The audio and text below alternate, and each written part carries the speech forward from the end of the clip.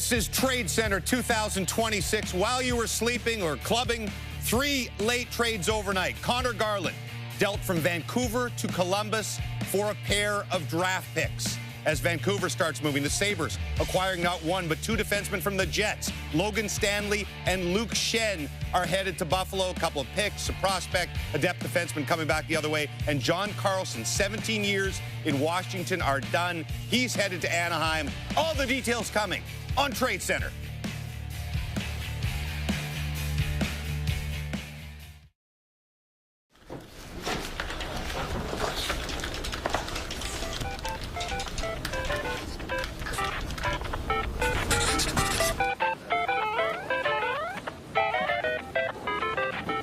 First Trade Center without Bobby Mack. It's going to be strange. So long, prima donna. Finally. Guy's been stealing my for 20 years. Wait, you got his Rolodex when he retired, right? Right? Oh, dear God, no. It's over. We're finished. We're gonna be okay. We're gonna be okay. We're gonna be okay. You gotta get me off this show. I'm not Bob. GMs don't take my calls. Wait. I got it.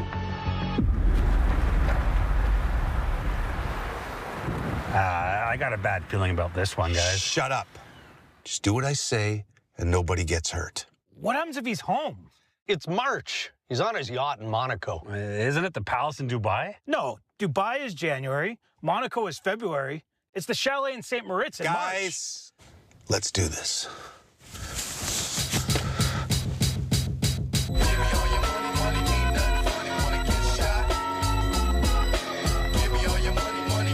Wait! He was under the mat.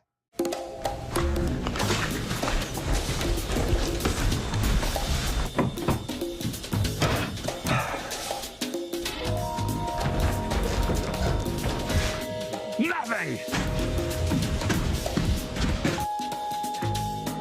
Here, focus.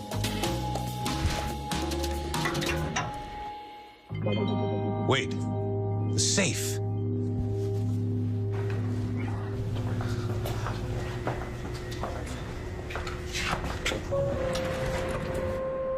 Hello, James, Pierre, CJ, Devin.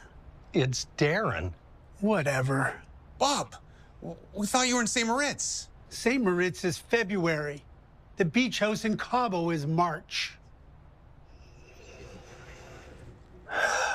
I just came back to watch you guys squirm on Trade Center. We just need your Rolodex. My Rolodex? What do you guys think, I'm 90 years old? I gave O-Dog all my phone contacts months ago. Oh, dear God, no. Department of Player Safety. Yes, hello? I'm looking for Seymour Butts. Yeah, don't be shy to make a trade. Yeah, it says right here you've bought the industrial strength bidet. A bad GM says what? Greersy, it's Tree here. We want Celebrini. We'll give you a 10th rounder in Boston pizza for life. Ducks, Mr. Shovel Day Off. Do you want your ducks cleaned? Doobie, it's Sid. I was just sitting around icing my knee and I was thinking, I don't want to be a Penguin anymore. I want to be a Maple Leaf.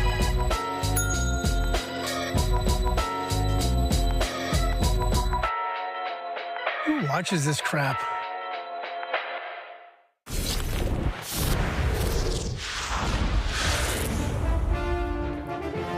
It's a question we've been asking for years, frankly. You know, the Cannes Film Festival is less than 2 months away. And we don't get consideration for the Palme d'Or, just for LeBron's performance alone. It's a travesty. Oh, hello, Canada. And welcome to Trade Center, our annual celebration of how crazy we are for this game of hockey. Why else would you be here at 8 a.m. Eastern or 5 a.m. Pacific on TSN in Canada and in the States on ESPN2 and ESPN+. We're going to introduce you to the... Where is O, first of all, after starring in that? Oh, you're not an insider. You're not replacing Bob. I think we made that... Going down. The phone doesn't even work. It's a prop. Get over here. Jeff O'Neill will be joining us. You'll see the insiders back there momentarily. Once again, a cast of thousands here for Trade Center. We are 7 hours, just under 7 hours from the 3 p.m. Eastern deadline. A lot has happened over the last 48 hours. We expect, hope, pray a lot will happen over the next 7 hours before 3 o'clock Eastern. We're here to guide you through the entire thing. We plan to have a lot of fun today, as we always do, but always keeping in mind that this is a much more stressful day for a lot of the players involved who have families and kids, and their lives might be turned upside down on this day. So we'll keep them in mind as we begin our look around the National Hockey League and start with Gino Reda and the Breakers. Boys. All right, thanks, James. Here he is, the Screen Award winner himself, Pierre LeBrun, Darren Dreger, Chris Johnston. Great to have you with us. All right, so, guys, huge day, trade deadline. I guess we saw a lot of deals over the last week and a half, but a name that we saw mentioned over and over again, but nothing came of it to this point, Robert Thomas. And this guy comes with this year and 4 more left on his contract at $8.125. So certainly not a rental, so he could come at a big ticket, and the cost seemed to be slowing this down. Where are we now with Robert Thomas? So Thursday was pretty quiet on that front, which doesn't mean that it's over. So my sense is Utah will give this one last try here on this day. Where those talks hit a wall this week is that Utah felt their package was the best in the league and they wouldn't want to go past it. It was not at the price that the St. Louis Blues wanted. The Blues, I'm told, do not plan to deviate from their asking price. The question is, does Utah move up today? The other fly in the ointment, Robert Thomas has the full no trade, and it needs time to mull this over if a trade comes together today. And because of that, I was told by someone close to the situation that it's unlikely this trade happens today, but you cannot totally rule it out because of the interest from Utah. All right, Toronto Maple Leafs already been active. We expect more action from them today. At least Leaf fans are certainly hoping for that right now. Nick Waugh brings back a 1st and a 5th round, so that ends up being the next part of the Mitch Marner departure of Toronto. What's happening today? Well, certainly the Leafs are beginning this day as sellers for the first time in a decade, and they're very willing to get to work here. They would like it to be a busy day to restock the cupboards. They've had players out there for a month, Gino, and we saw the last couple nights. They sat 3 guys out of the lineup, Oliver Ekman-Larsson, Scott Laughton, and Bobby McMahon, as they work through the offers. And I think it really is going to depend on the market here. But this is certainly not where the Leafs expected to be at this point. We're usually talking about them unloading all these draft picks on a day like this. This is a chance to restock the cupboards as they move forward. So they're looking for picks and prospects. They're not necessarily looking for bodies that could step in right now to veterans. Well, I'll put a caveat there because they have 3 retention spots. To keep salary back. They also have a lot of cap room, which hasn't always been the case, of course, for the Leafs, but they are in a pretty good spot. If something makes sense, maybe they're getting a sweetener, we may see a player or something like that if that falls into their lap. Former Toronto Maple Leaf Nazem Kadri has made it pretty clear recently, Dregs, that he wants out of Calgary. What's the situation on there? Because Kadri also comes with some term.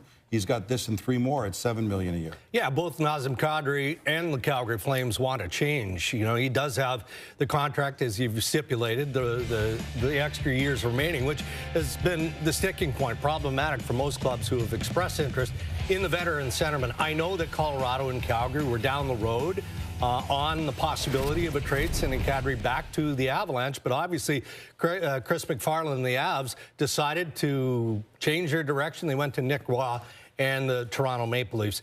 I think that it's very important for Craig Conroy to find a new home for Nazem Kadri. He's a pro. He's an excellent teammate. But he looks at his birth certificate and years remaining, and he can recognize that he has not a lot of time left to chase that Stanley Cup. So that will be priority. It's a tricky one, though, because, again, if a team is expressing interest, and that included Colorado, there has to be a level of retention from the Flames standpoint. So we'll see how it plays out. But they've got 3 primary players in play, tons of interest in Zach Whitecloud. Pierre noted Montreal would have interest in Zach Whitecloud. There's probably 16 more teams that would have interest in the defenseman. And Blake Coleman. I think there's a level of frustration in Calgary because they need the offers to get better if they're going to move Coleman or Whitecloud. All right, the boys are continuing to work the phones, and if they need the numbers, they know where to look, right-o? You got it, Gene. That's great. Thank you, boys. Again, we'll check in later. And by the way, we have some late comers, Gord Miller and Mike Johnson called the game last night in New York, the Leafs games. They're on our way here. Gord will be here. Gino will be rotating through panels all day long. Mike will join us up here. Again, we'll introduce you to the complete team shortly. Part of our team, one of the staples, if you're up watching us this early, you likely watch us a lot, and you know that trade bait is one of our staples. It's a list which basically unscientifically compiles the most interesting players out there with the most available players out there, the most likely to be dealt. Guiding us through that today, Lindsay Hamilton and Frankie Corrado.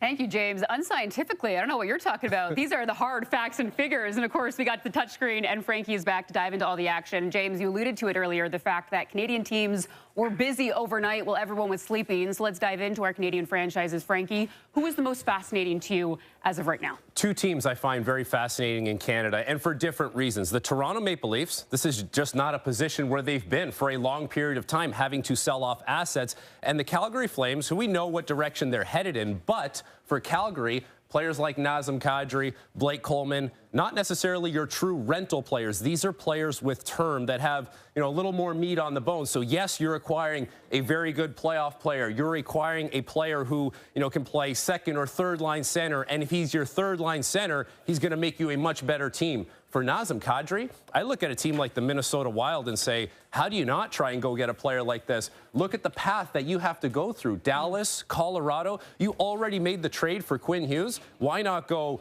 Eriksson Ek, Kadri, Hartman down the middle of the ice, make yourself a much more difficult team to play against? Okay, yeah, make your life a little bit easier as well. So let's continue to dive into the Canadian franchises. Case in point, the Leafs. We obviously saw what they did with Nicholas Waugh. You heard CJ mention it could be Sellers and OEL catching your eye today as potentially the next domino to fall. On a team where, let's say, 85–90% of these players have not had a very good season, Oliver Ekman-Larsson, he's the guy who's had a good season. He's been the best defenseman on the Leafs this season, and he's been durable. After spending a large portion of his career hurt, he's been durable the last 3 seasons. You're getting a reliable veteran, a guy who can play with the puck, can move the puck, and someone that you can trust. Oliver Ekman-Larsson has been all of that and more for the Toronto Maple Leafs this season. You want to restock the cupboards, you want to bring some assets back. This is the guy that Toronto has to find a way to move in order to make that happen. It's complex. There's a lot of things going on around him, but this can bring you back a pretty good asset. I don't know, Frankie. You sounded pretty scientific to me. And James, the countdown clock continues. Here we are, less than 7 hours to go. We'll keep you updated all day long with our touchscreen. Lindsay, thank you. We hope you have to update it frequently on this last day and last hours before Tradecentre. As we mentioned, it's been not as crazy maybe as some years in the day or two leading up to Tradecentre, but still plenty of deals to go over. Let's recap what has happened so far. The Anaheim Ducks, this was late last night, acquiring defenseman John Carlson, a forever capital, for a conditional first-round pick either in 2026 or 27, plus a third-round pick in 27. Now, Anaheim can defer the first-round pick to 27 if they miss the playoffs this year. Carlson, 10 goals, 46 points in 55 games this season for the Capitals, who clearly defined sellers. They trade Nick Dowd yesterday as well. The Leafs trading Nicholas Waugh to the Colorado Avalanche for a conditional first-rounder in 2027 and a fifth-rounder in 2026. If the first-round selection falls inside the top 10, the Avs would instead send the Leafs their unprotected first-rounder in 2028. Toronto also gets the lowest of Colorado's 3 picks in the 5th round of the 2026 draft. I hope you're taking notes. Some of these are a little bit complicated with the conditions. The Vancouver Canucks trading Connor Garland to Columbus late last night in exchange for a second-round pick in 28 and a third-round pick in 26 as the Canucks continue to acquire all sorts of draft picks. 7 goals, 19 assists over 50 games for Garland this season. The Buffalo Sabres acquiring both Logan Stanley and Luke Schenn, a pair of defensemen from the Jets, in exchange for Isak Rosen, defenseman Jacob Bryson, a 2027 second-round pick, and a fourth-round pick in 2026. Winnipeg will retain 50% of Schenn's salary as part of that trade. So the Sabres don't get Parayko, but make a couple of moves there. The Ottawa Senators acquiring left winger Warren Foegele from the LA Kings for what would be Buffalo's second-round pick in 2026. The teams will also swap third-round picks. Foegele has 7 goals and 9 points in 47 games this season. Had a really good year last year in LA. The Vegas Golden Knights acquiring Nick Dowd, I mentioned this earlier, from the Capitals, in exchange for goaltender Jesper Wickman, a 2027 third-round pick, a 2029 second. Dowd, 4 goals and 16 points in 55 games so far this season. The Nashville Predators trading forward Michael Bunting to the Dallas Stars in exchange for what ends up being Seattle's third-round pick in the 2026 NHL draft. Bunting, 13 goals and 31 points in 61 games in Nashville this season. And the Wild acquiring veteran defenseman Jeff Petrie from the Florida Panthers in exchange for a 2026 seventh-round pick. The draft pick becomes a fifth-rounder if Minnesota wins 2 playoff rounds and Petrie plays in 50% or more of the Wild playoff games during those first 2 rounds. We could spend the entire 9 hours just doing the conditions of these trades. I think O should actually be designated to explain all the conditions of all these deals. We should get Jay Baruchel back from when he did he read the monologue. It was awesome. Yes, we need an actor for that. We clearly need more actors after you saw the quality of acting in the opening. There's Cheryl Pounder, there's Jeff O'Neill, there's Craig Button, there's Marty Bureau again. Mike Johnson will join us a little bit later on. So is there anything above all else that caught your eye from those deals or that catches your eye from today and what you expect? I think, James, the conversations I've had with Jamie McLennan throughout the year, he kind of has a really good pulse on what the league is about, what teams are on a heater, who's ready to play. And one of the common themes he's got to this year was it's a weird season. With the Olympics happening in a bunch of games, the play has been kind of weird. Some teams are struggling that we never expected. But with a weird season, I think it presents an opportunity for an organization like the Minnesota Wild, maybe the Anaheim Ducks, the Carolina Hurricanes. There's not that 10 teams that you're deathly afraid of, and it's just a great opportunity for one of those teams to maybe pop up and win a championship, and maybe they're active today to hopefully pursue that. I'm looking at the center depth right now, and in particular, teams like Minnesota. There's multiple teams that can use a center, right? But is someone like Trocheck going to go today? And these are the interest. Thomas, you know, very different player, younger, but got that passing ability. But for someone like Trocheck coming off the Olympics where the face-offs were outstanding, the PK was ridiculous. So really interested to see if a team like that, who went and got Hughes, now is Petrie, is looking to make that move up front to really be a massive contender in the West. And I'm also looking at the goaltending guys, right? Is Montreal going to make a splash? You've got Bob and you've also got Binnington available. So I think this is kind of keep us on edge. We have Marty every year here, but maybe more apropos this year because Buffalo's kind of the it team right now. Relevant the hottest team in the National Hockey League. Our Sabres. Only a matter of time before It's my cheat team. It's my cheat team. What did you think of the moves? Do you think more ahead today? I think Jarmo Kekalainen is an aggressive general manager, and when you look at him trying to get Colton Parayko and seeing if that was going to work, and obviously it did not, and that's fine. But then he flipped that and said, I'm going to get some depth. I'm not going to go for the big defenseman, just going to acquire depth. And Logan Stanley, let's not forget that when you look at the defensive metrics of all defensemen with the Winnipeg Jets, he was second to Josh Morrissey and on the defensive side of the game. So I think that this is a really nice addition for the Buffalo Sabres, who already have a pretty stacked top 4 when you're looking at Byron Power, Darlene Samuelson. So I think Logan Stanley is going to come in and fit right in. And Shen's going to be a depth guy. So they tried on Parayko, didn't work. They went a different route, and they're still making their team better from the back end. Who had Buffalo as a Stanley Cup contender on their bingo card in November? We need the video of that, James. That's what we need. I may have the text message you sent me. But you think about what they've done since the beginning of December, and they are a contender. They're right tied in points with Tampa Bay. And you think about their long years of being in the basement, and now it seems like unlikely. And to your point, Jeff, like, is this one of those crazy things that could be happening right in front of front? And the East is a lot different than the West. East feels really wide open. Yeah. It does. Right? The West, you have those 3 teams in the Central that look like maybe the 3 top Cup contenders. We'll have our list of Cup contenders. And you mentioned the Sabres. It's funny, today, like, it was kind of been Kevin Adams' team. They made the change, but this run has been Kevin Adams' team, and now Jarmo has his first real crack here to put his stake on this team. So those are some of the many subjects we'll be tackling over the next 9 hours here on Trade Center, again, right up till the 3 o'clock Eastern deadline and a couple of hours before. Number 1 on the list right now from Trade Bait from Frankie and Lindsay, Vinny Trocheck. Does he leave the Rangers today? We'll be following that and lots more. Stay with us.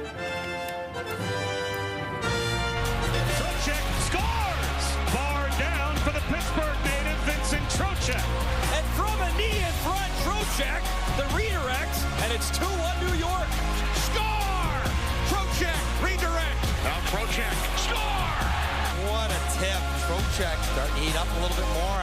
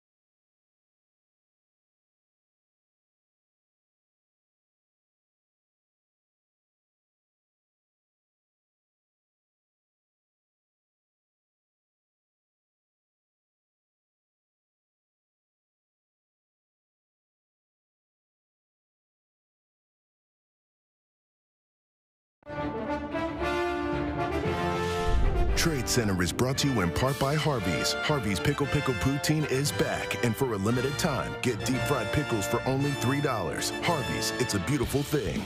And by Golftown. Trade-in days are back. Upgrade your game with a 50% trade-in bonus on select 2026 clubs. Visit golftown.com to learn more.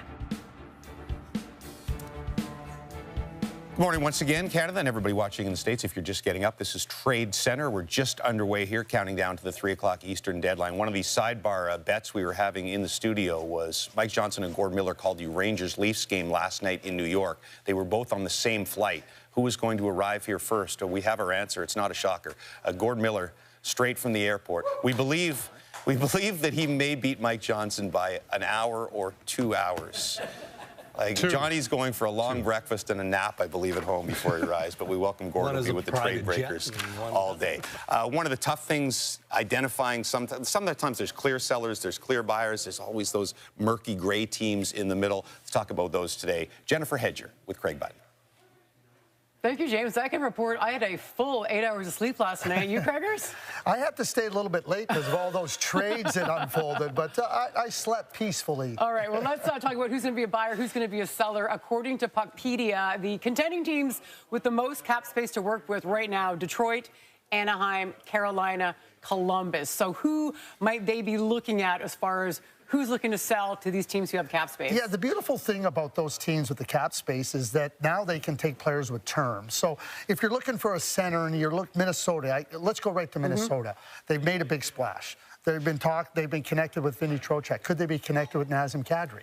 When you have that cap space, 7 years at $7 million to 3 more years, that would be and we know what Naz can do. I mean, he'd be a really good fit for the Minnesota Wild. John Carlson goes to the Anaheim Ducks in a late Thursday night deal. So it seems that they're using their cap space to try to solidify their team. I think Pat Verbeek's done a nice job. Watching the Detroit Red Wings is going to be interesting. I mean, they're in a playoff spot. They're really pushing to try to. So where do they go? Do they look to Toronto to try to get an Oliver Ekman-Larsson? I think Oliver Ekman-Larsson, I agree with Frankie, that he might be one of the most valuable people today. He's got term left on his contract, great dollars, and he's been a really good player. And he's won a Stanley Cup as recently as 2 years ago. So when you start to put it all together and you start to think about where I guess the most interest would be, where demand would get really high, I would say on Oliver Ekman-Larsson. And Carolina is also a team looking for that second-line center. And that Nazem Kadri brings a lot to a lot of teams. So having that cap space and being able to look at a Nazem Kadri and try to understand what Calgary wants, you know it'd be a good fit. You've been a GM before in this situation. If you're a GM that knows that you have cap space, is that something where you rub your hands together and go, I can't wait for today? Or is there a lot of pressure on you to make a move that you're not sure if you should make it or not? I think there's both. And it's exciting when you're a good team. And you're Detroit with cap space. You're the Anaheim Ducks who have risen up, and they're a good team, and you have this cap space. So you feel a certain amount of, hey, I got to do something. But there's an excitement around that because you've seen your team play really, really well. So they're mutually inclusive in that regard. And certainly, we used to talk about teams with cap space, go, well, what can they do for retention? And now the rules in the CBA have changed a little bit. Now it's about straight hockey for the most part. Which is so refreshing. Isn't it? And I think also, too, Jen, is that when we talk about, the money you have available to you, it doesn't have to be just an expiring contract. It can be players with term. And there's a number of players on this. I mean, we haven't even mentioned Robert Thomas. In St. Louis looks like they're trying to understand what the market could be for him. We know about Kadri, Oliver Ekman-Larsson. So there's players with term, and when you have cap space, you can do a lot more than trying to finagle the whole process.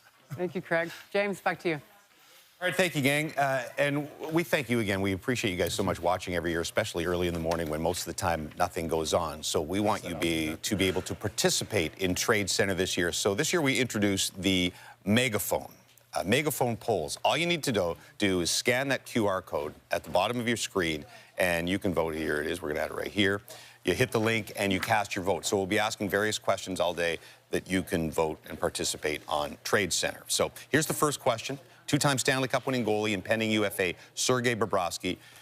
Will he move today? Will he end up re-signing with Florida? Which team will Bob belong to at 3 p.m. today? Edmonton, Montreal, Vegas, or Florida? Again, votes are coming in. Scan the QR code, and you can have your voice heard. We're going to send it to the goalies to talk about that. We were praising Gord Miller for getting in here so early from New York, but the true hero of the day, Jamie McLennan, was doing the Ottawa Senators Calgary Flames game in Calgary last night. I think like 9 hours ago that game ended, and somehow Noodles, without a private plane, flying commercial, is on the panel with Gino and company. Noodles? Should I be laying behind here in a bed or something? I don't know. I mean, that's a pretty... the plane. I just slept on it. Yeah, I'm fine. Pretty significant tire pumping to start your day, Noodles. Exactly. And unlike you, or unlike Gord, the show starts at 8, and you realized, I got to be here. I have to be a part of this. I was dialed in. We'll see when Mike Johnson eventually shows up. But this is the goalie panel. Usually Gino Reda is a part of this. He will be a part of it at some point. Marty Baron will be a part of it at some point. Carlo Koliakovo with us. And we also always have our good friend Kevin Weeks, and he's 3:01 p.m. today. And Weeks, we'll start with you. What kind of an impact do you think Bob can still have for a contending team, considering his age, considering how much hockey he's played over the last few years? And where do you think Sergei Bobrovsky will be playing as of 3:01 p.m. Eastern time? It's a Listen, my head's scratching. I can't believe they haven't gotten a deal done for him to stay in Florida at this point. And with that, that opens the door potentially to the Vegas Golden Knights, who are always sniffing in the waters, looking to land a big shark. And since moving on from Logan Thompson, to me, that's kind of destabilized their net. But all of that to say, I could see Vegas Golden Knights being one. I could see the Edmonton Oilers being another potential team. I'm told that the Oilers and Bobrovsky's camp have had some conversations. So curious to see where that goes. But any team that can be aggressive and can add Sergei Bobrovsky is certainly better positioned. Jonas, where do you stand on this? Well, I think goaltender Bob still has game. He hasn't had a great season, and their team in front of him has not been good. But when I think about a team, I'm going to go outside the box. How about the Columbus Blue Jackets? You look at Billy Zito has a relationship with the organization, and maybe it's a scenario where I think the Blue Jackets have played well enough that you need a mentor for Jet Greaves. So if maybe Merzlikins goes the other way for a change of scenery, I think the Columbus Blue Jackets are going to be a playoff team. I really like that team, and maybe some mentorship and stabilization in that position might help. That'd be pretty incredible. Rick Bowness coming in, Sergei Bobrovsky coming in. No one saw that. Making a nice push. Like, I'm going outside the box, too, and I'm going to the Montreal Canadiens. Ooh. Because you look at what Montreal's accomplished this year. They put themselves in a great position. They got incredible young talent. But they've had some struggles in net with Montembeault and Dobish. And you saw last year when they made the playoffs, Montembeault got hurt, Dobish had to come in, and it didn't really help them. I think you bring in a big-name guy like Bobrovsky, and in the Eastern Conference, as open as it is, it makes Montreal a legitimate threat. Now, he's still got a big ticket, right? He's a UFA after this year, but there's a lot of money on that. But played a lot of hockey, but he's a winner, right? Vezna's, well, let's Cups, not forget, he's done it all. Craig and Hedge just laid out some of the teams that have cap space. Columbus has cap space. Carolina has cap space. So those are the teams that you have to take a look at and say they could make a big splash, bringing in, if not $10 million, at least a part of that salary of Florida's. And Bob rest too. Didn't play in the Olympics. Has had 3 weeks off, so maybe that could recharge his batteries a little bit. Okay, so we can continue to vote on this again interactively on TSN. Weeksy, let's get to your thoughts on Jordan Binnington. Maybe a bit more of a difficult deal to make if you're St. Louis, considering how he's played this year, but would you be kicking tires on him if you're a contender? Of course I would be. What are we thinking here, Hazy? Let's get this train on the right tracks. Get this GO train on the tracks, Hazy. Look, to me, Jordan Binnington is also a winner. He's got that pedigree. He's played in big games. He's disproven so many people around the world. I've always been a big believer in his game. And yes, we saw what he did at the Olympics. We know the way he can play. So if I am Montreal, why would I not try to go and get the best goalie that's played in St. Louis Blues history? If I am Buffalo, why would I not inquire? He's a pending UFA. He's played in the big spots. He's delivered in the big spots. I think he could be a huge add to any team that has designs on making a run. Noodles, Binner, you've always been a fan. I love Binner, and I think he should be on the move to a team that believes they can get to the next level. I always circle the Carolina Hurricanes, and I know they've got incumbent Frederik Andersen, who I really think is a fantastic goaltender when he's healthy, but he has had health issues. Brandon Bussi is the story of the National Hockey League, really, for goaltending, really come out of nowhere and been fantastic. But if you can add a guy like Jordan Binnington into that mix where, I think they need a goaltender with some pedigree to get them over the hump, Carolina is a top-tier team. And they can win this year. I think they could win this year, but you need to add and go all in. And I don't think that management group is shy. We saw what happened last year with Rantanen, and they went all in, tried to get it done. It didn't work out. But if they're going to take a big swing, why not take a swing on Jordan Binnington? I just have a hard time understanding why people still question Jordan Binnington. Like, look what he did at the Four Nations. Look what he did for the Olympics. On the big stage in the big game, this guy still has big game potential. So I agree with you with Carolina. Another team, I mean, we've mentioned all the teams, but Vegas. It always seems like Vegas is up to something. I have a feeling that they might be sneaky here to upgrade their goaltending. Big game goaltender. They're in it to win it this year. I love Binnington. I have zero question marks about him. Yeah, well, there it is. Binnington's out there. Bob's out there. Wallstadt's on the list. Possibly Skinner down in Pittsburgh. So a lot of goalie chat throughout the day. All right, thank you, guys, and we appreciate the votes there. It looked like about 40% plus saying he'll stay in Florida, but that means the majority also thinking Bobrovsky will move today. Look, we know you're educated fans. We know that often nothing goes on in the morning here, so we have to do things to have our commentators occupy themselves. Our friends at Golf Town, always great supporters of TSN and Tradecentre, have provided us a full sim And I got to tell you, I've played golf with almost everybody at TSN. Two of the sweetest swings at the network, right here, Frankie Corrado, although he doesn't get to swing it as much because he has 2 baby girls, and Lindsay Hamilton. Have you ever felt more pressure than this second right now? I was going to say, I don't know if I want all of Canada to see my golf swing. I'm feeling a little nervous, Duffy. Look, you just hit a couple. What do you got here, like a 145-yard par 3? Yeah. All right, Frankie. Okay. You're up first. You're up first. Watch out, you're in the I should give Frankie credit. When he did his practice swing, he was like 3 feet away from the bench. The guy's magic. Yep. But Linz, you're an excellent golfer. That is highly debatable. Masters is coming up on TSN at some point here, so the only no reason why warm-ups. there's pressure is because I know O-Dog is watching. What do you got? What club do you got, Corrado? I got a pitching wedge. Okay, Frankie Corrado's got a pitching wedge, 145. Gentle breeze today on the Golf Town Sim. He's going straight at it. It's smooth. It looks really good in the air. I don't know about the shot tracer there. Oh, it's beautiful. What a shot! Excellent. Excellent. Nicely done. Got 18 feet for birdie. Well, not for Lindsay. Done, Fred. Lindsay, it's your turn. I don't know if I want to follow that. No. Also, I should note, I didn't get practice swings, so pressure's on. Lindsay, we did a long drive thing a few years ago here, and I think that both O and I completely muffed ours, so there's no pressure so if whatsoever. I shank it, it's okay? Yeah. Never felt so much pressure in my life, Duffy. You're forgiven for anything in heels anyway. Okay, that's good. All right. Beautiful. Oh, no. Beautiful. We're going a little right. Hey, in heels, that was very impressive. So whenever our commentators get bored today, they can go over and check out the simulator. Thanks again to Golf Town for that. We'll continue here on Trade Center 2026. Trade Center is brought to you by Golf Town. Trade-in days are back. Upgrade your game with a 50% trade-in bonus on select 2026 clubs. Visit golftown.com to learn more.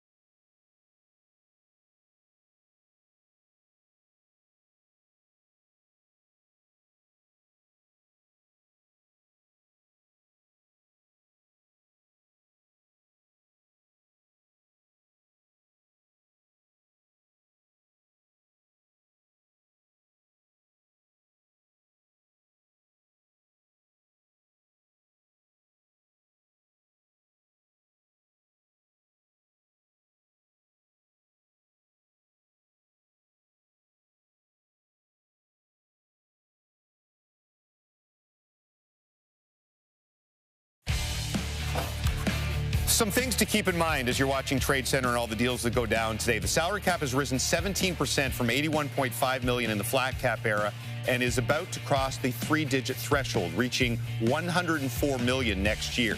Then there's a $9.5 million jump to $113.5 in 27-28. That is the largest such step forward in salary cap history.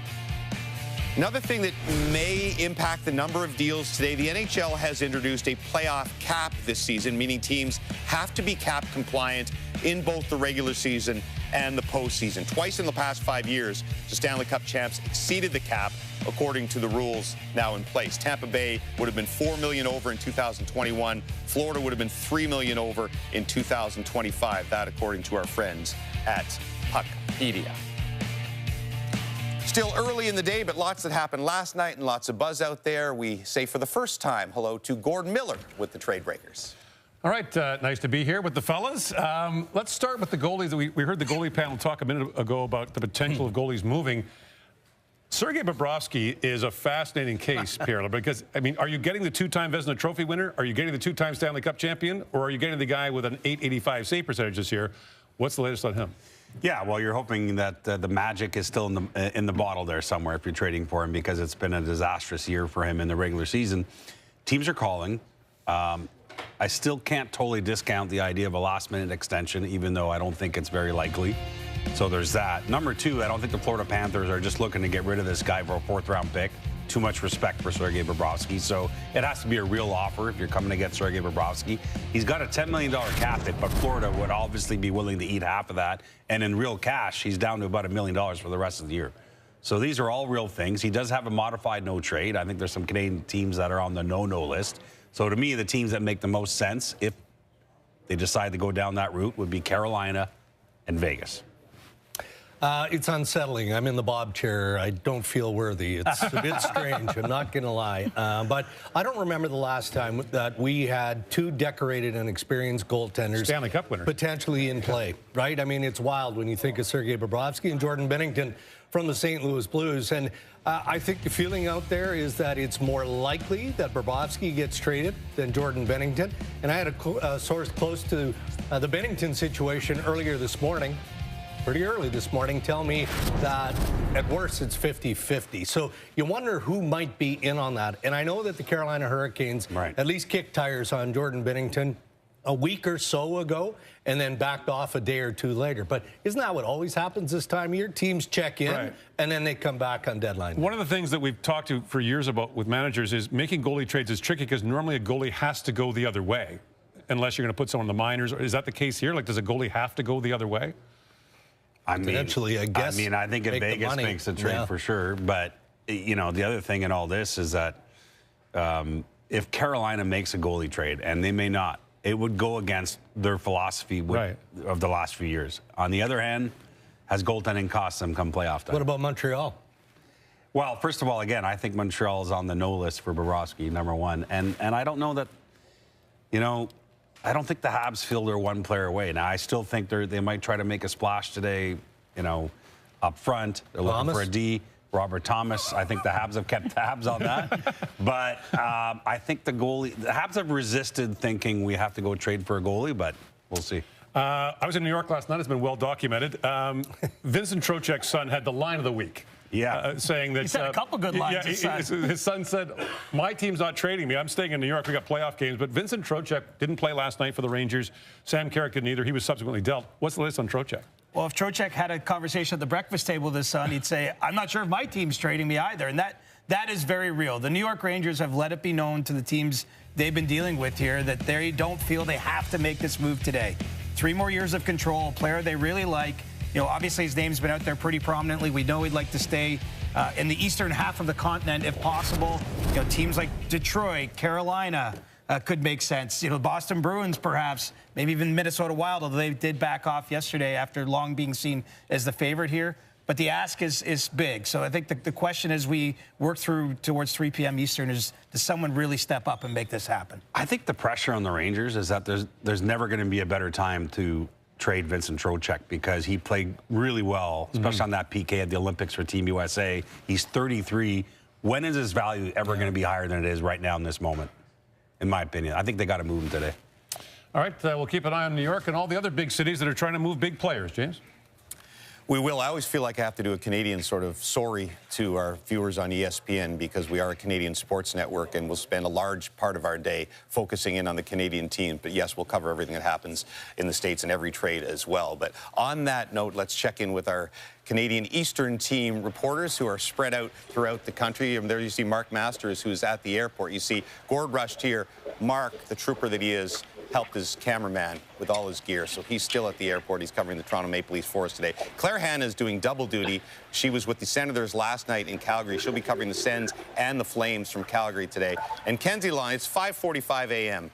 in Anaheim. And Kenzie, we thank for being up so early with us, although you're in California, so we don't feel too bad. And we'll start there. Kenzie, of course, covers the Montreal Canadiens for us. And interesting position because the East is wide open. They could do something, but it feels like they want to sort of be a little cautious and stick with their long-term plan, Kenzie? James, who doesn't love a 3:30 a.m. wake-up call, you know?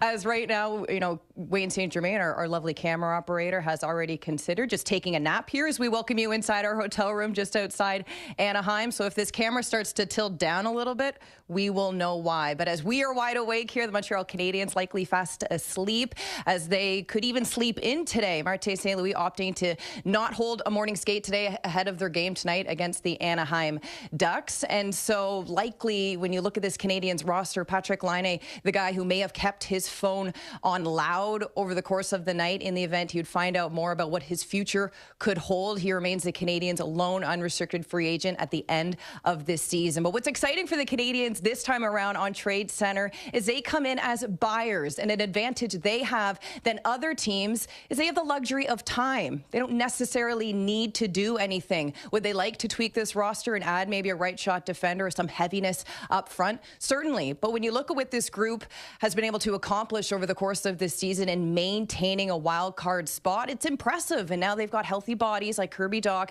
and Alex Newhook back in the lineup. We also can't forget the tidy piece of business Kent Hughes did back in December, bringing in Philip Deneau to address some of that center depth. Look, if the Canadiens were one win away from the Eastern Conference Championship, then I expect Kent Hughes to open up the cupboards here and really land a big fish. But for now, I expect today to maybe just be some slight tweaking, but it could be relatively quiet for the Canadiens ahead of their game tonight against the Ducks. Kenzie, we appreciate this, and we'll check in with you again a little bit later on. Let us get to Calgary and Claire Hanna, starting with the Senators. You'll cover the Flames for us a little bit later on. Another big win last night in Calgary, and with Boston's loss, now only 4 points out. They add Warren Foegele. David Perron leaves last night. Do you expect any more little tinkering today for a team that suddenly is very much in it? Well, James, the Ottawa Senators are in a very unique position because they have not been in a playoff position since December. Now, you mentioned now they're just 4 points back of that final wildcard playoff spot, but general manager Steve Staios has really maintained a lot of confidence and belief this season that his team will make the playoffs. So you already mentioned he acquired Warren Foegele yesterday and traded David Perron, but let's look beyond that. I think that right now he's really happy with where his team has performed this year in terms of scoring, on the power play and defense. I think goaltending has let them down to some extent, but I could see Steve Staios being in the market for a right shot defenseman. I could also see him wanting to add a bit of scoring depth, but I think it's also worth noting that right now the Ottawa Senators have about $12 million worth of cap space, but they don't have that first round draft pick this season due to the botched Dadonov trade a couple of years ago, so that might affect some of his bargaining power, James. Again, to talk about the Calgary Flames in a little while's time. To Mark Masters, who couldn't get in the lounge apparently at the airport, so he's out in the main lobby. You've covered the Leafs for us forever, went through some of the dark years, but it's been a long time since you've had a trade deadline like this. Most of the time it's like, who are they going to add? Who are they going to add, Mark? And bona fide sellers for the first time in a decade. Yeah, James, just back from New York watching the Leafs lose a sixth straight game, and I got to tell you, it is pretty bleak around the team right now. John Tavares was asked about the standards slipping after the game last night, and he said there's an elephant in the room, and of course that is the trade deadline. The expectation is Brad Treliving is going to sell today. The Leafs have held 3 players out of the last 2 games for roster management. You know, Scott Laughton, Bobby McMahon, and Oliver Ekman-Larsson, so we'll keep an eye on those names here today. it's feeling like a lost season in Toronto. And the question now is, what can management salvage? The management group is based in the Ford Performance Center today. And James, that's where I'm heading to now. All right, Mark Masters will be on the move. We'll see if Brad Treliving does more. We expect deals. I think we did an over-under last night. Most of the guys on the quiz had an over at 3.5 deals. We'll see what Treliving and the Leafs can get done on this day. One of the guys near the top of our trade bait list, Nazem Kadri. Does he leave Calgary and go to a contender today? We'll find out as Tradecentre continues.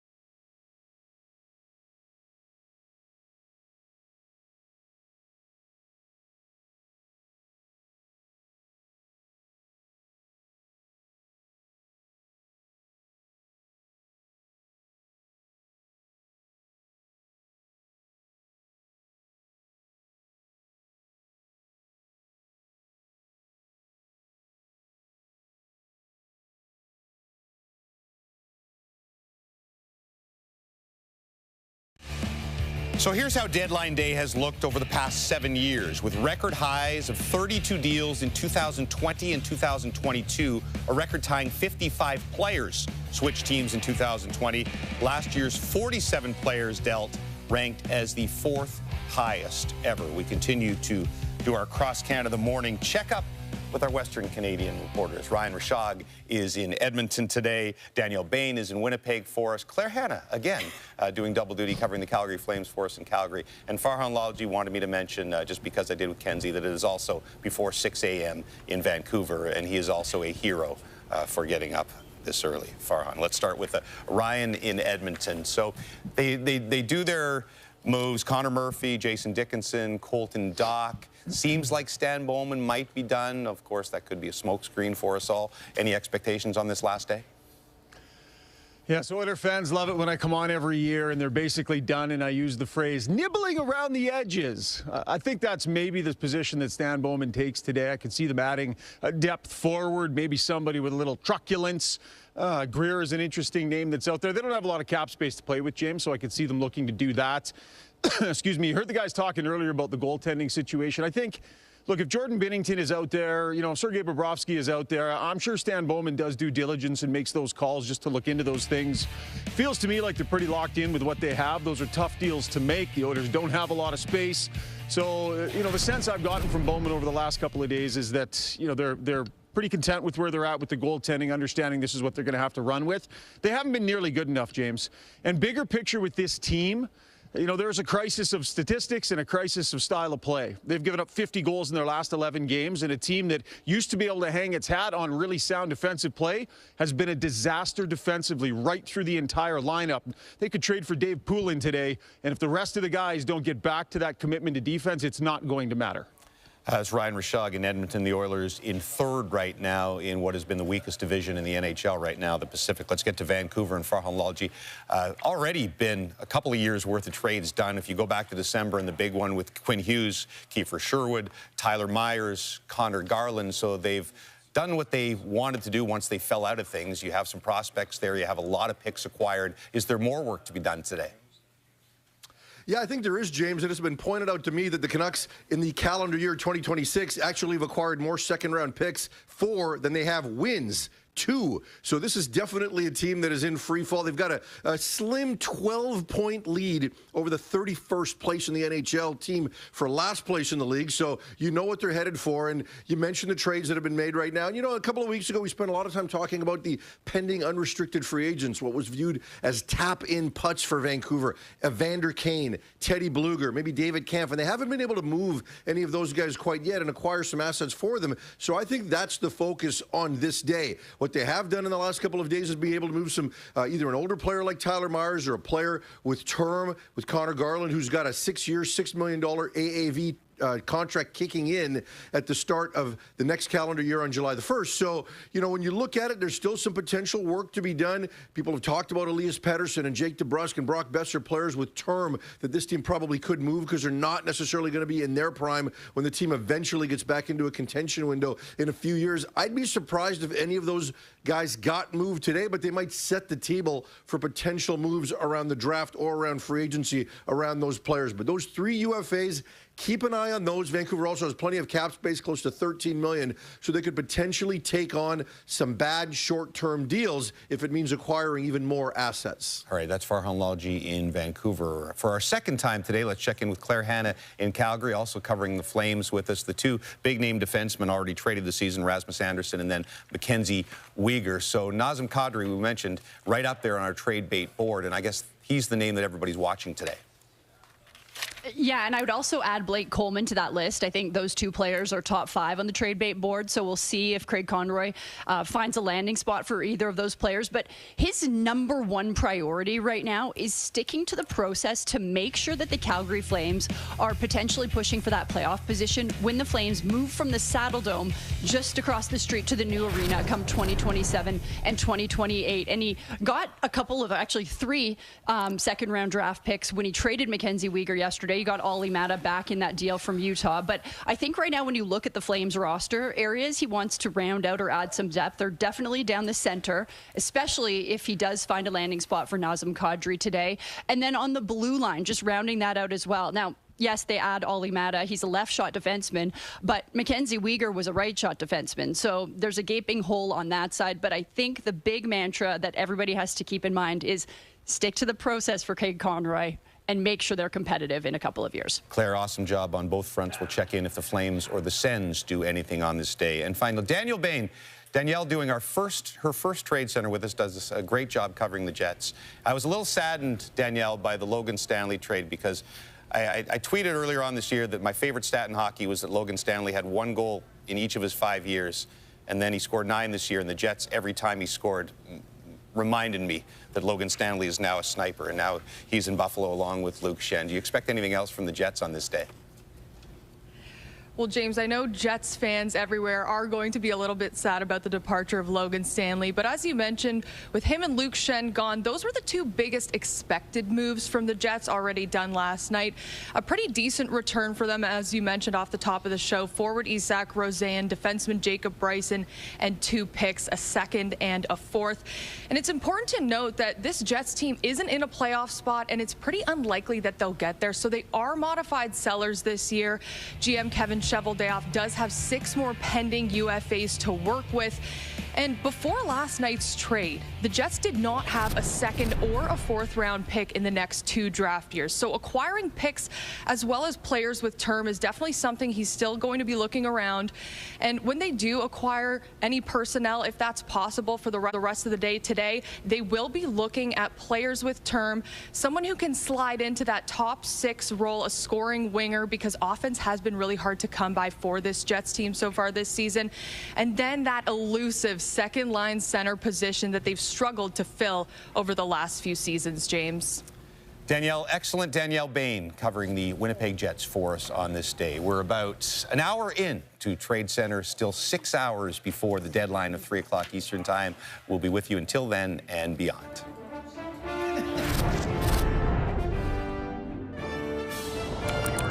You're not an insider. You're not replacing Bob. I think we made that. The phone doesn't even work. It's a prop. Get over here. Jeff O'Neill will be joining us. You'll see the insiders back there momentarily. An amateur hour. A cast of thousands here.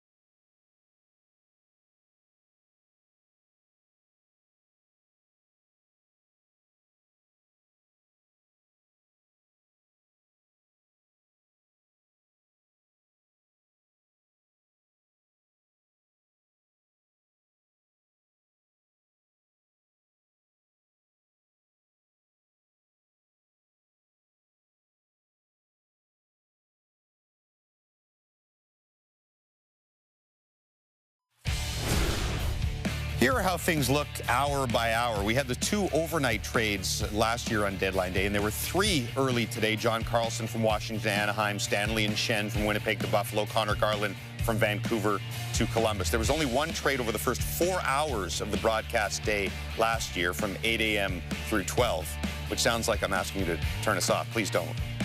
Maybe this year will be different. Likely not, but, you know, we'll talk about a lot of stuff. Things you always pick up in the afternoon, reaching a peak of 17 deals in the final hour. And remember, stay with us after 3 p.m. because a lot of the time we don't hear about the deals till 3:15, 3:30 because there's usually a backup at the NHL as they get all these deals in right now. Oh, wait a second. I believe we have an arrival. So let's see. Gord, when did you get here, Gord? 8:10, 8:15, I think. 8:15. So 49 minutes after Gord arrived, the man on the same flight, Mike Johnson, has arrived. Yeah. We can welcome into studio. Thank you. Went You home. should have seen him 45 minutes ago. He didn't look like that. And went home, took the dog for a walk, had a nap. What happened in the last 45 minutes? And he's, well, you're right. Okay. Very good. Well, in that case, why don't we all show up at 9 if that's the case? Now we're on to something.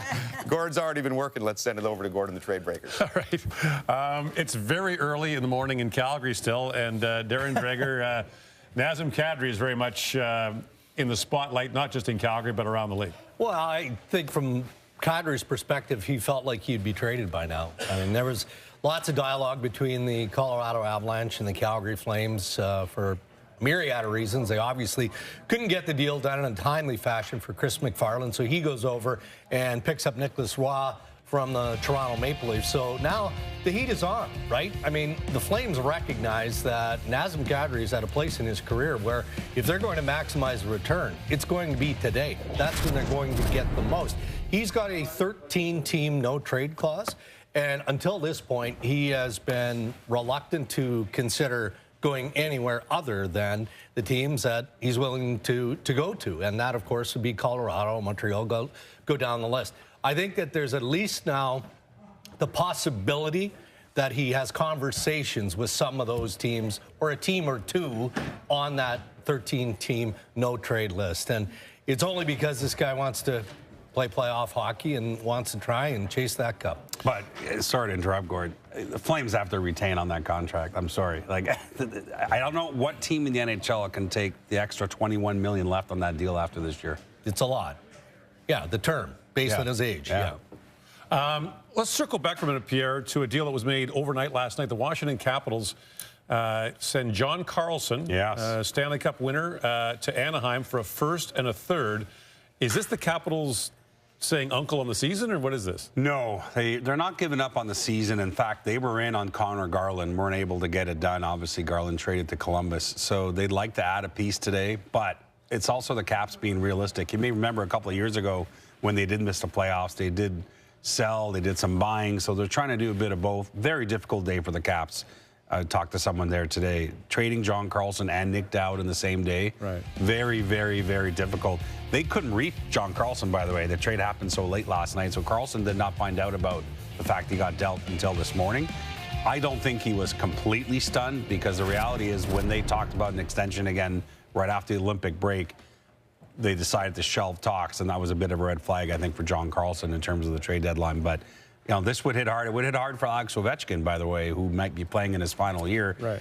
And I'll just answer your question right now. No, there is zero chance Alex Ovechkin gets traded today. I was not going to ask that, but you remember when the Caps won the Cup in 2018, Carlson was a free agent. Yeah. And he signed like 12 days after the Stanley Cup parade. Like, he re-signed, and that deal is now expiring. Hard to believe how fast that time has gone by for him.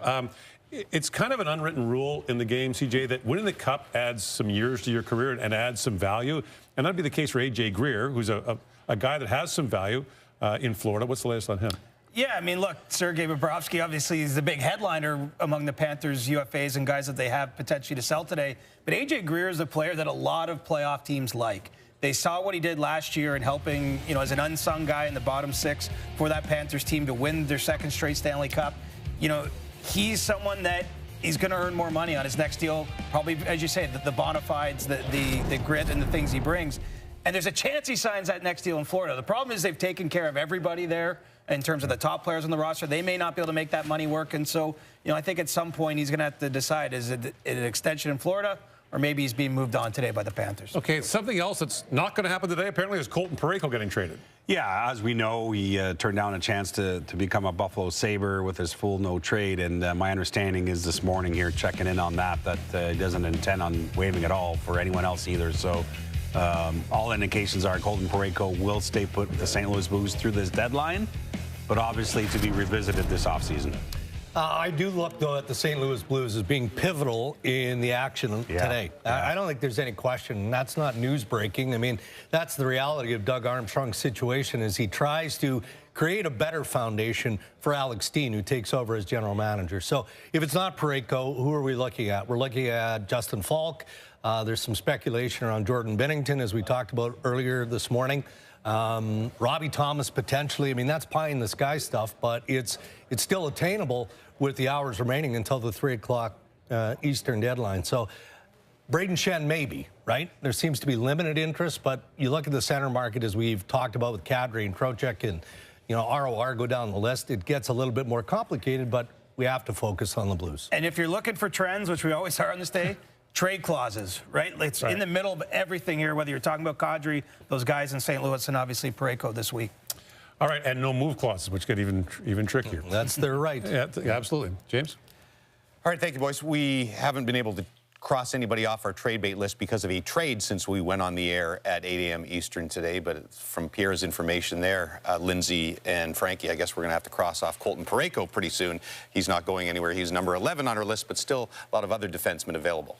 That's right. Thank you, James. It has been a busy week when it comes to defensemen. And to be Captain Obvious for a second, Frankie, a cup contender always wants to add defensive depth. That is particularly true when you are a right-handed defenseman. Yeah, right-handed defenseman. This is the biggest myth, I think. As a former right-handed defenseman who played in the NHL, everyone talks about how they're not available. No, they're available. You just got to play them. But, yes, a plethora of right-handed shot defensemen available. We are going to focus on Justin Falk, who is having some kind of resurgence this season. When you look at the way he moves, if we take a look at his body of work this season, it's been a nice season for Justin Falk. And what you would be getting is a mobile defenseman who can chip in offensively, get involved in the play, very willing to transport the puck himself, and can make plays in the offensive zone, which is going to be advantageous for a team maybe looking to find a little more of a spark of offense from their blue line. Now, here's another one. Justin Falk getting down low into the play leads to an assist for him. The thing about Justin Falk is maybe last year wasn't moving as well. This year, moving really well and can be a player that you can trust, someone who can give you a little more offense, someone maybe lower on our trade bait board who's also a right-handed defenseman. Zach Whitecloud. This is a guy that I would describe as someone who will get in the trenches for you, willing to do a little bit of the grunt work. And the thing that is going to make him so advantageous for the Calgary Flames is his cap hit. He's got 2 years left at $2.7 million. Like, that's something that a lot of teams can easily digest. Today, tomorrow, he's a trustworthy player. He's won a Stanley Cup. There's no shortage of options of different types of right-handed defensemen available today, Lindsay. All right, and Whitecloud, one of 3 Flames on our trade bait boards in addition to Kadri and Coleman. But as you mentioned, those right-handers in high demand. James? You can't win the Stanley Cup on this day, but you can win maybe the second most prestigious trophy in all of hockey. Jen and Craig have more. You know, this is a beautiful, handsome trophy. It is our GM of the Day trophy, Craig. Last year it was won by Jim Nill, who wrestled away Mikko Rantanen from the Carolina Hurricanes. Now, we call it the GM of the Day, but it's basically of the season, right? There's like a deadline season now. Who are your candidates for GM of the trade deadline season so far? Well, and we picked the beginning of the trade deadline season as the Quinn Hughes trade. Okay. And Bill Guerin made that trade. I mean, it was a bold trade. It was a trade where Minnesota wasn't really considered the team that was going to be there. And then Quinn Hughes himself, he goes, I really admire Billy. He had the guts to go and make the trade. And so Billy Guerin right now, he's in position right now to do the rare double-double. It's never been done, win the gold medal at the Olympics and a Stanley Cup in the same year. This is pretty impressive. Oh, I thought you meant this award in the same year. Well, I mean, yeah, well, that would be the triple. Like, that would be a hat trick for Billy Guerin. He's got a few of them in his career, but that would be the best one for him and everything. Then I think you got to look at Bill Armstrong. Bill Armstrong, in so many different ways in Utah. I mean, with the new ownership with Ryan and Ashley Smith, I mean, they've given him everything that he needs to help the team be a contender. And he's made some big trades. He traded for Sergachev a few years back, traded for Peterka. He trades for Uyghur. I think he sees this as a real opportunity. And again, the West is wide open. And Don Waddell. Let's talk about Don Waddell. Don Waddell might have made the biggest key move into this deadline. Rick Bowness. Behind the bench, and really making a significant move behind the bench that has really spurred the team on to where they find themselves now. Trades for Connor Garland late on Thursday night. So Don Waddell, those are our top three right now. I'm not going to mention Craig Conroy. I traded for Craig Conroy at the deadline, and now he's running here for the GM of the year. Who knows? Well, you know who can't win this award, but might be the GM of the year is Kevin Adams. Oh, yeah. What is he thinking right now? He's thinking that it's bittersweet. I gotta say. All right, back to you, James. That's what we should have do is award. If nobody does anything today, award Kevin Adams the GM of the year, and it will be the first and only time ever a guy who was let go ends up winning the award, but deserves credit for what the Buffalo Sabres are doing. But it's Yarmo now, and we'll see what they do here on Tradecentre 2026. We continue after this. Delivering Hudson, score! The one-timer, Lane Hudson, one-time drive, score! Goal, Caulfield thought about it, Suzuki, waiting, shooting, score! Nick Suzuki!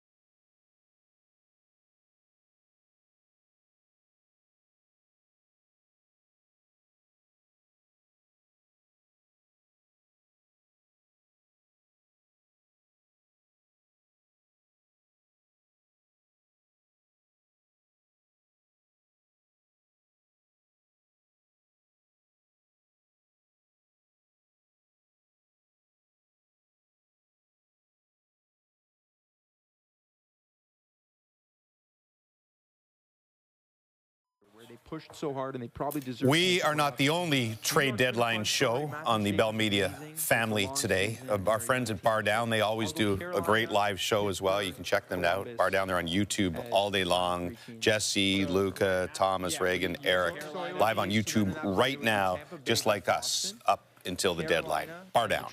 And then Pittsburgh and Columbus. So it's a dubious milestone that Canadian clubs have reached in the National Hockey League. 31 years without a Stanley Cup. If you count the lockout year, it's been 32 years now. The Oilers are the 8th team to reach a Cup final and lose during that time. Since 1994, the Cup has been won by teams representing 13 states, plus the District of Columbia. Championship teams have spanned much of the U.S., East, Midwest, as far south as Sunrise, Florida, all the way west to California. The grand total, 31 Cups for U.S.-based teams and 0 for Canadians. Hurts, especially when you add in the gold medal game to that. All our ESPN viewers are snickering right now. Not looking good either for the future. Okay, so what we're going to do here, we always do this every trade deadline, is we ask our panel here to give their top 5 Cup contenders. And then at the end of the day, if things have changed, a lot in common. As a matter of fact, am I reading that everybody has the exact 5 teams? Makes sense. Yeah, everybody has. Usually, I feel like most years there's like sort of 9, 10 we can squeeze in there. But there's one team I was really tempted to put on that I may put on by the end of the day. But we got 4 Colorados in first, Dallas, those 3 teams in the Central all making it, and then Tampa and Carolina. This has never happened that all 5 of us have the exact 5 teams. Not really a shocker. MJ, we haven't heard from you yet. What was your rationale for your order? I think there's a clear delineation between the best teams in the league and the rest. I think the Pacific being so weak with Vegas and Edmonton not being strong at all sort of eliminates them as competition. A lot of the other teams in the East are having great years, Buffalo, Montreal, but they're not proven in the playoffs, Pittsburgh, New York. So you have the 2 division leaders who might have an easier path in the East, and the 3 giants in the Central. I think it makes sense that we would all pick the same. I wonder if there's anything to the philosophy of the 3 giants in the Central. Yeah, path of least resistance. They beat each other up. That's why if you're a team like Carolina, like just maybe load up and say this could be our year, because other than Tampa Bay, who is really threatening in the East? Like, well, for the team that I wanted to put on there, I'll just say it now. It's Buffalo. It's Buffalo. Yeah. Like, they're so close to creeping on there. Well, there's another example right there. Out? If you're Buffalo, why not try to load up and do the best? You would drop out Minnesota because you would say that it's either Colorado or Dallas, and Minnesota's going to fall off. But if they have a big day today, then you're talking about Minnesota. My philosophy on this was Carolina Hurricanes don't have to go through the Florida Panthers this year. Right. They had 3 skaters at the Olympics. Colorado had a bunch of guys at the Olympics, and if you go back to 2014, the last time NHL players went to the Olympics, LA won the Cup, they had 6 guys. I have a hard time thinking that you could do it with like 8 or 9. 6 it feels like a lot already. Carolina's going to have 3 guys, 3 skaters. Carolina's got to win a game in a conference final. They got a goalie who's never played in a playoff game either, that's the which thing is a that concern.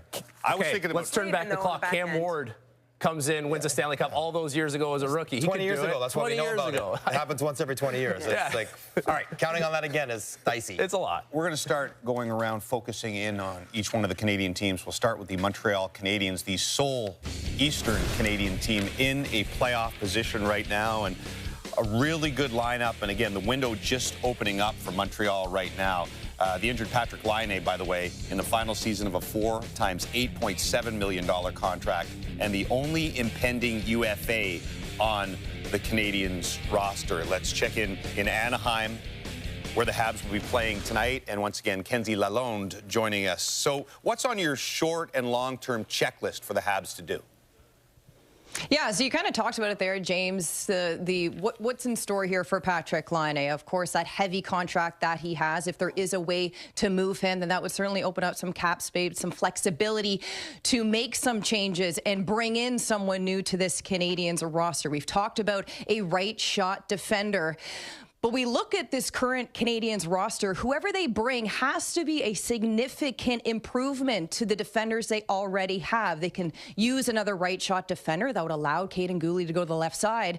But then what does that mean for Jaden Struble or Arbor Jackeye? So there is certainly a need there right now. The Canadiens still struggle to defend off the rush or to protect the net at times, and those rebound chances, that's an area they can certainly look to clean up. So adding another steady right shot defender can improve that. we still feel the loss of David Savard at times. So a Savard-like player would be helpful to add to this Canadiens team. But right now, James, even no move may be a good move for the Canadiens because it allows Kent Hughes to keep the cupboard stocked at a time right now where the prices may be quite high for the player. So like I kind of said before, the Canadiens' advantage right now is they have the luxury of time. They don't necessarily need to do anything, but a right shot defender would be helpful for them.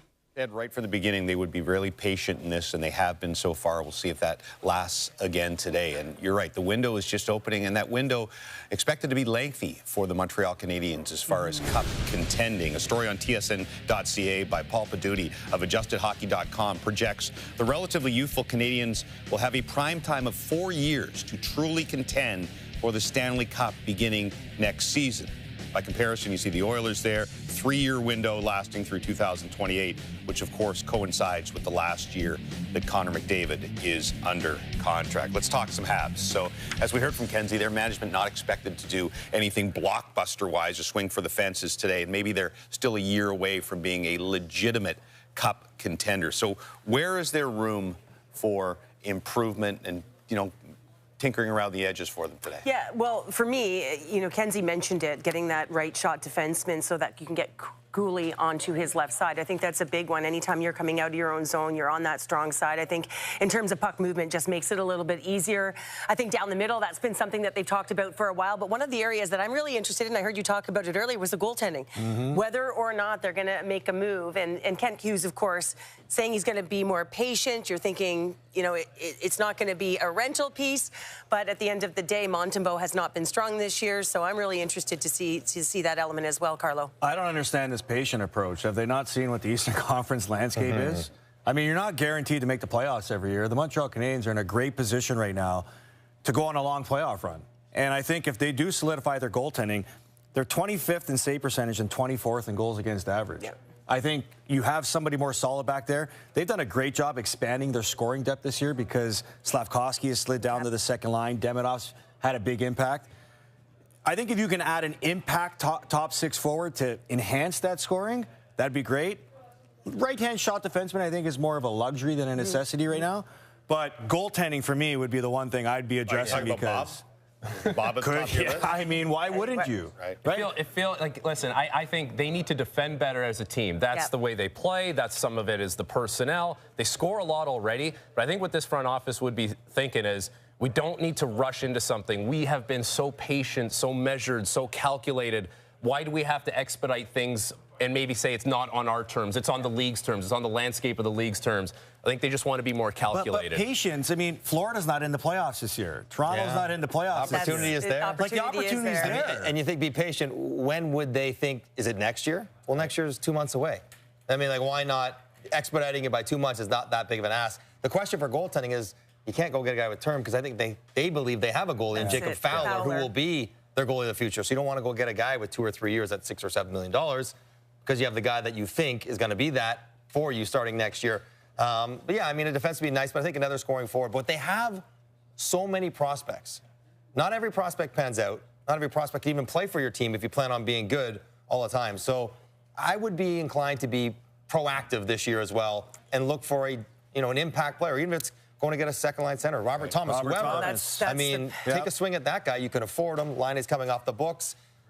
I would be inclined to be not reckless, but aggressive. Very aggressive. Yeah, because these windows are precarious, right? Yes. Your window opens, then maybe you get a couple of injuries that year, and you could get another juggernaut. Florida could reload and be right back next year. I think the cautionary tale, though, is when Toronto went and got John Tavares all those years ago, and it was like, hey, we're patient, we're going to have a long road here, and it's like, wait a second, we got to win right now. I think maybe that's what they would probably look at and say, we don't want to move the goalpost too much. We still want to have that. I think the difference, though, is that they had Kadri and Matthews 1-2. They got Tavares as a 3. Yeah. They got Oliver Kapanen, who's been really good as a rookie. They don't have another centerman. I'm going to put you on the spot. Maybe. I want a one-word answer. Which team more likely to end Canada's Cup drought, Montreal or Edmonton? Montreal. I'm going Edmonton here. Montreal. Montreal? Ooh, 3 out of 4. And that's not just because we're on like a Montreal talking panel right now. It's just we're on national, so okay. So, but like we're talking about Montreal, but just like their future looks so bright and glowing, and it feels like Like, the possibilities are endless, whereas we have seen Edmonton get to that point and falter, and they're not as good of a team And I said anymore. Edmonton because I think it's within the next 2 years. It has to be. This is why you could take a measured approach and be a little more aggressive right now to look at someone like Thomas, because you do have the belief in this group that made the playoffs last year, making the playoffs this year as of right now, and there's depth there. There is depth Frankie, there. I'll tell you what you do. We'll do the Edmonton panel later. I'll ask the same question. You can say Edmonton. That's right. And you got your base. That's how you pander right there. And you got your bases covered. Don't forget, for everyone in the Habs region, you can watch them tonight as they will take on the Ducks from Anaheim, 9 o'clock Eastern time. All right, let's check in with Brian Hayes. All right, thank you, James. And here with our good friend Emily Kaplan of ESPN. And Emily, we're going to talk about some of the new kids on the block this year. A lot of turnover in the league in terms of the playoff situation. Maple Leafs out, Florida out, Winnipeg out, St. Louis out, just to name a few in the East and the West, which means new kids on the block, new blood, and potentially some GMs that want to be very active and take advantage of this new situation that they're currently dealing with. So do you have a team in mind that you're watching today in terms of these new kids on the block that are going to be in the playoffs for the first time in a long time that you think could and should be active? Well, the one team I want to see not be a fraud like you, Hayes, is the Detroit Red Wings that I'm keeping an eye on. Sorry, we had to sneak it in early. It's trade deadline day. Look, I think there's so many teams that are saying, why not us this year? And the Red Wings should absolutely insert that into the mix. Last year, their players felt like they earned that opportunity at the trade deadline, and they were disappointed they didn't get reinforcements. And you saw their captain, Dylan Larkin, admit that quite bluntly in his press conference after the season.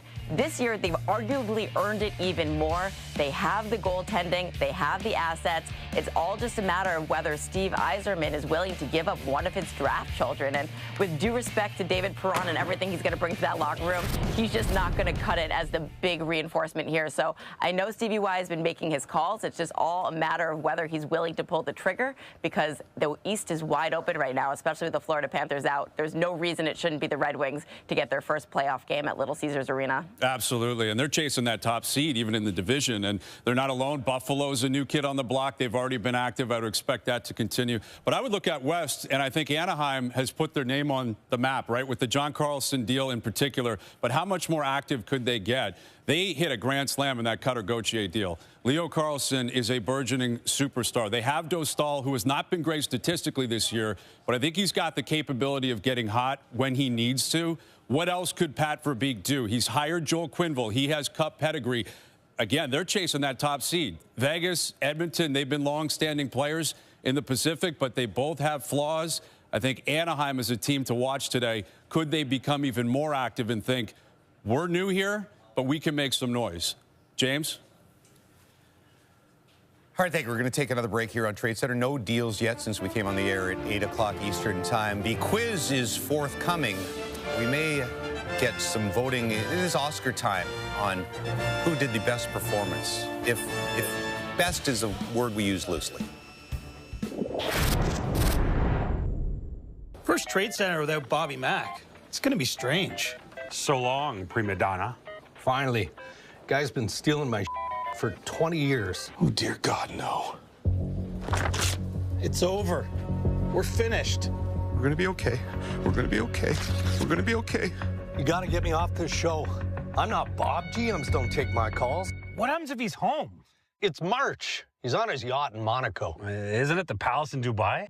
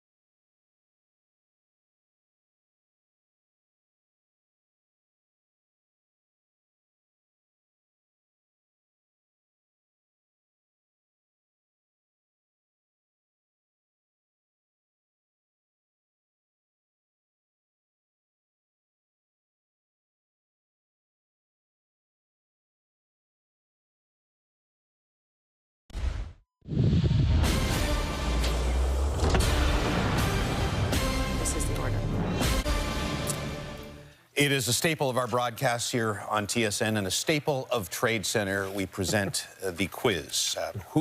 Which is the better 71 this season? Blossoming superstar Macklin Celebrini, who wears, of course, number 71 for San Jose, or 71-year-old replacement head coach Rick Bowness, leading Columbus to a 14-2-1 record and serious playoff contention. Craig Button, you may begin. Well, I want to pick them both. But Craig, that's why you're not on the quiz regularly. Make a choice. That's how we're going right away? Yeah, I'm going Macklin Celebrini. Okay. You know, I was in San Jose on Tuesday night. He had 4 points. We watched what he did at the Olympics. I mean, I was calling him a lowercase Sidney Crosby. He is uppercase Sidney Crosby. He's no longer lowercase. He is that category of player.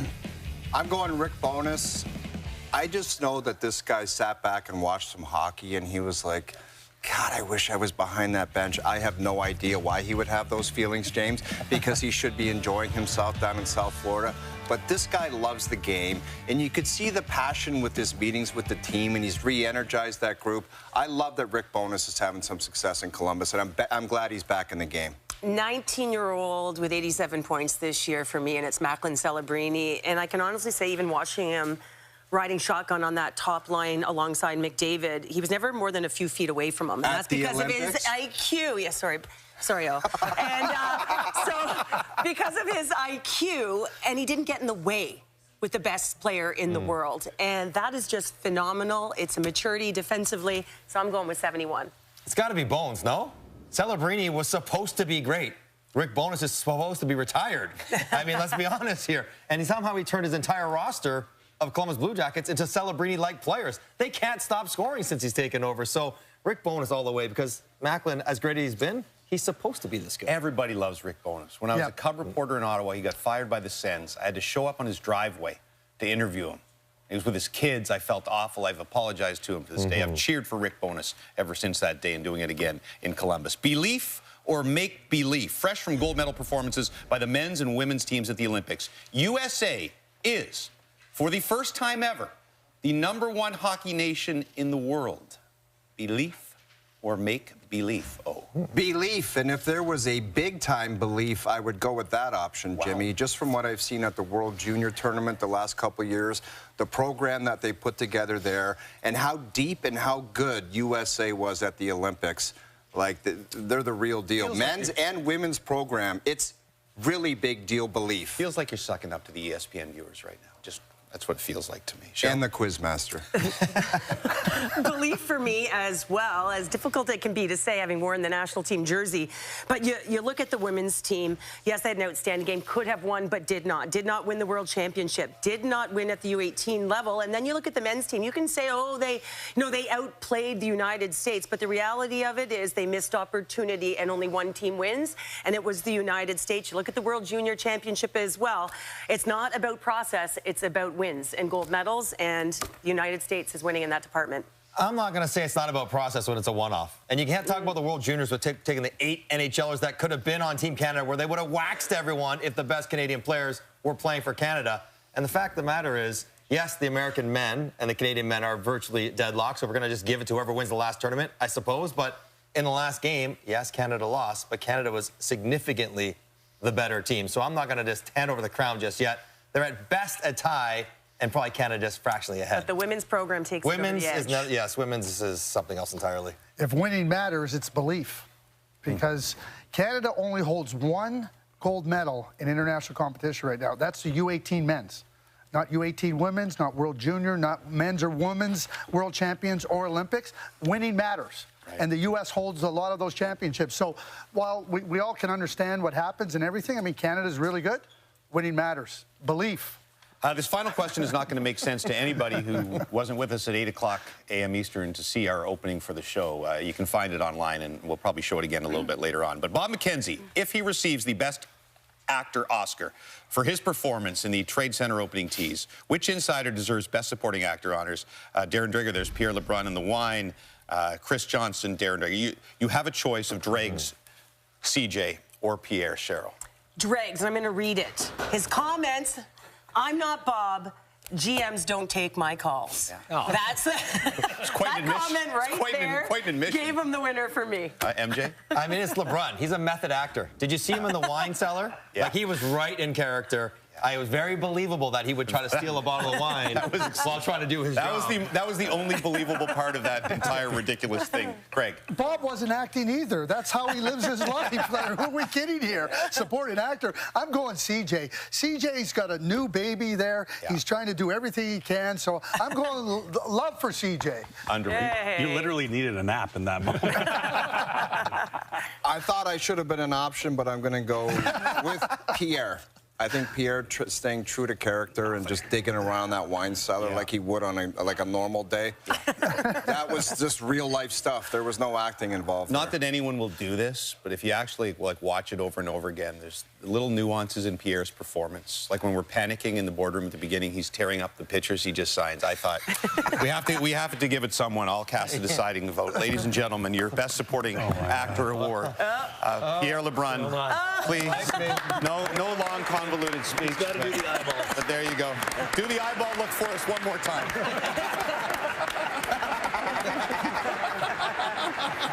Look at that. What a moment.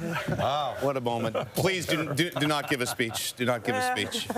We're an hour and 42 minutes here into Trade Center 2026. As expected, no action so far, but we'll roll along and likely get some deals happening maybe the 11 o'clock hour, maybe noon here on Trade Center. Quiz on TSN is presented by Harvey's. Harvey's Pickle Poutine is back. Fries, cheese, gravy, and plenty of pickles in every bite. Harvey's, it's a beautiful thing.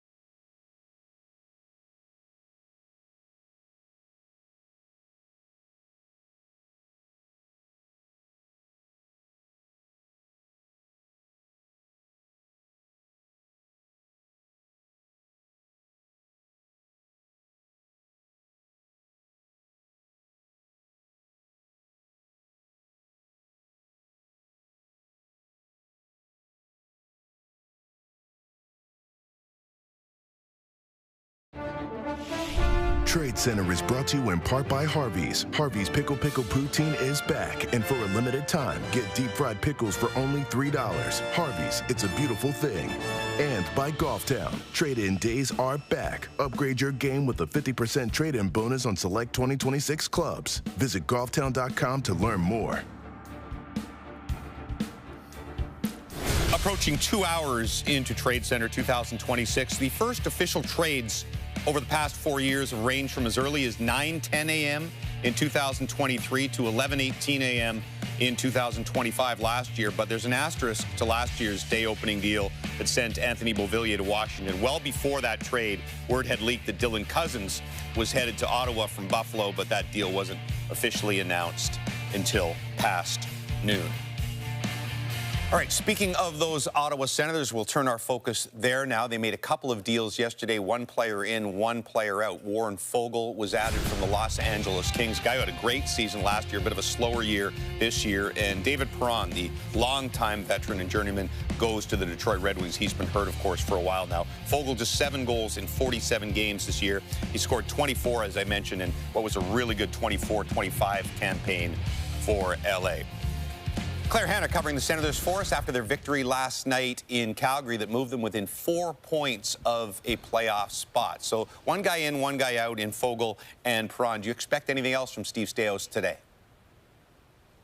Yeah, as I mentioned before, James, I think that the Senators are always looking for this right shot defenseman, because when you look at who they've got in that position right now, Artem Zub is your #1 right shot defenseman.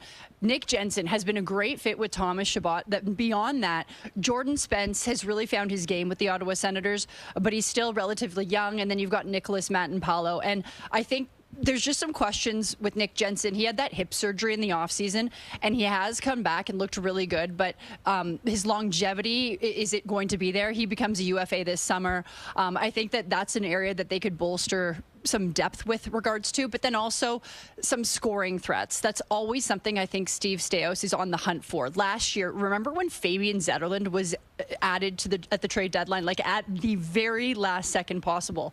They were hoping that he could add a scoring threat. He's been okay this season, but I think that's something that Steve Staios is always going to be looking for. I want to go back to Warren Foegele for just a second, though, because he is going to fit into this lineup really well on that third line alongside Shane Pinto and Michael Amadio. David Perron was typically that left winger there, and that line was really great, but David Perron wasn't having the best season. So I think Warren Foegele there is going to add a lot of speed, and he could complement that line really well. But the last area I'll mention is goaltending. Now, Linus Ullmark, he is their #1 goaltender. They had to go out and get James Reimer this year to be a solid backup with Levi Marilainen struggling a little bit. Beyond this year, though, who will be that backup to Linus Ullmark? I think that's a big question. So that could be a piece that maybe Steve Staios doesn't add today, but I think he's going to put some at least feelers out there, and that's something we could see him targeting in the summer. That is Claire Hanna in Calgary covering the Ottawa Senators for us on this day. And yes, look, if you look at the roster, in fact, they're 4 points out, but I think because of the roster they have in the schedule, if you look at hockeystats.com, they now have the Sens' chances of making the postseason at 54%, which is something to be over 50-50 when you're still 4 points out of a playoff spot, but maybe a bit of a testament to the way they're playing and the fact that Ullmark, Jamie, you were there last night, is starting to maybe turn things around? I think he is, but I was telling guys off the air that the standings don't match the team. No. I think the team... They haven't all year. I know, and goaltending has struggled for that consistency. When Linus Ullmark is available to the team, he gives them that stability. And keep in mind, with their template, the way that they play, they give up 20 shots or less. It's 8, 9 high-quality chances a night. Yes, I was in Calgary last night, and Calgary had a couple good chances. Ullmark made the saves at the right time. So if he's healthy and feeling good about his game, they are stable, and to me, that team, again, should be a lot higher in the standings if they just had league average goaltending. This is why they're always a threat to make it, because they had one singular position that was costing them over and over and over. And if that position got fixed, Ullmark gets in a good spot and plays well, then they have a great chance to go on a run. The right shot defenseman is an obvious glaring hole on their roster, but I think what Steve Staios is looking for is not a rental, not a guy for this year, a guy that would have term that could be with Zub as a second pair guy. Weegar would have been the perfect guy, and I would have traded whatever the equivalent was that they got from Utah for him if I was Ottawa, if he would have come there. And you and I both circled the exact same name, Zach Whitecloud. Whitecloud. You talked about his... Well, I appreciate the applause. Thank you. That's very nice of you. But having Whitecloud, good contract, a steady Eddie guy that can play with one of those puck-moving rusher, lefter, Shabbat and Sanderson, those guys make a lot of sense for them. And it's a little more beef, like on the right side of their decor. No, like it's Zub, Jensen, Spence, right? Like if you get a little more muscle, a little more beef there, like it serves you well. I think the crazy thing about the Sens right now is you look at all the different metrics defensively. You know, expected goals, inner slot shots, rush chances, cycle chances. It's like first, second, third in the NHL. Those are the numbers of a team that is like first place in the division. And they're a better offensive team than they were last year. So it does make sense that the numbers would say, you know, it's favorable for the Senators to make the playoffs. You just can't take for granted how good they play defensively. It is hard to do that every single night, but Travis Green has that group dialed in. Well, and they are a big difference from a few years ago, right, from that defensive structure and shot suppression. But what do they have that, say, the Toronto Maple Leafs don't have in the Winnipeg Jets? They've got speed. They've got a ton of team speed, and they've got that depth down the middle. So I think Steve Staios has to be, you know, careful and calculated right now. You don't want to be giving up sort of a center piece. Look what Dylan Cousins is doing right now on a real heater. This is a roster from top to bottom. Outside of, tweaking here and there. I like the Fogle addition, you know, because it lends to that team speed. You know, can he put up numbers, continue to, like he did in his career year last season, not this season? So for me, you know, I don't necessarily want to see them touching someone like a Ridley Gregg. Guy that can get under your exactly because they've got the bones, if you get a better they've got player, the sure structure. you would. Right. Absolutely. So Ridley Gregg on that team is valuable, but I mean, if you're going to get a top 6 scoring winger that they tried to get with Zetterlund, if they're going to get one that doesn't miss, it costs you Ridley Gregg, you make that deal. Because of everything you guys just said, though, and all the metrics, don't you feel like, and the way the East is, that if they were to somehow get that second or first wild card, they might be the most dangerous second wild card in a long time? Again, you need stability in net. It depends on Linus Ullmark if he's playing well and feeling good about his game. But, you know, if you look at this deadline, Steve Staios has a young core. You need to continue to add to this group. We talked about a right shot defenseman.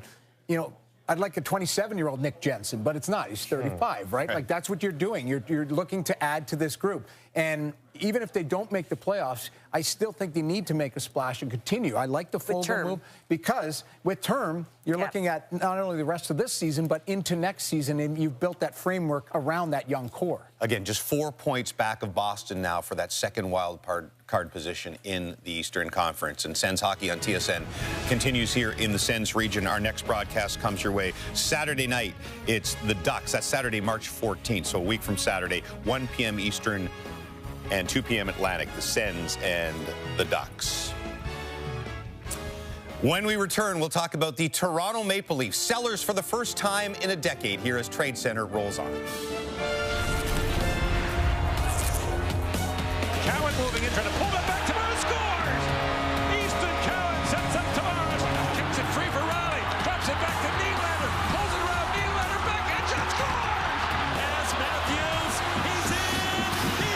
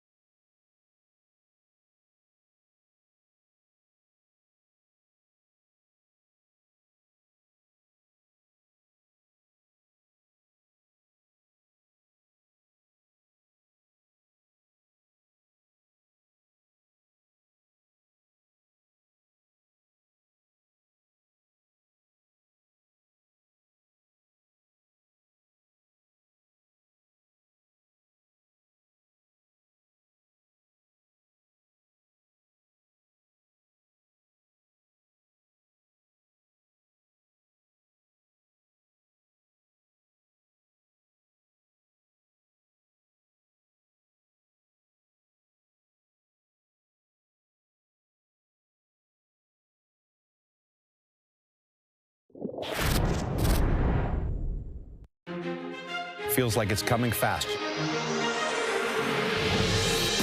Package of picks, players, and prospects. The really high asking price. Stress their need down the middle. We'll find out whether the action picks up. They got good players. I like them both.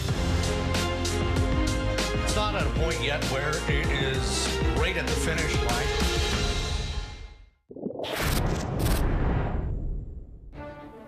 Welcome to Hour 3 of Trade Center here on TSN and ESPN2 and ESPN Plus in the United States, or maybe Hour 1 for you if you are just getting up on the West Coast.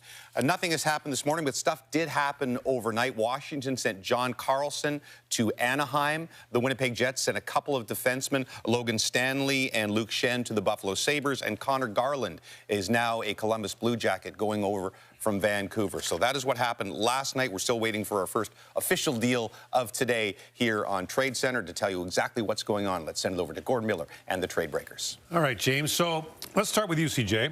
I'm going to ask you a hypothetical question. Oh, great. Oh, no. A 22-year-old right-shot defenseman who was picked 2nd overall in his draft year has 9 goals on the year. Would seemingly not be a player you would want to trade. But would New Jersey consider doing Simone Nemeth? Well, they absolutely would. And it's not necessarily a case of wanting to trade him. I think it's being willing to trade him in this case. And let's look at the dynamics here. He is a restricted free agent. Those 9 goals he scored that you mentioned, all at even strength. They have a lot of money already committed elsewhere on their blue line. And so, you know, I think that this is getting ahead of what could be a summer discussion if there's something that makes sense. What needs to make sense is a top 6 forward, a young player, a difference maker, something that if you're moving off of that kind of piece, you can live with it years down the road. And so, you know, what's interesting about that to me is it brings different teams into play on a day like this. That's not just the contenders looking at that. It's the teams that are looking to rebuild or retooling themselves. And so, you know, that it's an intriguing name out there. The Devils have put a lot of their D out there, too, I should mention as well. All right. Let's continue on with players who might move today. And Ryan O'Reilly is an interesting one in Nashville because he doesn't officially have trade protection, right? He doesn't. When he signed in Nashville a number of years ago, there was a verbal commitment from Barry Trotz to Ryan O'Reilly that if the day ever came where we might move you, you would be part of this conversation and you'd be fully aware of what's going on. So, and I do believe that conversation has happened this week where some of the teams were laid out to Ryan O'Reilly. He understands what's at play here. I don't think Ryan O'Reilly really wants to go anywhere. I think he loves it in Nashville, wants to be part of this retool, rebuild. But the Predators also have to do what's best for the franchise. And my understanding is this. The asking price is very high. And it's even higher now after Nicolas Roy went to Colorado for that price from Toronto yesterday. So the price originally on O'Reilly, they're telling teams the first-round pick and a top prospect.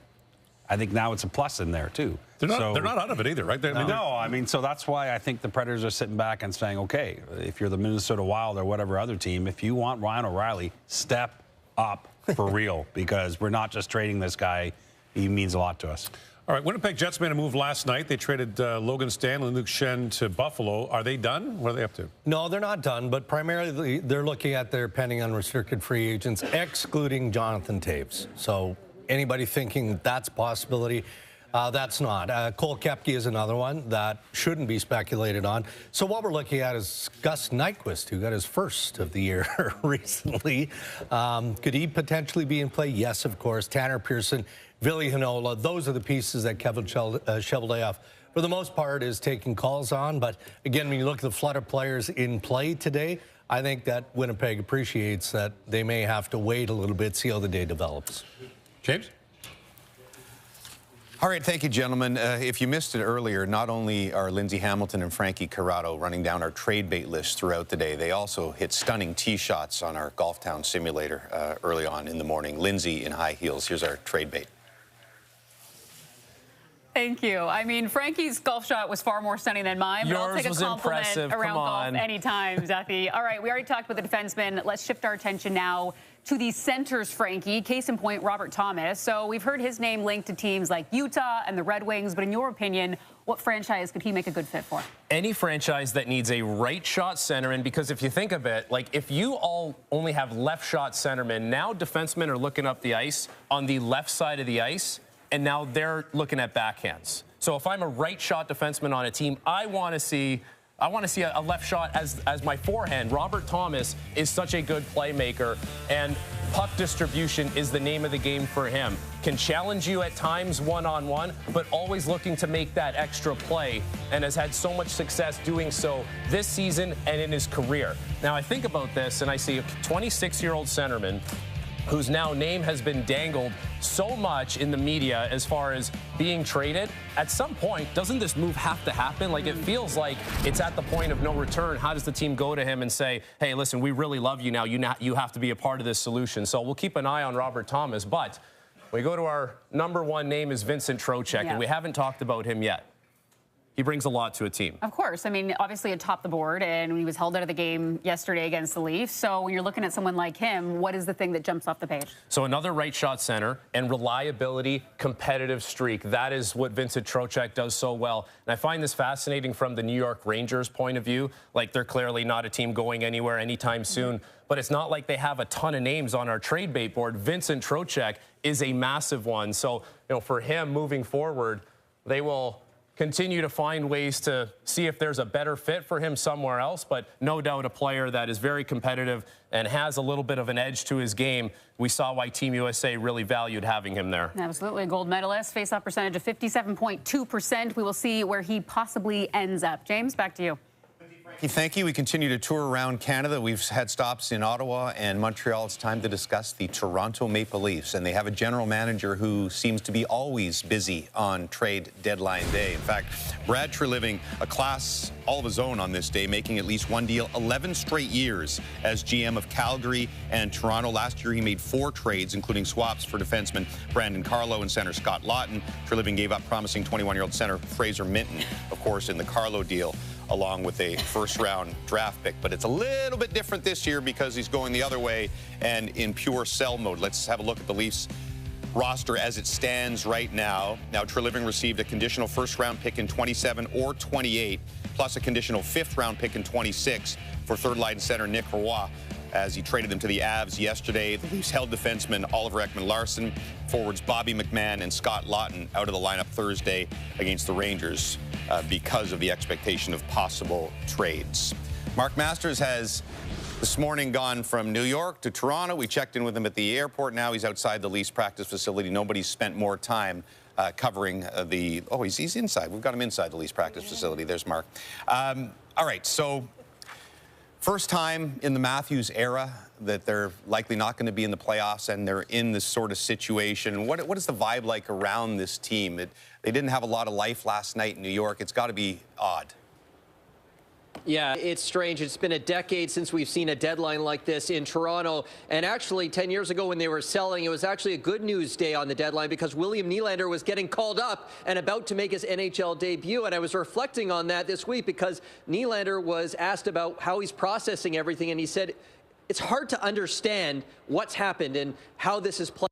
Joseph Woll last night, a little emotional, saying, it sucks. I hate this being in sell mode, but this is the reality of a season that has gone sideways. We expect general manager Brad Treliving, who's working somewhere here in behind me, to be doing a lot of selling today. And there's 3 names, of course, that are top of mind, 3 guys who have been held out of the last 2 games for roster management. And a quick thought on those 3 guys. Scott Lawton, acquired on the deadline day last year from Oakville, Ontario, living out a childhood dream, playing for the Leafs. A beloved teammate, rookie Easton Cowan's been mentored by him, said, I've only known him for a short time, but I wouldn't be the person I am today without knowing him. Then there's Bobby McMahon, undrafted, went to the ECHL, AHL, worked his way into being a 20-goal scorer in the NHL. I asked him, what's it mean to be a Maple Leaf? He says, it's hard to put into words. And then there's defenseman Oliver Ekman-Larsson in year 2 of a 4-year deal with the Leafs, has a baby on the way, says there's a lot on his mind, a lot on his wife's mind right now. He doesn't want to go anywhere. So anxious hours ahead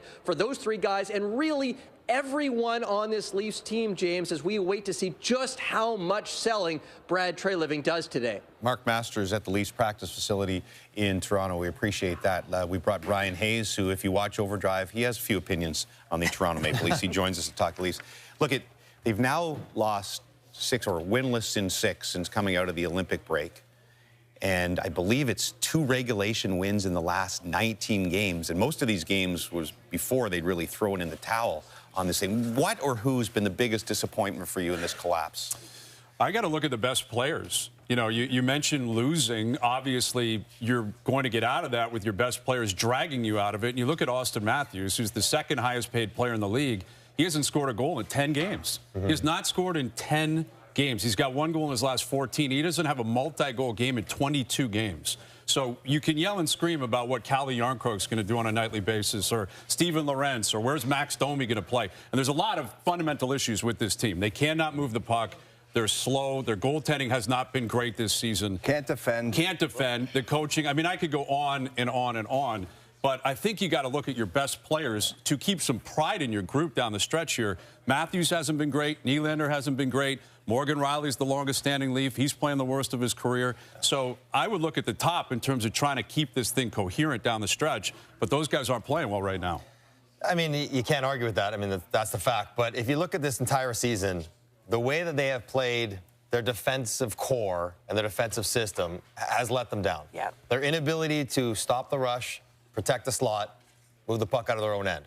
The staple things that you need to do as a defensive group, and some of that's on the forwards, and yes, the goalies could have been better, but I just think they thought that this group of 6 defensemen returning from last year, now Tanev was hurt most of the year, was going to be so much better, and they're not. And I don't know, under this system, if they're going to get better. So either you have to change the system or you have to change some of the players, because you're going to get similar results next year as this older group continues to age. When you say change the system, you're saying change the coach? Coaches can change the system. I mean, a coach doesn't have to play the same system. Craig Berube's a smart guy. He can play a different system. He likes the system he's playing. Are they even going to listen, though, if he wants to change right now? I mean, in reality, if he's not, it's too late to change it now. It's just interesting to me. Like, if you're going to do that, that was months ago. Because it's glaring in terms of the trends, and you alluded to it defensively, right? Whether they're last in the league in defending the rush, last in the league defending the cycle, the slot shots. You can go on and on about that. But to me, it also comes down to an aging core, a lot of the same style of players, and the lack of team speed. Right? I don't think in the offensive zone they can track back to be able to apply pressure so your D can stand up. Now you're in zone. Now they can't close. They do a lot of running around in their own zone because I don't think they can get there. And which then you're not connected, exiting your zone with any type of speed so that you can't play off the rush like you want to. So I think it's a cycle, but there's a ton of gaps. But to me, you know, the big players, depth pieces playing very similarly, not improving. And then, of course, the team speed and the lack thereof. They're terrible right now. Like, there's no other way around it. And I understand they want to move pieces out. They're going to miss the playoffs. This isn't their year. But what I find alarming is when Craig Berube says to Mark Masters, at this time of the year, it's difficult. We're going to really lean on our vets to go out there and lead the way and do this and do that. And then they skate out on the ice at MSG and they play like that. Like, that was a pathetic performance.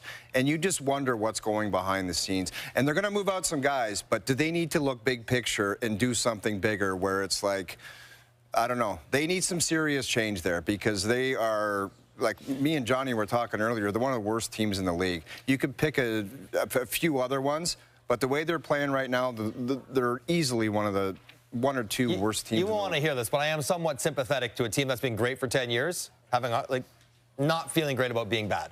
You know, like their energy, their focus, their maybe commitment to the game is lacking. But they've never experienced this before. I am like, you know, I sort of get that it's sort of come off the rails. Johnny, that's kind of new school thinking, man. You can't go out there and play with a little bit of pride, like. Well, they're playing like they want. They go into the game wanting to care. But I just think the energy perhaps is not exactly where it needs to be given some of the losses they've taken. Craig, I've been on some bad teams. It goes bad, it sort of stays bad. Let's just bring in Craig, who's waiting patiently over there. Can they do this retool? Does it have to be a rebuild? What do you think has to happen over today and this summer? Well, today, I mean, you look at the free agents. You got to get some prospects or draft picks for the free agents. That's the immediacy of this. You know, it's interesting. You know, you have this great player in Austin Matthews, really talented player in William Nylander. I don't think they're the ones that constructed this team, but yet we're going to blame them. You know, Mitch Marner's no longer here. That's a huge loss. It starts with the manager. The manager put this team together. You're just talking about can't defend, has no speed, is aging, but that's Austin Matthews' fault? Like, come on. At some point in time, let's put responsibility where responsibility belongs, on the manager. He's constructed the team, and it's no good. Well, I think it can be a combination of all of these parties, right? Like, obviously, the manager has to take a lot of heat. Let's be clear here. The fan base, what makes a day like this very anxious, and the final 18, 19 games, is Boston has their first-round pick and is top 5 protected. Philly's got their pick the year after that. That doesn't come up a lot, but the Scott Laughton deal is still hanging over this organization. So, yes, the manager's got to take heat. The coach has got to take heat. My point with Matthews is, and I understand what you're saying, too. He's never been in this spot. And William Nylander, never been in this spot. The market is different today. There's a different mood today in Toronto than they've ever experienced at this juncture. They've been in it in April and May. They've felt that. They have not felt this in March. But you're 28, 29 years old, right? You're the captain. You're highest paid players in the league. It's going to completely fall apart. You can't be a joke down the stretch. Right. Brad Treliving can't play. They're not good, but they can be better than they've been. They've got to be better, exactly. Both are, I think, true here. If there's something wrong with yourself, shut yourself down for the rest of the season. Yeah, and if you're hurt, it's pointless. Then you probably should shut it down. But if you're Treliving today, like 4 trades minimum. Yep. Minimum. Yeah. Like the unrestricted free agent guys, you get something for Stetcher, maybe Yarncrook, whatever. But also an indication that you recognize that you can't just sort of tinker around the edges. Like you have to change the way that you are approaching building this team for next year. Speed, such a massive factor of what they got to do. And so by just trading in the UFA guys, maybe it's Brandon Carlo. Like, they got to do a bit more than just. But I'm confused about the whole retool thing, because if you trade for all these draft picks, are you then using those draft picks in the summer to try to flip for players? That's what your idea of the retool is? I mean, if you got. So you're going to finally get first-round picks and then trade them again? I don't like that idea at all. They have to start getting prospects in this organization. For sure. They have to. So instead of taking a first or second rounder, you take a former first or second rounder. I would take picks. I would take prospects. And I'm not trying to flip them for Robert Thomas in the summer. Is my point. Like that they are not Robert Thomas away. But that's what I'm saying. That, Hayes, then you're committing to the fact that they're not going to be good for. That's fine. So if you're not going to be good for the rest of Austin Matthews' contract, then he's gone. No, he doesn't have to be. He's the captain of the team. And you can't be prisoner to Austin Matthews in his contract. But I'm saying you got to build the team in the best possible. You're being a prisoner to the value that he has as a player. Yeah. So if you're committing to a path that's not going to be competitive for a Stanley Cup, and you have 2 more years of Austin Matthews. How many has he won through 9 years? But I'm saying then you have to trade him. No, you don't have to trade him. You're going to play him on a mediocre team until he walks away in 2 years? You can contemplate trading him. You can contemplate trading him, or you can go to him and say, hey, listen, this might take a few years. You're the captain of the Maple Leafs. Do you have to go? Sid didn't leave. Ovechkin didn't leave. A lot of players don't just leave their team. Wait and then extend them next year. Possibly, yeah. Why can't that be on the table? Because then he'll be 32 by the time they're good. But is he going to be willing to, if it's more of a rebuild versus a retool? And so that's kind of the question with the flipping the picks. Can they make the playoffs next year if they're able to do that? Sure. No, they can't make the playoffs next year. This is 2014 all over again, and they better realize it quick, because this is a long rebuild. Do you think we have that answer by 3 o'clock today, Cheryl? Like, do you think we know the lane they're going to pick based on their actions today? Not necessarily. No. Well, if they go deep and go, if Brandon Carlo gets traded, Max Domi gets traded, and if they go 6 trades all for picks, then I think they have sort of told you they're stripping it down. Sure, deep. many as possible. I agree with many as possible, but my interest is what they do with them. They sit on those prospects and picks, or whether they do flip them come summer for a trade. That's the question that I have around this. To answer your question, do I think they could do what Boston did and turn it around the year after? Absolutely not. I do not think that that's possible. Basically, every move Boston made, they hit home runs on their trades, all the acquisitions they made, the Zadorovs. And they're just kind of good. They're not elite. Like which is why the Leafs could be who Boston is next year. You know, my only conclusion from listening to the 5 of you for the last is it's a mess, right? It's a really difficult predicament for the first time in a long time. Our next Leafs game on TSN. I don't know how well we just promoted this. Please watch. It's the Leafs and Ducks. They're a mess. 6:30 p.m. Eastern Time next Thursday on Molson Leafs Hockey for the pregame. All right, a lot of goalie talk today. Let's check in with Gino Reda and his goaltender panel. All right. You know what? It's interesting because you guys are talking about retools, rebuilds, et cetera, and we've all tried to blame the hard cap, the hard salary cap for the last years. You can't move players as general managers because you've got a hard cap. Maybe the answer is much more simple than that. You can't move players because you give them no movement clauses. Mitch Marner, this time last year, could have been a Carolina Hurricane. Said no to that. The Leafs got handcuffed. Colton Parayko was going to be going to Buffalo, a place where you work on a daily basis. He said no. Tyler Myers was going to go to Detroit. He said no. Ended up in Dallas. Is it as simple as the fact that there are no players moving because we're giving too many players no movement contracts? You've done the math on this one. Well, I've done the math. There's 7 out of the top 10 that are on the trade bait board right now that have no movement clauses or trade protection, and 10 of the top 15 guys. So 2/3 of the top 15 guys have trade protection. So they control where they want to go, or you're not going to get the return that you want because, you know, you have a limited amount of teams that you can work with. And the top 2 goalies on our trade bait board have trade protection as well. So, you know, you look at Bobrovsky and Binnington, so they get to dictate a little bit of what is happening as well. I think I'm fine with the no trade and the no move or maybe limited. The challenge is, as you mentioned, the numbers, is where is that line? I think superstars, when they sign for term and they make a commitment to a city. But you got to give some guys the no movement clause in order to draw them to your city. I get that. But where I'm saying, Gino, is where's the line? Is it like, should a third line left winger, you know, have that control? You know, a fifth or sixth defenseman, a backup goaltender? Because on that list of hundreds of players, not all of them are superstars. Some of them are very good players, and respectfully, you know, when you are a free agent, it is something that you have negotiated in the CBA. And keep in mind, I guarantee you Weeksy's going to say this, the managers gave him out. This isn't the player saying, hey, you know what, I need this. But I think there should be, or not should be, but there is a line where it's like, okay, third, fourth line guys might not be able to get them, but they are getting them because the managers are giving to them. All right, let's bring Kevin Weeks into the conversation. By the way, Weeks is the only guy with a no move on our goalie panel. Yes. Both of you have already made visits to other panels. Weeksy, are we unfairly victimizing the players who earned, negotiated no-move clauses, and now they're getting thrown under the bus at times when the word leaks out that they said no to a movement that would have increased the value of their organization? Guess who's back? Gino Retta's back. Now you're back, Gene. Now you're back. Now you are back. Of course, listen, per Noodles, players don't give them to themselves. If you give a player some type of trade protection, ultimately you can't be mad at the player for the fact that the player tries to enact that and they don't want to go someplace that they don't want to go, or if they don't want to go at all. Let's look case in point at Oliver Ekman-Larsson in Toronto.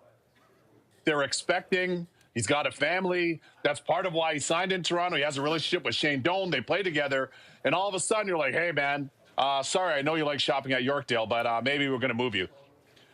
That's not how it works. And then you throw them under the bus in the media. That doesn't make any sense to me whatsoever. That's bad faith. Now, I do like what we said in the previous panel with Ryan O'Reilly. If you are not going to give him protection, but you're going to have the discussion, do it in a respectful way. I've got a lot of respect for that. All right, here's the question then. And let's go quickly around the horn on this because I'm interested in all three of your take on this.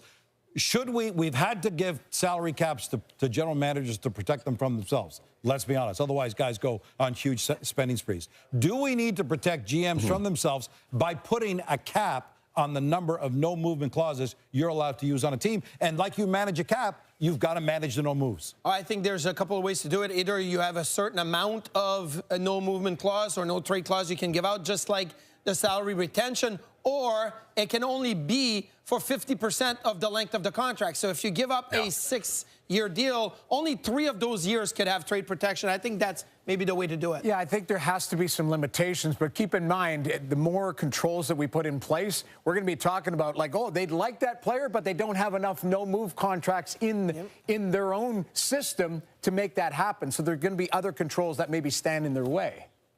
Weeksy? Yeah, I think once you implement controls, it kind of streamlines it, but it complicates it at the same time. If there's one, I would say maybe a percentage of your players, but otherwise, I think this is just up to the GMs and the management group to go ahead and manage those properly and give them out to the appropriate players. I think all goalies should get no movement clause, and the players, well, you're on your own. All right. No risk. It's a risk-reward situation with the no moves. The upside is the reward is you get to decide where you play the rest of your career when you've earned that no move. The downside is if word leaks out that you do not want to move and help your current organization, you pay the price for that. And the downside for us as we go to break is the fact that it makes Tradecentre a lot less exciting. Let's get rid of the no move. We'll talk other guys on our trade bait board, including Blake Coleman, when we come back.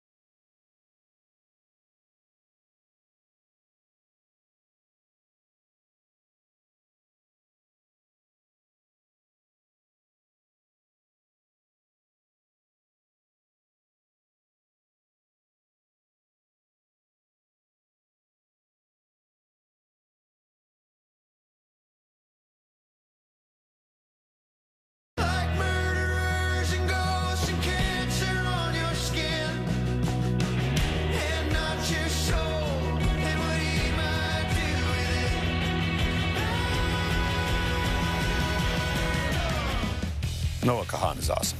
So the over-under from our friends at FanDuel, 18.5 trades on the day. I think it moved up a little bit. So 18.5.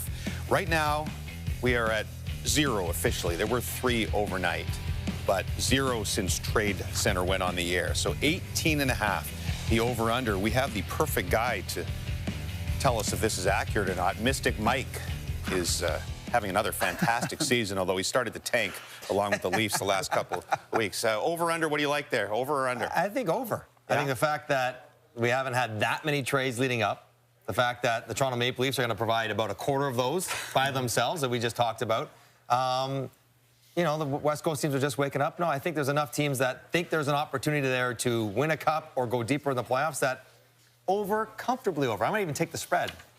Tease it up to 19.5. All those depth defensemen that are going to get traded that teams are looking for, that's going to push it over. I think the only thing that brings it down is just there's a lot of guys with term. There's like the UFA guys, it feels like there's less than usual. Cap going up, though, will make that a little bit more possible. There's usually like 5 or 6 minor deals, which we barely even mention. Every minor leaguer going through. Absolutely. You've said that we're officially we're counting them all. Yes. Remember the year we had nothing, and I think it was Rob Flick for somebody. We had Rob Flick on the phone. I think it was the highlight of his career because we had no trades for 5 hours. So give us something. We did like a 12-minute phoner with Rob Flick as we sent it over to Gord Miller and the trade breakers. Gord.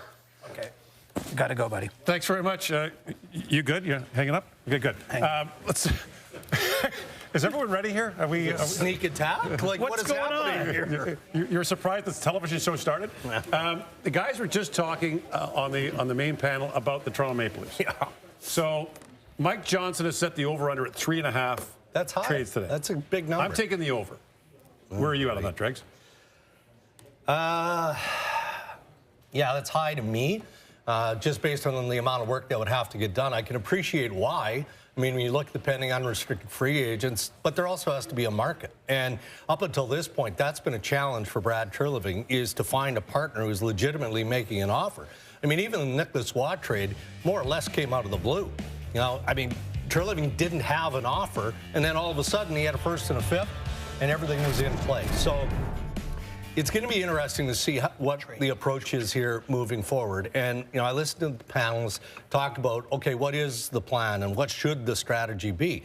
When you look at the pending unrestricted free agents, and we're looking at McMahon, we're looking at Lawton, we're looking at some other pieces, yeah, you're getting draft picks that potentially could be flipped. But I don't think that that's going to be what happens today. That's something that you work on the draft floor. You might get players back or a player that matters if there's a deal that makes sense for Oliver, Ekman, Larson. But it's not like Brad Treliving and Craig Berube and the group are just rolling over prior to next year. Their plan, their intent is to build around Austin Matthews, William Nylander, and some of the pieces. Tough decisions ahead, no doubt. Playoff worthy next year, how do we know that? We can't know that. But it's not like they're waving a white towel and saying we're going back in a rebuild mode here. Go ahead, Chris. I was going to say, just to jump in, we do actually have a trade. Oh, we're underway. Jumped earlier. From Michael Russo of The Athletic was the first to report on this one, that the Minnesota Wild are acquiring Bobby Brink from Philadelphia for David Urasek. Brink, obviously a young player for the Flyers. They've had a logjam on the wings, so there was an idea that they might move out some of those players, and we get a deal here, a hockey trade. So Urasek goes back the other way. He was a Columbus first-rounder, I think 6th overall in the draft, like a high pick in the draft. Wanted out of Columbus, goes to Minnesota, now to Philadelphia for Brink, who has 13 goals in the year, so a significant piece goes to Minnesota. Pierre, let's revisit Canadian teams for a second. Darren was talking about Toronto. What about the Montreal Canadiens? In a different situation, what about their level of interest today? Yeah, they are pretty busy, and it doesn't necessarily mean it will end up with a trade or two, but what I can tell you is that they're looking at both a forward and a defenseman. They're in several different conversations. They want to make hockey deals, not rental deals, and they don't want to force it either. They don't believe as a front office they're one player away from winning the Stanley Cup here. They're just opening their window, but I think if this deal comes through, especially up front, I got a feeling it's a name we haven't even been talking about all week. I think those are the type of conversations the Habs are having right now in terms of hockey deals. But again, you know, have they kept an eye on Robert Thomas? Yes. Still don't think they want to go down that route in terms of the asking price. Have they kept tabs with Calgary and Nazem Kadri, as Dregs has talked about all week? Yes, but unless the Flames are eating a big chunk of that contract, that's not being revisited. So, yeah, it'll be interesting at the end of the day where the Habs end up. Are they willing to part with some of the young assets, though? I think the big question with Montreal is, like, are there some of those young players, are they willing to part with some of those guys? I'd be shocked if Michael Hayes got traded. I think that's an untouchable for me. After that, for you, are you making the call? Or? Yeah, no, my opinion. But other than that, I mean, I think it depends on the deal they're talking about here, especially in a hockey deal. All right, so we have a deal. CJ, well done. It's a real thing. It's it. We're off and running, James. 10:26 a.m. Eastern, the official time. Thank you, Bobby Brink and David Jiricek, for getting us off the schneid here. And Mike, you now only need 17 and a half more to get your over here on Tradecentre. Lots more ahead for you.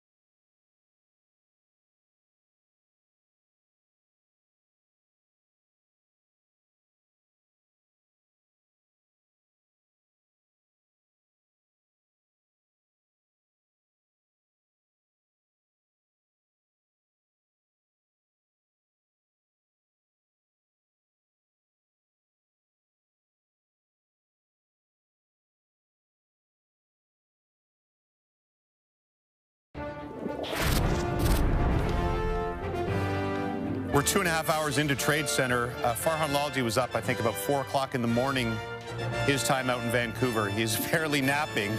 He's in the rink in Van. Farhan napping, waiting to see if the Canucks we will wake Farhan. We'll whisper and wake him if something happens with the Vancouver Canucks. We don't only have a golf simulator from our friends at Golf Town here, but we have a table tennis table as well to give our guys something to do, but also because table tennis and hockey have been forever linked. Almost every NHL team has a table tennis table somewhere near the locker room. And it's table tennis is kind of trendy this year. Marty Supreme, the movie, the Oscars are coming up. Marty Supreme's nominated, I think, for 9 Oscars. It's a table tennis film. I believe we have a portion of the trailer right here.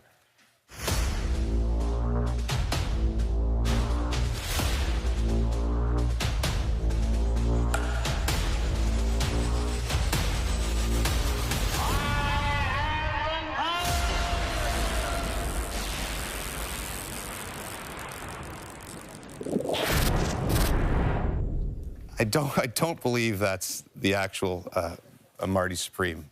It could be. That's no Timothy Chalamet, although in looks, I think Marty, our own Marty Supreme, Marty Biron is here, who's a bit of a table tennis guru. It's more about the quality of table tennis. I think that's what we're talking about. Than the acting? Than the acting, yes, okay. for sure. So you love it. It's they've had one every room you've ever been in. Give me your favorite table tennis NHL story. So when I was with the New York Islanders, we were not a good team, but we had great guys, and somehow they put a table tennis table in the locker room, in the middle of the locker room at the Nassau Coliseum. It started as, let's just get a few, games going. Full bracket. Guys were late for practice because they wanted to get the games in. I was playing in full goalie gear, trying to just get one last game. Mark Streit was so competitive. If he lost a game, he wanted you to play again. You're like, I got to get dressed. We're on the ice in 5 minutes. No, we're playing. It got crazy that after maybe 3 weeks, Garth Snow came in and was like, that thing is out of here. So they not only removed it from the locker room, they took it outside. It was gone. We couldn't find it. So, yeah, it got very competitive. Guys were rushing off the ice to go play their match. Right. Maybe that's why we didn't win that many games. Now, are you truly Marty Supreme? Were you the champion of that tournament ever or any team? I was in the top 3, 4, I would say. Mark Streit was really good.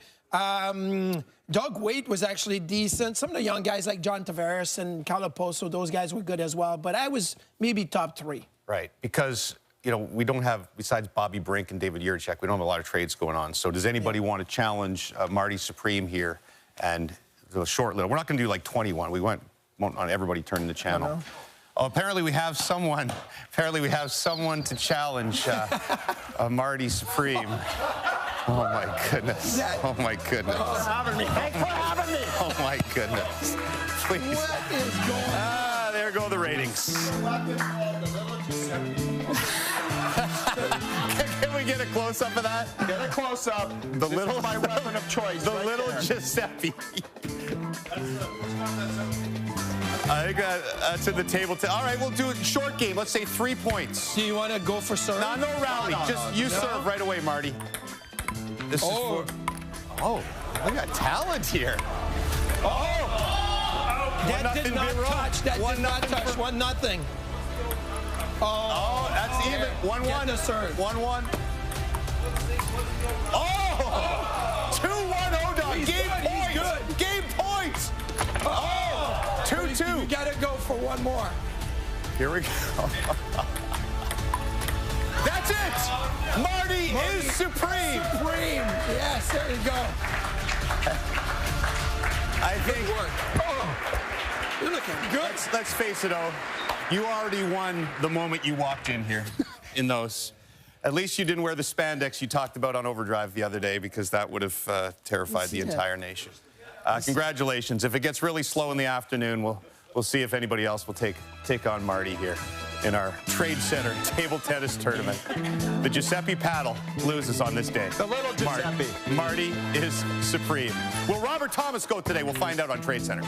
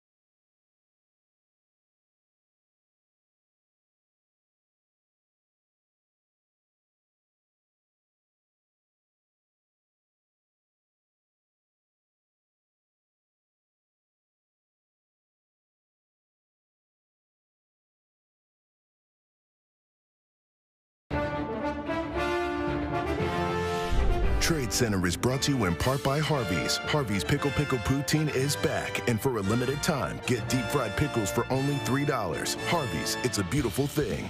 And by Golftown. Trade-in days are back. Upgrade your game with a 50% trade-in bonus on select 2026 clubs. Visit golftown.com to learn more.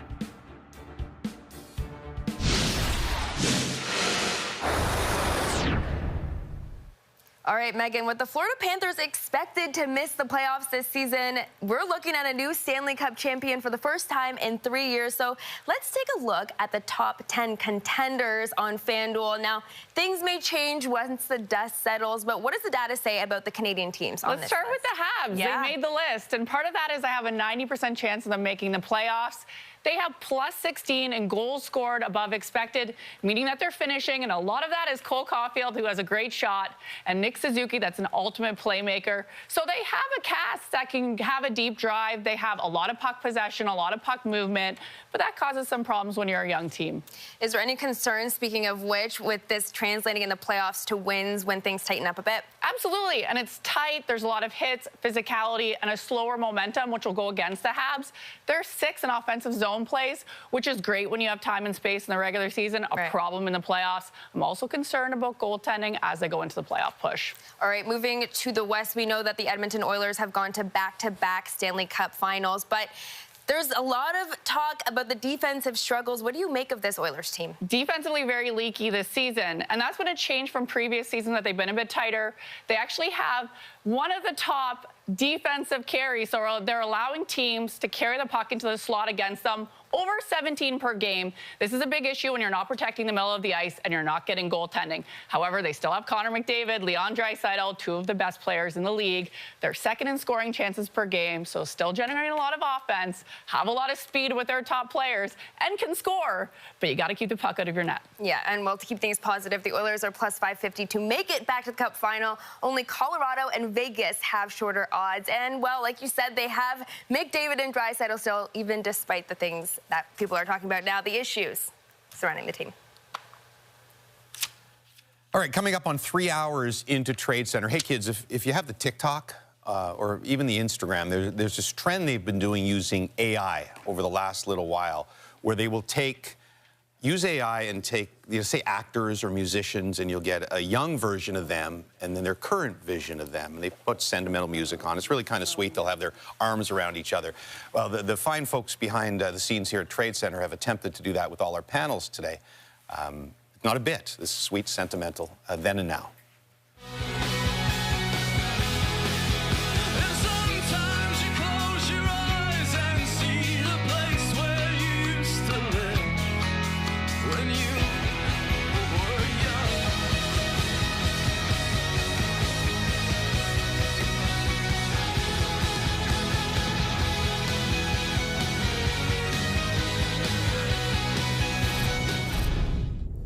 Pretty cool, eh? Wow. Yeah, very cool. Eh? I thought Cheryl stole the show. Cheryl's, Well, I think, the was gold the medal. most realistic.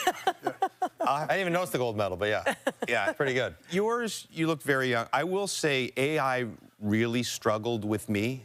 I looked like a zombie chipmunk in most of the AI versions, and they had to work on me a lot harder, which probably was good, though. says a lot about what I looked like that back in the day. I don't know if you look closely. Do we have O's? O's still getting changed out of his table tennis outfit, but I mean, I don't know. Well, the accurate eye from Carolina there. Even the current one is a little bit. How about his chiclets? He's definitely leaner and a little more ripped on that chin. I think he'll approve of it. But you know, AI is not perfect. But we'll be doing those for all of the various Should have had him panels. with his tighty whities on, doing the. We should have had him then doing and now with the ping table pong. tennis outfit on. Anyway, we'll be doing that we'll drop those in for all of our panels throughout today as we get a little sentimental here on Trade Center. We've been doing it for 25 years or whatever. Here's Brian Hayes. All right, thank you, James. Here with Emily Kaplan, here with Carlo Koliakovo, and we're going to talk about the Powerhouse Central Division. We finally have a trade, courtesy of the Central Division, right? Bobby Orr Brink. That's his middle name. Bobby Orr Brink. What a phenomenal handle. He's from Minnetonka, Minnesota. He's on his way to Minnesota. So we have a trade. It's the Wild Emily, they've already been active. They've made the biggest move of the year, bringing in Quinn Hughes. Do you think Bill Guerin and the Wild need to do more? Do you think they will do more? Where do you stand with the Wild? I think that nobody in the NHL has been wheeling and dealing recently quite like Bill Guerin. He knows what he wants, and he's not afraid to go get it. Now, I know they still want a center, specifically a top 6 center. It's just hard to get those guys. And we all know that they've had interest in Vincent Trocheck. I do believe there's a deal on the table to the New York Rangers. Now, I think that deal might have involved David Jiricek, who now is part of the Flyers. It also is Charlie Stramel and I think a 2027 first-round pick. And the Rangers have said, look, that is not enough for Vincent Trocheck. So I expect them to still work on some things and try to upgrade their team. They also know they have opportunity to do so over the summer. And one sneaky thing that I think they can do is, I know that the Chicago Blackhawks are open to trading their captain, Nick Foligno, to the right situation to go chase a cup.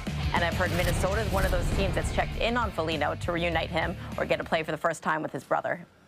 Look, this is to pick any one of these 3 teams, I'm going to go with the Dallas Stars. I mean, they're the hottest team in hockey right now with, a 10-game winning streak. And you look at where Dallas has gone the last 2 years. They're battle-tested. They've gone to the conference finals. They lost Edmonton twice. But if you look at last year's success, they make the big trade to bring in Rantanen. He was a difference maker for them. He right now is on the mend and is probably going to be back. He'll come back healthy. But I look at their defense. Last year, they played almost all their playoff games with a 5-man rotation on defense. That was no Heiskanen and no Tyler Myers. Now you're adding those 2 guys to this group of defense. I think that makes them more compatible to play against those top teams. You got Ottinger and net, and the way they're playing offensively right now, I mean, they got a good thing going there. Yeah, they're outstanding. I mean, all 3 of these teams, you can make an argument. These are the 3 best teams in the league. And I will go with Colorado here because they have been the pace car all season long, right? Minnesota and Dallas, I think, more jockeying for home ice in the first round. Colorado pretty comfortably in that top seed. But I look back to what Boston did a few years ago when they were absolutely demolishing the NHL, and they had a decision to make. Do you get hyperactive and bring in a bunch of pieces or stick with what you have? They decided to get very, very active. They brought in a lot of new players. I'm not convinced Colorado will do that. I'm not convinced they have to. They brought in Nick Waugh. They're very deep. I think you're talking depth players, but they've been the pace car all year. Any of these 3 teams could win a Stanley Cup this year. It's a tough division to come out of. It's as good as it gets. And only really one can be standing once you get to the Western Final. James? All right, thank you, guys. The crazy thing about this time of year this week is we're all reactionary. And so you could have your Stanley Cup favorite, and then another team makes a deal, and suddenly you go, ooh, maybe they should be my Stanley Cup favorite. And then that team loses 2 in a row, and you go, oh, no, I was wrong. Maybe this team should be my Stanley Cup favorite. Well, Craig Button's been the personification of that all week long because he's been tabulating and retabulating and analyzing his emotions and his selections throughout the week. He's with Jennifer Hedger right now. That's right. This is Button's barometer. We do love our alliteration around here. But this is how you do it, Button. You have your top 8 Stanley Cup contenders, and at the beginning of the week, you rank them 1 to 8, and then each day you re-rank based on personnel in, personnel out, and how they look on the ice, which we sometimes forget this time of year, that it depends on what the team looks like when they're actually playing. Colorado was #1 at the beginning of the week, and Colorado remained #1. They are the class of the NHL, and they're not standing pat either because they did make an addition to Nicholas Waugh this week. Yeah, and a significant addition in Nicholas Waugh. They also traded for Brett Kulak, which helps their blue line. If they got their power play in order, sorry, there'd be nobody close to them. Yeah, there's other contenders, but Colorado stands alone. Tampa Bay started the week at #2. They have dropped the most here into Thursday. You have them at #5 now as of today. Why the drop for them? Well, their performance on the ice, I mean, they're not scoring, they're not defending, and they're losing. And that's not what you want to be seeing if you're Julian Breezeball or John Cooper with your team. But that's where they find themselves, and they got to find a way to get back in the winning ways. Minnesota Wild, as we expected, they were 3rd on your list. They're still 3rd. They're kind of just, I don't know, I wouldn't say treading water because we expect them to make some moves, but you have them unchanged. Dallas, the biggest movers of the week. You started the week at 4. They've gone all the way up to 2 now on Thursday. I mean, franchise-long 10-game win streak right now. They've added bodies. Why are you so impressed with them? I think you just nailed it. I mean, the on-ice performance, 10 in a row, franchise record. They add Tyler Myers. They add Michael Bunting to kind of be a replacement for Tyler Seguin. And they've been to the conference final 3 straight years. They're trending in the right direction. The teams that kind of did a flip-flop here, we don't want to go past Carolina. You had them at 5 to start the week. They're 4 today. Edmonton and Buffalo, though, have flip-flopped. You had Edmonton at 7 to start and Buffalo at the bottom, and now you flip-flopped them. Edmonton did make some moves. But you have them at the bottom of your list. Well, I have. They're behind Buffalo right now. I don't know how you cannot have Buffalo as a contender. Are they in that class with the Central Division teams? No. But the way they're playing and the way they've played since December, it has been the best in the league. And you know, Edmonton did make some moves. Stan Bowman says, I like our team a lot better now than I did. He can't like the way they played on Tuesday night versus the Ottawa Senators. The same things that are plaguing the Edmonton Oilers this season that create a lot of doubt, that they haven't got out of their game. Buffalo is showing that they're doing things really well. And Edmonton's in 3rd place in the Pacific Division. Now, it's not a gauntlet, and they can turn it around. But Buffalo right now, in my view, is a better contender than Edmonton. And I'm not eliminating Edmonton, but Edmonton has work to do. Well, the Dallas Stars continue to just get better and better, it seems. And if not for Colorado, maybe they would be number 1 on your list right now. They beat Calgary 6-1 earlier this week. They beat Vancouver 6-1 earlier this week. Tonight, a game against the Colorado Avalanche, which will be a real measuring stick, James. Jen, Craig, thank you. And again, at the end of the day, our panel here will do our own little version of Buttons Barometer and see if any of the trades made on this day, once they start happening, will affect our top 5 Stanley Cup contenders. As trade deadline continues, we'll move on to the Edmonton Oilers next. And now Bouchard stepping into one. Wrist shot, still. Hat trick. Evan Bouchard goes for the stretch. Breakaway. Draisaitl scores. And the Oilers are right back in this game. Look at him go. McDavid scores. Connor McDavid just blows by the Penguins.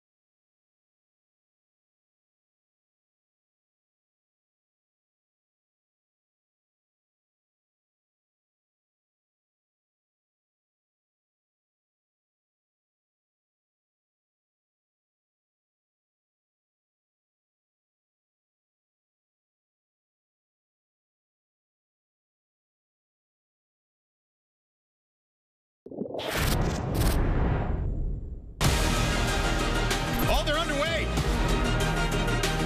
Did you miss me in particular, us? No. Okay. Oh, somebody's down. What the are you still doing there? Same thing as here.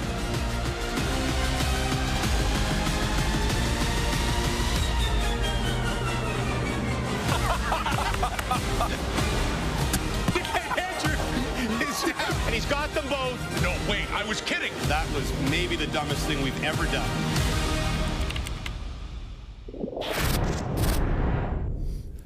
I don't know, I think we've already challenged the dumbest thing we've ever done a couple of times today.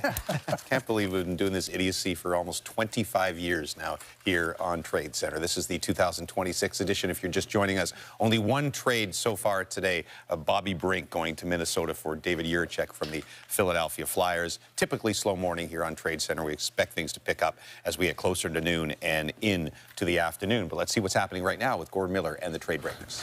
Things are getting testy over here. The boys are getting antsy. Want to go back, CJ, and revisit last night. The Vancouver Canucks moved Connor Garland, and what's next on the plate for them? Well, it sounds like it's quiet this morning, and that's understandable. We haven't seen a lot of movement yet around the league. But while you were sleeping, Connor Garland ended up in Columbus for a second and third round pick. And I think what makes this deal interesting is his contract extension hasn't even kicked in yet. Right. He signed a 6-year deal last summer that starts on July 1st formally. And you might say, well, that was a bad thing because, if had he been a rental and you were selling him, obviously this year has not gone the way the Canucks expected, that you could get more. But for Columbus, that was actually a positive thing. The fact that Garland is signed for that amount of time. There were a number of teams at the end that at least had some level of interest there. And I think, for a front office that's been selling, they got rid of Sherwood, obviously the big Quinn Hughes deal this year. Getting a player with some term off their books is positive, and now they can see, as today unfolds, do they move a Teddy Bluger or Vander Kane, some of the UFAs. Last night in New York, Dregs at Madison Square Garden, Scott Lawton, Oliver Ekman-Larsson, Bobby McMahon sitting upstairs in street clothes, healthy scratched in both the Jersey game on Wednesday night and the Ranger game last night. Ekman-Larsson and Lawton are sort of different situations than McMahon. What's his status? Well, Oliver Ekman-Larsson fits into the group of Brad Treliving farming for not interest offers. I mean, you can appreciate why there would be a high level of interest in Oliver Ekman-Larsson, but a source indicated minutes ago that there just isn't a legit offer that Treliving can work with. That can change clearly in the next 4 hours. But let's just present what the level of interest would have to be and what that offer would have to look like. We know that the Edmonton Oilers had interest in Oliver Ekman-Larsson, and I believe that the ask from Toronto's standpoint was a first, a second, and a prospect, and that just wasn't going to work for the Edmonton Oilers. So that gives you a pretty clear indication that Toronto is only interested in moving their veteran defenseman if you get that level of return coming back. Bobby McMahon is a little bit different in that I think there's a decision been made. We've talked all week essentially of, okay, well, this could happen, meaning you could shift over, find common ground on what an extension with Bobby McMahon would look like, in that 4.5, 4.75 range. Now it sounds more like Toronto is just flat out moving on. They're in a position, they're collecting assets as we know. So trade Bobby McMahon now, get whatever you can get for him, and it's not going to be chump change. You're going to get at least a decent pick or a couple of picks, and then reconsider the possibility of being in the group that tries to sign Bobby McMahon as a free agent. All right, Pierre, the top 5 teams in the NHL's overall standings are Colorado, Dallas, Carolina, Minnesota, and Tampa. Colorado's done something. Dallas has done something. Minnesota's done multiple things. Carolina and Tampa, crickets. Yeah, the top 2 teams in the East, although Sabres fans might have their hand up. 2 of the most progressive front offices in the NHL, too, in Tampa and Carolina. The Lightning traditionally have already made their move. They like to make their move the night before or a couple of days before the trade deadline. And I can tell you it's not from a lack of trying this week. The Lightning have been in all kinds of different things. I think they have their nose up at the prices for some of the players they have interest in, and they have their nose down at some of the players that were made available to them. So the Tampa's trying to find something that moves the needle for them before the end of the day. They really want to. Carolina, we talked about the possibility of Vincent Trocheck. I mean, the Hurricanes, they tried on Panarin before the Olympics. It would be really stunning to me if this deadline comes and goes today without the Hurricanes and the Lightning adding. Doesn't sound like there's a whole lot going on there just yet, though, in the day. So, Carolina was also a team that was interested in Nazem Kadri, and Kadri does have trade protection, so maybe they circle back, but I don't see the. Well, Tampa's not afraid to take big swings. Remember the Brandon Hagel deal? The Tanner Jeannot deal still stands out. They traded a first, second, third, fourth, and fifth round pick to get Tanner Jeannot. So they're not afraid to take big swings. No. Maybe they're just waiting for the right pitch. Coleman and Goodrow in the day, too. That paid off pretty well. Exactly. James? Yeah, and guys, obviously two distinct differences in the deals made on this day, the ones with term and, of course, the ones where the term is about to run out, the rental players. Here's Lindsay and Frank.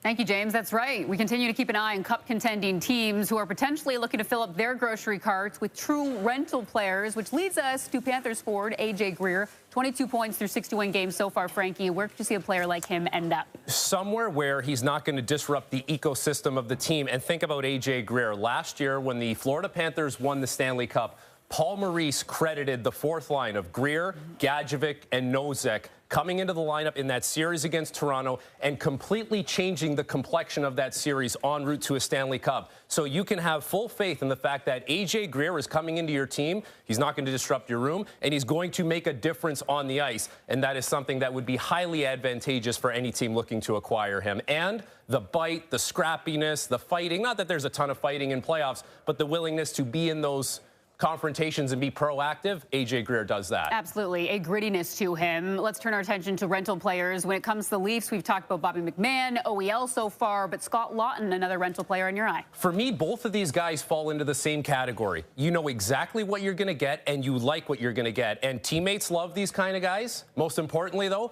opponents hate these kinds of guys come playoff time. And for Scott Laughton, a very attainable contract for any team to bring in. We know the Toronto Maple Leafs situation, how they have to sell off some UFAs. And you talk to anyone who has played with Scott Laughton or knows Scott Laughton, one of the most admired players in any dressing room. Just ask Easton Cowan, who spoke glowingly about him. Even though it's a small period of time, Scott Laughton has made a big impact on that youngster's career so far. So if you're bringing in both of these guys, you are bringing in positive influences to a team, most likely, that is trying to win a Stanley Cup right now. A huge asset for any franchise. 16 UFAs on our trade bait boards. We'll continue to keep an eye on any movement. James?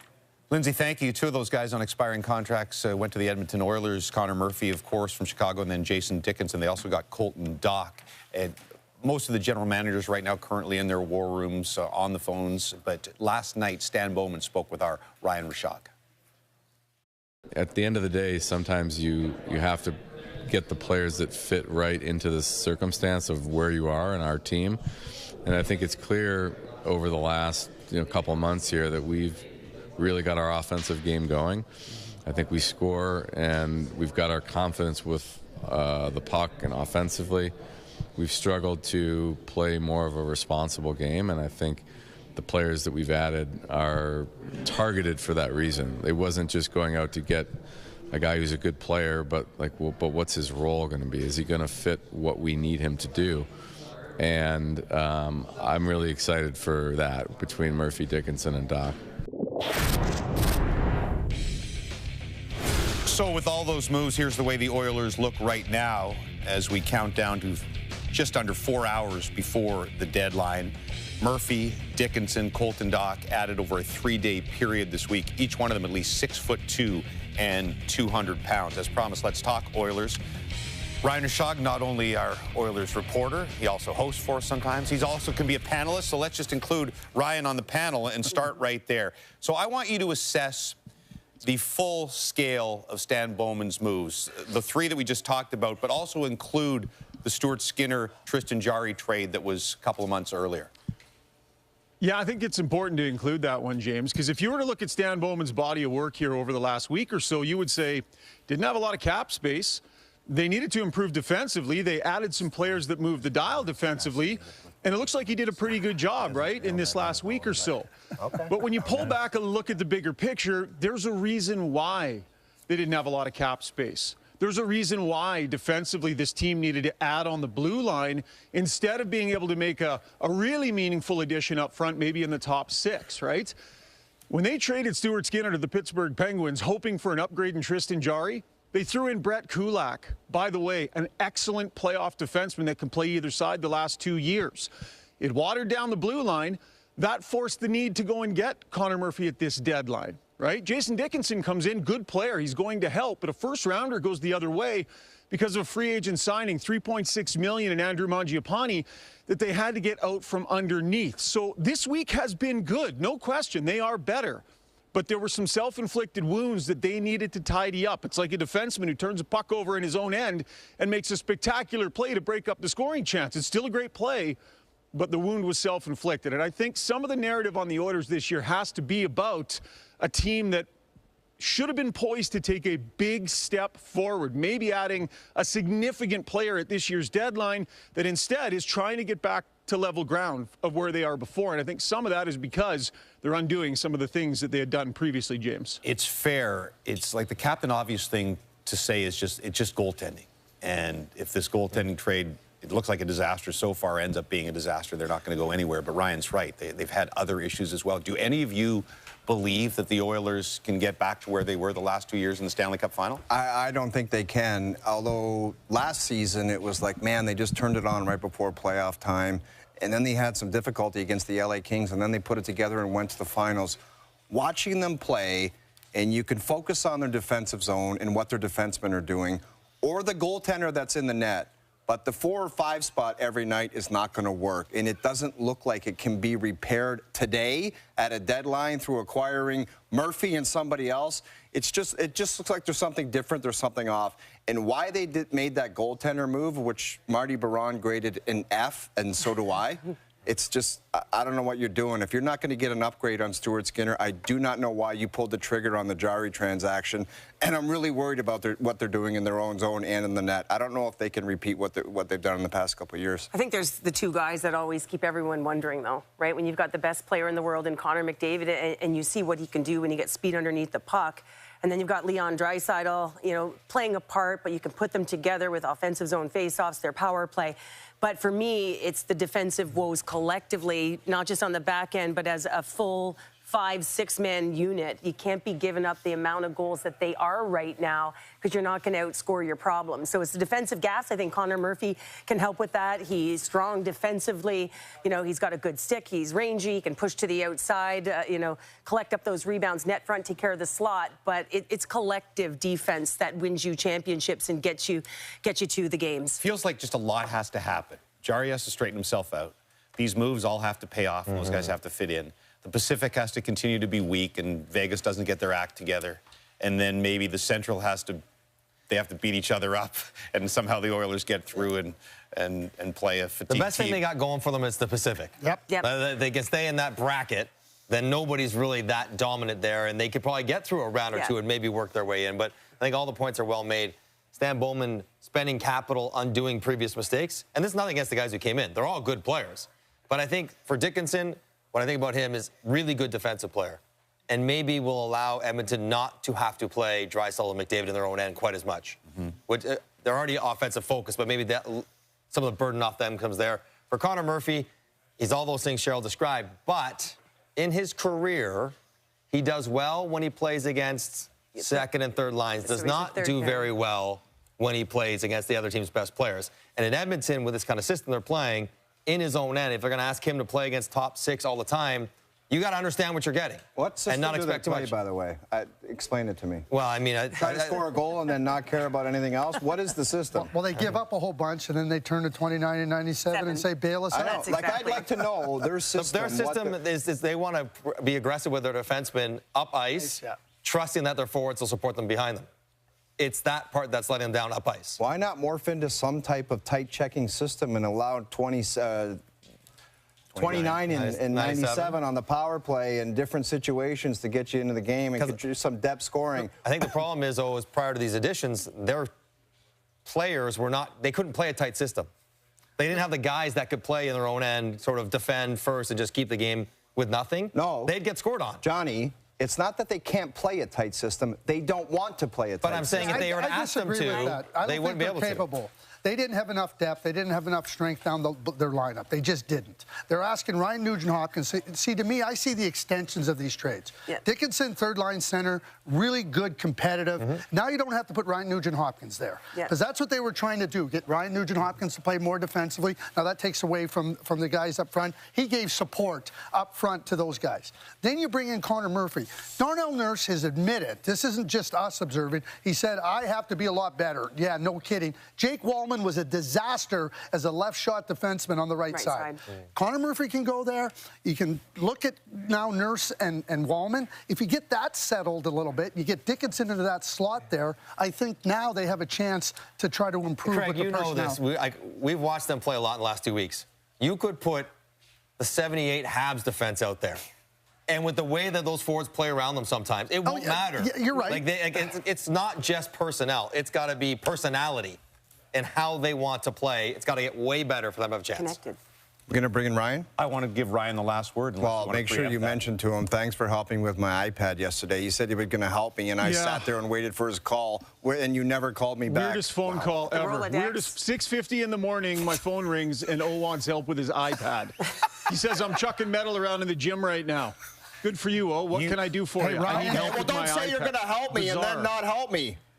Anyway, continue, Jimmy. It's kind of like the Edmonton forward. Weirdest fight in the history of Tradecentre. He has a whole Rolodex of people. Yeah, nerd. Why didn't you help him, nerd?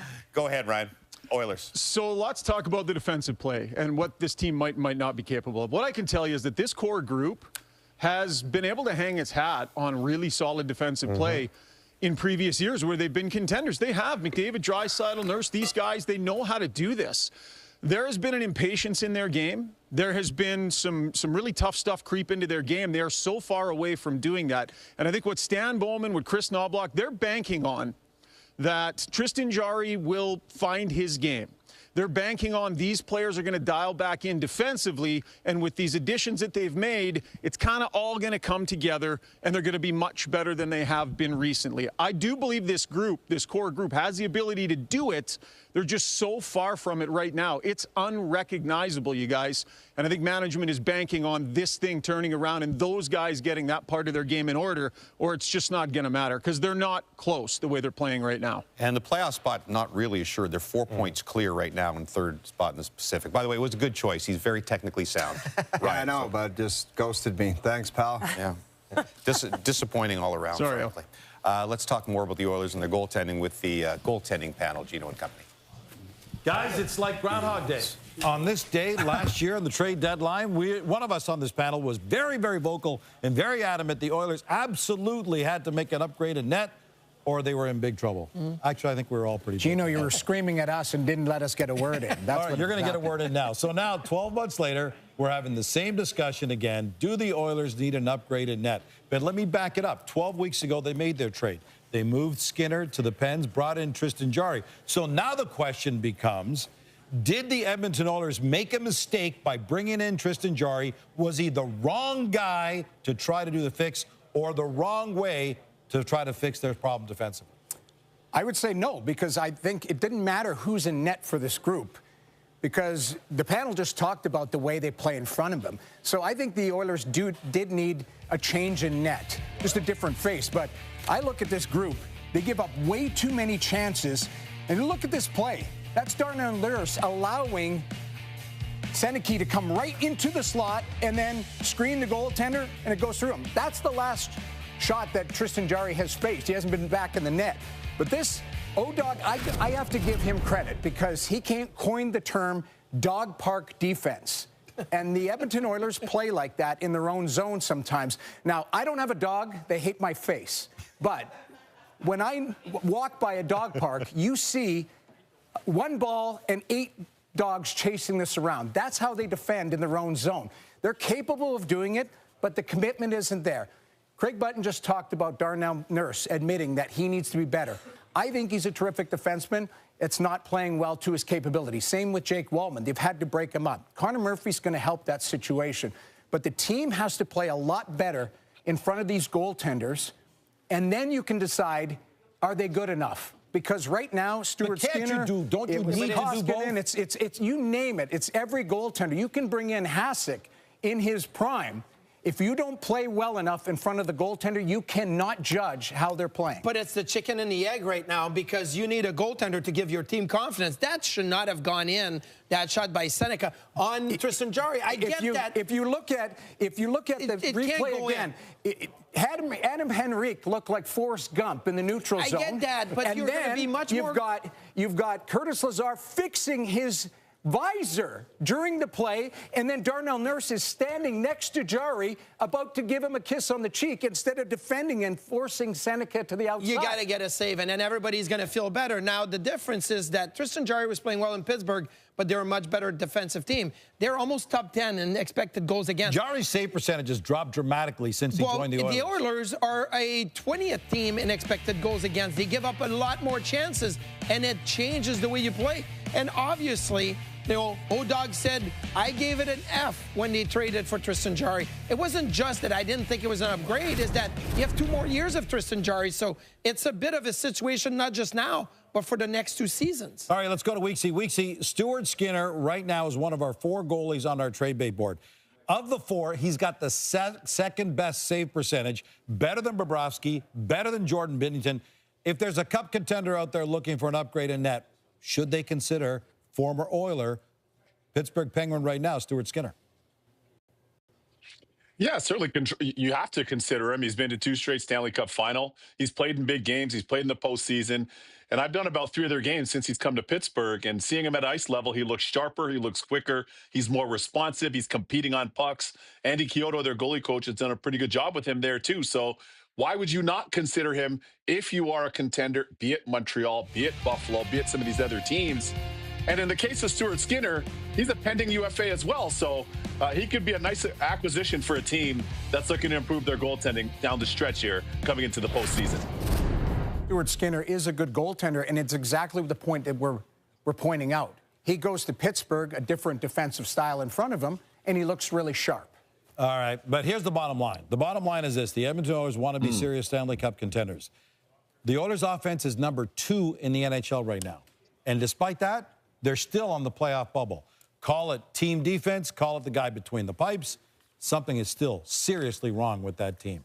James? Absolutely, and have to figure it out fast here, Gino. Appreciate that. We continue to roll on here on Tradecentre. Not much as the Bob McKenzie estate in our opening today. Oh, look at Hayes. Just dialed onto the green. It's going to be a big year for Hazy B on the golf course. Tradecentre continues after this.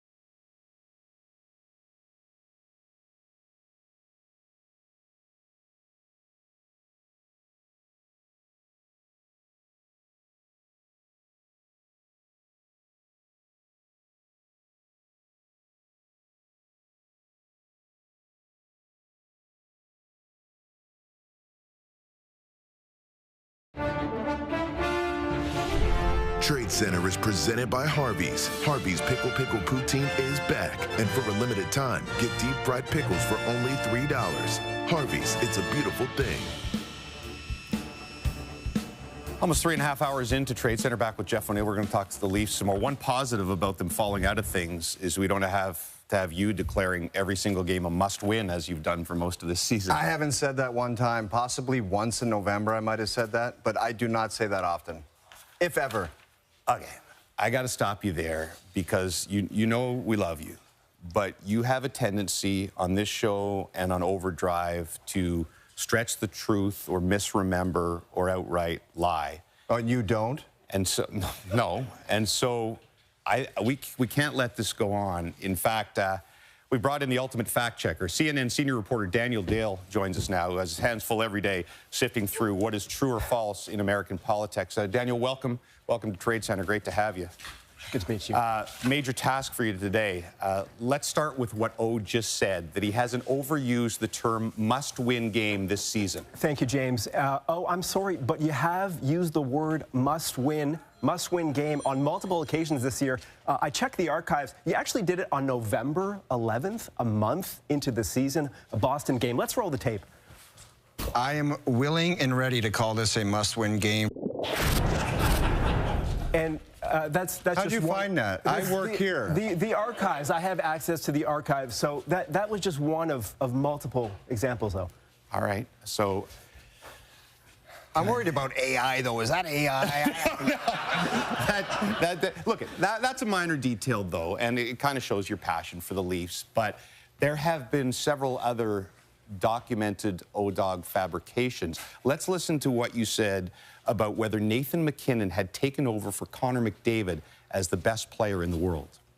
Ever since yourself, Duffy, and the Quizmaster started critiquing McDavid's game and saying McKinnon's the #1 guy, guess what he's done? He's gone nuts, and he wants it all. So he accused us of saying that. Was this accurate, Daniel? This, James, was actually a flagrant reversal of reality. So this McDavid-McKinnon question came up in a quiz you all did in December, and I want you to watch what O said during that quiz segment. Has Four Nations MVP and current NHL scoring leader Nathan MacKinnon surpassed, equaled, or remained slightly behind Connor McDavid as the preeminent player on the planet? 29 surpassed 97, James. I think he's just that it guy right now. Every time he steps on the ice, he's making something happen.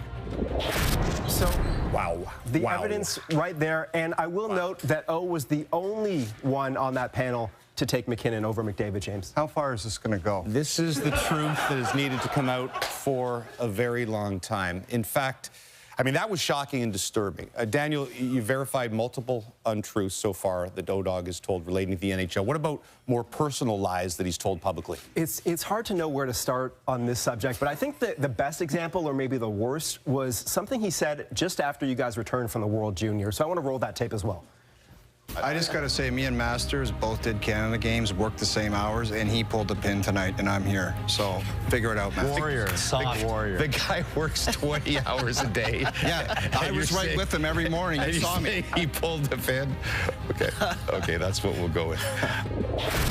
What's false about that? Look, I deal with a lot of egregious lying in my day job. This is one of the most egregious lies that I've heard in a number of months. So O-Dog worked 7 games during the World Juniors, refused to work anything other than Canada games. But that's my contract. It's not that I refused it.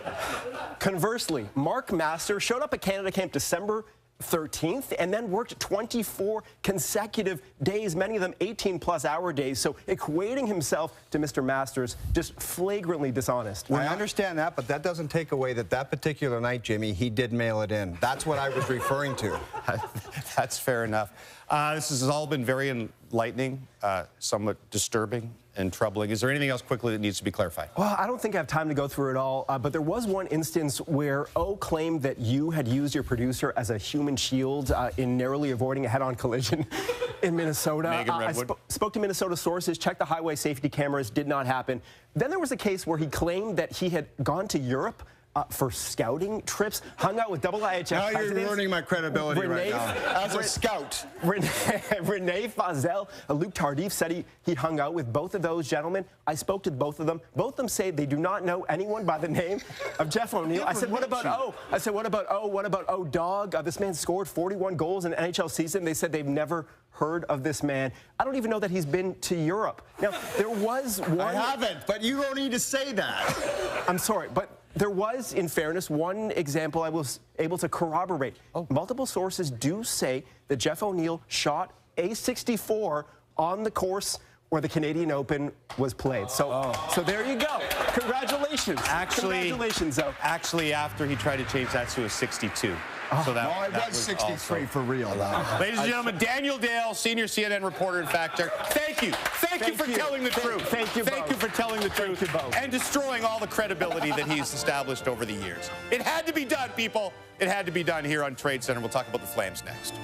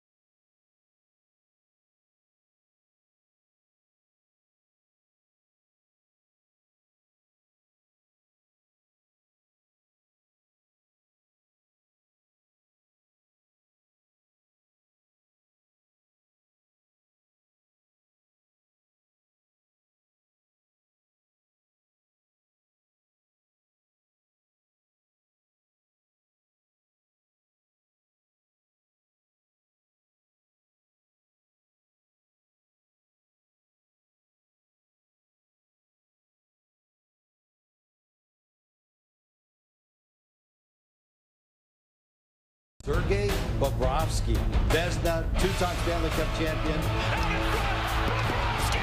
What an unbelievable save by Bobrovsky. Fires, save Bobrovsky, and then a big stop on Perry. What a move! McDavid is stopped by Bobrovsky. The Florida Panthers feel that they could get some value back. You're back on the case, Bobrovsky!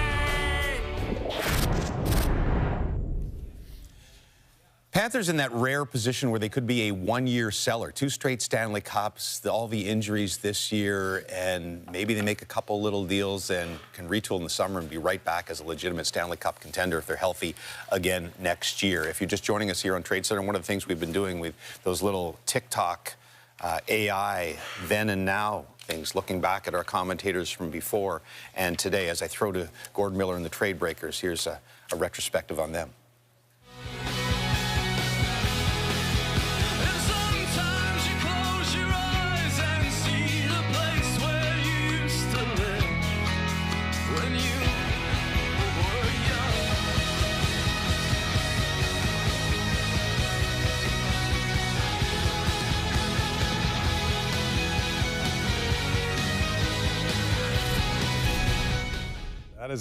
That is actually a photo of me. Yes, Boy Gord. Like 50 years ago?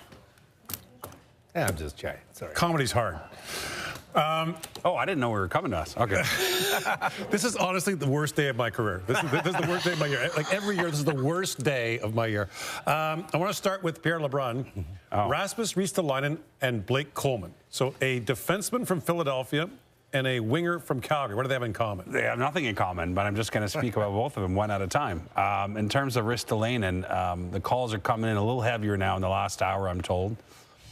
He's got another year on his deal at $5.1 million. And what the Flyers are telling teams is, and the Flyers were asking for a first-round pick and a prospect all week long, is that they don't really want to come off their price because they're fine keeping him for another year. So let's see the game of poker here as we get closer to 3 Eastern.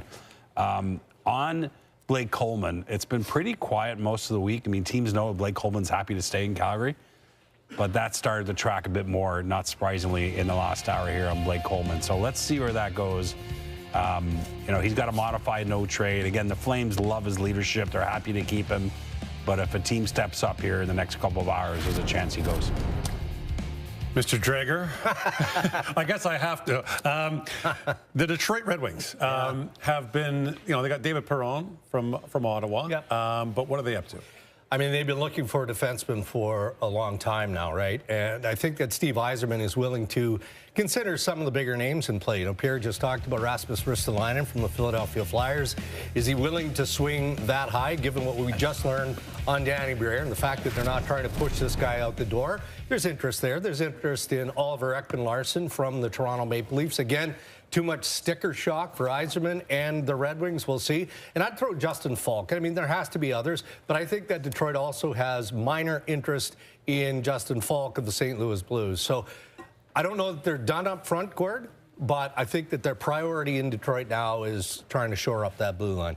CJ, when you look at teams like Detroit, Anaheim, others that have been out of the playoffs for a long time and are now in the mix and currently hold down a playoff spot, or teams that are on the edge of it, how much pressure is there on them to do things? Like I keep seeing in Detroit, you know, it's time for the Red Wings to make a move here. Well, and that's been the story, I think, of this week, because we've seen Buffalo, you know, teams that we haven't traditionally, we've been talking with them being sellers, frankly, in years gone by. And maybe one of the teams that fits that mold, Gord, is the Utah Mammoth. And, you know, obviously they've already made a big deal for Mackenzie Weegar, but I still feel like they're lurking a little bit in the shadows on, you know, getting a center iceman. You know, maybe it ends up being the big home run if they can get things back on the rails with the Robert Thomas talks. But they have a ton of draft capital, a ton of prospects, and I think they have a ton of desire to take the next step and finally qualify for the playoffs. All right, James, I want you to take that AI machine, wherever it is. There was a trade announced, by the way, by the Flyers. Okay. The Flyers and the Bruins. So the Flyers acquiring Brett Harrison and Jackson Edward from Boston in exchange for Alexei Gendron and Massimo Rizzo, who I know is a minor hockey player. Good player. Nice player. Maybe not an NHL guy. We'll see. That's the kind of information you're not getting anywhere else, James. Keep those blockbusters coming, Dregs. That makes 2. Yeah, well, we got 2 on the total so far. MJ's over, still looking okay. Well, not really. He's got 16 and a half more to go on that. All right, we continue our cross-Canada checkup with the Calgary Flames. Let's look at their roster right now. It's not really about the roster for the Flames. It's more about all the picks they've been picking up. They traded their best 2 defensemen this season, of course, Rasmus Andersson to Vegas early in January for a 2027 first, and Zach Whitecloud comes over in that one as well. Mackenzie Weegar goes to Utah on Wednesday for only about a 2026 second-round picks. Let's go to Claire Hanna, who's doing double duty for us today, covering the Ottawa Senators and covering the Calgary Flames, who, of course, played the Senators, lost 4-1 last night. Look, the new building is coming. Gary Bettman was just in town, coming 2027. So safe to say that the plan here is to keep getting those prospects and picks and to start being really competitive around the time the new building opens? Yeah, you nailed it. That's definitely Craig Conroy's main goal over this draft period, or pardon me, over this trade deadline. And I think it's important that we just summarize the 3 goals of Craig Conroy when it looks forward to 2027-28. And that's 1, draft picks, 2nd, impact centers, and 3, fill out that blue line. And when he dealt Mackenzie Weegar to Utah yesterday in exchange for Olli Määttä, he also got 3 second-round draft picks in this year's draft. And when you look at the Calgary Flames and their picks over the next 2 seasons, they have 9 picks in the first 2 rounds, which is pretty remarkable stuff. That's even giving them the ability to deal some of that away to kind of pick up whether they want to get more impact centers or fill out that blue line. But just looking at who they've got at center right now, yes, Nazem Kadri is still with the Calgary Flames. Maybe he's dealt today, but beyond that, Backlund's really your only impact center. So they might want to start looking at their future there. And then just to touch on that blue line, I think Zach Whitecloud has really exceeded expectations within the organization, just his personality in the room and his leadership. But when they got Olli Määttä yesterday, I think that they're hoping that maybe he could provide some similar leadership in that group. He's got a Stanley Cup from Pittsburgh. He's 31 years of age. And then the final thing I'll say about that blue liner group is that of their 8 players on their roster right now, 6 of them are under the age of 30. So you're seeing that they're going to really have a future there. And it'll be interesting to see. But as you mentioned, yes, stick to the plan and be competitive when the new arena opens in 2027 is the main goal of Craig Conroy. Claire, excellent. Thank you. And, of course, the day is not done. There's still possibilities out there on Kadri and perhaps Whitecloud and Blake Coleman as well. And all those picks they have gotten, the 27 first in the Anderson deal, the 3 seconds from Utah with the Rangers second rounder that Utah owned, Ottawa's second rounder that Utah owned, and Utah's own second rounder, all coming in that Mackenzie Weegar deal. How would you assess, as we bring in the gang here, how would you assess Craig Conroy's performance, starting with the Anderson trade? I thought it was fantastic. And I have to be honest, I was in Craig Conroy's office yesterday before the game, and he could barely talk. His phone was ringing off the hook. He's been that busy and working. And I thought the trade was fantastic for the Calgary Flames. And you look at it, you're obviously going to try and get a king's ransom for a top-tier player that has term. I think Weegar's a guy who can play in your top pairing. And it's sad to see him go because he's such a battler. He wasn't having his best season this year, but I do believe he's a top-tier guy. But I love the trade for the Calgary Flames. It gives them flexibility moving forward. All you've done is stockpiled picks. And Craig Conroy's done a great job drafting and developing, too. I was just going to say that there seems to be a clear process. Sometimes, with some of these teams, there's in that mushy middle, there's been a clear direction to accumulate those picks. Whether it's the rink coming, yes, they do need an elite center. We've kind of talked about that, what they can do to trade up with those picks, potentially to give them the strength down the middle. Parekh is a question mark for me and how he grows into the blue line defensively at the National Hockey League level. But, yeah, I think he's done a nice job. You wonder if time is of the essence, though. If they're trying to hit the ground running with their new building, that is 2 more years, right? So holding on to Kadri, holding on to Coleman for another year, and that pushes maybe the draft picks they get for those guys another further down the road, which then makes it 1 more, 2 more, 3 more years until those players that you might pick get to the team. Like, I think they want to be competitive when that building opens. So you wonder if the timeline of the building, which I definitely think factors into their decision-making, expedites some of these guys with term to get it done now, to give those players or picks more time, become potential NHLers when they finally get to that You're going to be selling tickets and sponsorships. You also want the fans and the sponsors to see that there's hope. You don't want to wait till you're into that season beginning. So I think, to your point, Mike, getting the draft, you're not trying to push out to 28, 29 with players. They got a lot of good young players now that they've drafted that they're working in. Matt Vegredin comes to mind. We talk about Parekh. But they want to use, and I thought, Jamie, you nailed it, too. Everybody goes, oh, what's this draft look like? Well, this draft is... to me, here's how the draft works. If you make on your picks, you've had a good draft. If you don't, you haven't done very well. So, to me, you also can use those picks to try to package them up. You got more options now, and I think that that's really important. But it is 27, 28 into that arena. They need a star. Sorry, go ahead. They need a star. They need elite They need a star player. Maybe Dustin Wolf's their star player, but they need a star forward. And maybe they get lucky in the lottery. Steenberg or Sternberg or McKenna. Top-end talent sells, right? That's what it is. Right. If you have top-end talent, But, like, you know, they have good players. They do. But none of them are good enough to be the drivers of a team on their own. They need someone to slot those guys a little bit less. And if they can find a way to get one of those guys or two, then they'd be in much better shape. 4 first-round picks in the next 2 drafts, 4 second-round picks this year.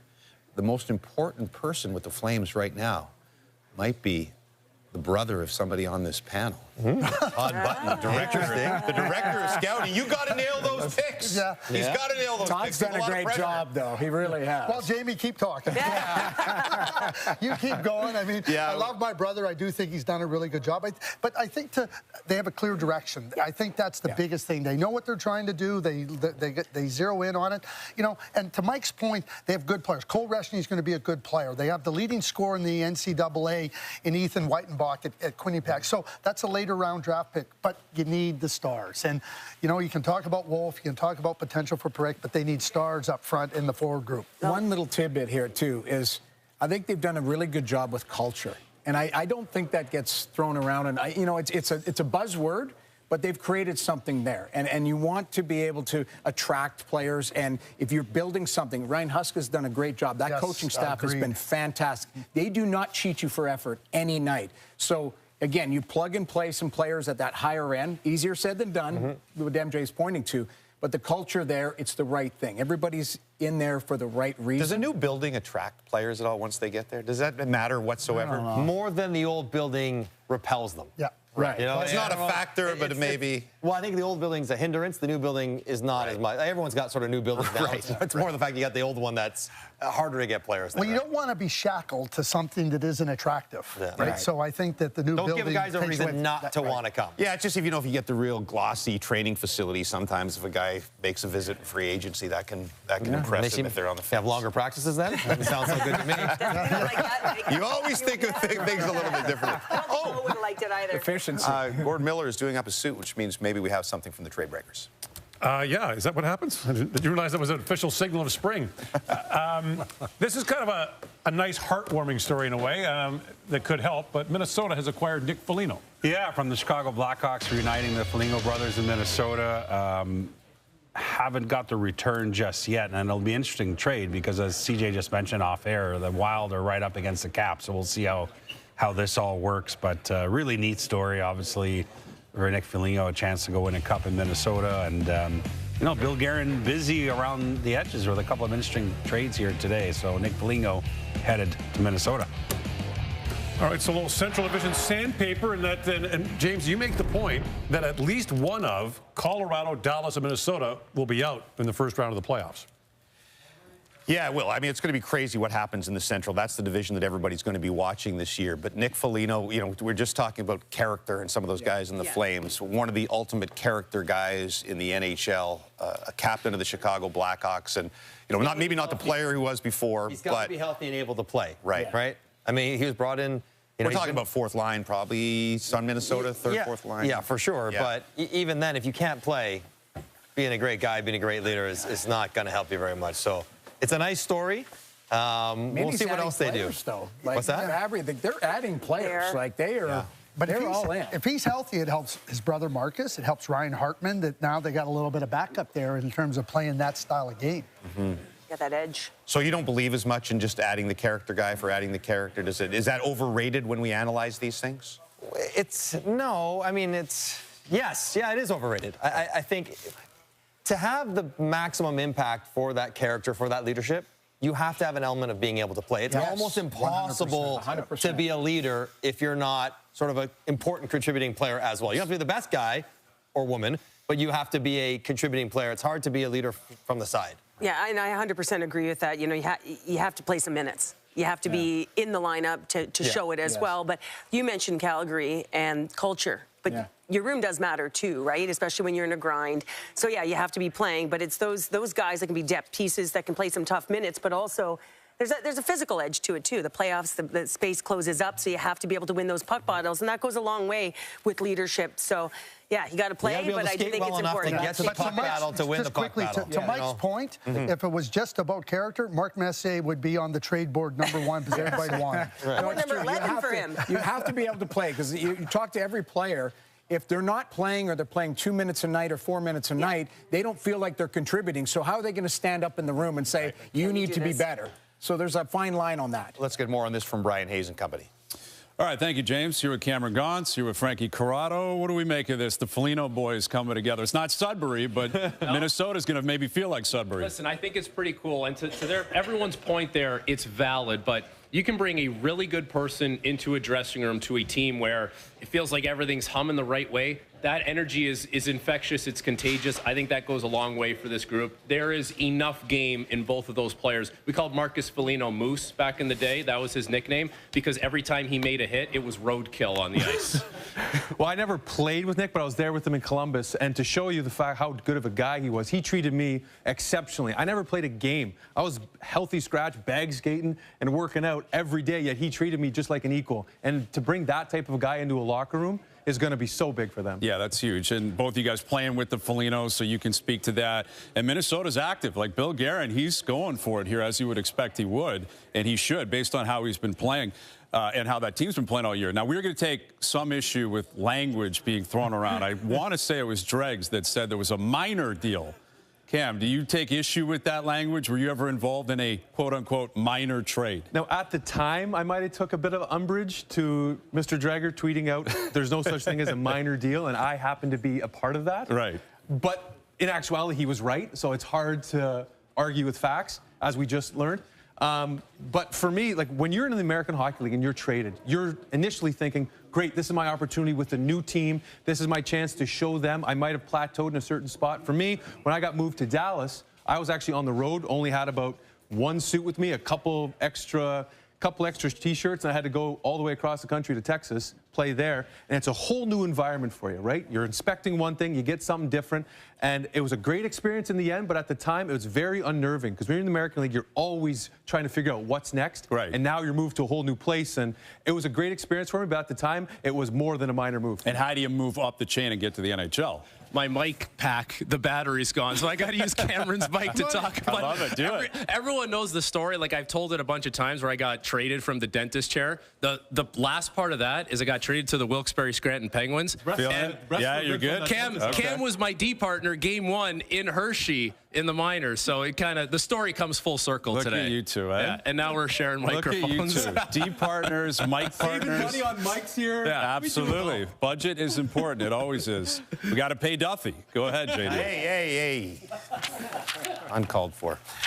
Yeah, well, that's what I needed Daniel Dale to fact check all the lies I was told about that as well, my salary over the years. We continue here on Tradecentre, approaching noon Eastern time.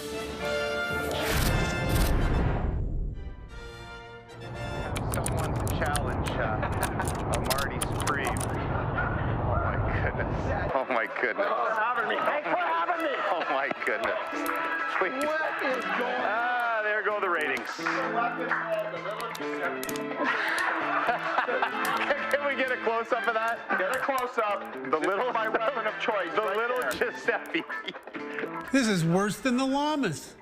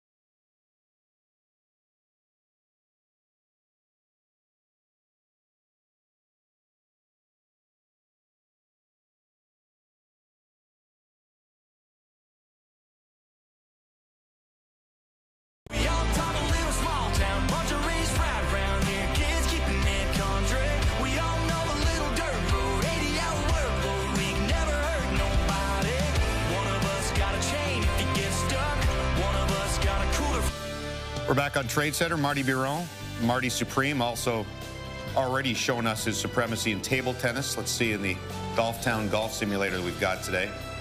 It's out a lot in the summer in Buffalo. I like it. It's going a little bit left. It's got some tree action there. Oh, that's trouble. Marty will reload, but we won't. We'll spare you that. Good try, Marty. You're still a table tennis champion. We're here on Tradecentre. We're just moments away from 12 Eastern time, but still a long way away from the deadline. 3 more hours to go, and light in the trading so far, although it's started to pick up. The most interesting thing, even overnight and yesterday, most of the action coming from the West and the West contenders and playoff contenders, and not much from the East, what looks to be wide open. Brian Hayes and his panel have more. Yeah, that's exactly where we're going with this chat. Back with Emily Kaplan, Carlo Koliakovo. The East, it's wide open. There's a lot of turnover, right? The Leafs were in the playoffs last year. They're not going to make it. The Capitals were in last year. They're not going to make it. Ottawa might not make it. And the Florida Panthers are not going to make it. They have been in the Cup final representing the East for 3 straight years. So someone's got to pounce here, Emily. Do you have your eye on any team in particular that you think will or should before 3 p.m.? I'm looking just south of the border for you guys and the Buffalo Sabres. Look, I think there's a pretty good chance that Jarmo Kekalainen did all of his business in one swoop last night, getting those 2 big defensemen from the Winnipeg Jets, and Sam Carrick, who's the kind of glue guy that you need to win, the guy that just does it all in the bottom half of your lineup. But look, you mentioned it. It's wide open. This is a franchise that has not been to the playoffs in an NHL history 14 years. That is a long drought, a fan base that is thirsty as heck. And let's also be honest, Kevin Adams left Kekalainen in pretty good shape. So they've got the assets to be able to make a further move. You don't have to mortgage totally the future, but why not bring in another impact forward or maybe some goaltending help to secure that you can not just get to the playoffs, but make a run? A similar team to Buffalo, I'm looking right at the Montreal Canadiens. Because as Emily just mentioned, what Buffalo's been through the last 15 years, Montreal, I think, exceeded expectations last year. They got into the playoffs. They got the taste. But now they're in a prime position. You talk about a team you want to model a rebuild after. It's the Montreal Canadiens. They go to the Stanley Cup final. They bottom out. Now you look at what they have. They got great young players. They got a prospect pool. They got a young prospect in net that they can develop around. Montreal Canadiens have to step up here. The window is open considering all the teams that you said are not in there. They're 5 points out of first, 3 points out of ninth. You got to excite that fan base and excite that team for the position they put themselves in right now. Go out and make a big move. Yeah, I mean, those 2 markets in particular have been dying for this. Buffalo, obviously, more than any other team in the league. But Montreal has the richest history in the sport. And you can tell the fans want them to pounce, but there's a little bit of anxiety there because they've done such a great job of building this all up. But I'm with you. It's right in front of them. The thing is, one of those 2 teams, or both of them possibly, are going to have to go through Tampa. And I'm still looking at Tampa and Julien Brisebois. There's no chance he gets through 3 p.m. without doing something here, right? He has been active in the past. He has built cup teams in the past, and they have been the pace car in that division, and they're sputtering a little bit right now. John Cooper's alluded to it. They've got Vasilevsky, who's healthy and playing great.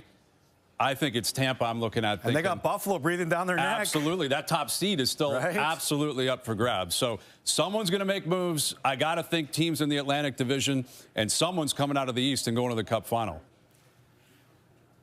Brian, Emily, Carlo, thank you. Yes, it's trickling in so far. We're at 3 trades, which might sound ridiculously slow for 4 hours of television coverage, but it's kind of the way it's been every year. We're basically on pace. And the vast majority, usually somewhere around 80% of the trades happen in sort of the 2 o'clock hour and just after 3 o'clock as they all come in. Let's check in one more time with Jennifer Hedger and Craig Button. Thank you, James. Yeah, Craig and I are just talking about the 2 top names on the list that obviously is still to go, Nazem Kadri and Vincent Trocheck. Neither of these guys are UFAs. They both have terms still, so they're looking for a team that can probably take on some cap space. We already talked earlier that would be an Anaheim, that's a Detroit, a Carolina, a Columbus.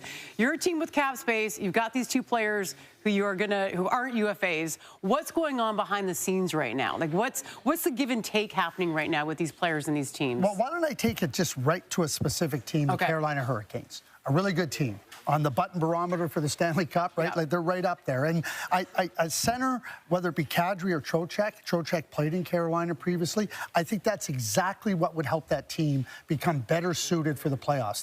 They don't have that player that can play behind Aho. They were hoping it would be Kotkaniemi. So you have cap space. You have this opportunity. You're well coached by Rod Brindamore, and that type of player, and you have the cap space. Yeah, there's term left on those contracts. But at the same time, are you going to be serious about being bold? Like Billy Guerin has been bold.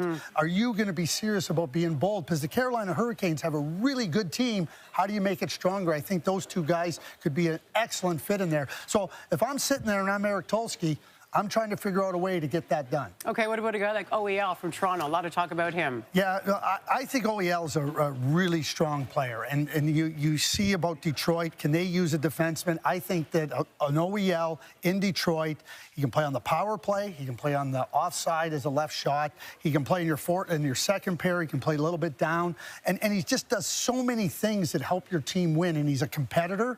He's won. He's got that.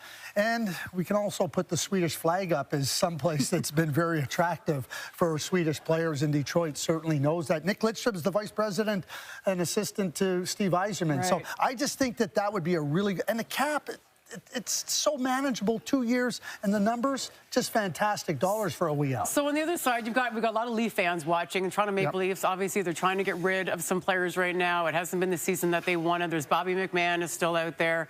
OEL, as we mentioned, who was the other one? Oh, Scott Laughton. So is this a situation, I mean, is someone like Bobby McMahon, is he overvalued because he's a Toronto Maple Leaf, or... You know what I mean? You know, this happens sometimes in Toronto when you play for a team with so many eyeballs on it, and all of a sudden he's the guy that everybody's supposed to go get because he plays in Toronto. Well, it's funny, and I think it's the observation that everybody would say is true. The players come to, and they're great players. You know, the problem for Toronto is they take their great players like Marner and Matthews and Nylander and want to blame them for everything, and then they take these other players and say, yeah, right. So it's kind of like, are you kidding me? Listen, Bobby McMahon's had a really good year. His contract isn't onerous. You know, but whatever Brad Treliving can get for Bobby McMahon, and you fit him into your team, he can skate, he can score. I think when you say overvalued, is what would his next contract look like? Right, which we saw the comparable to that with Sherwood. Yeah. But Kiefer's a different type of player, and you know, and again, you all of a sudden that starts. You got to decide, do you want to pay that? Scott Laughton, again, a really good manageable cap hit. You know, he fits into the bottom part of your group. But if you're a team that needs penalty killing, and one of the teams that needs penalty killing, and I know they've made some moves in Minnesota, their penalty killing is in the bottom third, just about of the league. So you get a player like that can come in and support that a little bit, and we'll see what ends up happening over time, whatever Billy Guerin does. But Scott Laughton, if I'm looking at a specific area, penalty killing, Scott Laughton is a guy with his cap hit that I'm looking to see, okay, can I do this? Well, Bill Guerin is not afraid to be bold. We'll see where these guys go just under 3 hours now until the deadline. James? All right, thank you very much. Some non-trade news for you quickly. This happened last night. Evgeny Malkin will have a hearing with the National Hockey League after an incident with Rasmus Dahlin of the Sabres. You don't really see it there, but Dahlin cross-checked him, and he gets a stick to the head from Malkin. It is a phone hearing, so it shouldn't be a major suspension, but he got a 2-minute cross-checking penalty, 5 minutes for a slash to the head, and was ejected for the game. Malkin, in his long career, not a lot of history, does have 2 other suspensions, but we'll see what happens with Evgeny Malkin as the Penguins very much in contention in the playoffs. We're going to talk about the Vancouver Canucks in full seller mood when we return here on Trade Center. Oh, what a play by Pettersson. Knocks it to himself. He's in. He's hooked. He scores while falling down. Working free from Pettersson. Got it to Besser in front. Backhand who scores. Brock Besser with a second to go. What a stop by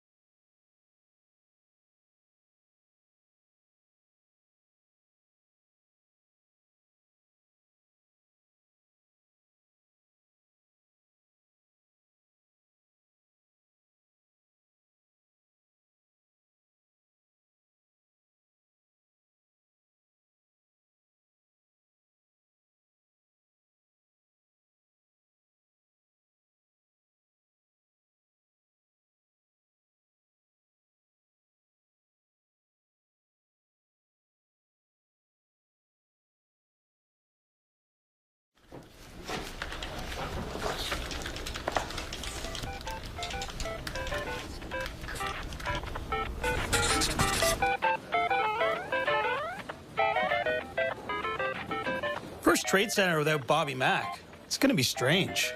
So long, prima donna. Finally. Guy's been stealing my for 20 years. Wait, you got his Rolodex when he retired, right? Right? Oh, dear God, no. It's over. We're finished. We're gonna be okay. We're gonna be okay. We're gonna be okay. You gotta get me off this show. I'm not Bob. GMs don't take my calls. Wait. I got it. I got a bad feeling about this one, guys. Shut up. Just do what I say, and nobody gets hurt. What happens if he's home? It's March. He's on his yacht in Monaco. Isn't it the Palace in Dubai? No, Dubai is January. Monaco is February. It's the chalet in St. Moritz in Guys, let's do this.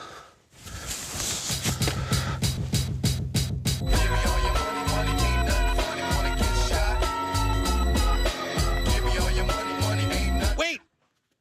Key was under the mat.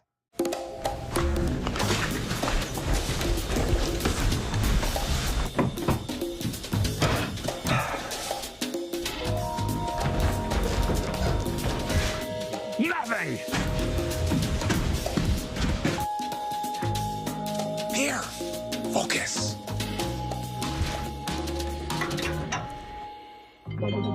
Wait, the safe.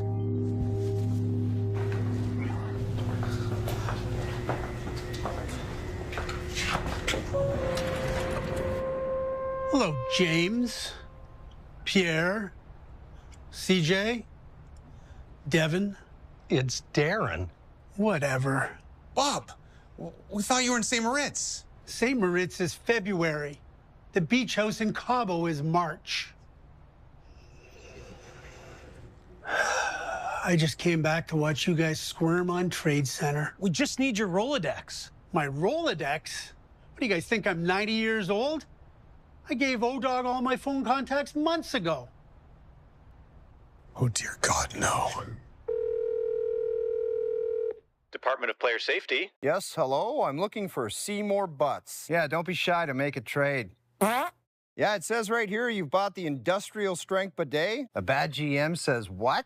Greersy, it's Tree here. We want Celebrini and we'll give you a 10th rounder in Boston pizza for life. Ducks, Mr. Shovel Day Off. Do you want your ducks cleaned? Doobie, it's Sid. I was just sitting around icing my knee and I was thinking, I don't want to be a penguin anymore. I want to be a maple leaf.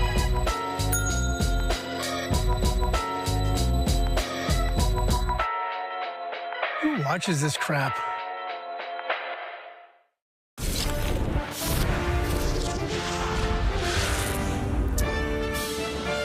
We've been asking that very question for about 25 years here on Trade Center, but it's you that watches this crap, and we thank you for it, especially in the morning when, let's face it, not much happens. We got a bunch of minor deals so far. But usually, now that we're into the afternoon hour, things pick up. For us, we've been here for a while, so Harvey's is kind enough to drop us by for the burgers, one of the most infamous moments, of course, in the history of Trade Center, when O was caught on a hot mic saying, "Is there ketchup on that?" You can open it up today. We got burgers for you. We got fries. Let's go. We'll try not to eat on camera because that'll be ugly. But here we are.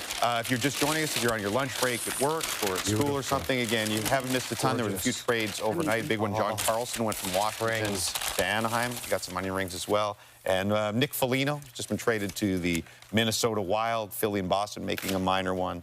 And the Wild making another minor one with Philadelphia earlier on today. That's what we got so far, but let's check in with Gord Miller and the trade breakers to see what else we have. Yeah, want to go back and revisit the trade of John Carlson by Washington to Anaheim. And, you know, I think it caught a lot of people off guard. And Pierre Rabon, you talked about it earlier, that this is not Washington throwing in the towel, but how it's received in the room is important. This was Alexander Ovechkin on his reaction to the trade. Well, it's obviously a sad day. Probably the toughest day in my career. Wow. So, CJ, he was also asked what this means about his future. And his answer to that was interesting as well. Yeah, he basically said, I'm not sure. And, you know, I think that this isn't anything for today. I mean, we're not at all suggesting Alex Ovechkin's being traded, but he is a pending UFA this summer. And the way everyone's left this is he'll decide, and they'll leave it to that time. I mean, Alex Ovechkin represented himself in his last contract negotiation. Obviously, has a great relationship with that organization. But when you see the kind of reaction today, Tom Wilson in tears, Ovechkin calling it the toughest day of his career, I mean, you just wonder what the future is for some of these guys. And look, this is a difficult part of a day like this, too, is that, you know, the organization is doing what's best for it as it transitions beyond the players that won that Stanley Cup years ago there. But, yeah, you just don't see that kind of reaction too often after a trade. Different situation in Minnesota. Nick Foligno going there, and you've got the details of the trade, which are scant. Yeah, from sad feelings to a really neat story. And, yeah, Nick Foligno traded to Minnesota where he wanted to go to be with his brother Marcus Foligno for future consideration. So no return from Chicago. Doing a solid by their captain, reuniting the brothers in Minnesota. Good on Carl Davidson, the GM of the Blackhawks, for this. They really wanted to put Nick Foligno essentially where he wanted. And, you know, players around the league pay attention to things like that in terms of how you're treated on the way out. So kind of a neat story for the Wild. When you ask Connor Bedard at the end of his career, years from now, who had an influence on him early on, he'll say Nick Foligno, who was a very important part of his early career in the NHL. Dregs, we've been hearing about Robert Thomas for day after day after day now. What's the latest on that? Well, imagine if you're Robert Thomas, how you feel, or his family for that matter, because you're right. You know, he's been through this for several days now. The ongoing trade speculation, is it going to happen? Isn't it going to happen? The one thing that is real is that Robert Thomas of the St. Louis Blues has full no-trade protection. So he controls the process now. And to be frank, the Blues are running out of real estate. They're running out of time here. The trade deadline, 3 p.m. Eastern, is looming. It hasn't been through lack of interest. I mean, Doug Armstrong of the Blues has been asking for a ransom, appreciably, for Thomas, year 3 of an 8-year contract extension. We went down the road recently with the Buffalo Sabres that couldn't make that work based on the haul that Buffalo wasn't willing to provide.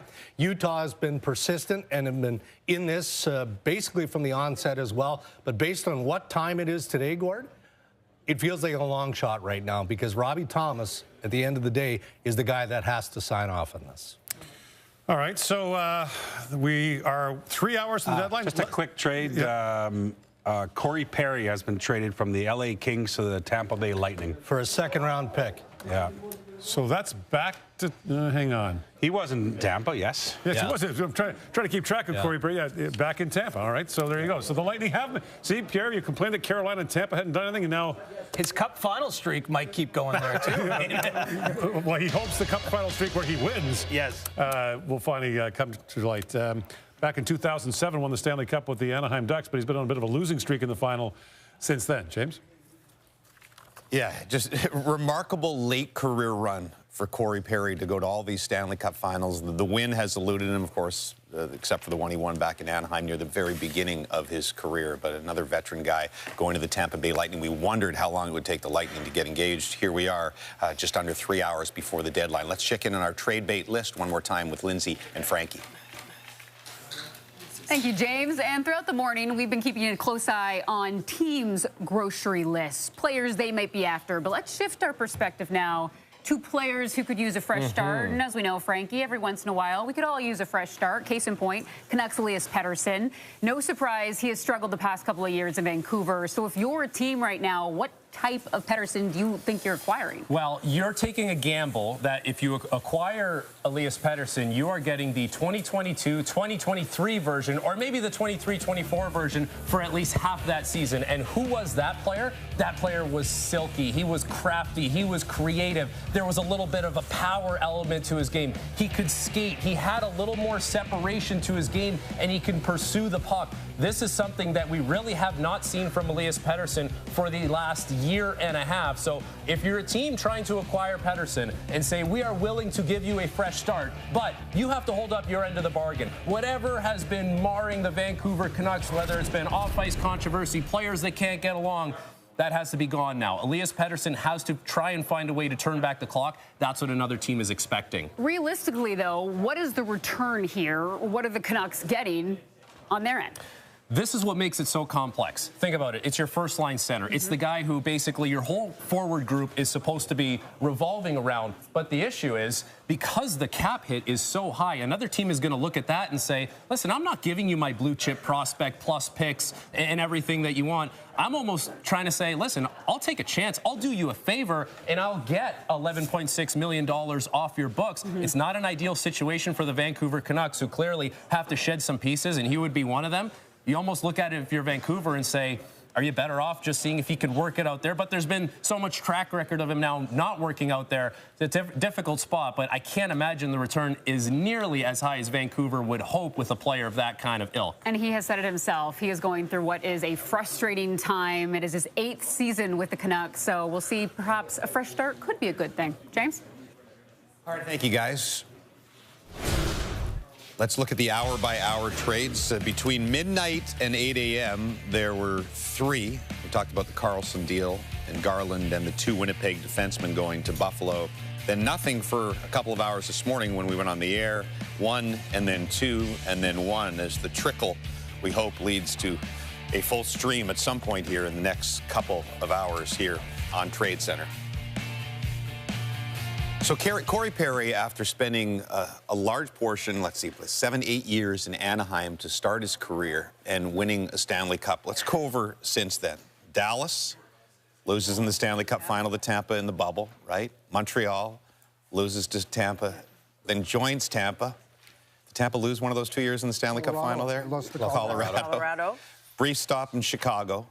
And then 2 back-to-back years with Edmonton, both going to the Stanley Cup final before going to LA this year, and now maybe a chance to get back there with Tampa. When we had the Foligno conversation, you talked about, it's a character guy, but he still has to play. Corey Perry is obviously a character guy. Can he still play? Yeah. Very different. And he'll get a role right away. As good as Tampa has been this year, they are still a top-heavy team. They're driven by their top 6. Now, unfortunately for them, their top 6 incredible. But further down the roster, they have, Dominic James was just hurt. Gage Gonzalez has played a big role. He could slide in on a third line, Yanni Gordon, him, and provide energy. And the thing about Corey Perry is he still has that. He doesn't want to be a fourth liner. Yeah. He wants no part of 4 minutes. He wants to play a significant role, but he's still more than capable on that team. He could be a difference maker. He always seems to be in the playoffs. He pops up once or twice, huge goal late, overtime, whatever it might be. And he'll be able to do that again this year. The term dragging people into a fight is tossed out a lot around the league, but I truly believe that this guy is one of those people that his intensity and his caring, and he does stuff where you're like, why are you squirting a water bottle in that guy's gloves on the other team? It's because that's just what he does. And he cares a lot, and he shows it a little bit differently. I think Tampa sputtered a little bit lately, and this guy, as old as he is, it's crazy to say, he'll bring some energy and just a little bit of zip where they might need that to get going. He's 40 years old, and he's still playing for a reason. And if you go back to the playoffs, as you alluded to, Mike, last year, how many times we're watching Edmonton on their run in their 22 games, and he had 10 goals. Yeah. Right? He had 10 goals, and he was averaging 15 minutes of ice time. So when you start to think about that, a guy that was versatile, they needed a goal at the right time, he found the right spot on the ice to be able to put it in, he was impactful. And so if you can have an impact, which Tampa Bay clearly thinks he can, to a lineup that's gotten healthy, Braden Point back in, Victor Hedman, so it's a depth piece, but he's playing for a reason. When we talk about Corey Perry, Mike talked about personality earlier about Edmonton. They miss Corey Perry's personality in Edmonton. Well, don't forget, when Zach Hyman got hurt, he filled in nicely on the power play and scored some big goals. But you know what else he does? He tells other players, hey, it's not good enough, and stop it, and get going. And so that's the personality that says, I'm not accepting this, and you guys aren't either. Because what you don't see with Corey Perry is what he does in the room, what he does in practice. We all see what he does in the games. If he's not happy with guys, he'll stick you in practice. He's that guy, and the Tampa Bay Lightning know him. I think it's a great get for the Tampa Bay Lightning. But it's not just like he's a hard taskmaster. He's also supportive. He'll take you out to lunch when you're having a tough time. Very young guy, you've not been this before. He'll walk you through what it's going to be like for some of the players who haven't played. He does it, all those little things, that you would hope a veteran would do. Plus, when it's 6-on-5 at the end of the game, he'll be on the ice. They need a goal. He reminds me a lot when we got Mike Keane. I think Mike Keane is one of the best leaders ever around. Mike played in a certain role, but everybody knew that Mike was going to contribute on the ice. And the same thing to Mike, good point. He's going to support you, but he's also going to challenge you. You hear that, leadership? You take a guy out for lunch, I don't think you've ever paid for anything. He just got you a Harvey's. You're the richest guy. Oh.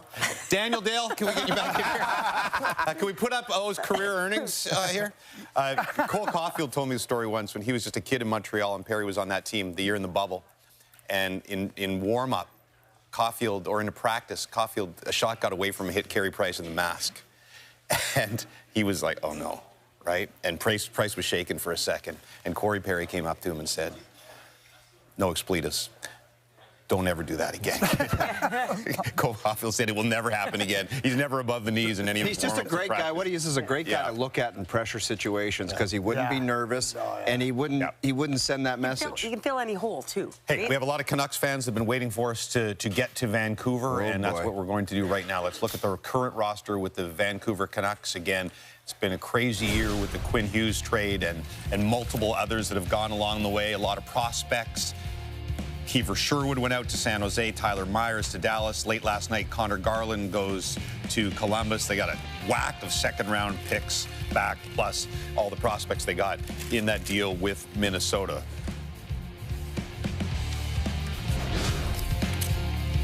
So as far as chances of picking first overall, they want to be in the top. Yeah, this is what you want, and they're cruising towards the last place finish and the best odds in the draft lottery, which, by the way, barring a bunch of flurry of trades, we're going to do our own little draft lottery shortly here. But right now, Vancouver at the bottom of the standings, which would mean they would have basically a 1 in 4 chance to get the first overall pick. A lot of Canadian teams may be involved in that draft lottery this year.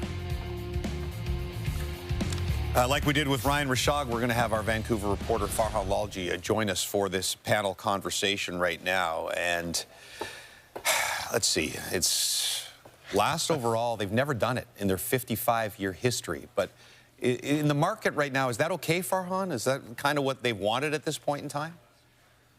Well, I think they want them to fully rebuild, and that's been something ownership and management and everyone else has been really reluctant to do. And, you know, this goes back a couple of years in terms of how they got to this point because, you know, that year they made it to the second round of the playoffs. That was a bit of a mirage. Absolutely everything went right for that team until the playoffs. And we knew there were some things going on beneath the surface. You get to the following year, Pettersson's got his new contract. He's still not performing now.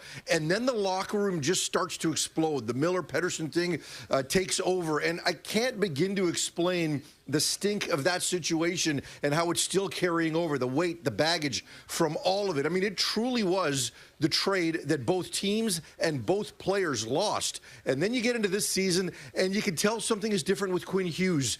Doesn't necessarily want to be here. We learned after the fact that he did indicate to management that he wasn't going to extend, and it just kind of fell apart from there. Eventually, they had to make that trade. Everyone around the team gives up, and now they've absolutely bottomed out. So fans have been calling for a rebuild for a long time. You got to go back to Trevor Linden when he first took over as president of Hockey Ops back in 2014, and they just wouldn't go there. And now the Quinn Hughes situation has forced them to go there. And in the process of trying to rebuild the franchise and rebuild the roster, they also need to rebuild the culture because it's not good and it needs to get completely gutted in order for this thing to get righted at some point down the road.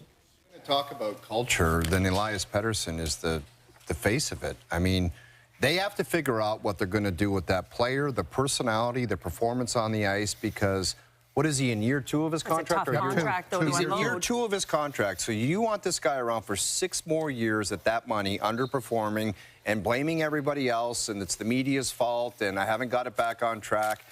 I mean, you got to deal with it. Because if he sticks around, fans are going to start disliking him more than they already do, and it's just a problem. Other players are looking around saying, this guy makes $11.5 million or whatever he makes, and he's going out there and doing this. What kind of standard are we setting? I just think that needs to be addressed. So what do you do, though? What do you do, though? I have no idea, but it's like anything else. If you've got a problem in big business, you deal with it. It's a question of how much you're going to eat, then. You have to deal with it. You got to get rid of them. Okay, so what are they worth? $1 billion? $billion? $1.5 billion? Vancouver? Carolina's 2.25. Okay, Vancouver's more than that. $3 billion. Their cap's going to be $92 million. And you're going to let $11.6 million drag your franchise down? Out the door you go. If you cannot get something that feels value, you can't get somebody to take on some of the money, you buy them out. Because if you have a stock portfolio... That's a massive buyout. I also think... Who cares, Bobby, but I think this contract's also structured, the buyout's not particularly saving. It's not about you're saving the culture of the franchise. Did you hear what Farhan said? Like, he says it has to change. It's a and it starts with BP 40. Okay, but then before we get to a buyout then. Yeah. He makes 11.6, right? So can we not pay him 5? You're going to need half of that? Whatever you think of him, at 5'8", he is still more than good enough to be a $5.8 million player. Yeah, I'm not talking So you can get rid of him if you're willing to eat or retain a certain degree of money. I'm going to go back to what Farhan said. He said they need a massive change. It's not good. And so you're right, Mike. I'm not saying not to take Elias Pettersson. I'm saying the Vancouver Canucks, if you got something that's dragging down your portfolio with all the money you make, Jeff. Used to? You mean used to, right? You're going to get rid of the loser, like the money that's pulling it down. And that's what I think. And it's cold, it's harsh, but that's what you got to do. I just said to Craig, like, if he went to Carolina and Vancouver ate some money, a guy like Rod Brindamore would be great for him, just because I know what Roddy's all about and the motivation and the fitness and all of that. But his coach right now is Adam Foote, like one of the biggest. Rick Tocchet. And Rick Tocchet, two of the biggest character people that have ever played in the game. And he's not responding to those two guys. I don't even know if Roddy could do it if those two guys can't. We're talking about real credible NHL players that have been through the war. He hasn't responded to any of it. So what makes him respond to anything? Well, let's ask Farhan Lalji, who watches him on a night-to-night basis. Farhan. Yeah, I think those are some valid questions, right? There's a concern that there's a level of indifference with the player, and we saw a little bit of improved play when they played Carolina in their last game, and it's kind of funny. We've gotten to that point here in Vancouver where if there's just a couple of games of reasonable play, we start wondering if Petey is back, and I think the organization's got to make a decision here because they still don't believe that there's necessarily addition by subtraction here. They want to recoup some value. Now, you're not going to get a Quinn Hughes-type haul for Elias Pettersson. Maybe you get a high draft pick. Maybe you get one prospect. You're not going to get a combination of assets, and they really don't want to retain. I understand why you don't want to retain. It's not just the money, but you've got a retention slot that's then going to be tied up for the next 6 years of that deal. Now, I think he needs a change of scenery. He's got full no-trade protection right now, so I think there's only going to be a certain select number of teams that he's potentially going to waive to if he's going to go, but I don't know that Pettersson, in fact, I'm convinced he will never be a 100-point player again, but I do think he could be back to being an 80-point player. He could be a really good second-line center on a contending team, or maybe a first-line center on a not-so-good team. But, you know, it's not going to happen in Vancouver. I think in Vancouver, he's going to be that 60 to 65-point guy that leaves everybody wanting. He needs a change of scenery, whether he admits it or not, and certainly the organization does as well. They've just got to get their heads wrapped around the fact they're not going to get much back for the player. In conclusion, whether it's EP... It's just like you're writing a grade 10 essay. Comma. Whatever. EP40 or Austin Matthews, I'm a little bit fatigued of the narrative of they're solid, they're playing well. When you're making that kind of cake, you got to be a game breaker and a difference maker on a nightly basis. So maybe he's a 40-point guy, 60-point. What?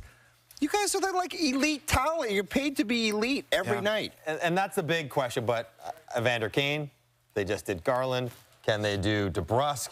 What about Marcus Pettersson? Why would you sign Demko? There's like a lot of questions below Pettersson on that have to be sort of unpacked on that organization. I think there's probably still a player in there, and depending on the right situation team, it could come out. But that GM on the other side, what a risk that will be. At $6 million, it's not a risk. But if they don't, let's say there's no retention or a little retention, then that is like, if it could pay off, it's huge. Right. If it doesn't pay off, it's like a job-costing gamble. But just quickly, I would just say, so try to help Jimmy fix his problem, and I would take a chance on EP40 for sure. All right. We will roll along here on Tradecentre. We are, let's see, 2.5 hours to the deadline. We talked about all the Canadian teams will be in the draft lottery. We'll conduct our own legitimate one when we return.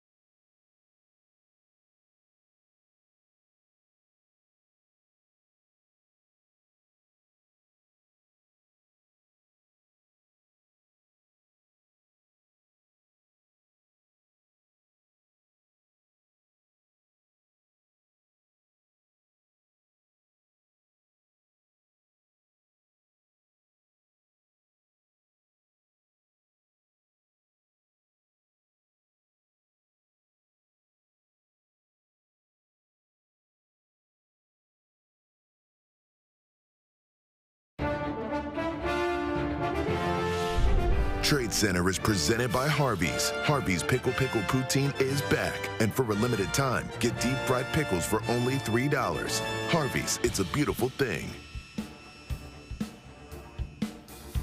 We continue on Tradecentre. We don't do this every year on the show, but years when there's special players available, like the Connor Bedard year, or years where there are a lot of Canadian teams who have a chance at the first overall pick, and that is the draft lottery. The actual draft lottery, a couple of months away. In fact, it goes May 5th. Our director of scouting, Craig Button, will be watching this very carefully and then doing sort of a mock draft when it is over. But to conduct our draft lottery, we'll get to him in just a second. First, I just want to explain the math and exactly how this works. Vancouver has the best odds to pick first overall, 25.1%. We talked about that moments ago when we talked about the Canucks. Teams are ranked based on point percentage in current standings. They can move up 10 spots because of lottery rules. So 4 Canadian teams have a chance to pick first overall: Vancouver, Calgary, Winnipeg, and Toronto. Keep in mind, Toronto's pick is top 5 protected. But if it goes outside the top 5, it would go to the Boston Bruins as part of the Brandon Carlo trade. So the only way that Toronto stays and keeps its pick is if they somehow end up in the top 5 in the lottery. We also remind you that Ottawa has forfeited its pick. Remind us what happened there exactly. Well, it was something with no trade clause and a trade to the Vegas Golden Knights with Dadanoff. Yeah. And so they had a choice of giving up their first-round pick in 2024, 2025, or 2026. They didn't forfeit it in the previous 2 years, so they're mandated to forfeit it in this year's draft. Okay, so because of that, because Ottawa is out of it, we have just 15 eligible teams who have a chance to win the draft lottery this year. And once again, we did this exactly the way they do it with the NHL, the exact same numbers and percentages, all our accountants backstage to make sure it went. There was no funny business. And the ping pongs, let's see, do we have the ping pong balls? Yeah. All right, here are the ping pong balls brought into studio. Again, the draft conducted a little bit earlier. There we go.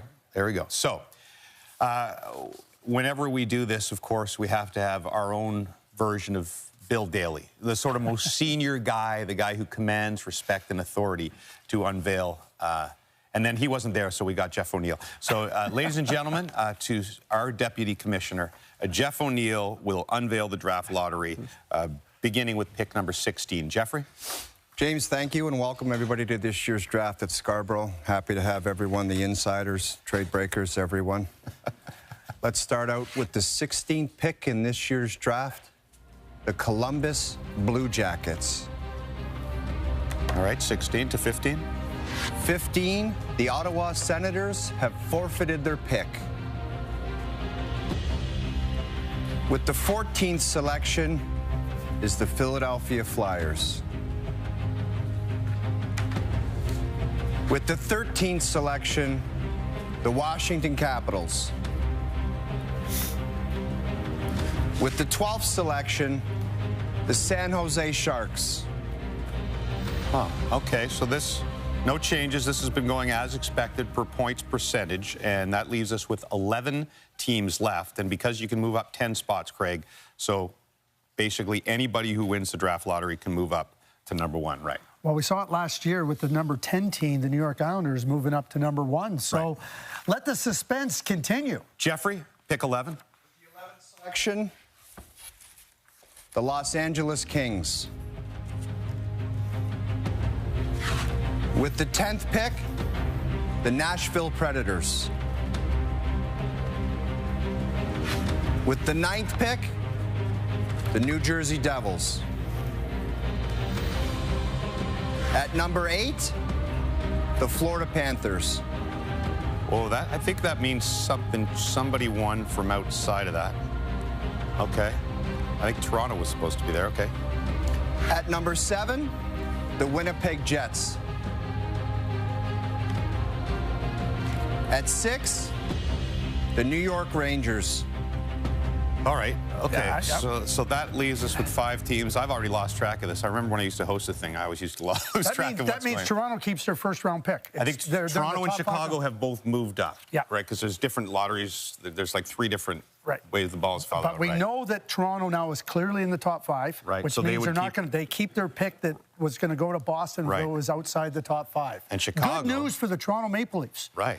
because you know, in a year with lots of good players, a high draft pick, this is luck shining its fortune on the Maple Leafs. Well, and the Blackhawks as well. I mean, if the Blackhawks, they've been in that little top 5 spot and got Connor Bedard and such, but now a chance to get back up there when they're already improving. Okay, Odaga, let's take us to pick number 5. With the 5th pick in this year's draft, the St. Louis Blues. All right. With the 4th pick, the Calgary Flames. Oh, my goodness. With the 3rd selection,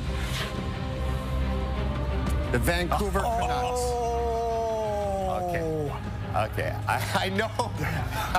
That's the. I know what's going to happen now in every market in the country. Best odds, though, were Vancouver. We legitimately dropped ping pong balls out, and now Toronto's either going to have the 1st or 2nd pick. Am I right? And Chicago's going to have the other one? Yeah. All right, Odaga. So we do this the dramatic way. You will reveal the 1st overall pick in the draft, and then 2nd after that, which will be obvious. The 1st pick in this year's draft is the Toronto. Oh my goodness! Oh my goodness! No, that's it. Thanks everybody for watching Trade Center. We appreciate it. See you next year. Jeff, did you load the ping pong balls with Toronto? I watched legitimate people do this. There was no funny business. Trust me on that one. So the single biggest Leaf fan of all the commentators who work for TSN does the draft, and the Toronto Maple Leafs end up with it. Like, I know we did it right, but there's going to be allegations. I don't care what the allegations are. This is a professional organization. I am as well. I just read the cards that were put up there. All right. So, Jeff, there's one thing that I think you needed to say before this. That was the actual drawing of the ball that happened this morning. So there you go. But what Jeff needed to say before this is a must-win for the Toronto Maple Leafs. That's right. This was the true must-win of the year. Okay, so now your job, Craig, always is to take us through this and do the mock draft. So are we going to start at the bottom? Are we going like 16 or are we going 1? Oh, we got to go 1. Have you already concocted what you're going to do? I've already done this. All right. 15 picks. Okay, what do you got? Is Gavin McKenna going to the Leafs? Oh, for sure. Yeah, absolutely. 100%? Yeah, no, I don't think there's any question. At the midterm, we polled 10 scouts. It was split 5-5 between him and Stenberg. That gap has now clearly moved in the direction of McKenna. He's been phenomenal at Penn State, and they get an elite playmaking winger. Is Stenberg at number 2? Nope. Oh, Keaton Veerhoff. Yeah. The monitor is about 30 yards away. I didn't realize there was a big There we go. Yeah. So you got Keaton Veerhoff going to Chicago. Big right shot, all-purpose defense. Stenberg, nice Swedish player going over to Great fit in Vancouver. Absolutely. They're looking for a center in Calgary. Caleb Maholcha, really good, top-notch. Jets at number 7. Yeah, they need a center, and they're looking for a second line. Ty Lawrence, who went to BU after Christmas, really fits the bill. And how about Albert Smits, the Latvian who played in the Olympics? A lot of Latvians in Florida. Terrific in the World Juniors and playing against the big guys in the Olympics for Latvia, and that's it again. Ottawa forfeiting. That's a tough one to look at for the Ottawa Senators. I mean, at least really they didn't win. Yeah, exactly. That would have been a tough one. That would have been disastrous. So there you go, the draft lottery. We'll talk about the Winnipeg Jets next and get attacked on Twitter because the Leafs won the draft lottery, I'm sure. Nyquist, the zone, sets up Connor Shepley, shoots and scores! What a goal! Velarde to Connor, looking for the hat trick, right in, score!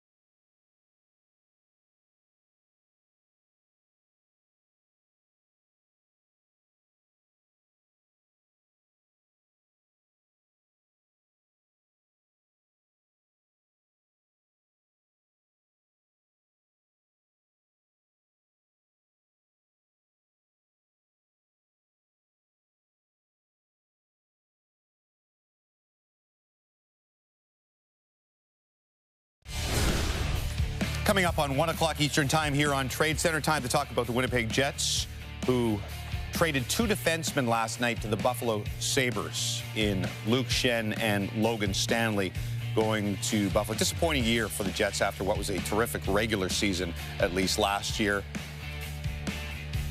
Cheveldayoff has made a D-Day deal 9 of the last 10 years, even more significantly. A 2-time winner of that highly coveted TSN GM of the deadline period trophy. Danielle Bain covers the Jets for us. So a little quiet today, which is kind of what we expected after they made the deals last night. What would you say their priorities are at this point in time as they kind of look more mid to long term than short term? That's right, James. The Jets aren't really in a position to look for rentals right now because they are still 7 points back of that second wild card spot right now. So they are looking for guys with term, and I would expect Jets GM Kevin Cheveldayoff to address a few key areas, starting with a scoring winger. There's no question that when Nikolai Ehlers left in free agency this past summer that it would leave a bit of a hole, and the Jets have struggled to find some offense from anyone who's not on that top line. Kyle Connor and Mark Scheifele have played together the entire season so far, and Gabe Vilardi has been with them for most of the time. Those 3 players have combined for 46% of the team's goals so far, so they definitely need more from lines 2 through 4. And with that, Jets also looking for that elusive second line center position. I know the last couple trade centers, it's probably been the same kind of thing. They haven't been able to fill that spot. Adam Lowry and Jonathan Toews have played in that position for the most part this season, and while they've been decent, they haven't really been able to be that driving factor for that second line. And then lastly, just anyone who can really enhance the team's speed. This Jets team is on average one of the oldest teams in the entire league, so speed has been a bit of their kryptonite at times this season, and they are ranked 31st league-wide in chances off the rush. So anyone that can help in that area, I'm sure Cheveldayoff will take a look at.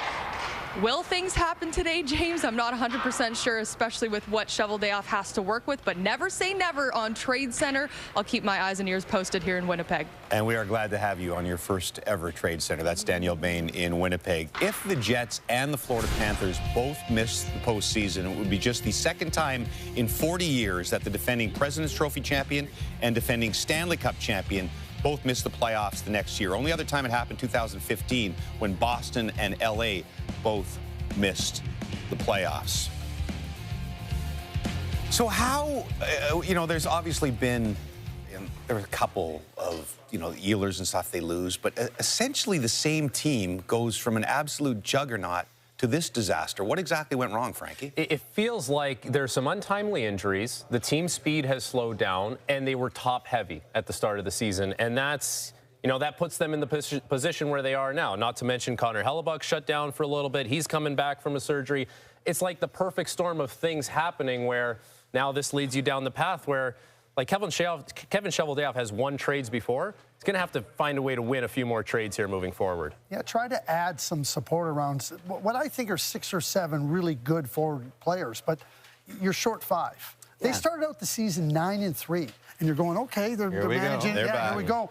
And then you look, and I've heard many of the players there, we all have, we played well enough to win, but they lose because of the mistakes they make. So it feels like the injuries, and they were really trying to find Jonathan Toews, and Jonathan Toews was trying to find himself. And I think that we've seen a lot better version of Jonathan Toews now, but that early version, I mean, you could see that the whole struggle was going on. Coach trying to find a place for him, get line mates with him trying to find his way. That led to it, then some injuries, and, you find yourself, before you know it, in a deeper hole than you can dig yourself out of. Well, you look at Adam Lowry, not completely healthy, which is a massive, massive piece to this puzzle. But down the middle, that's where I'd be looking. But also team speed. I think for me, watching the Winnipeg Jets, you can talk about, an aging core, and there are pieces there that aren't going to go anywhere. So if you're going to support them, I think there needs to be better team speed. You heard Danielle talk about play off the rush, but also once they're in zone, they have a hard time getting out connected again. It's almost as if they're watching and they can't close. I do feel that a lot of the time they're isolated in the neutral zone because they aren't able to get going. Team speed seems to really be lacking on the flanks in particular for me. So that would be something I'd be looking at, and the mobility of the blue line. Get you an MJ in a second. Let's bring in Kevin Sawyer, who's our Winnipeg Jets analyst here on TSN. You heard some of that. Just want your assessment of what's gone wrong, and maybe can it be fixed, and can it be fixed rather quickly?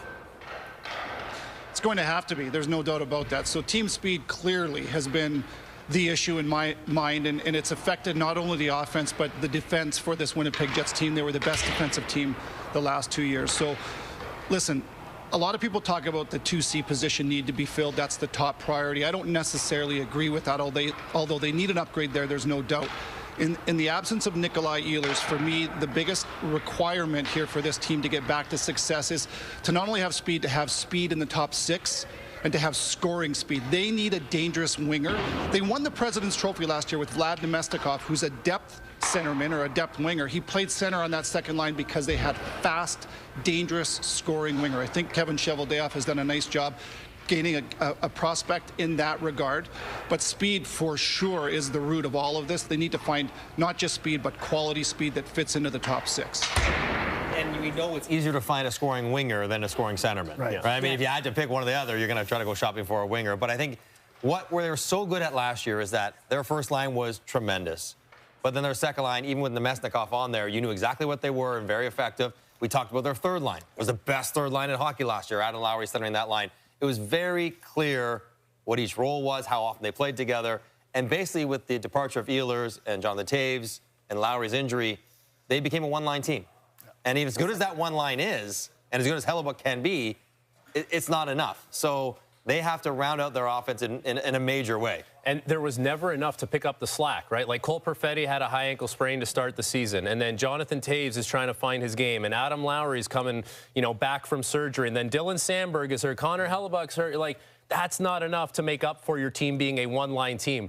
Like you talked about, everything was slotted perfectly last year. You can make up for it, but not when that's the health of your group and underneath it. These last 20 games, which may mean nothing for the playoffs, Cole Perfetti, if he's getting healthy, if he is healthy, he's got to be a guy that takes this next 5 weeks and be like, all right, this is who I am.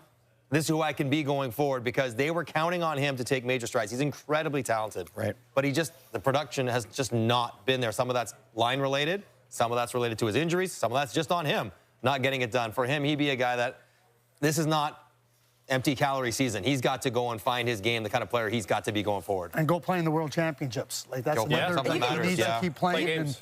You can talk to a few players like that. Salomonsson, who's made his case to be an everyday Perfetti, NHLer. on the importance scale, is not is well ahead of Salomonsson given to the defensive side. But I'm talking games and getting a foothold in there. I think Morgan Barron's been excellent the past little Still while more as concerned well. about Perfetti. Yep.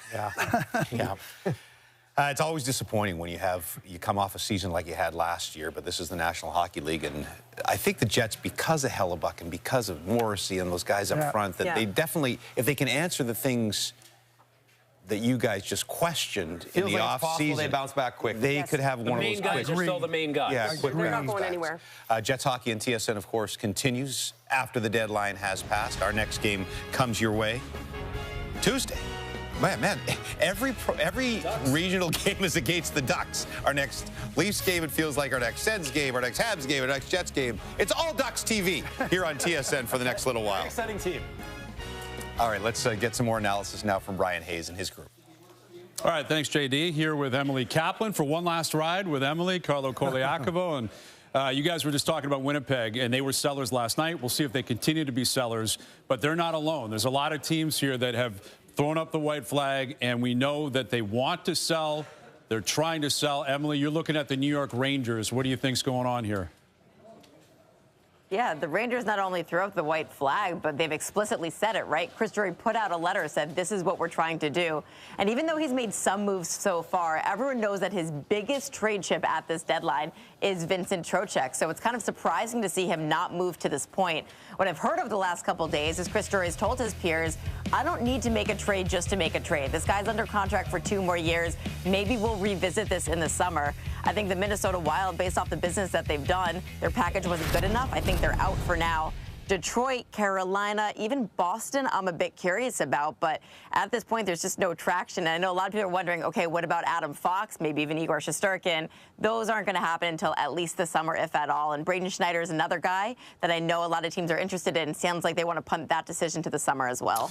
Tell you what, if Shesterkin is on the market in the summer, that is going to be big game hunting. There's no disputing that. Who do you have your eye on in terms of big if? Big if. We're not quoting you on that. We're just speculating speculating maybe what could happen in the future. How about you, Carl? Well, one team I'm looking at is the Calgary Flames, and it's not because of what they haven't done. They've done a lot up until now, but I want them to finish the job. They still got two big pieces, Nazem Kadri, Blake Coleman, that are highly sought after from everybody across the National Hockey League. And you look at the moves that they've made. They're addressing the now with young players. They're addressing the future with prospects. And they've got the arena coming in the next 2 years. That's where they've got to build a team towards. And I think with those two pieces still left on the market and the job that they've done up until now, they've got rid of Anderson. You know, they just made the trade to move on from drawing a blank with the second player that they had there that they just made a trade for. I'm leaving you hanging out to dry here. We got you. They've made more trades. They've made a lot of trades. And so finish the job right now. Nazem Kadri will get you a lot, and so will Blake Coleman. Yeah, they absolutely will. And that's it. Like, Calgary knows where they are, and they've been in that position for a couple of years, right? Trying to build towards the future. Mackenzie Weegar was the other guy. Mackenzie Weegar, there you go. I could have saved you there. Utah, love that deal. Love that deal. I'm still looking at the Maple Leafs. Sitting They here traded silently. Yes, exactly. Nicholas Waugh was a move from yesterday. They've kept McMahon out of the lineup. You've kept Lawton out of the lineup. They're pending UFAs. If you're not going to sign them, you have to trade them. You have to. Yeah. Whatever the value is, and you may not have leverage, but you've got to move off them. I think Ekman Larsson's in a very similar situation. I question, and I'm wondering, and I'm curious, and we'll find out in the next couple of hours, how much deeper could it go? Yeah. What other names with term could be possibly on the trading block? Because Calgary, the Rangers, the Leafs, they've been in this position for a while. We know what they have to do. So a matter of whether or not they can do it, James. All right, thank you, gang. Yes, that's one of the teams, obviously, we're paying close attention to over the next couple of hours. I think we put the over-under on Leafs trades this morning at, what, 3.5? We await the first after the Nick Waugh deal yesterday as we continue here on Tradecentre.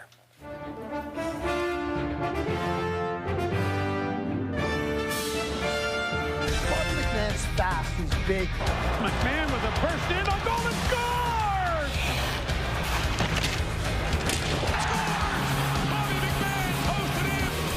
Shot, score! McMahon sneaks it through. A backhand shot, score! Bobby McMahon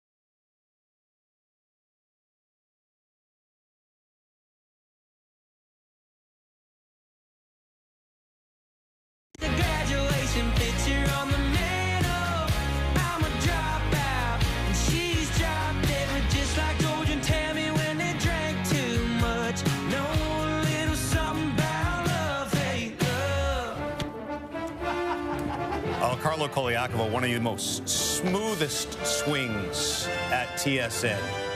So give us one more, Carlo. Oh, we're just watching where his ball landed there. I don't think he's happy with it. There we go. One more from Carlo. Oh, look at that tempo. Look at that rhythm. Just a couple months away from golf season. We thank Golf Town again. He's pushed it a little left, but he'll be fine. Carlo can recover from there. One more minor deal for you. Vinny Hinostroza goes from Mini to the Florida Panthers, just moving out of body as the Wild have added a couple of bodies there, just future considerations in a minor trade. We continue to do our then and nows, looking back at our analysts. Let's focus in on the goalies.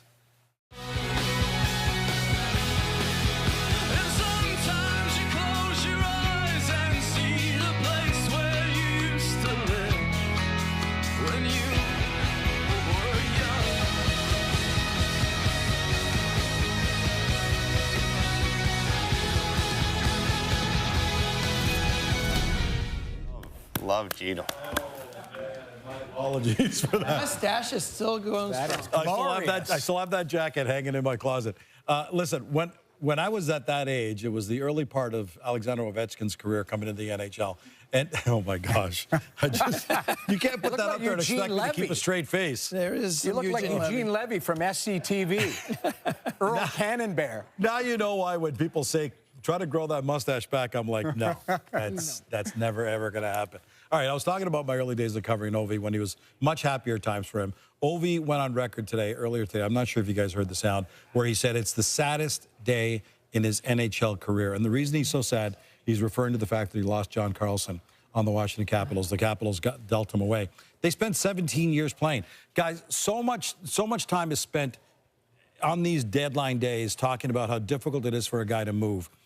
Let's talk now about how difficult it is, like it is for Alex Ovechkin, for those who are left behind wondering, I've lost my buddy, I've lost a good teammate, and has our ownership and our general manager lost hope in us? Well, no, it's more about they're trying to look towards the future, but keep in mind, as you mentioned, this is emotional, and it's a ripple effect throughout the dressing room. And, you know, I was reading just before we came on, Tom Wilson in tears, because that's all he's known in the National Hockey League. John Carlson on the back end being a fantastic player. So they've gone through the wars. They've won a Stanley Cup. They've done all of these things. John Carlson just isn't a defenseman for the Washington Capitals. He's a legacy player. He's a Hall of Fame player for the Washington Capitals. And not having him there, it'll send a ripple effect. So the emotions aside, and you could say, hey, it's great for the organization. You got a first rounder and you're looking forward. But the guys in the room are really seriously affected. And often when you have a glue guy in the locker room and gets moved, it may not affect you on the ice, it will affect the room. Right. John Carlson affects the room, affects the ice, affects the whole thing when it comes to the fan base with the Washington Capitals. So that, to me, is the most significant one. When I heard Carlson had been traded, I'm thinking, which Carlson are we talking about here? Talking about Erik Karlsson, or we're talking about Leo Carlsson? I never thought John Carlson was going to be one to be moved. And I'll tell you this, you know, in 2009 with the Flyers, Scotty Opshaw was traded at the deadline. We needed to make some room, cap-wise or whatnot. And Scott Opshaw wasn't like John Carlson on the ice, but he was such a glue guy in our locker room in Philadelphia that when he left, we weren't the same. And we ended up losing in the first round to Pittsburgh the year they won the Cup. But some guys are glue guys, and it affects Ovechkin, Wilson, everybody else down the line. And Carlson was a glue guy with Washington. When you make a move, I understand general managers have a ton on their plate. They got to work through making a good deal, not losing a deal, moving a guy who's got a no movement. But you also got to consider what you're doing within your team. Yeah. And now that we've seen the reaction from Ovi and Tom Wilson, do you wonder, you know, was there or should there be conversations with not everybody on the team, obviously, but with your superstars in the league to say, this is a trigger I think I'm thinking about pulling? My first reaction to it was when Alexander Ovechkin said, like, this came out of nowhere. And to me, you would think management, ownership would have that conversation. Obviously, John Carlson would have to okay where he's going or a form of that. He'd have to know that potentially this is coming. But Alex Ovechkin was acting like this came out of left field, out of nowhere. That's a little bit surprising because we know, listen, in my career, nothing was shared with me. I was at the bottom of the totem pole. But the captain, the leaders in the team, those guys would probably be brought in and say, hey, we're going to have a ripple effect situation here. You're going to have to, weather the storm. So seeing Ovi, he seemed quite genuinely surprised by that, which I thought was a little bit unique. Either that or he's acting. He's a great actor. Well, sometimes you have to put the emotional side of the game, of the human side, to the side and not think about it, knowing that if you're talking about trading John Carlson, it's going to affect other teammates, right? So maybe you don't approach Ovechkin about it. You don't Sidney Crosby this summer, when they were looking for a new coach, they said, Sid, are you going to have a say in the coach? He goes, why? I'm playing. Yeah. I'm a player. I'm not a coach. I'm not a management. I'm not a coach. So I like the old school mentality of, you know what? I'm going to play. You guys do what's best for the team. But a guy like Ovechkin in his last year of his contract, maybe his last year in Washington, that could mean a lot to his future of him returning to Washington or not. Like, this will be interesting. Maybe sooner rather than later, because the other quote that Ovi said after finding out that Carlson was dealt, they said, how does this affect you now that you're in your final year of the contract? This is a quote from Ovi. I don't know. I'm still here right now, so we'll see what's going to happen. It's a hard one. So Ovi went from no chance he gets dealt on deadline day this year to maybe now that Carlson's gone. James? All right, thanks, Gino. Yeah, you forget on a day like this, the teammates that have long-lasting friendships, some that have gone 10 and 15 years, and watching a guy walk out the door, never easy here on Tradecentre. An hour and 50 until the deadline. We'll continue right after this. Elias Pettersson not likely to move today, but we'll see as change in abundance in Vancouver right now. Canucks are dead last in the league. They made it clear they're open for business. We're talking about Elias Pettersson because there's renewed trade interest. I think Pettersson is a fantastic player that's looking to find the consistency back into his game. A change of scenery would help him, but you've got to have the right fit and the right players coming back for picks and prospects.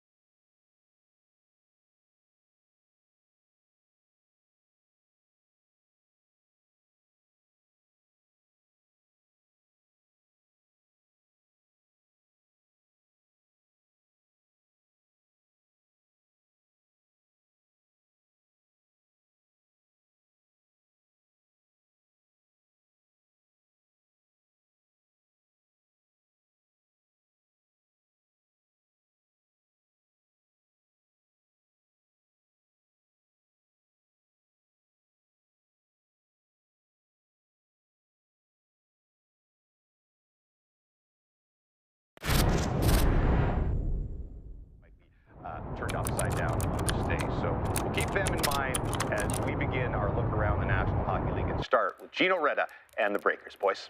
All right, thanks, James. Here he is, the Screen Award winner himself, Pierre LeBrun, Darren Dreger, Chris Johnston. Great to have you with us. All right, so.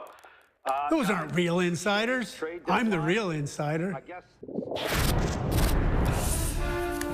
Yes, yes, indeed you are, and you will always be, Bob McKenzie. By the way, I don't want to break the illusion of television, Hollywood.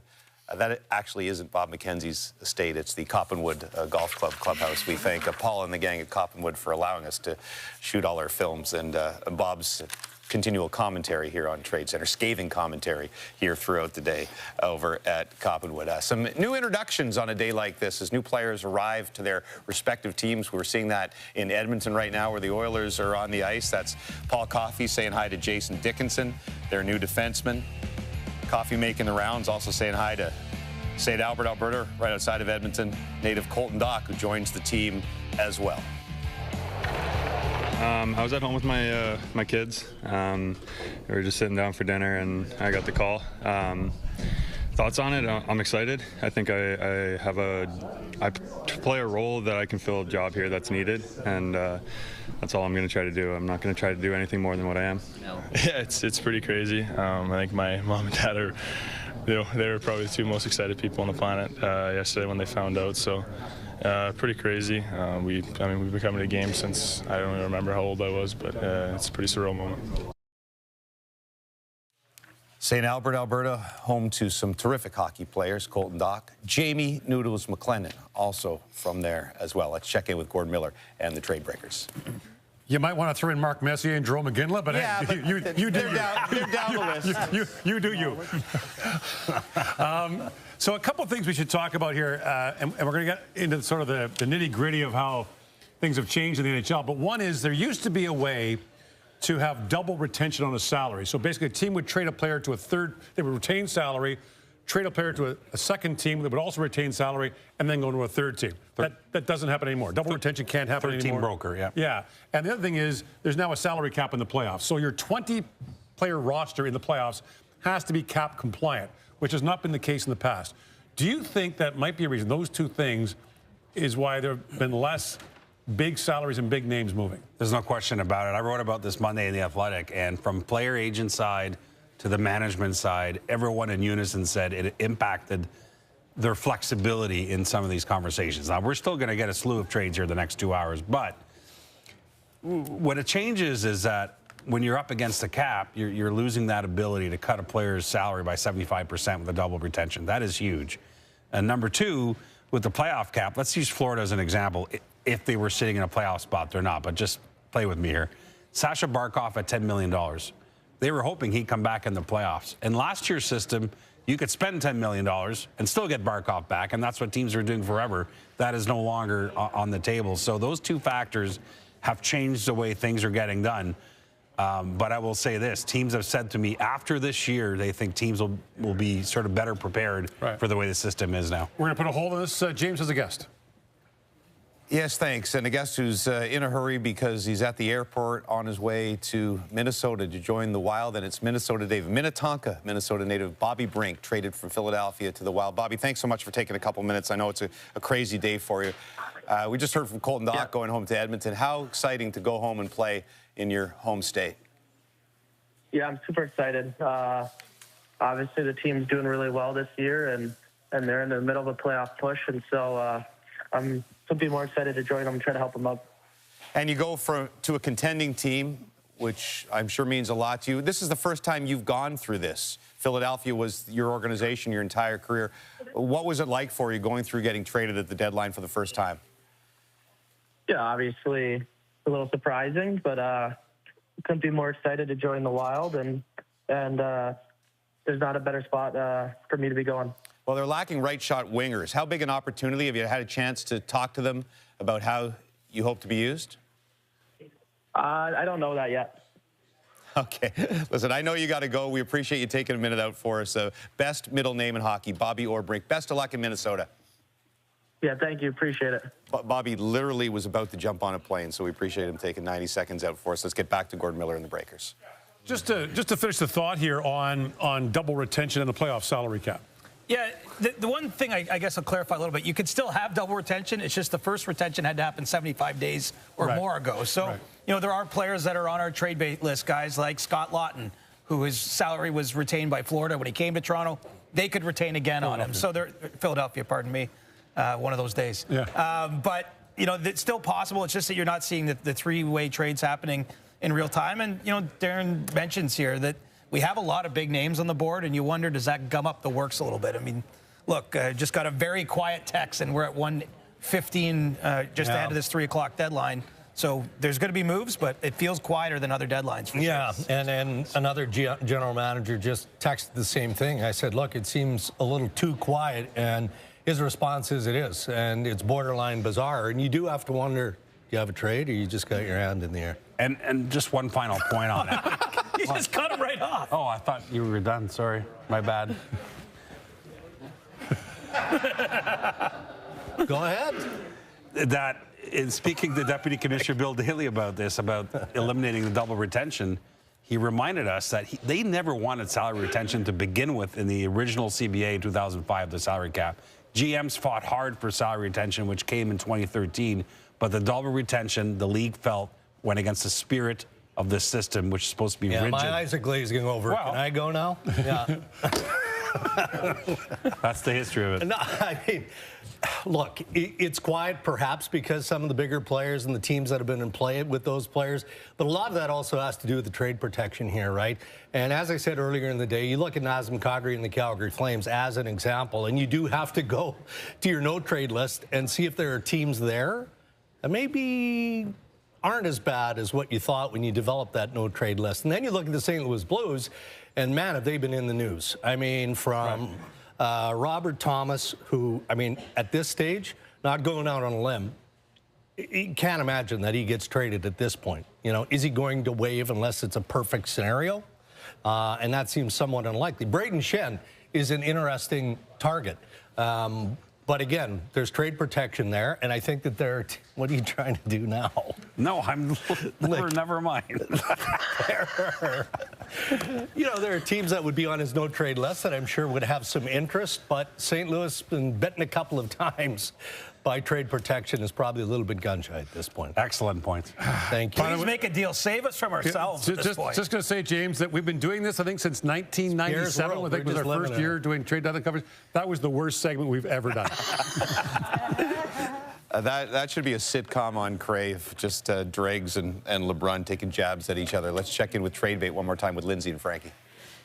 Thank you, James. And Frankie and I were just saying we might need to hit the Sims again because it's been pretty quiet over here by the Trade Bait boards. You surprised? I mean, look, everyone is still available. It is wild what's happening. We don't have many trades to talk about.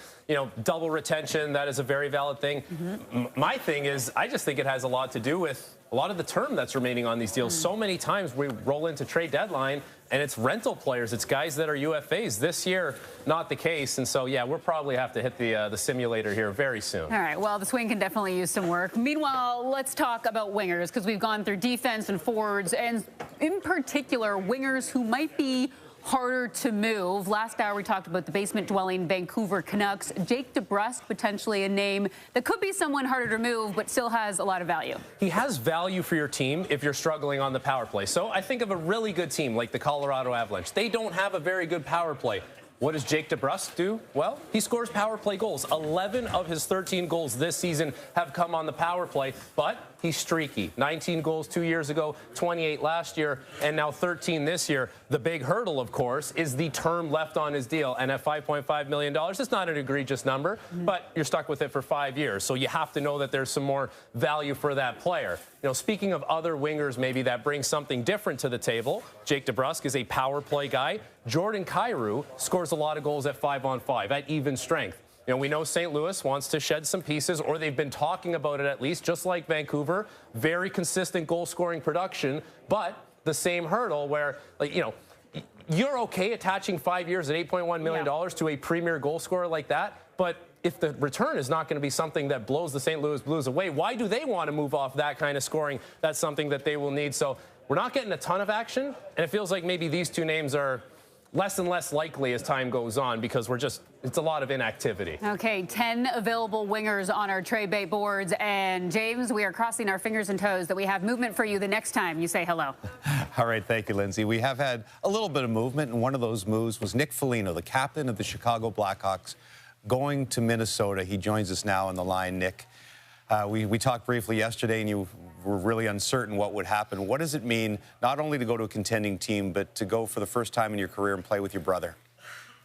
Yeah, it's thanks, James. It's pretty special. I mean, I don't think I was expecting it, to be honest with you. And in some ways, just, you know, I was so committed to what we were doing in Chicago. And but when, you know, I had an honest conversation with Kyle about where we're headed and, you know, still having that fire to try and win and, you know, not knowing I haven't done it yet, this kind of came across our lap. And I thank Kyle Davidson for, first of all, making it happen, and then Bill Guerin for believing in me. And I'm excited to go join this team that I've obviously watched from afar, know a little bit about, and enjoying my brother. It feels like my mom's looking down on us smiling today. Oh, that's wonderful. Was that your first call to Marcus? And if so, when you did talk to him, what was that conversation like? Yeah, the best part is I called Marcus, which is probably a mistake, because then he blew up my family group chat. My wife didn't even know yet. So, so now you're in trouble. So now I'm in trouble. But no, she's thrilled. Everyone's thrilled. And it was an emotional call to Marcus. I mean, listen, we're 4 years apart, but we're as close as ever. You know, we consider each other brothers and best friends, and I think that's something that we're really excited about. We're both invested in each other's success, and to be able to join forces now and go and chase this thing is pretty exciting. And you know, and probably the only reason why I was excited to go to Minnesota is to have this opportunity with a great team and try to do this, you know, with some investment that I already have in it. So, you know, it's a humbling day, honestly, because it was hard to say goodbye to the group that I had in Chicago. You know, I felt like a little bit like I was saying goodbye to my kids, to be completely honest with you. And guys that I've really grown to love and respect and watch them grow as players and people. And so it was an emotional day, more than I even probably thought. And, you know, but I am excited about joining Minnesota. Well, you told me stories about Connor Bedard in his rookie season coming over to your house and your kids pulling him down in the basement. He would just disappear and play mini sticks with them for 3 hours. You have to take a lot of pride in helping him mature as a player, as a person over the last few years.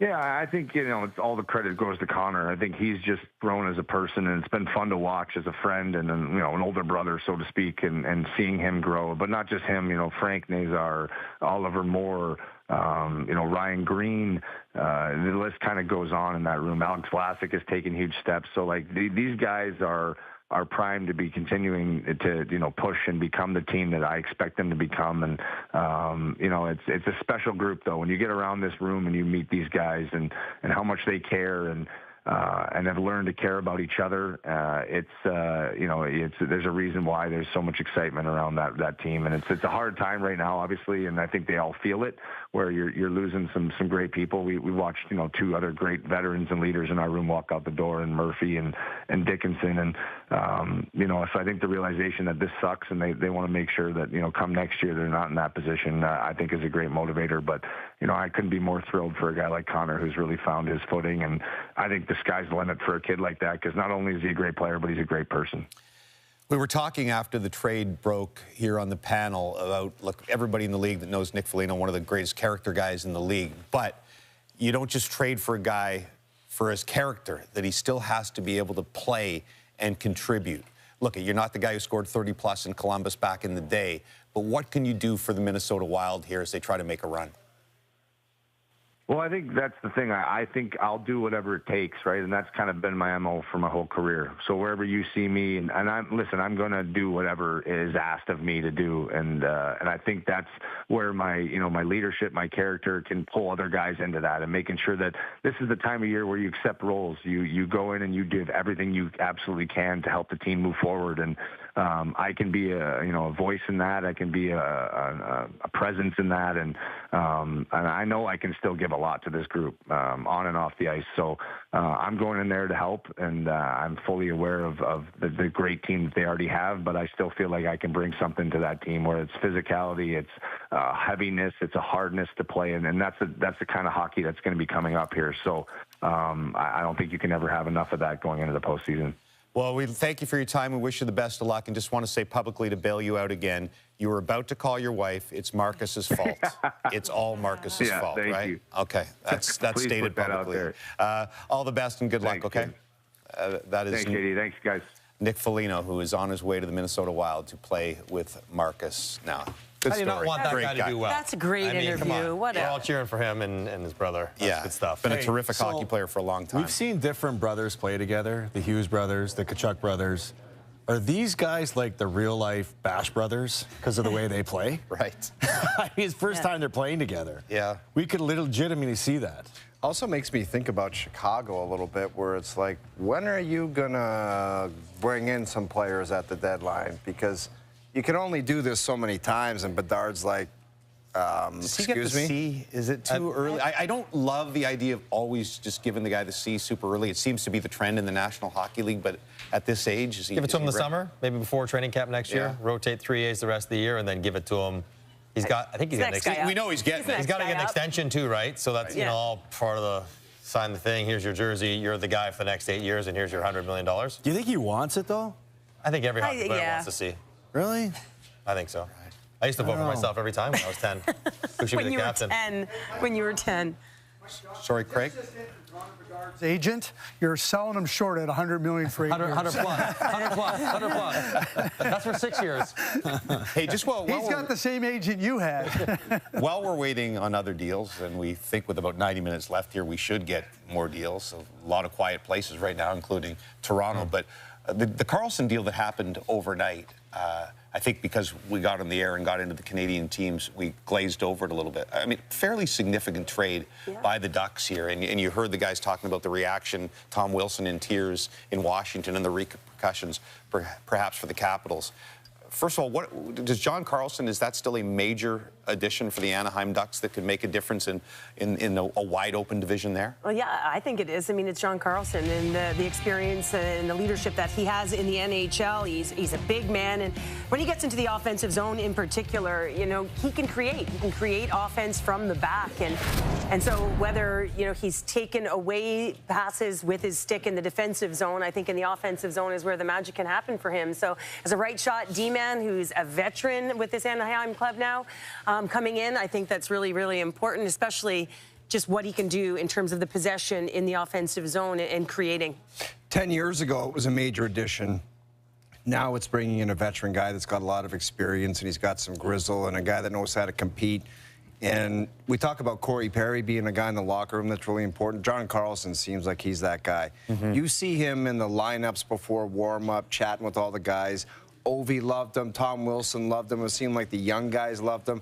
He's just a real character guy, and he's been a hell of a player for a long time. I love the idea of bringing him in. Yep. It's one of the things I love about the game. Like, Ovi, this guy from Russia, and the American, they're like best buddies that were drinking buddies, and they had a great time. Was it the same sort of tears in the dressing room when you left Carolina from all your teammates? I that think kind it of was, emotion? I think it was a mutual, we're happy this happened. I mean, the guy's been, he was I drafted told you, by I wear Washington. on people. You don't say. I think we're underselling him by just suggesting he's sort of a veteran he can guy. still move the puck. He's if you think about their right side, right? They got Trouba, they got Gudis, two rugged, stay-at-home defensemen.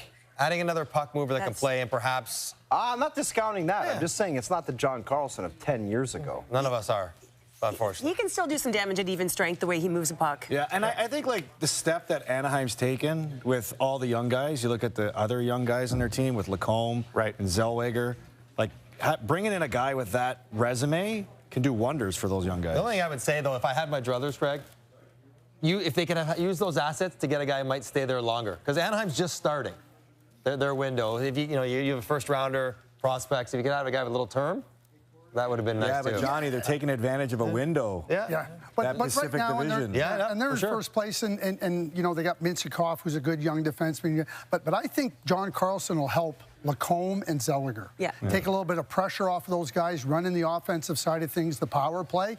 And that, I mean, John is what he is now, but I still think he can be a real good, solid player for the Ducks. And I think Pat Verbeek has done some really nice work in Anaheim. They're 1 point behind Vegas in the Pacific. Can they win this? Can the Ducks win this division and go to a conference final? The way Vegas is going, right? Vegas beat a playoff team for the first time since November. Yeah. When they beat Detroit a couple days ago. Comeback fashion, too. Edmonton's looking a little bit leaky right now. They It's got home right- ice for that first round series.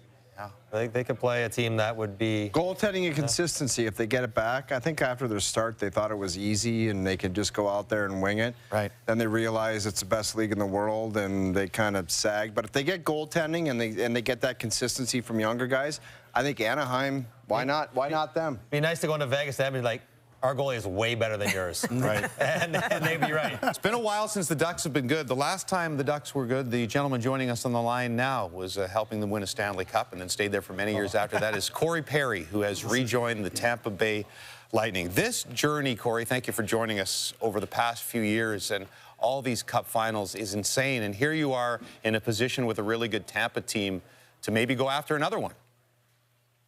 That's the plan. There's still some unfinished business, personally and with Tampa. So, I'm excited to join the organization again. See some familiar faces. Now, how did this go? You've been through this process before, but how did this go today? Was this presented to you as a choice? And I'm sure there was multiple interest from teams. And was Tampa the place you wanted to go? This has never happened to me during my career, actually. Never at the deadline, right? You're right. This is a first. I was talking with my wife, and we were discussing that. When you play not long enough, you're going to see everything. So, but we're excited. Obviously Tampa was definitely one of my number one choices, and I'm excited to be there. Right. The only other time trade was a June trade, right? When you went to Chicago. Is that the only other time you've been traded in your career? Yeah, that was the only time, and that happened in the summer. So this run that I was talking about, finals, I wonder, we've talked about it a ton here over the years, and I wonder, do you consider yourself, obviously you've contributed to all these runs, but are you incredibly lucky that you've been to all these finals, or do you consider yourself unlucky because you've come close so many times after winning the Cup in Anaheim and not being able to get another one? Where do you fall on that?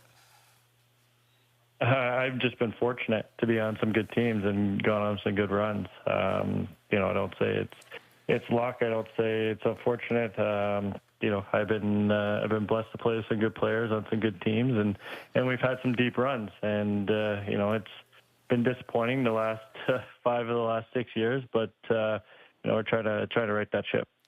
Yeah, you know what? When you put yourself in position to have the ultimate pain, that's really an incredible compliment when you look back on it, on your career. Have you had a chance to talk to John Cooper or anyone from Tampa today to see how they'll use you this time around? I haven't had a chance to talk to anybody. I talked to the Julien Brisebois, and he gave me a call and let me know about the trade and how excited they are. But other than that, that's the only information I've gotten so far. It's kind of been a whirlwind around here, trying to get packed and find a flight to play in Toronto tomorrow night. Well, hope you get there. I know, like you said, first time at 40 years old after a long time in the NHL to be dealt at the deadline. We appreciate you taking a couple minutes. Best of luck in getting to Toronto, and we look forward to watching with Tampa down the stretch.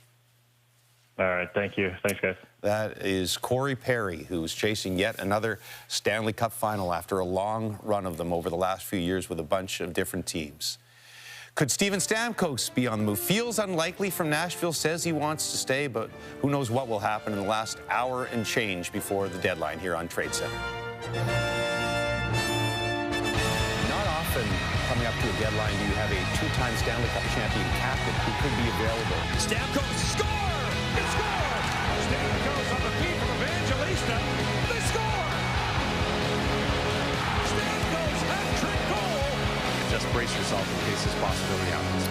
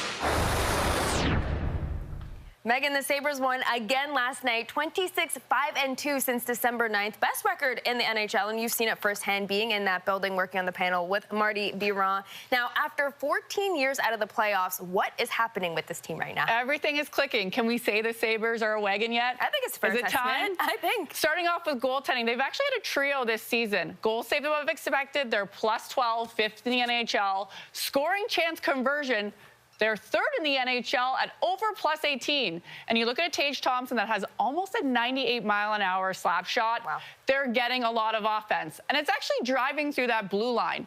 I will say they have the best defensive core in the NHL. And they have the most scoring chances per game by them. Third in goals, and they really push into the slot. They're adapting to be able to cover for each other, so they're playing well defensively. Offense, defense, goaltending, a wagon. All right, not only are what you're saying as well, but they're looking good to snap their playoff drought. Also, FanDuel has them as the third choice to win the East, and I cannot believe I'm saying this. I never thought I'd be saying this, but let's have some fun, shall we? Who is the better bet to win a championship in Buffalo first? The Bills, yes, have better odds, but as you're saying, the Sabres looking like a wagon. They're on the up and up. New coach for the Bills, making some moves just recently, so you got to like the Bills, but yeah. We're a hockey show right now. I'm going with the Sabres, going into momentum. I will say it's one of the best arenas in the league, and that fan base deserves a win. Oh, let's see. Gino Reda playing the Champions Tour. He's in the Golf Town Simulator at this point. Hey, there's nothing wrong with the Champions Tour. Tiger might be there soon. Let's see what you got. She's giving us attitude. Golf Town and golf practice, of course, can help beat the winter blues, get us ready for golf season, get personal experiences with golf in the simulator. Right pin? Very nice, Gino. Oh, it's the right bounce, a little bit off. Terrific, terrific performance by Gino Reda. Thanks again to Golf Town for helping us out on this day. Well, here we are. It's, you know, I went through the morning telling you how it's always quiet in the morning. Don't worry about it. Well, now it's not morning anymore. It's getting late early or early late or whatever it is. Wake everybody up. It, an hour and 10 minutes left, and we're still at an absolutely minute total of trades here. Mike Johnson keeps telling me the last hour is going to be absolutely insane. But hey, if not, and we just have to fill. We have guys who fill 2 hours with senseless radio and YouTube every single day. It's Brian Hayes and the Overdrive team. That's a compliment. I think. We'll take that. We've been called and described in much worse fashion than that. Yes. Anyway, James is right. We're just over an hour away. And the Leafs, they've made one deal. Yesterday, they obviously traded Nicholas Waugh. But they've been sitting out McMahon. They've been sitting out Lawton. They've been sitting out Ekman-Larsson. Haven't made deals. We all know that we got to believe they want to make trades, but something's got to give here. That's the crazy thing. What if you don't get calls on those guys? Obviously, it's a weird position of leverage once you do sit them out because you're telling the league that we're not re-signing those two in particular. Ekman-Larsson's different. Yeah, and we just had the conversation before we came up where it's like once you sit them out, you kind of got to go down that avenue where you're moving the players, but what's your leverage? And if you're not getting the right offer, are you just going to move them for the sake of moving them? That's a decision Brad Treliving has to make. And you can't do that, but I'm kind of embarrassed because I've been saying for 2 weeks on our show going, all hell's going to break loose at the deadline. And it did. Did you see this guy playing table tennis I did see today? There has been all hell breaking loose. Yeah, but I'm talking from a trade standpoint. It's almost like the market is saturated. Yeah. There's too many players to sift through, and the asking prices might be too high. Brad Treliving, I think, got a king's ransom for Nick Waugh. And that might have reset the market, or other teams going, well, if that guy got that, this has to happen. Well, and he's a guy with term on his deal, right? Too, right? And I look at Lawton and McMahon. You say you can't just give them away. I think you almost have to. Like, you're going to acquire something. Even paid for, like, even if you throw Carlo into that mix, it's like for what you paid for those two players last year, Grabankin in the first, and Minton and a first. Minton and a first. Yeah. For Carlo and Lawton. And you're just saying if you got to just get rid of them, you get rid of them. Listen, if ego and pride is running your operation, you're in big, big trouble. Well, it's not ideal. And it's not ideally asset managed-wise. Right. And listen, let me be clear here. I'm not saying you're literally trading him for a conditional 7th-round pick. Bobby McMahon is worth more than that.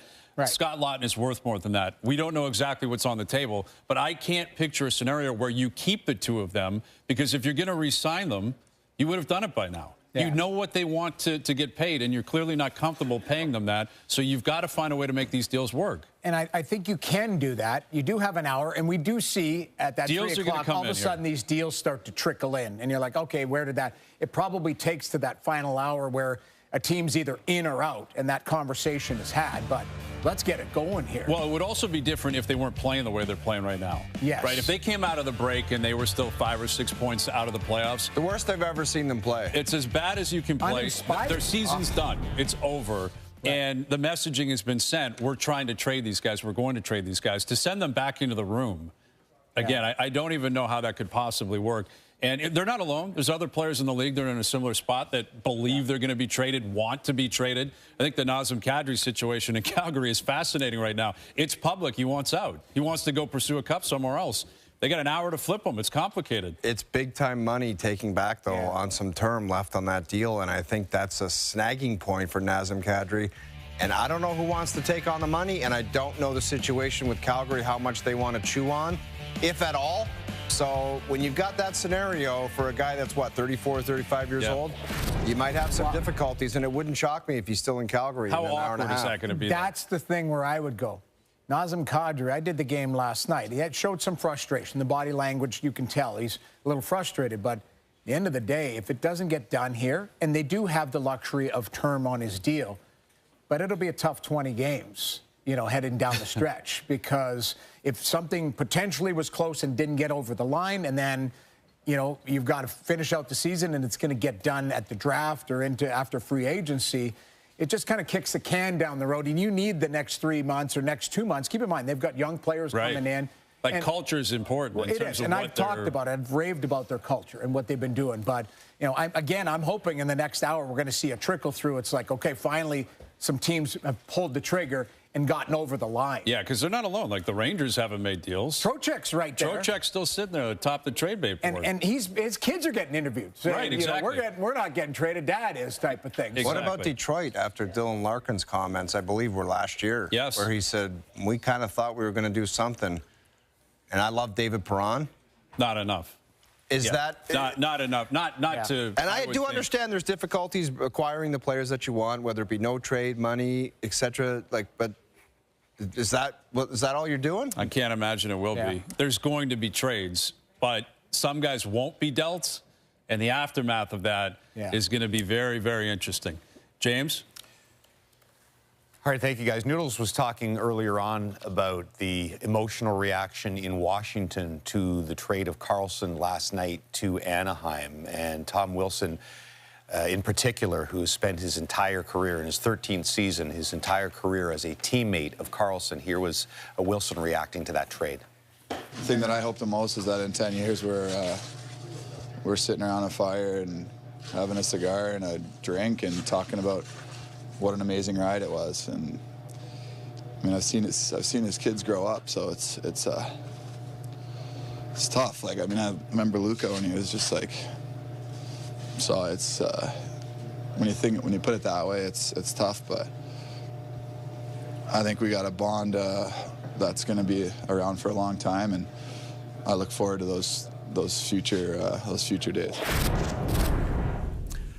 We talk about hockey players as brothers. When you've been a teammate and a best friend with someone for that long, you see the emotion from Tom Wilson right now. Let's get more as we count you down to the deadline with Craig Button and Jennifer Hedger.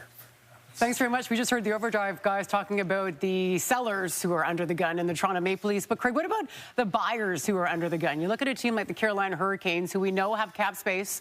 They're the best team in the Eastern Conference right now, 84 points. They probably don't have to do something, but do they need to do something to show the group in the room that we believe in you guys and we want to give you guys a boost on the way to the playoffs? I think you just expressed it perfectly. Give a boost. This is a team that has had success in the regular season. They've gotten deep into the playoffs. And now you're looking at this cap space. You know that they want to improve their team. They've been looking for a center to come in and play behind Aho. I absolutely believe that you have to go and try to find a way to do something. Listen, Eric Tolsky's not stupid. I'm not suggesting just do anything. But I think that you're sitting here and you got a good team, give them a better chance to go in there. And to your point, that boost, that belief, hey, yeah, thanks for helping us. For the room. And they know they're going to be in the postseason. Yeah. Take a team like the Seattle Kraken. There's a team that wants to get into the playoffs. We've got less than an hour here to go before the trade deadline. Is that a team that's got to feel the push right now to get something done? Well, they're right there on the cusp of the playoffs, so they're in that spot. And what have the Seattle Kraken done since they've come into the league? Oh, that would be nothing.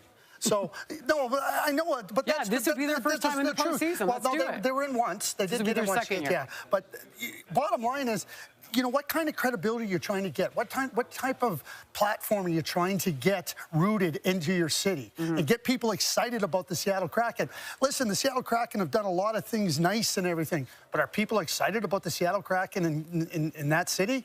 Listen, this is up to management to now go out and say, not only the boost of the players, what about the boost of your fan base? I think it's really important for teams like that to go after it. Like we talk about Utah. Bill Armstrong's going after it. He's in a new city. They're only a year and a half in, and look what he's doing. Seattle's got to do something. What about Vegas? Because that's a team that always seems to be in on things. They're always pushing. They're a team that hasn't been playing great. I mean, we heard MJ saying that they haven't beaten a playoff team since November, whatever it is. But they often are always in the postseason, and when they get there, they usually make some noise. Do you think that they need to make a deal, or should they be doing something right now, feeling the pressure, especially between the pipes? Yeah, I think not especially, specifically between the pipes. This is a team that's a good team. They got lots of really good things. Their goaltending has been below average. It's sunk them to this point in the season because they've done too many good things with their overall play. And to me, I know we talk about Bobrovsky. Okay, could Binnington go in there? If I'm Kelly McCrimmon, I'm phoning Florida and asking about Tarasov. Tarasov's been a pretty solid goaltender for Florida. The price is right. You know, they don't have a lot of room to work with. But I think Vegas, if they don't get a goaltender, they either have no chance or they're going to just rest on hope that one of their goaltenders can find their way, because at this point in the season, they haven't. So those are buyers under the gun. We talked about Toronto, the Overdrive guys did. Are there any sellers that you think are really under the gun right now with less than an hour to go? Okay, so there's definitely a seller. I don't think they're under the gun, and that's the St. Louis Blues. All we've heard about is Parayko and Binnington and Jordan Kyrou and Robert Thomas. I think Doug Armstrong's been casting about. I think he's seen what's out there. He's planting the seeds. Doesn't feel like the crop is ready to be pulled out yet. And I think he's just planning for the off season, see who's interested, and then go from there. But clearly, they have put up the for sale sign in St. Louis. So we've got all these buyers, and we've got all these sellers, and we have no trades happening right now. You've been a GM in the rooms right now.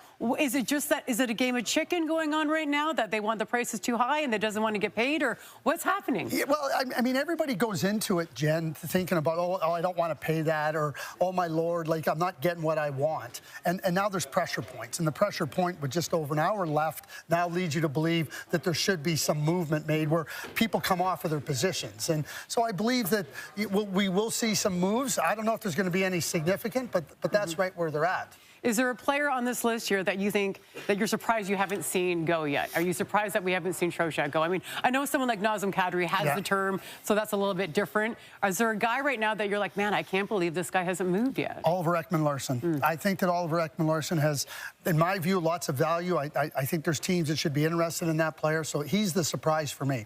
Now, do you want to know who was a buyer? Who? Me. Oh, what? I bought a Gino Reda signed mug. That's a beauty. That's a signed mug. I bought it on eBay from a guy by the name of Mike Berg. So somebody's. Is this a true story? This is true. And I saw it and I said, Gino would never sign for me. He was one of those guys that just brushed me off when I was young. Not without money. Yeah. Well, I got it now. Mike Berg, thank you very much. It's got a massive chip in it and a crack. How much did you pay? Well, listen, that was all part of the charm of buying it. But, like, you have a seller? And I was a buyer. No, tell me how much you paid for it. No, that's private. It's a private sale. No matter what you paid, it's an overpay. That's a beauty, Craig. Thanks very much, That James. is a prized piece of memorabilia. This is getting nuts. We're an hour and 5 minutes to the deadline, and as Craig and Jen were talking about, there's a lot of work for a lot of teams to be done here, and not a lot of time for it to happen. Again, if you're familiar with Tradecentre, you know, after 3 o'clock, we sometimes get like 10 more trades announced after 3 o'clock because there's a big lineup at NHL Registry. But we will 50 today. We will see. I don't know about your over there, MJ. Got a lot of work to do to get the over. Starting as we speak. We've been doing these then and nows with AI, which are kind of cute, kind of creepy, a little bit in between. A couple people on the panel haven't seen theirs yet, so here's the last bunch.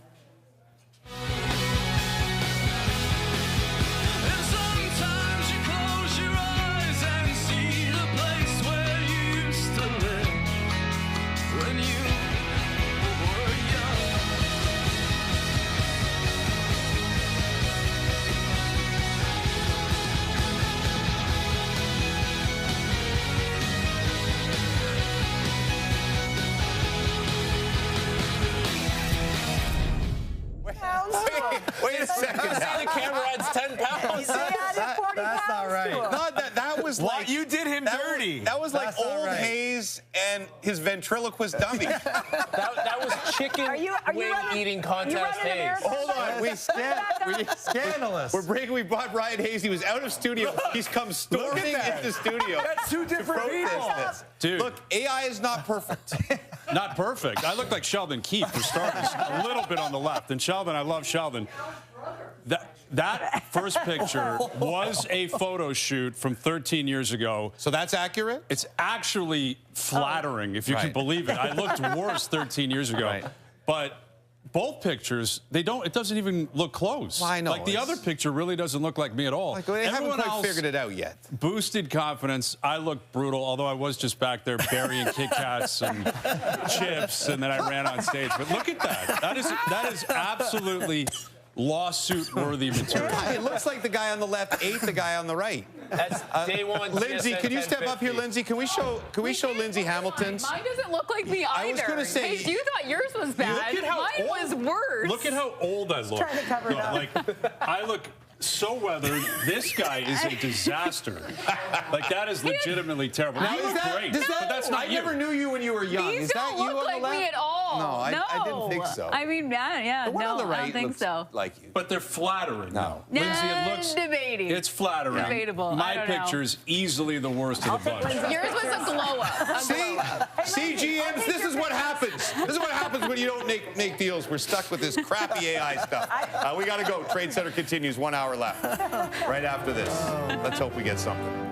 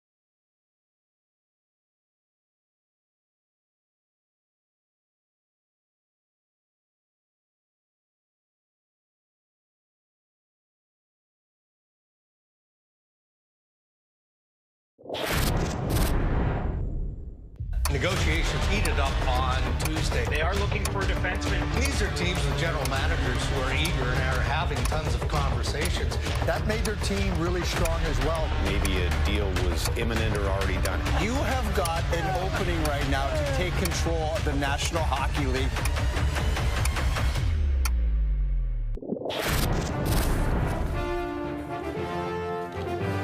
The final pre-deadline hour here of Trade Center will go for 2 more hours afterwards. And if you've been with us for the entire 6 hours so far, first of all, thank you, because you are nuts, and we love you for that. Second of all, if you haven't been with us, you've not missed a lot, because by my count, I think we are at 7 trades so far. But I am here to offer you hope. Last year, when we had 24 trades total, 16 of the 24 came in the final hour, 67%. In fact, if you look at that right column, basically usually right around 60% of the trades always come in the last hour. So MJ, there's still hope of getting your over, which was what, 18 and a half at the beginning of the day? Yeah. 18 and a half trades, even though we're only at 7. Still a decent chance we get there by the time we are done. The guys will be responsible for that. Actually, it's not their responsibility. They just let us know when it happens. But Gord Miller and the trade breakers, let's check in one more time. Well, if it is our responsibility, we're failing badly. Still early, Gord. Thank you. Dregs, what's the latest on Oliver Ekman-Larsson, who has made it clear he wants to stay in Toronto? Yeah, and look, I mean, we're not slamming the door on the possibility of a trade. You're right, but it's not like Brad Treliving is simply trying to ship this guy out. He's got a very specific ask. It's high. And it's remained high. And a lot of people have been thinking about the Detroit Red Wings simply because the Red Wings have been a team that's in the market for that type of defenseman, a higher-end defenseman. And OEL fits a lot of what Steve Yzerman would be looking for. Again, things can change with a simple phone call, but right up to the minute, it sounds like the Detroit Red Wings aren't willing to pay the price that Brad Treliving is adhering to. And the reason he's holding true is because of what it means to the Toronto Maple Leafs. CJ? Just a quick trade. The Washington Capitals are acquiring Timothy Liljegren from San Jose. There you go. Okay. Just jumping in, sorry. John Carlson's replacement. Well, I mean, they need a Liljegren, good friends with Rasmus Sandin, who is in Washington. And in the meantime, speaking of defensemen, Rasmus Ristolainen, the Flyers are holding tight to their asking price at the moment. They're not dealing them unless someone meets up to that price. There's an hour left for the deadline. But right now, with some teams still needing D, you mentioned Detroit. Montreal's looked at D. He is not he's not close to being moved so far. All right, CJ, you've got some waiver news for us. I do. A couple of claims. Sorry, just reading off the email. You got Curtis Douglas going to Vancouver from Tampa. Luke Glendening goes to Philadelphia from the New Jersey Devils. And Cole Reinhardt claimed by the Florida Panthers from Vegas. CJ, clearly the first star of that segment. James? All right, thank you, guys. We'll need you all to be stars in the last hour. Let's check in one more time with Lindsay, who now does look like herself. Not the AI version of Lindsay, the real Lindsay, and the real Frankie Corrado with Trade Bait. That's right, James. We have to have a talk with those AI guys. They tried their hardest, but a few of them a little questionable. But Frankie and I has also been absolutely shocked just how quiet the day has been, particularly around 2 Canadian teams we thought would be making some major moves. Instead, it's been crickets. Case in point, Frankie, the Toronto Maple Leafs. We've been talking about other guys all day long. Let's keep our attention on Bobby McMahon right now, who, as of right now, is still a Maple Leaf. We've talked about how hard it is to make trades today because of the retention, because of players with term on their deal.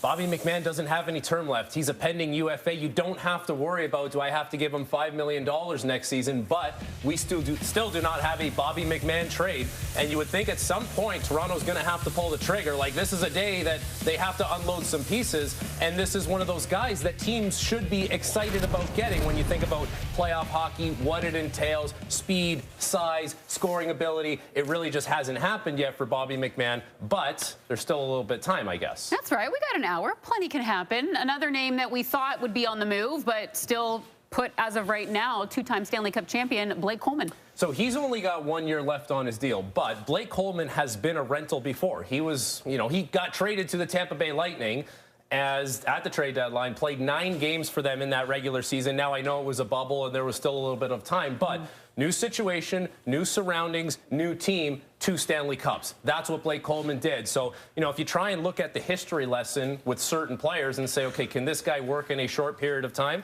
I know it was a little bit prolonged, but Blake Coleman has been in this situation before and has thrived. 2 Stanley Cups later, only 1 year left on that deal. So we'll see if something happens on Blake Coleman as well. A quiet morning so far. You and I are both surprised, but James, as you alluded to, we got an hour to go, and last year, 16 trades, so now the clock is ticking. Let's get things going. It is ticking. Let's get things going by checking around with our Canadian team Eastern Conference reporters. Once again, they are in their locations waiting to see what happens with the various teams. Mark Masters, of course, at the Leafs practice facility right now. Claire Hanna's covering the Sens in Calgary, where they beat the Flames last night, and Kenzie Lalonde is out in Anaheim, where the Montreal Canadiens play the Ducks tonight. We'll start with you, Mark. There's certainly a lot of buzz out there. There's rumblings about Bobby McMahon, but nothing concrete so far. Are you hearing anything? What are your expectations from Brad Treliving over the next hour?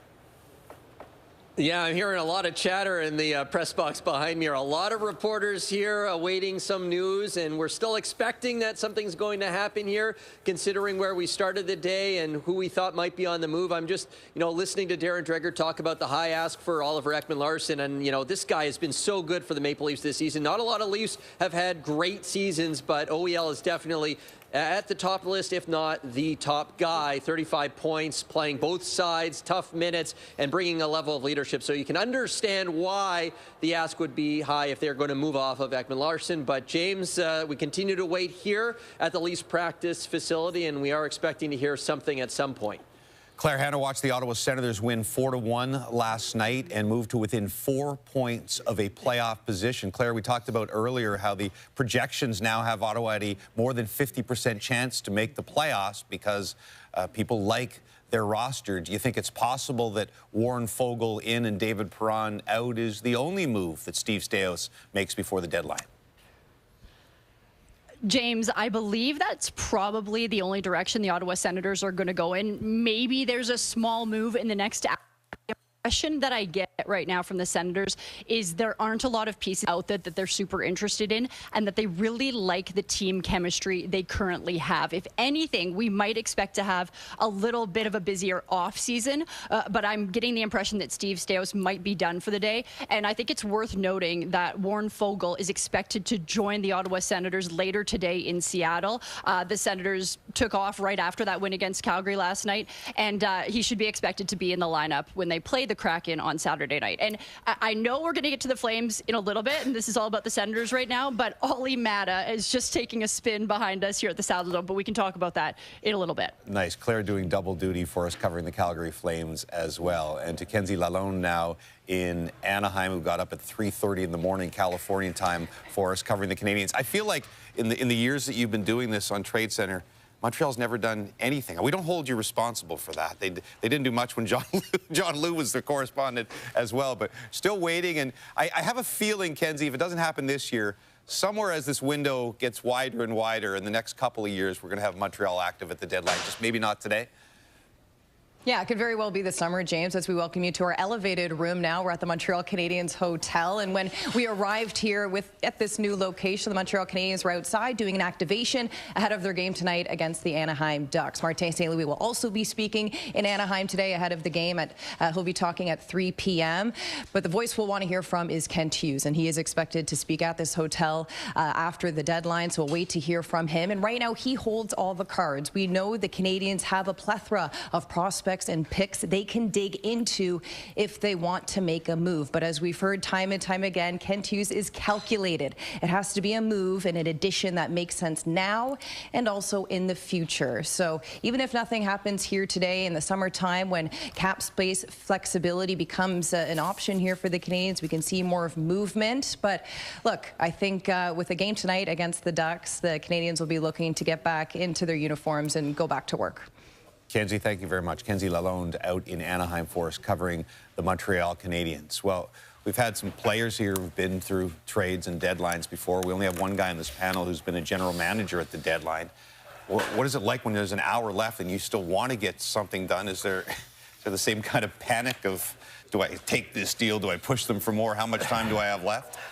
49 minutes and 25 seconds. So it goes from urgency to a panic situation. Right. And especially the teams that have been working really, really hard to try to get something done. And there's teams that are trying to do that, trying to understand it, and you're looking at the clock and then you're starting to go, oh, wait a sec, how much time do I really have? And then you're starting to think, okay, what's real? And that's when you get this, you have many people trying to man the phones. Take that call, take that call. Let's see, ask them if they're serious. And it becomes a little bit, you got to be careful that it doesn't become like a fire drill. Right. Because that's when you lose your focus. And I haven't been part of it.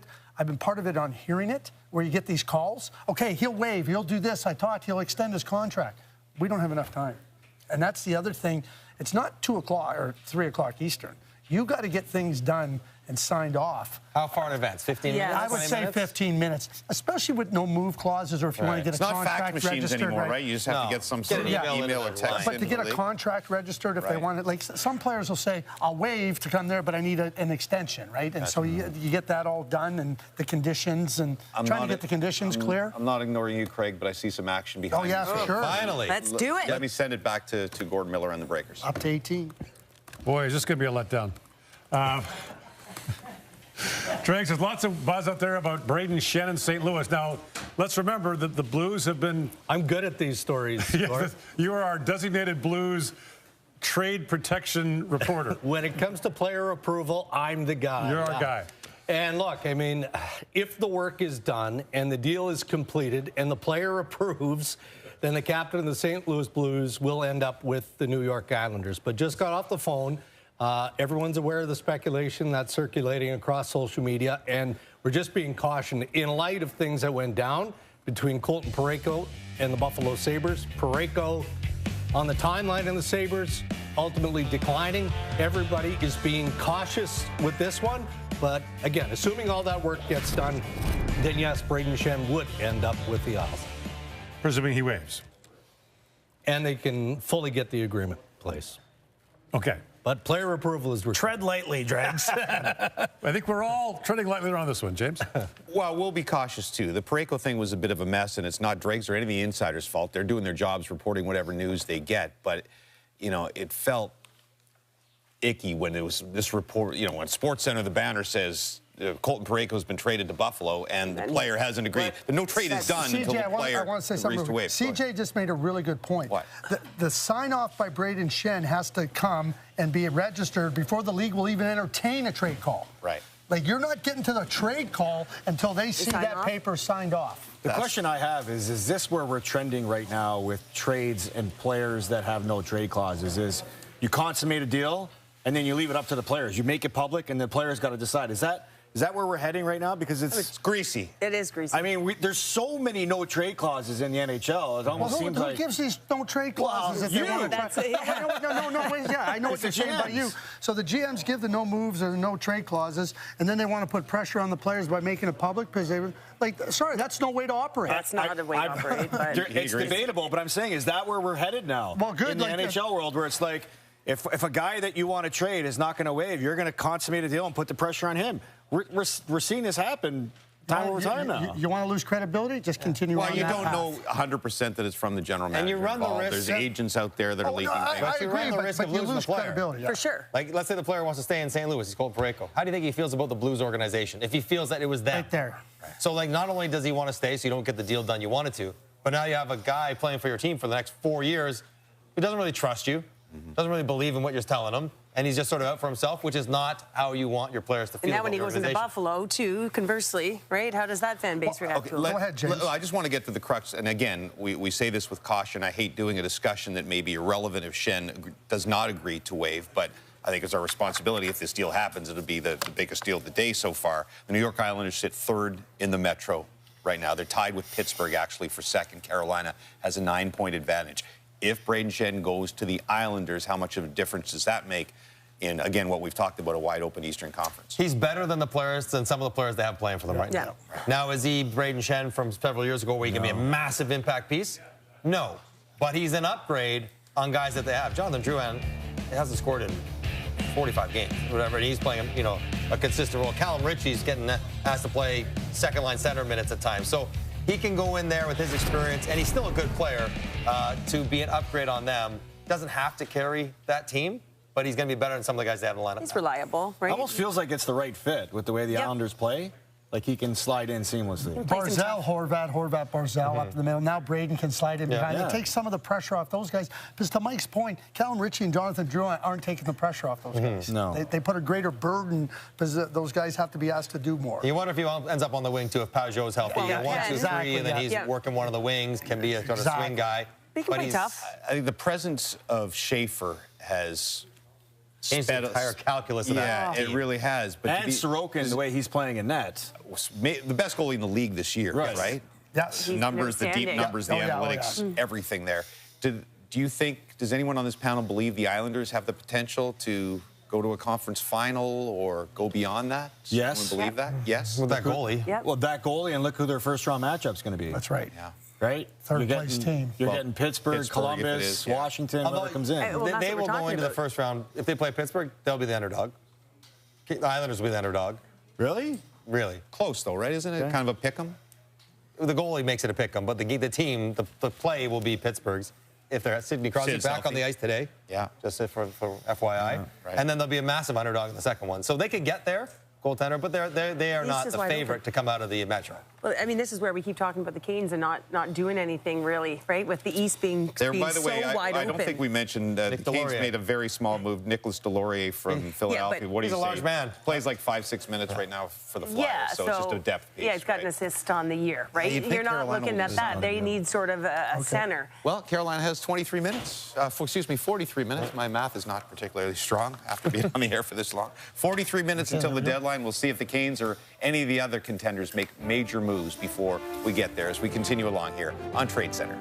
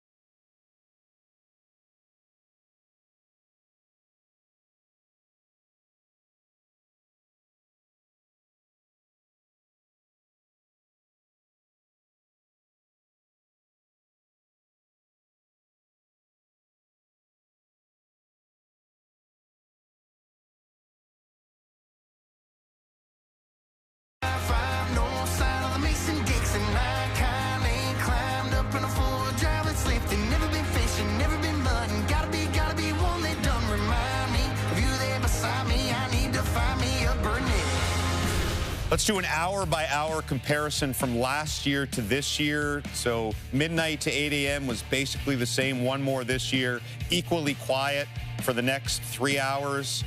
And then 2026, pretty much the same to 1 p.m., 4. And here we are, a lot of catching up to do, but the trades are starting to come here as we expected in our final hour, up to 2, and many more percolating here. And we can tell you that all the speculation that we're doing before, we don't have to speculate anymore because Brayden Schenn has agreed to waive his no trade. So Brayden Schenn will be going to the New York Islanders, so still working on return. But that is confirmed that Brayden Schenn will be a member of the Islanders, so we don't have the Parayko situation that we had the other day. Also of news, Mike made mention of this, Sidney Crosby, of course, injured, which really hurt Canada at the Olympics. Back on the ice today for the Pittsburgh Penguins. The Penguins are currently second in the Metro. They're actually tied with the Islanders, but have a couple more games remaining. 9 points back of Carolina for first place in the division, but that'll be huge if Sid comes back. And if you missed it earlier, Malkin has a hearing because of a hit to the face last night on Rasmus Dahlin in Buffalo, so could be a suspension there. To check in now with our Western Conference reporters, of course, covering the Western teams, Ryan Rashog with the Oilers in Edmonton, Danielle Bain with the Jets in Winnipeg, Claire Hanna, who's been all over the place today covering the Sens and the Calgary Flames, and Farhan Lalji in Vancouver. We'll start in Edmonton. Ryan, you did that interview with Stan Bowman last night, said it sounded like he was done, but what's he been up to today, and is there a possibility he sneaks something in? Yeah, it sounds, James, like, and again, so much can change here in the last rush to the deadline, but nothing close, nothing imminent for the Oilers as of right now. I think it's probably a matter of due diligence, right? I think you hear these names that are out there on the goaltending front, and it's incumbent on Bowman to make those calls and to kick some tires and check in and see if there's anything that can be done. It's a tough deal to execute at this point. My gut is they're going to stand pat with what they have in net. I think they'd like to add a big forward, sort of a playoff caliber guy that can bang and crash a little bit. Kasperi Kapanen's had some injury troubles this year. They really value this player. I think they'd maybe like a little bit of insurance in case the health issues continue with a guy like Kapanen. So I said it at the start of the day, nibbling around the edges. That's probably what they're looking at doing as they approach the finish line with an eye on the goaltending, but nothing close at this point, James. Ryan, we appreciate that. Let's join Claire Hanna. I mentioned covering the Senators, of course, also covering the Calgary Flames for us on this day. And man, they're going to be fun to watch come draft time with all those picks, 4 first-rounders in the next couple of years, I believe 4 second-rounders, but still some names that could go today. What are you hearing, Claire? Well, it's surprising that it's been this quiet, and we still have 45 minutes till the trade deadline, so there could be some big moves. But from what I'm hearing, Craig Conroy doesn't want to deal a player like Nazem Kadri if he's not getting the return. And he's always said he wants to stick to the process and be patient as they try to be real contenders for the playoffs when the new arena opens in 2027. And if you think about it, Nazem Kadri has 3 years left on his deal with the Calgary Flames, so they don't need to rush anything at this trade deadline to get that return that they're hoping for. But I'd say, you know, this summer or over the next 12 to 14 months, that's got to be a priority. Maybe that gets done in the next 45 minutes, but we'll see. But one thing I would like to mention is just over the past 15 minutes that we've been standing here at the Dome, Olli Määttä, who was just acquired from Utah on Wednesday night in exchange for Mackenzie Weegar, which was the big move that the Calgary Flames have made over the last 48 hours. He's taken to the ice. He's been working with their skills coach, Matt Stajan. Just to note, with Utah, he was scratched for 26 games straight, but Olli Määttä is a 2-time Stanley Cup winner. He's 31 years of age, and I'm under the impression that the Calgary Flames are hoping he can kind of be like a Zach Whitecloud, bringing some of that leadership and that experience to this group and just showing them the way, showing them how the Flames need to get it done over the next couple of years. Excellent work covering both teams for us today, Claire Hanna. To Vancouver and Farhan Lalji. We talked to Claire about Calgary and accumulating draft picks. When the season started, we weren't sure that's the way that the Vancouver Canucks season would go, but pretty much everything changed with that Quinn Hughes trade. And now it's draft picks and prospects all over the place. Might there be more done before the deadline today, Farhan?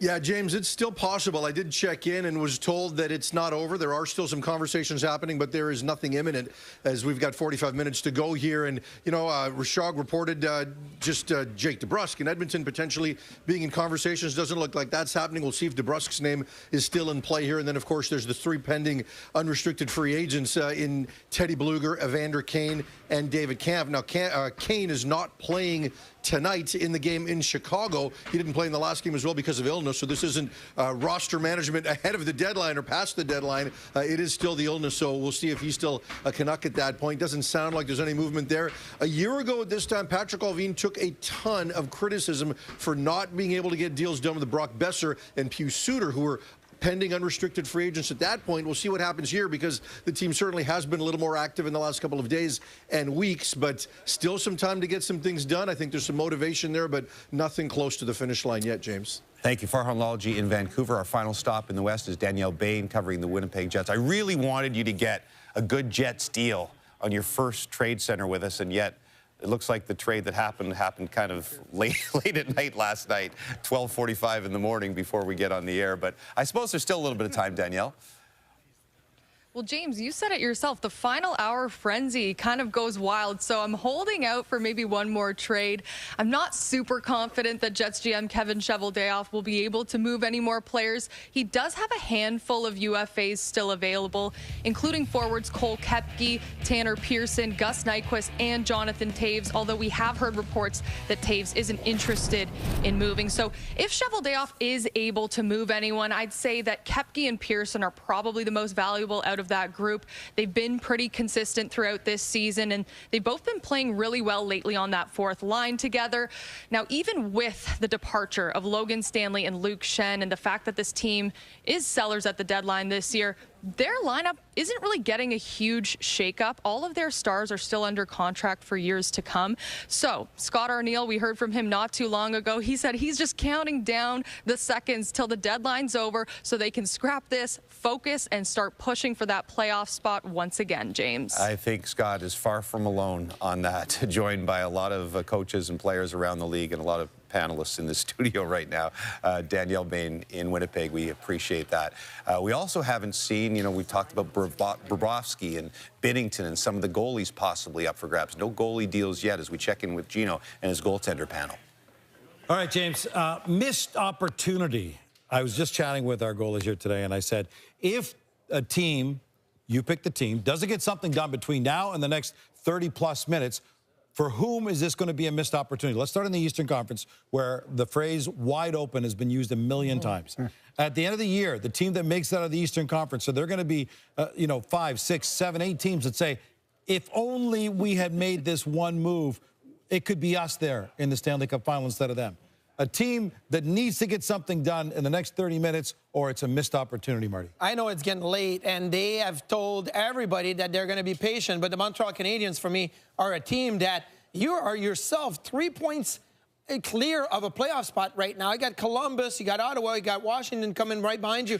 That is a really tough situation for the Montreal Canadiens. So you got two glaring holes. You got goaltending, where Dobesh has a good record, but I don't think that he inspires, the team. And you also have your depth, especially your second line. And tonight in Anaheim, they're going to move Slavkovsky to the top line. We're going to see what that's going to mean. But I look at Montreal, and I'm saying, you made the playoffs last year. Yeah. Missing it this year or just saying goodbye in the first round is not a step forward. It would be a massive step back. So I think Montreal would need to be aggressive, and it doesn't seem like they want to do that. Well, they're waiting for the right price, probably. Yeah. But for me, it's the Detroit Red Wings. And all I think about is what Dylan Larkin said after last year's deadline. He said, we thought maybe they would be a little bit more aggressive, and they didn't do much. Now, they traded for David Perron yesterday, and David Perron is a good fit. He's a veteran guy. He's been there before. They're familiar with him. But I think the Red Wings are a really good team. And they shored up their goaltending, getting Gibson. Now you've got a veteran, two guys in Talbot and Gibson. But maybe add another splash player there to help that group. Their power play strong. Their young players have taken a step. But to me, Stevie Yzerman can maybe grab one of these players that are available to just say to your players in that dressing room, we're all in here giving you an opportunity. Neither one of you mentioned the Ottawa Senators. I don't understand that. This is a great young team. You get to see them on a nightly basis. You cover them a ton. Linus Ullmark has been really struggling lately. Should they add? Do you get another backup to help Linus Ullmark to recover? Linus Ullmark is 4-0-2 since returning from the leave of absence. No. So he's getting back to the form that he needs to. Now, there's still about 3-4 steps for him, but I think that the Ottawa Senators, like Montreal, could, but they're looking at us and we didn't have our number one goaltender for a long time, and now that we do, we could get back in it. So they're looking at that. I think they're the most dangerous team if they make the playoffs because Then I don't why see not add, Jamie? Because Gino, that team doesn't need to add. What they need is a healthy Linus Ullmark. Which you said struggled lately. I disagree. I think he struggled early and is getting his game back in order, and he's playing very well.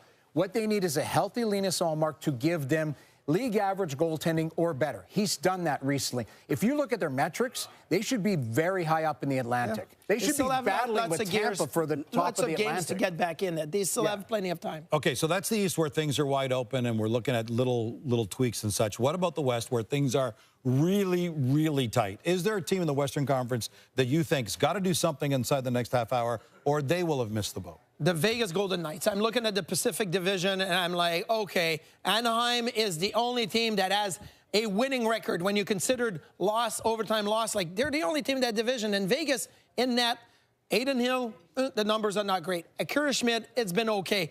Carter Hart, injured, and it wasn't, the level that you would want him to. So I look at Vegas, and I'm like, why not swing for Bobrovsky right now? Like, that would put you in and maybe that's your way to the Western Conference Final, get a Sergei Bobrovsky in that. Well, keep in mind, they swung and they got Rasmus Anderson, so they added in. Like, this is a team that always adds, and miraculously, all of a sudden, like, hey, Vegas pulled off another unbelievable trade. I wouldn't sleep on them, but I think what you're looking at internally is your players to play better. That's the challenge for a lot of these teams throughout the league. Could be the condensed schedule, could be the Olympic break, but a lot of teams throughout the league, they're just saying, if our players play better, I think we're fine. Same could be said in Edmonton. Teams like that, those teams play better, the players play better, then you're not having these conversations because they're higher in the standings. Okay, you mentioned Edmonton. Quickly now, are the Oilers going to miss the boat if they don't tidy things up right now because they're right on the bubble and the Connor McDavid window is closing? Yeah, but they switch out to goaltenders, regardless of whether you think of them or not. I like them. I like the Murphy move and I like the Dickinson move because they needed to add to that group defensively. Dickinson is one of the strongest two-way centermen in the league defensively. Murphy, strong stay-at-home defenseman, is going to help settle down that defensive core. I think for the Edmonton Oilers, they did their goalie move early in the season. Now, if anything major was to happen, it's in the offseason. I think they've got their group, and they're going to hope that they can kind of strengthen their team game a little bit more because that's about the team game. It's about the details. And once it clicks, maybe it clicks like they did the last 2 years going to the finals. And how many more years can the Edmonton Oilers say, hey, we'll make up for it next season? James? Thank you, gentlemen. Good news, MJ. I think we've reached double digits. I think we've hit our 10th trade. That just sounds so terrible to say. But 10 trades so far here on Tradecentre. Will we get to the over-under was, 18 and a half? Will we get to 20? We'll find out in the next half hour or so as we continue on Tradecentre 2026 here on TSN.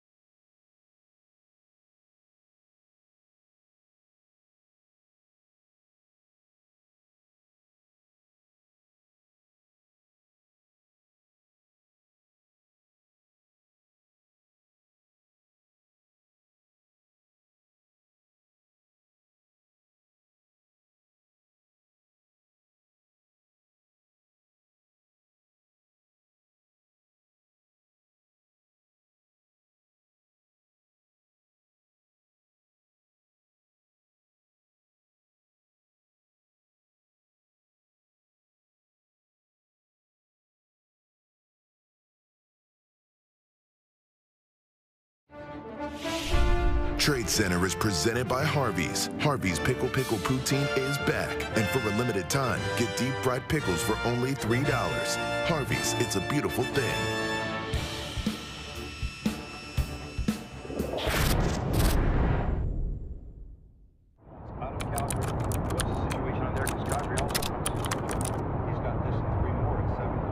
Yeah, both Nazem Kadri and the Calgary Flames want to change. You know, he does have the contract as you've stipulated. Devin's suit doesn't fit. It's Darren. Whatever. There was a forward here. How much wine has Bob had today? He's had a full glass for 7.5 hours. It's like Pierre at the cottage in the summertime. It's ludicrous. Bob, thanks for watching throughout the day here. Only 20 minutes more to go until the deadline. Let's send it over to Pierre and Dregs and CJ and Gordo, guys. Yeah, the sense of what the market is like is you get the return on the Braden Shen trade to the Islanders, Dregs, which we're starting to get a clearer picture of. Pretty substantial, I would say, right? A first-round draft pick, a third-round draft pick, and a prospect. Now, granted, we're still trying to identify who the prospect is that's coming from the New York Islanders to the St. Louis Blues, but this was one of those delicate situations, right? At the start of the day, it wasn't clear that Braden Shen was going to be traded by the Blues because, again, one of many with that trade protection. But in the end, he decides, look, I want to play more postseason hockey, so he's willing to give the push towards the New York Islanders, and he approves. But a lot going on right now in St. Louis, I can tell you that. Again, teams sniffing around Justin Falk, as you'd expect, and I believe that the Detroit Red Wings are one of those teams. I'm not saying that they're close on anything, but definitely Detroit in there. CJ, the Toronto Maple Leafs, we thought would be one of the busier teams today. We've not heard much from them. We have not, yet the sales pitch continues. And this is where we get this close to 3 o'clock. Obviously, the players that are looking to move, the price comes down. And the sense in the marketplace from other teams as the ask on Bobby McMahon has lowered a little bit, that a second-round pick would be able to get him. And obviously, with him being a pending UFA, as we've talked all along, the Leafs are pushing to move him by this deadline. Now, maybe, James, in this era of electronic communication and cell phones, everything else, what we need is proximity. St. Louis is playing in San Jose tonight. The Islanders are there tomorrow. Andy Strickland from St. Louis reports they're staying in the same hotel in San Jose. So maybe that paved the way for this deal. We need more teams staying in the same hotel to get something done. And just a quick note, right now, there's nothing on the Robert Thomas front. And at this point, given that he has to waive to go anywhere, I think we can close the book probably on Robert Thomas. Unless it's the Islanders who are staying in the same hotel. If you're going to get traded at the deadline, it's nice to not even have to change rooms. You're right, Gord. So since 2006, 13 players have been traded on deadline day and had their names engraved on the Stanley Cup with their new teams the same season. 37-year-old Florida Panther Brad Marchand has been the best of them, scoring 6 goals in the final last year against Edmonton and finishing second to Sam Bennett in Conn Smythe voting. As we continue to count down to the deadline, let's check in again with Brian Hayes. All right, thank you, JD. Here with Carlo and Cam. And, guys, we're inside 20 minutes now, right? And there's a lot of people throughout the country watching Tradecentre. I think on both sides of the borders, possibly around the world. And I think there's some players who their names have been on the trade bait board for months, if not weeks, watching diligently, thinking, is this going to be the time I'm moved? Will I move somewhere between now and the trade deadline? Carlo, do you have a guy in particular that you think is watching closest? I think the obvious guy for me is Nazem Kadri. I mean, how long have we been talking about him and his future with the Calgary Flames? And no better time than now for him. He's a competitor. He wants to win. He's won a Stanley Cup, and he wants to get back to being a playoff player. And he's not going to do that in Calgary. 35 years old, 3 years left on his contract. I know a lot of people that have showed interest are worried about the cap hit, and if they can absorb it right now, maybe it's an offseason move. But if you're Nazem Kadri, you're still watching this for the next 20 minutes and wondering if your name's going. Absolutely. Cam? For me, it's got to be Elias Pettersson. Like, he has been talked about for a long time, and when you're bad in this league, you got to be really bad. And Rutherford's not afraid to shoot from the hip. So he will trade his best player, or what is deemed to be his best player contractually, if necessary, to make his team better. He's been talked about. He's heard it. He's even heard it when he was over at the Olympics. And he's a guy who wants to show what he was before. When he signed this contract, the type of player he could be. So I think he's really watching this, trying to see if this is going to be his time to get a new opportunity. Absolutely. And both those guys have term on their deal. So if it's not them watching TSN right now, I think they'll be watching Free Agent Frenzy for sure and leading up through the draft and up to July 1st.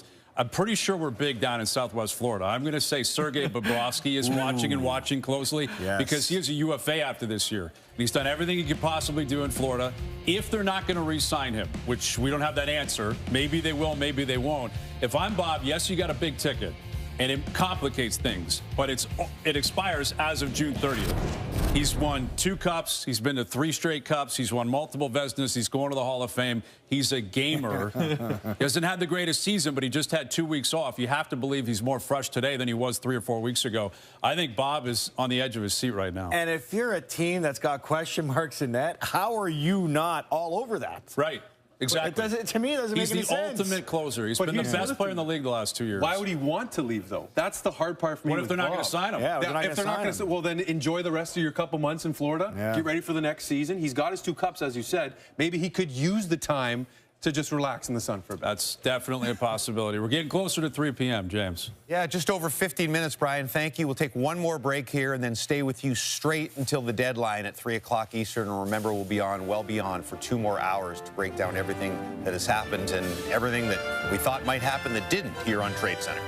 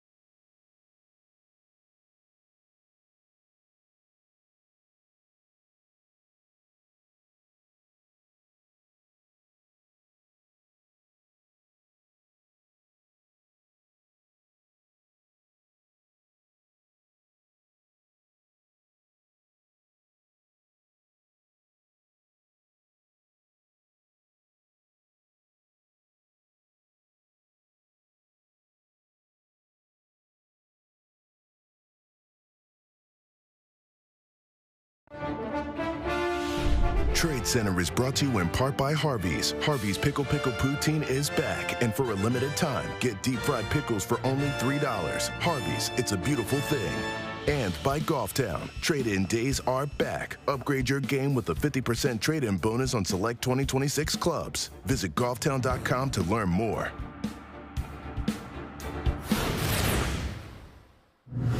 Oh, dog. Ask, man. Oh. Damn it. No. The show's not over. You did good today, buddy. You did good. You gotta sit back down. You got 2 hours still here. Get him back. Security.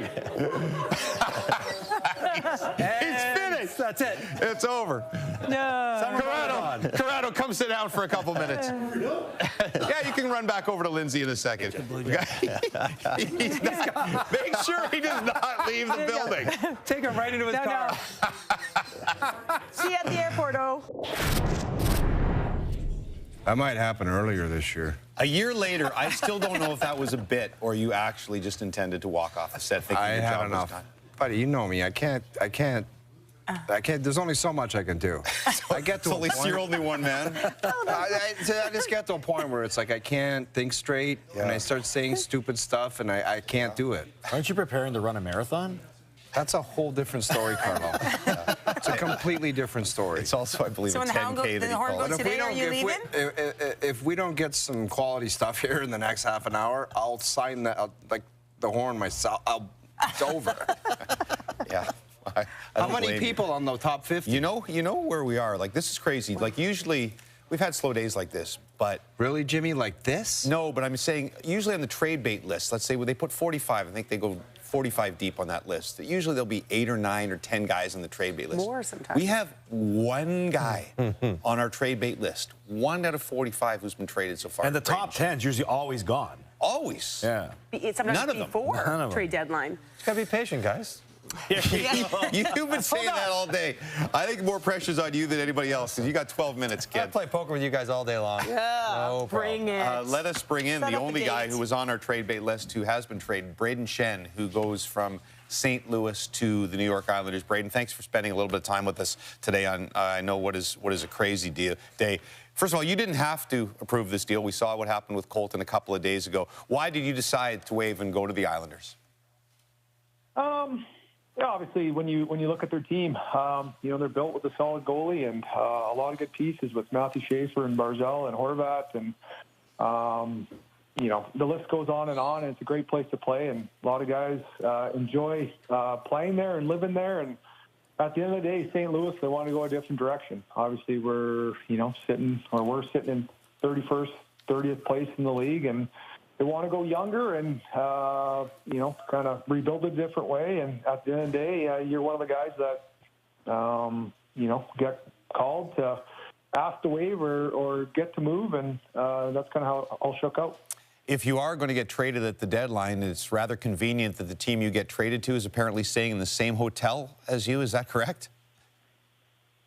Yeah, put it this way. It's been kind of a crazy morning. I heard of it. They kind of gave me an hour and a half notice, and then I kind of talked to family and friends, and then got asked to meet Patrick Waugh and Matthew Darsh, and so I met them on a different floor and kind of went back and forth and got asked to waive, and then, playing in San Jose here with the Island tomorrow night.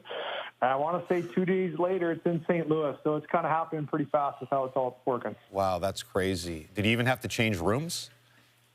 Nope, still in the same room. So different meal room now. That's about it. There's a lot to this, though. You're the captain in St. Louis. You played there for 9 years. I know you have an 8-week-old as well. What are your emotions in leaving St. Louis? I don't think they've hit you. I think leading up to the deadline, with all the rumors and where we're at, I think you think about it quite a bit. You're going to a great place with a great organization, good team.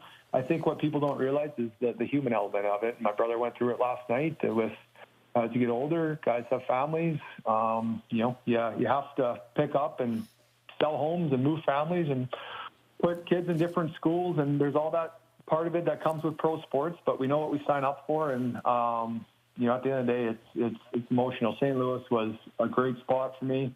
We said it was probably the best thing that happened in hockey to me up until this date. You know, playing with just a bunch of good, solid people, great community, great city, and won a Stanley Cup there. So it's been a special place for me and my family, and it's just a great locker room with good, solid people, and you know, obviously going to miss St. Louis, but excited for the next chapter. And you mentioned, Luke, if you guys chatted, two brothers being traded within a 24-hour period, it's pretty crazy.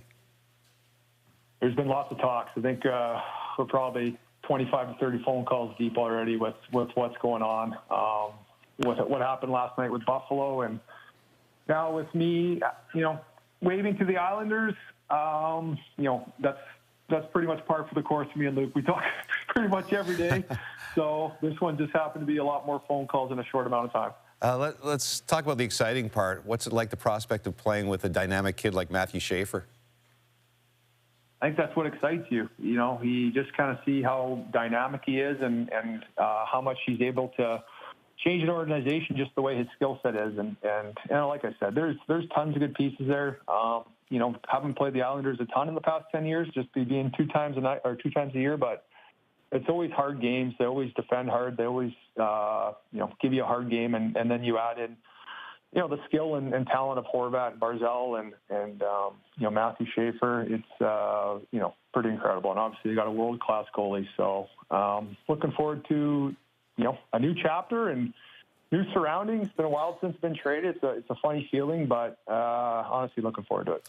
Crazy how time flies. I remember covering you with the World Junior team when you're, I think it's scoring about 8 points in a game in your first World Juniors, and now a Stanley Cup champion, and now on the way to an up-and-coming team in the Islanders. We really appreciate you taking a few minutes, and best of luck to you. Thanks, guys. No problem. That is Braden Shen. Let's send it over to Jen and Craig with more.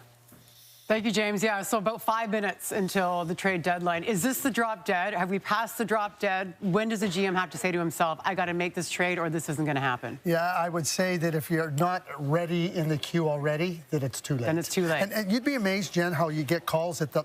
I'm talking within 2-3 minutes of the deadline. And sometimes from GMs, you haven't talked to in weeks. And all of a sudden, they're ready to make a deal. And they're in a panic, and it's just like, sorry, we can't get this done. Okay, so what if you're like, it's not just the Toronto Maple Leafs, but say you're Tree Living, and you've got a McMahon out there, or you've got a Lawton, you've got assets that are not going to be yours at the end of the season. How do you not get rid of them right now? How do you go away with nothing? Well, that's probably the calls that Brad is now doing. We've heard that, asking prices are too high. Okay, yeah. Well, Brad Treliving might have to lower his prices to try to get something back in return. Because the comment was also made that what you've done sitting out these 3 players in the last 2 games, you know, okay, what are you doing here? Them back? Yeah, and you're going to bring them, like, and I'm not, they're professionals. They're going to play hard. They're going to do their thing. But it changes. The dynamic is really, really a tough one now. So I think that Brad Treliving starts to lower his asking prices, and teams now might be ready to say, okay, but you're not going to phone up a team and go, hey, do you want Scott Lawton, if you haven't talked to them? Is it like, it's basically like a game of musical chairs. Yes, it is. And you don't want to be left without the chair, but you've got Scott Lawton, you've got McMahon still on your roster, and they're going to be a UFA. Yeah, and I think that it's, we said at the beginning what would be successful. So he starts off by trading Nicolas Roy. We understand why he may be asking a lot for Oliver Ekman-Larsson. But with McMahon and their cap hits and expiring contracts and everything, try to get something back. All right, we're almost close to the top of the hour. James, back to you. All right, thank you, Jen. We mentioned that trade bait list, which has been basically unaltered throughout the day. Let's check in with it one more time with Frankie and Lindsay. Thank you, James. Roughly 3 minutes now, but we're not talking minutes anymore. We're down to the seconds, about 180 seconds to go. Frankie, on a scale of 1 to 10, how surprised are you by the lack of action we've seen on our boards all day? 10 out of 10, and usually we talk about this trade bait board essentially getting dismantled before the deadline, during the deadline, nothing. That's our 1 to 5. Trocheck, Kadri still there, and then 6 through 10, all these guys still there, very valuable players, but at 11 to 15, you know, is where we see a couple guys who play on the same team and where we finally got our first trade in Braden Shen. Yes, well, the countdown clock clicks away. Let's talk about players who perhaps have earned their right to move. More veteran guys. Case in point, Ryan O'Reilly, 35 years old, Stanley Cup to his name. Where could you see a player like him want to go? He can be so selective because keep in mind, it wasn't that long ago that Ryan O'Reilly was traded to the Toronto Maple Leafs just before the trade deadline. So he's chased the Stanley Cup before. So now if he's going to do it again, like he's going to have some say in where he goes, I would imagine he would want to be very selective. Not a maybe. He wants to go for a sure thing. So we'll see if that can happen for Ryan O'Reilly. The other name that's on there is Steven Stamkos. And listen, Steven Stamkos has played really well recently. Since January 1st, he has 12 goals for the Nashville Predators, who are playing much better hockey. But if you start to think about, okay, Steven Stamkos, a full no move, where would he actually waive to go? It would have to be a team that has a chance of winning a Stanley Cup. If I can, like, throw my nostalgia cap on, maybe say, you know, his former mentor is a now head coach for the Montreal Canadiens. Not that Montreal needs more scoring help, but why would you waive your no move for a situation where it's like essentially a surefire bullet for a Stanley Cup or something that's really cool playing for your, you know, your old mentor? Okay, I like a little nostalgia. One more We'll kick see. at the can. We're throwing everything at the wall right now and seeing what's going to stick. Exactly. Well, the second countdown clock ticks away, less than 120 seconds. James, back to you. All right, yes, 2 minutes exactly right there, Lindsay. Thank you. And you got to promise me you're not going to leave at He's going for sure. I'm right beside him. There's going to be deals. Hold him down? I'll hold him back. I'm going to make you one promise. I don't know there's going to be a slew of deals anymore. there better I've be given up on deals. that. We were just talking about it. Like some of these teams in a wide open East, like, huh? 2 minutes. Yeah, in 2 minutes, it's like if you're Detroit, if you're Carolina, like, are you not going to make a play? And I get it, you can't do something stupid or, you know, be reckless, but is there a possibility the Leafs don't do any of those? This is surprising. So what are they going to do? Lose these guys to free agency for nothing? How much sense does that make? In theory, if they want to re-sign Bobby McMahon, they could say we're re-signing him. There's sort of been talk of an extension there. I don't agree with that philosophy, but there's a chance they could do that. But if they're going to UFA status, like what? I have a hard time finding any rationale. So yeah, you want a first rounder and a prospect. It gets to 250. Maybe it's a second rounder and a prospect. Like at some point, if you're not going to bring them back, you got to get something. Right. You can't just say, well, better than nothing. The market's going to be angry by the return, but you still have to do it at some point. You know, you wonder, is it because there's no movement or there hasn't been that big blockbuster and it sort of cascades? Okay, you didn't do anything. You're not better. You know, you do wonder the asking price, all of these things. But I'm really surprised, especially in the East. I'm really surprised, given how wide open it is.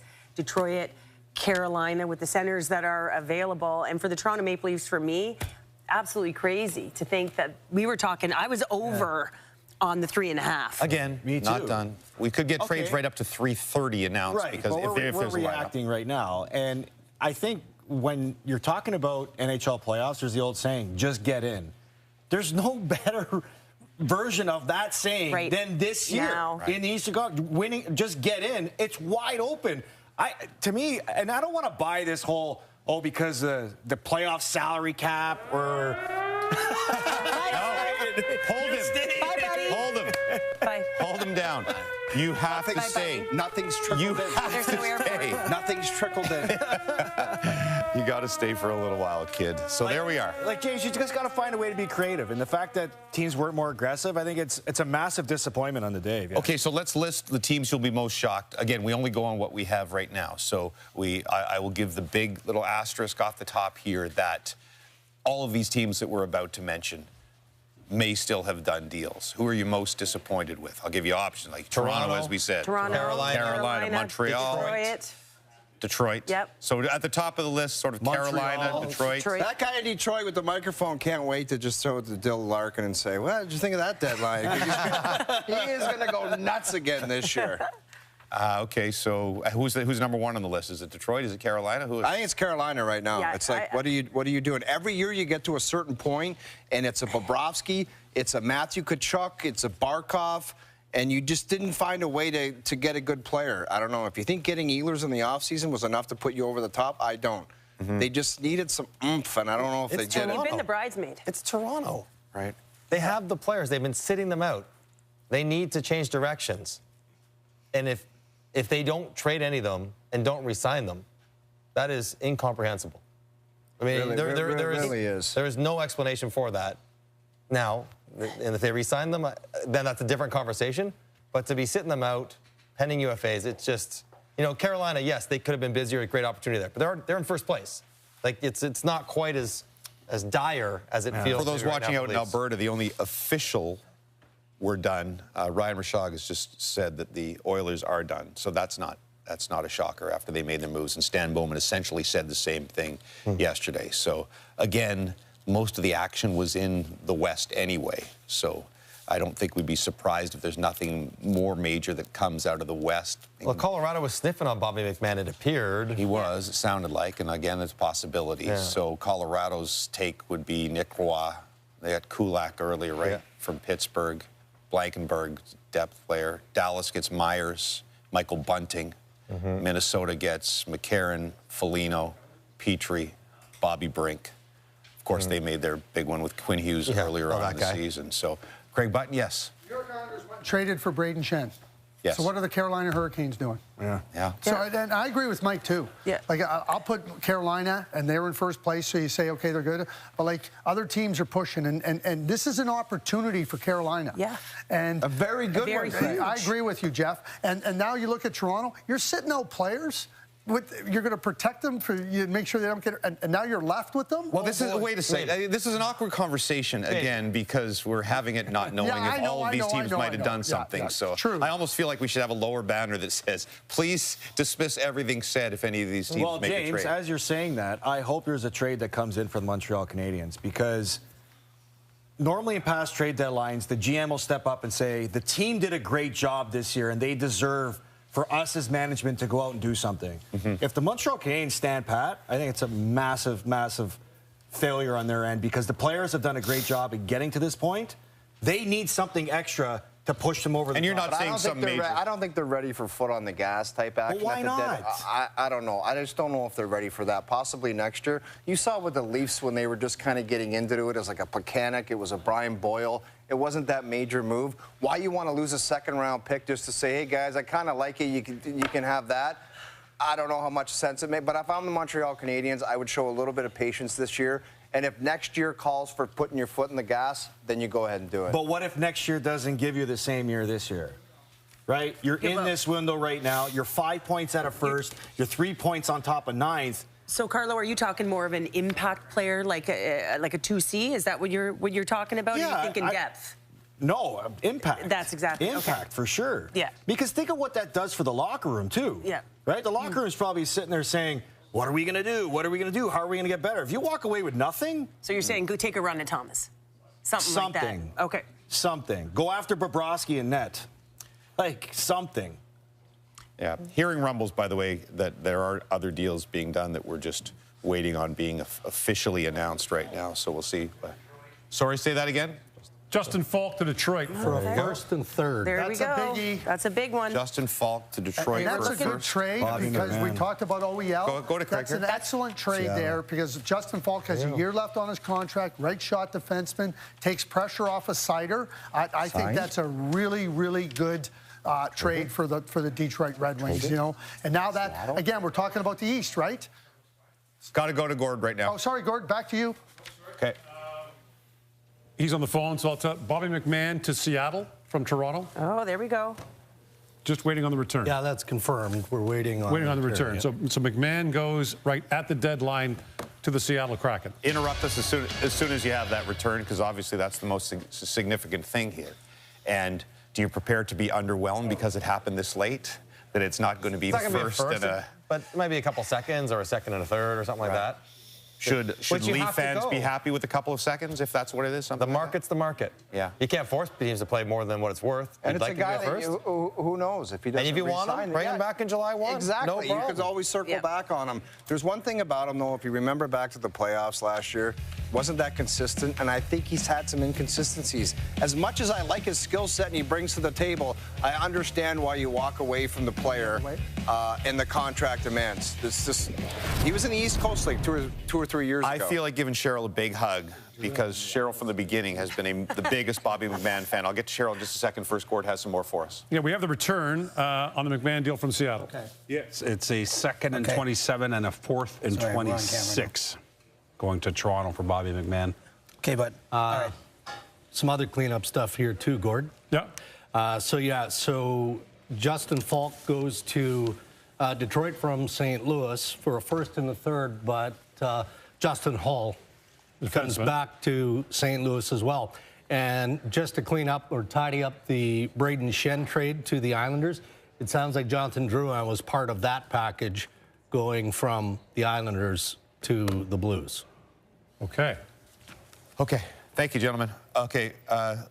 Ryan, I'll let you have passionately talked about the Leafs for 2 hours every day on Overdrive. What do you think of a 2nd and 27 and a 4th and 26 for Bobby McMahon to Seattle? I think it was mandatory. They had to move off him, and I honestly think they have to move off Scott Laughton. I guess we have to put this up. It's subject to change because deals are still coming in, but you've put up the white flag that you're moving off McMahon. You get a 2nd and a 4th. Maybe you were hoping you were going to get a 1st. What you could not do was walk away with nothing. No. You had to get something. They've gotten something. They have to get something for Scott Laughton. Ekman-Larsson's a little bit different. He's got 2 years left. If you want to trade him at the draft or at the deadline next year, he's a guy that wants to be in Toronto. I'm okay with them kicking that down the can, or kicking the can down the road on that. But Bobby McMahon had to go. I think it's a decent return. Scott Laughton's got to go as well. And think about where the Toronto Maple Leafs are headed right now in the here and now. Do they want to win games, or do they want to put themselves in the best Even position? if they want to, they're not winning games. Right, but Bobby McMahon makes you a better team right now. Scott Laughton makes you a better team right now. Like, we've kind of seen what happens when they're out of the lineup. The team loses games, which is great for Toronto right now. That's the direction they need to be going in. And like the guys on the panel talked about, you want Bobby McMahon because, you know, he developed in your system, and you want to retain it was a great that find. talent. It was a great find. Go for it. You can talk to him, offer him a great contract, but you had to do something here as far as just bringing something back into your organization. You could not fall into a scenario where nothing came back and then you even lost them in the offseason. Yeah, and I would still have to say, James, I don't think this can be enough. There's got to be more here if the Maple Leafs can continue to push. All right, Craig, you want to react more to that? Well, I think now the calculus for the Toronto Maple Leafs is to try to make sure you finish as low in the standings as possible so you can keep your first-round pick. It's too far gone, though. They're 9 back. They're 9 up on Chicago. They're trying to do a good job. You just got to be in the bottom 5. You just got to be in the bottom 5. I said they're 9 up on 5th. That's a long way to go. It is. But I'm just telling you what you have to try to do. They can make it. The way they're playing right now, hey, listen, it's not out of the realm of possibility. Don't win another game. And I think that has to be what they're got to be focused on. Yeah, players don't tank. We know that. Management-wise, you cannot if you got to tank, you got to tank. Excuse me, players do tank, Jeffrey? Players don't. If you get the writing's on the wall, and they're doing a nice job of it right now. Like, they're well on their way. They got a tough sked, too. Still a tough sked. Yeah. I think they just got to keep playing the way they are, and they'll be well on their way. Don't change a thing. They're not going to be in the bottom 5. And even if they finish 5th, somebody could win the lottery and bump them to 6th. Yeah. They got to be really 3rd.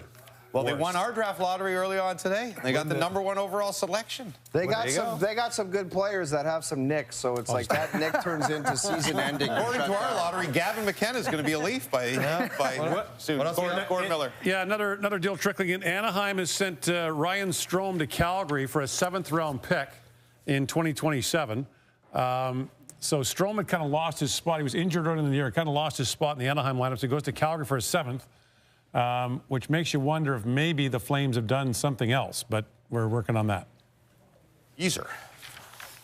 It's an interesting one, because how Strome fits in Calgary. Strome's a good player. He's been a good offensive player at times, but given where Calgary's going. What he's saying, so a contract moved out, maybe. A setup deal for something else. Yeah. Obviously, Nazem Kadri. I hope it is. Yep. For Nazem Kadri on his way out.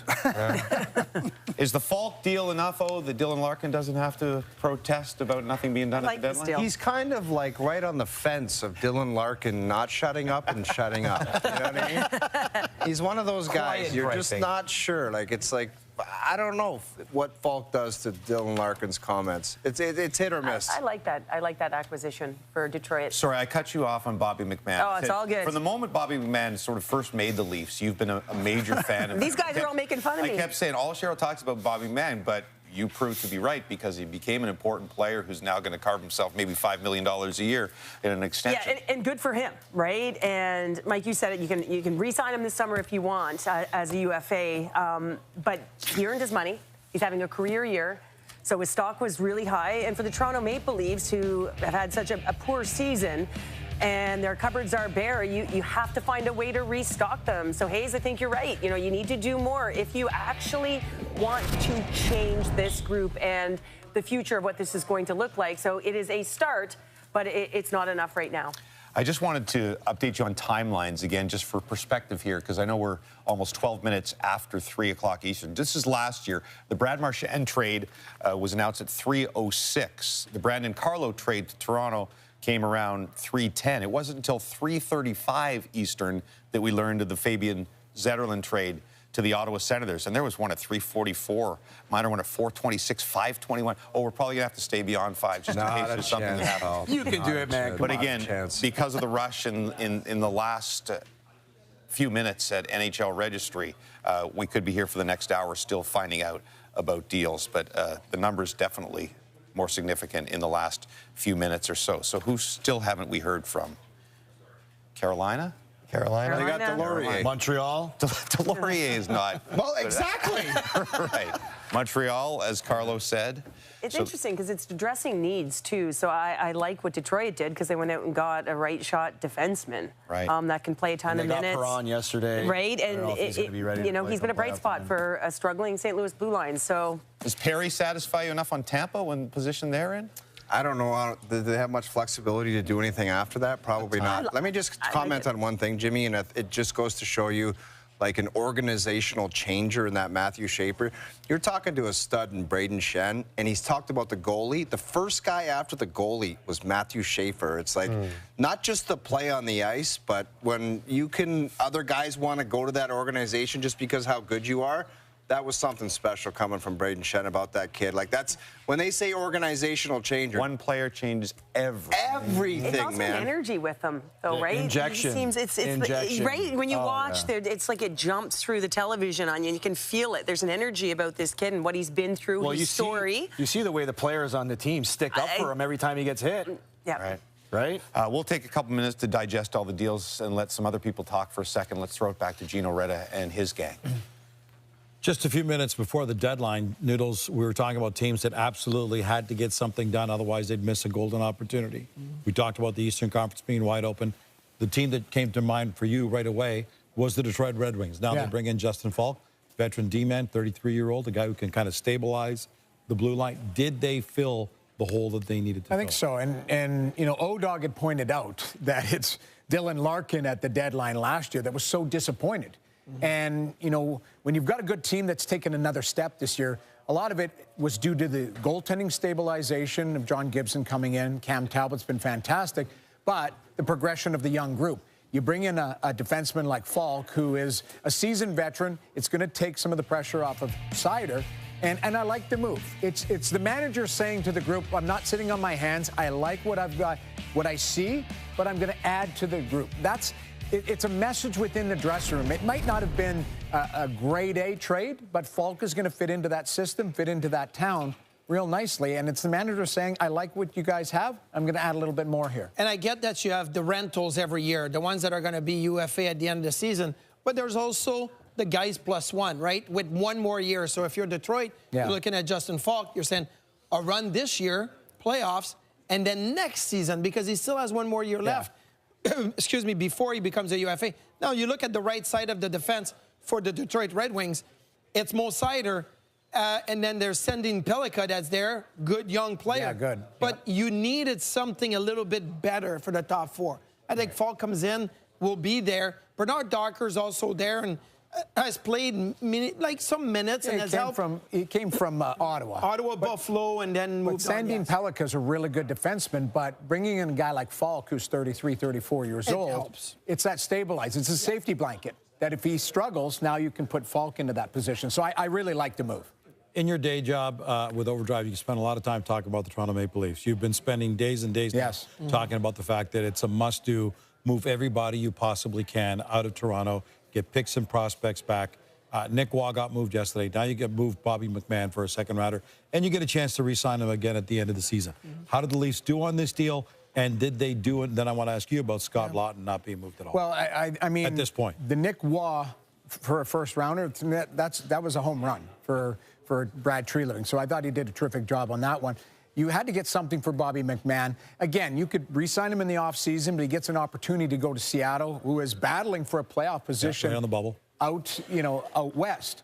So Oliver Ekman-Larsson did not have to go. He wasn't a pending unrestricted free agent. You're going to talk about Scott Laughton. That's where maybe there wasn't a marketplace for him, or maybe the asking price was too high based on what they got for Nick Waugh. Yeah, but does it really matter what the asking price is? You're not going to make it this year.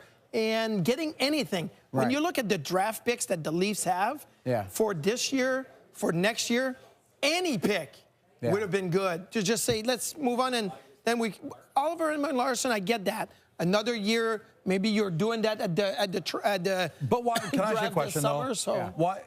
You want to build a D core. I know Oliver Ekman-Larsson has only got a couple of years left on his deal. He's not going to be there when this team certainly becomes a contender again down the road.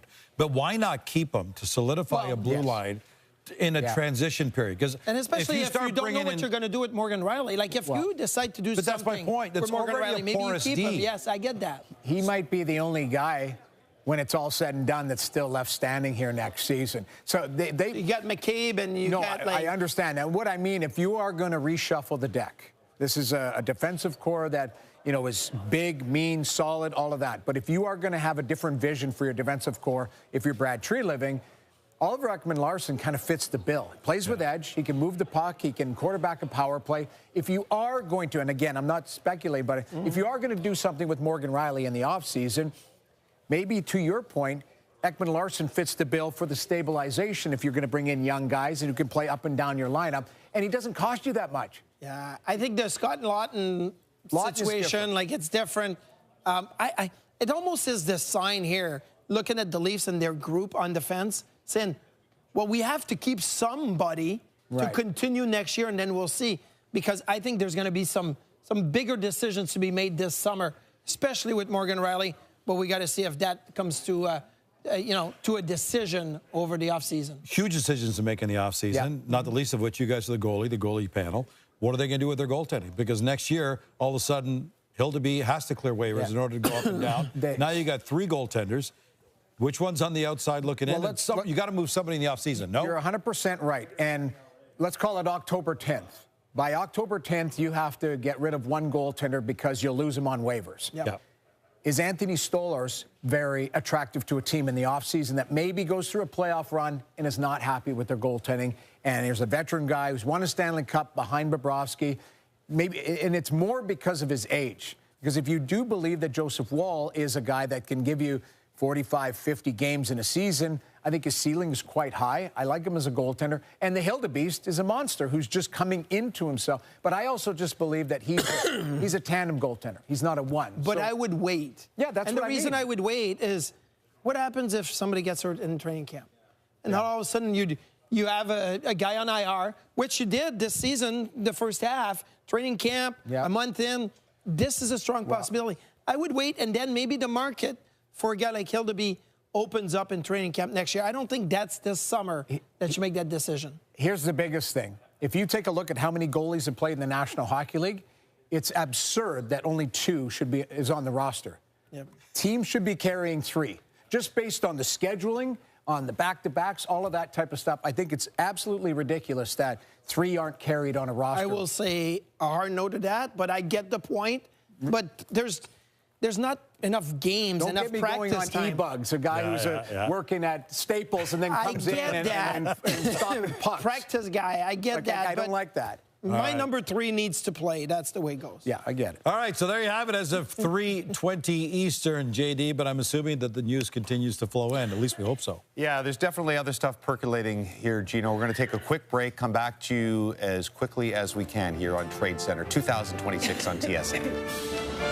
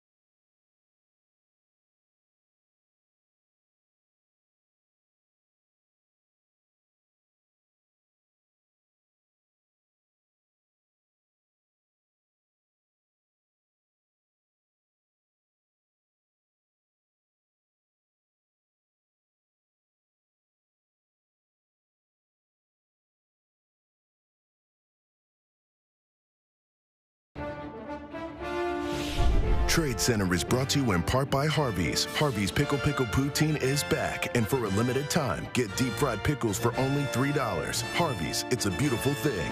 And by Golftown. Trade-in days are back. Upgrade your game with a 50% trade-in bonus on select 2026 clubs. Visit golftown.com to learn more. Not the madness many expected today, but the real one, March Madness. Coming soon, NCAA March Madness, March 19th to April 6th. Of course, all on TSN, TSN Plus. Catch the future stars of basketball in one of the best tournaments of the year, any sport here on TSN. As we wait for other deals to trickle in, obviously part of the news after 3 o'clock is what did not happen and who did not get dealt on the day. The New York Rangers, dead last in the Eastern Conference, did not deal Vinny Trocheck, who was he number 1 on our trade bait list? He was number 1 on our trade bait list. So Vinny Trocheck stays in New York as well. Florida, Bobrovsky did not move. A.J. Greer did not move. So Florida, despite being in the seller position for the first time in a while, doesn't do any big selling there. And it looks like Carolina's only move was Delorier. So they don't do anything big. We'll get the panel to weigh in later on when they do the winners and losers of the day. But for now, let's check in with Brian Hayes. Yeah, and I have to think here that the fact that we have not had enough activity in the league, someone is going to greatly regret this. Like, we're going to get through the Stanley Cup playoffs, and they're going to look back and say, how did we not get more aggressive here?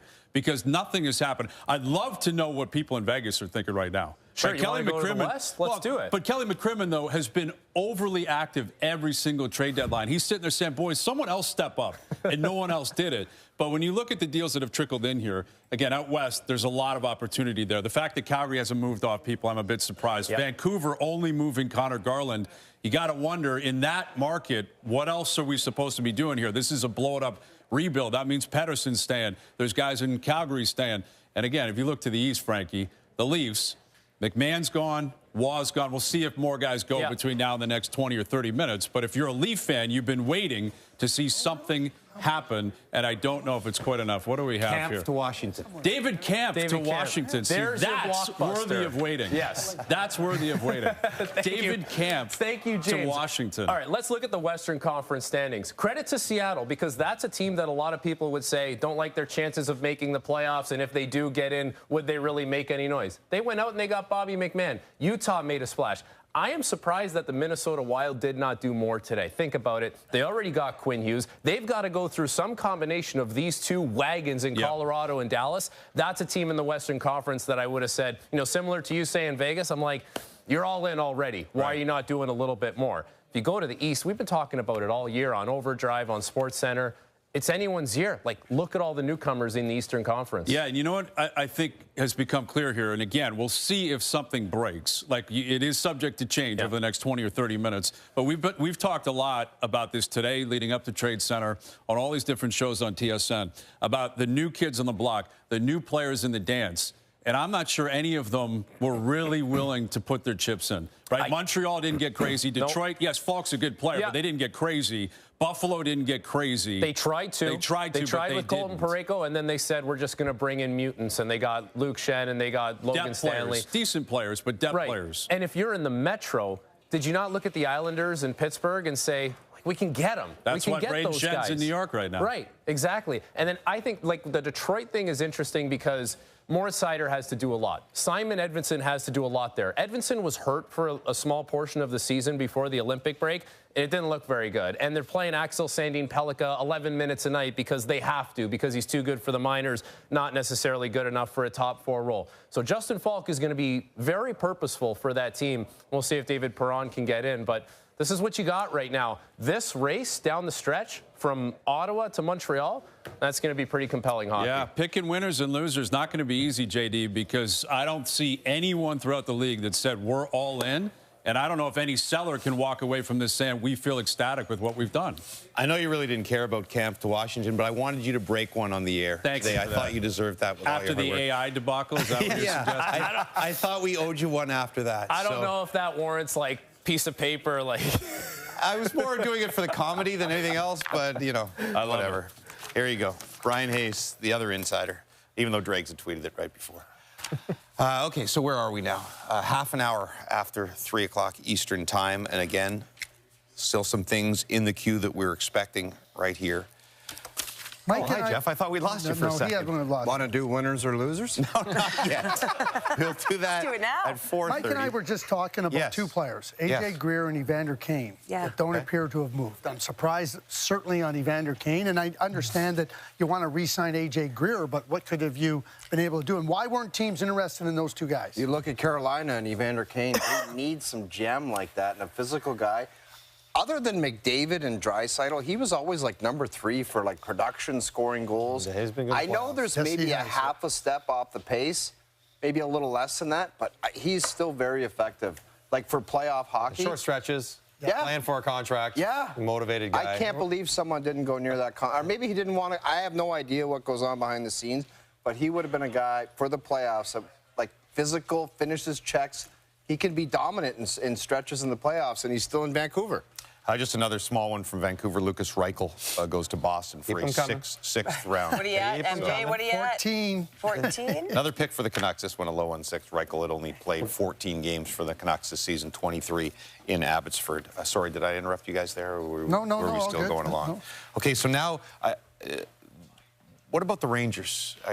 Now, there was news. There was a quote from Billy Guerin that he really tried to get Trocheck from his old buddy Chris Drury, and Guerin said, I thought I'd get a discount, but he held tight. So obviously the price was maybe too high on Trocheck. Yeah, and I think we heard that. I mean, the insiders kept talking about what they were hearing, prices too high and whatnot. And Vinny Trocheck is not just at this point in time. Chris Drury could sit tight and say, no, I'm not going to help you out unless you meet my price. And Billy Guerin would try. I mean, I think he should have told Vinny Trocheck, like, you wouldn't have been on the Olympic team if I didn't push for you. Chris Drury didn't want you.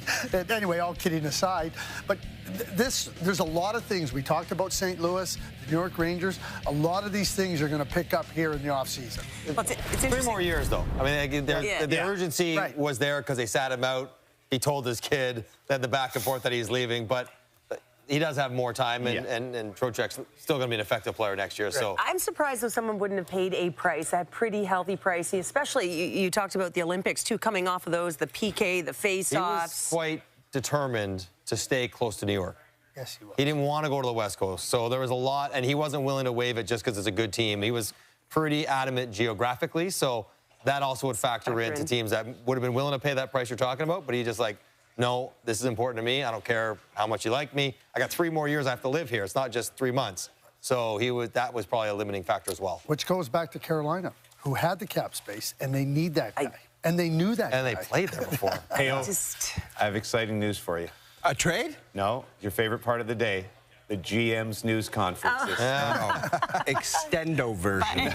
Dude, I ask you every year the extendo version. Play the long version. Let's go. All right. I believe Steve Staios is just starting talking, so let's get the extendo mix version of Steve Staios. Every question, according to O. Let's go.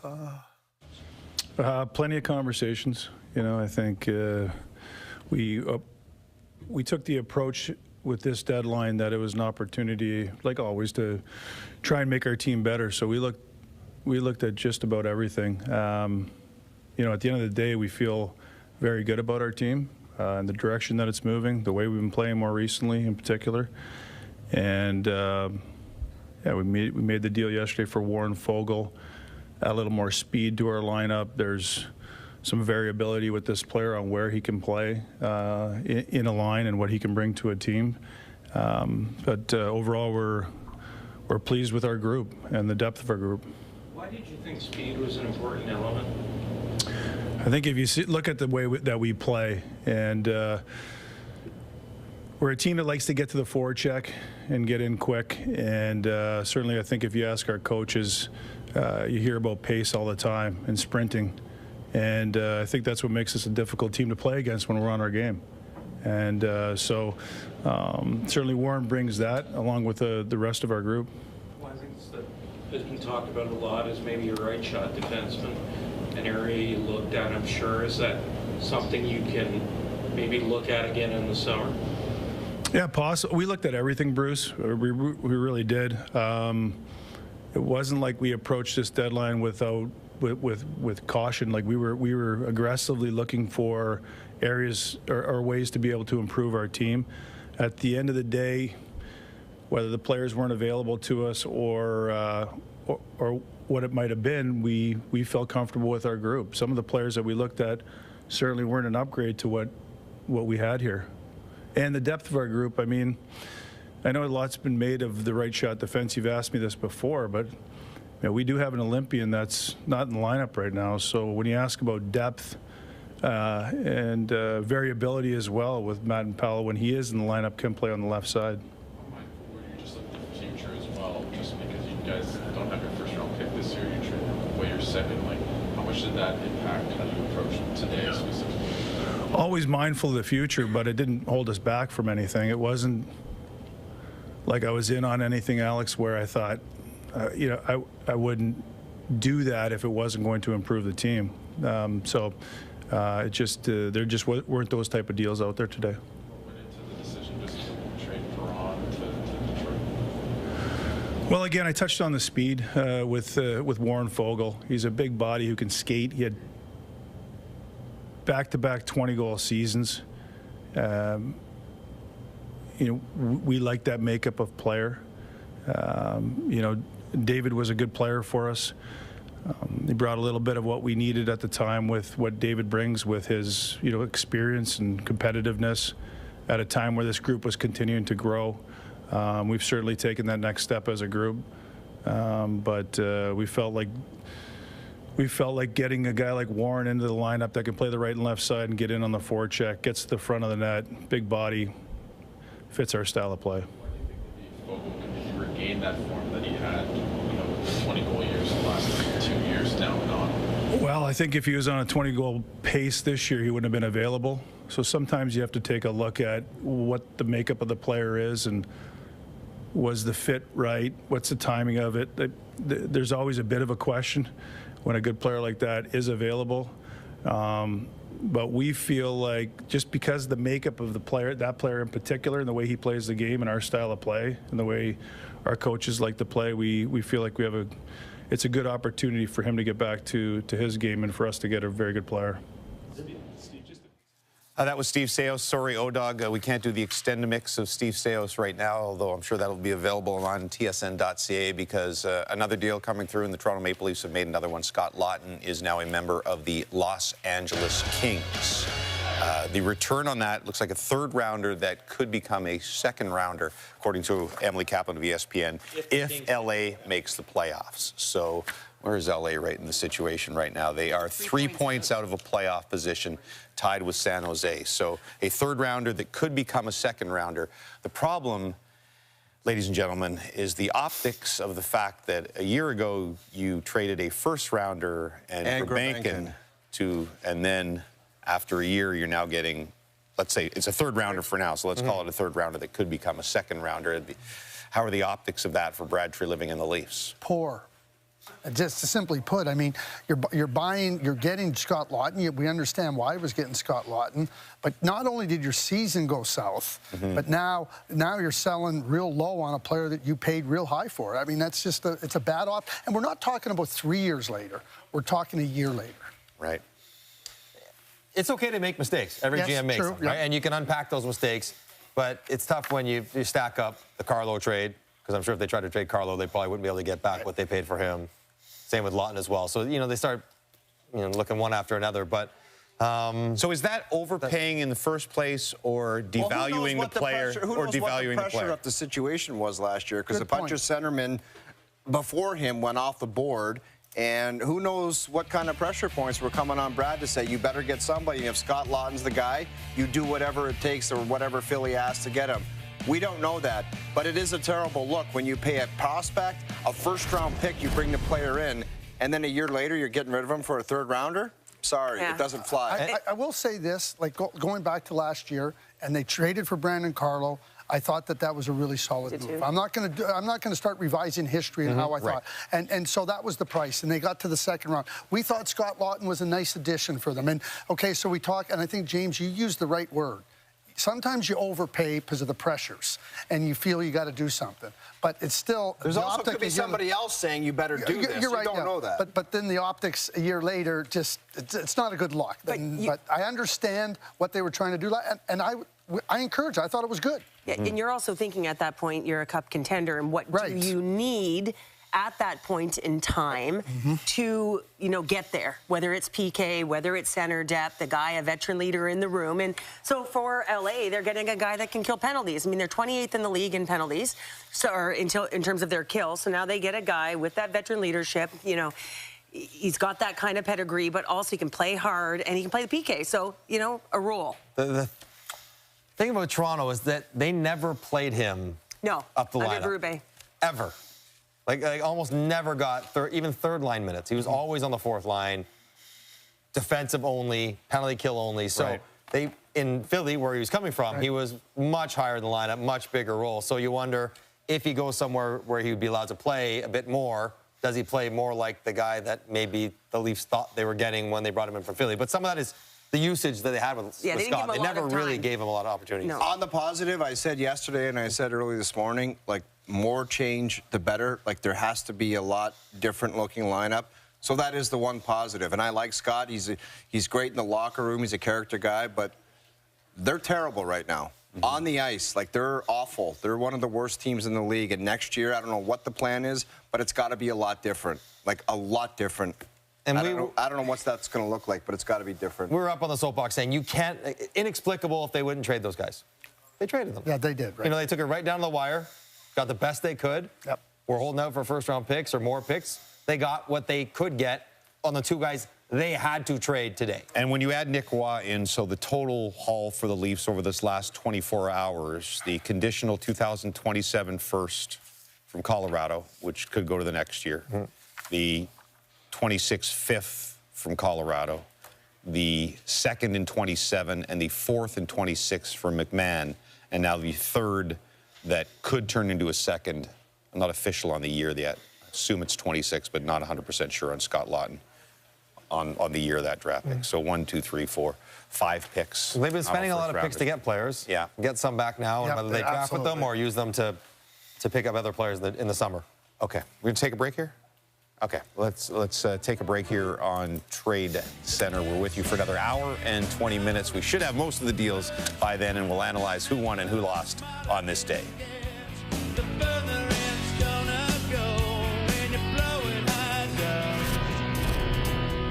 When you blow it high.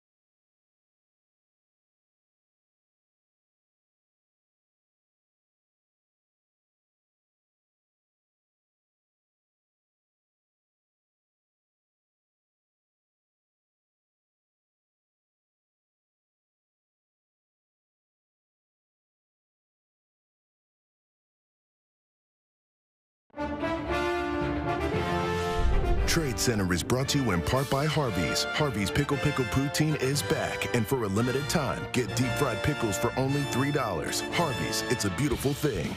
And by Golftown. Trade-in days are back. Upgrade your game with a 50% trade-in bonus on select 2026 clubs. Visit golftown.com to learn more.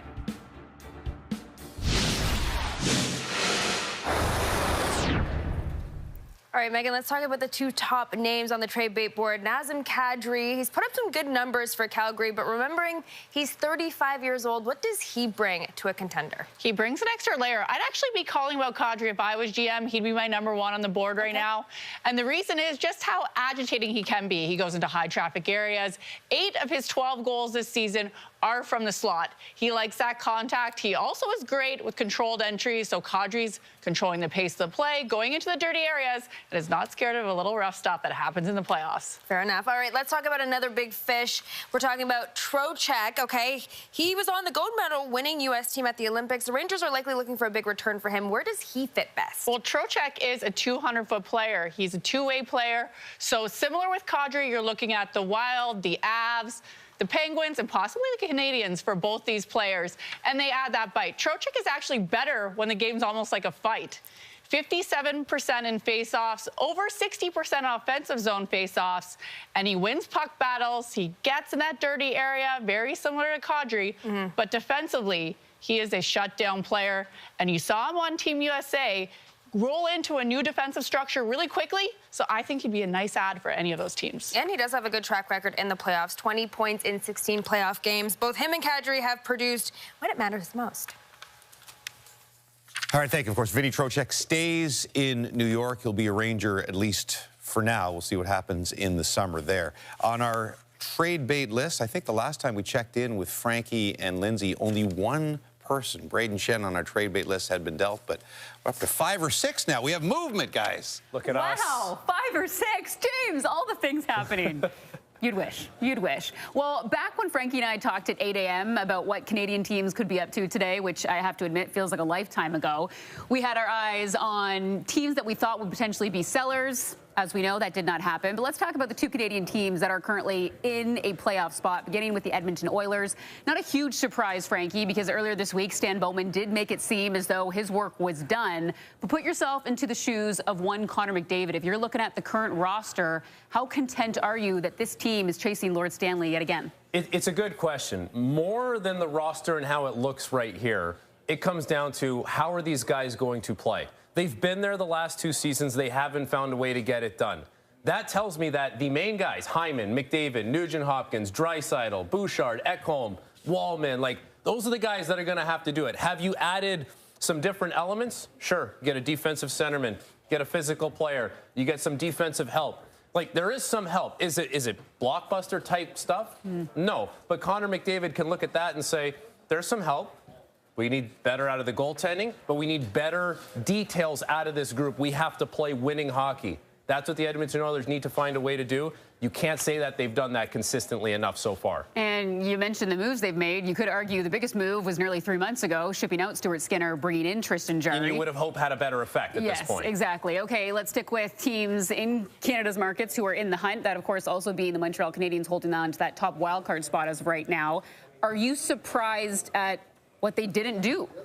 Yes, I'm surprised that they did nothing, essentially. Now, we'll see what trickles through here. Maybe something will come through. But they didn't have to do something that's a big splash. They didn't have to expedite their timeline, right? Like, you have a lot of skilled young players, and they're in a good spot. They've been, top 3 in the division for a lot of time this season. But to maybe just say, we're willing to do something. We're willing to just add a little extra sprinkle into this group. That would have been the priority today, whether it was on the back end, maybe something that could get Caden Gooley playing his strong side, maybe down the middle of the ice, although, you have a lot of players there, but there's not that, extra gear there outside of Nick Suzuki, even though Oliver Kapanen's a good young player. He's growing into his own. So, yes, little surprised the Montreal Canadiens didn't do something to just enhance their playoff hopes. Didn't have to be a splash, but as of right now, not something that happened. All right, even the Canadian teams in the mix, relatively quiet. James, back to you.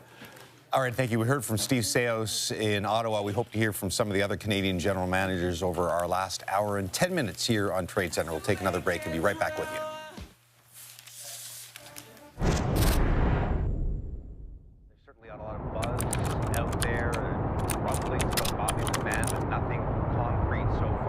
hearing anything? What are your expectations from Brad Treliving over the next hour? Yeah, I'm hearing a lot of chatter in the press box behind me. Are a lot of reporters here awaiting some news, and we're still expecting that something's going to happen here. Sources say you've got no sources.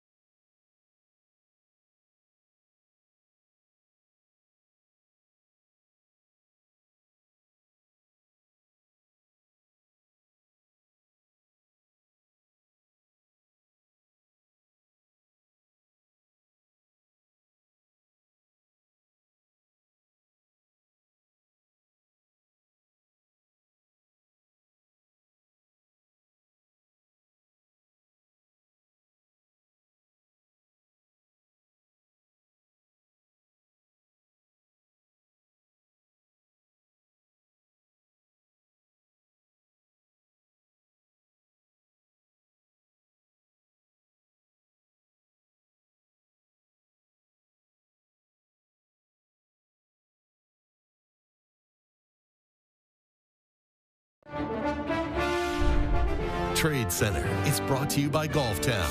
Trade-in days are back. Upgrade your game with a 50% trade-in bonus on select 2026 clubs. Visit golftown.com to learn more. The Montana's Brier on TSN continues today with the Page 3-4 qualifier live from St. John's as Canada's top men's teams battle for the chance to represent the nation at the World Curling Championship. It's been terrific so far. Catch the action from that one at 6 Eastern, 3 Pacific on TSN. One of our late-breaking trades on this day, Bobby McMahon, who's traded from the Toronto Maple Leafs to the Seattle Kraken. Bobby joins us on the line now. First time going through this after being with this organization your entire career. I'm sure it's been a whirlwind last few days. What has it been like for you? Yeah, it's been wild. Tree called me a couple days ago, said taking you out of the lineup. Thought it'd probably happen a little sooner. Then it's just been the last 48 hours kind of waiting it out. Luckily, I had a couple guys with me who have gone through it before in Lawton and OEL, which was nice to have them. But then it was just playing the waiting game. And it was 3:05, 3:06, got the call from my agent that I was going to Seattle. So pretty excited. What is that like? And I mean, how many teams, I'm sure you'd heard from your agent about possibilities, but how many teams were playing around in your mind? And what is that like when it goes past 3 o'clock and you still don't know if you're going, where you're going? Yeah, it's so hard because you hear, try and stay off social media and you try and stay off your guys' insider takes. But, were you able to do that? Inevitably, it finds you with guys around you or people around you scrolling Twitter. Hey, you going here? You going here? So you start to think about, okay, what would this team be like? What would a West Coast team, another team that you've played in your division many times, what would it be like to go there? So it's just the amount of times those scenarios are running through your head just kind of exhausts you. So definitely feel better about it now, knowing it's over with and there's a good spot ahead of me here. Usually in a position like yourself, everybody wants to go to a cup contender. I don't know if Seattle's in the top tier there, but they are in a playoff position right now. How nice will it be to be back in a playoff race and be reunited with your old assistant coach in Lane Lambert out there? Yeah, that'll be great. Lane definitely knows the game well. Coaches are very direct. It'll be nice to see him again. And then, just being in the playoff push, it'll be great. Every game matters so much more. Everything's makes that much more of an effort to win games, to make sure that you're doing the right things to contribute to winning hockey and building a good culture, because you never know how the playoffs are going to play out. It's amazing what you've done going from the ECHL a few years ago to playing yourself into a position to get a big contract like this, to be desired by all these other teams. But you talked about the difficulty leaving the only organization you'd ever played with. Did you get close at all to potentially re-signing with Toronto, or was this just too big a gap there? We kind of talked about it. I think there's mutual interest in trying to get it done. I think it just came down to where the team was at. And how things were going for the organization. I think Tree just wanted to take a bit of a different approach and try and rejig the team as much as he could. So I think it came down to that more than anything. I think it's a place that I've loved to play for a long time. I was super happy with the opportunity that everyone gave me in that organization, and I'm always going to be thankful for that. So definitely good memories there, but excited to move on to the next. Yeah, two crazy parts of the career. One being traded at the deadline. You go through that for the first time. Now you're likely to go through unrestricted free agency for the first time, which might be equally as wild. But you've earned it. Appreciated watching you in Toronto and wish you the best of luck in Seattle, Bobby. Thanks, James. All right, that's Bobby McMahon, who is traded on this day to Seattle. Again, he's a UFA at the end of this season. The Kraken in the second wildcard position right now in the West as we take another break here on Trade Center.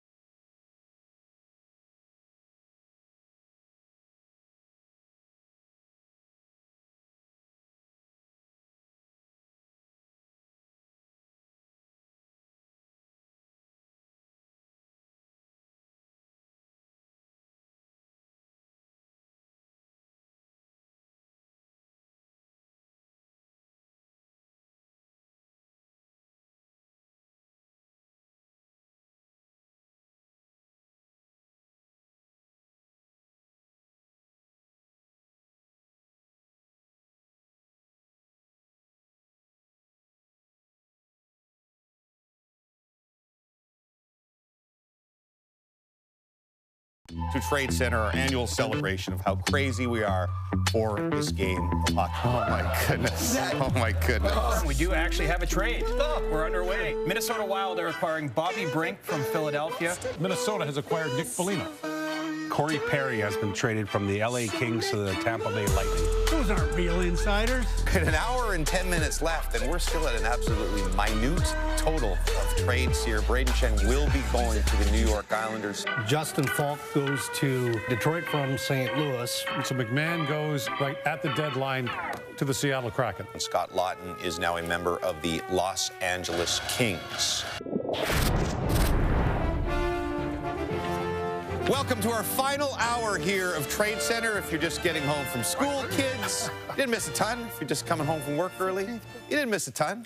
We've been on here for 8 hours. We have a total of 17 trades. The over-under Mystic Mike had at the beginning of the day was 18.5. Mike took the over.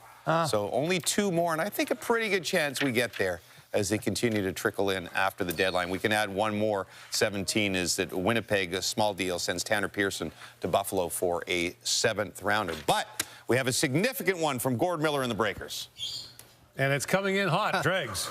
Yeah, Nazem Kadri has been traded by the Calgary Flames to the Colorado Avalanche. We're just waiting on word on what would be coming back the other way, but I mean, some credit here to the 2 general managers involved in Craig Conroy and Chris McFarland, because this one has been a spicy process between these 2 clubs that dates back through a lot of what I would say yesterday. And it does connect the Toronto Maple Leafs, because McFarland and Conroy, the Flames and the Avalanche, were in deep yesterday on an Nazem Kadri trade with, I'm told, a lot of the pieces that Toronto ended up getting for Nick Roy. So to be able to revisit this and then hammer it out just before the NHL trade deadline at 3 o'clock Eastern, I would suggest is good work by both clubs, because Nazem Kadri definitely will make Colorado better. It's going to make the room happy, too. I know a bunch of players there who were left over from his time previously with the Avalanche when they won that Stanley Cup, wanted him back, and we're calling him this week. So there'll be a lot of people, including Nazem Kadri, pretty happy that this deal gets through under the wire. And this was a deal that it looked like was not going to happen a couple of days ago, Dregs, as you mentioned. That's where Kadri wanted to go most, right? This is what Kadri wanted most, and it didn't look like that was going to be able to happen. That's fair. And, you know, I think that there was a fair bit of interest in Kadri. The problem that the majority of general managers had is a financial one, right? You know, he's got 3 years remaining on the deal after that.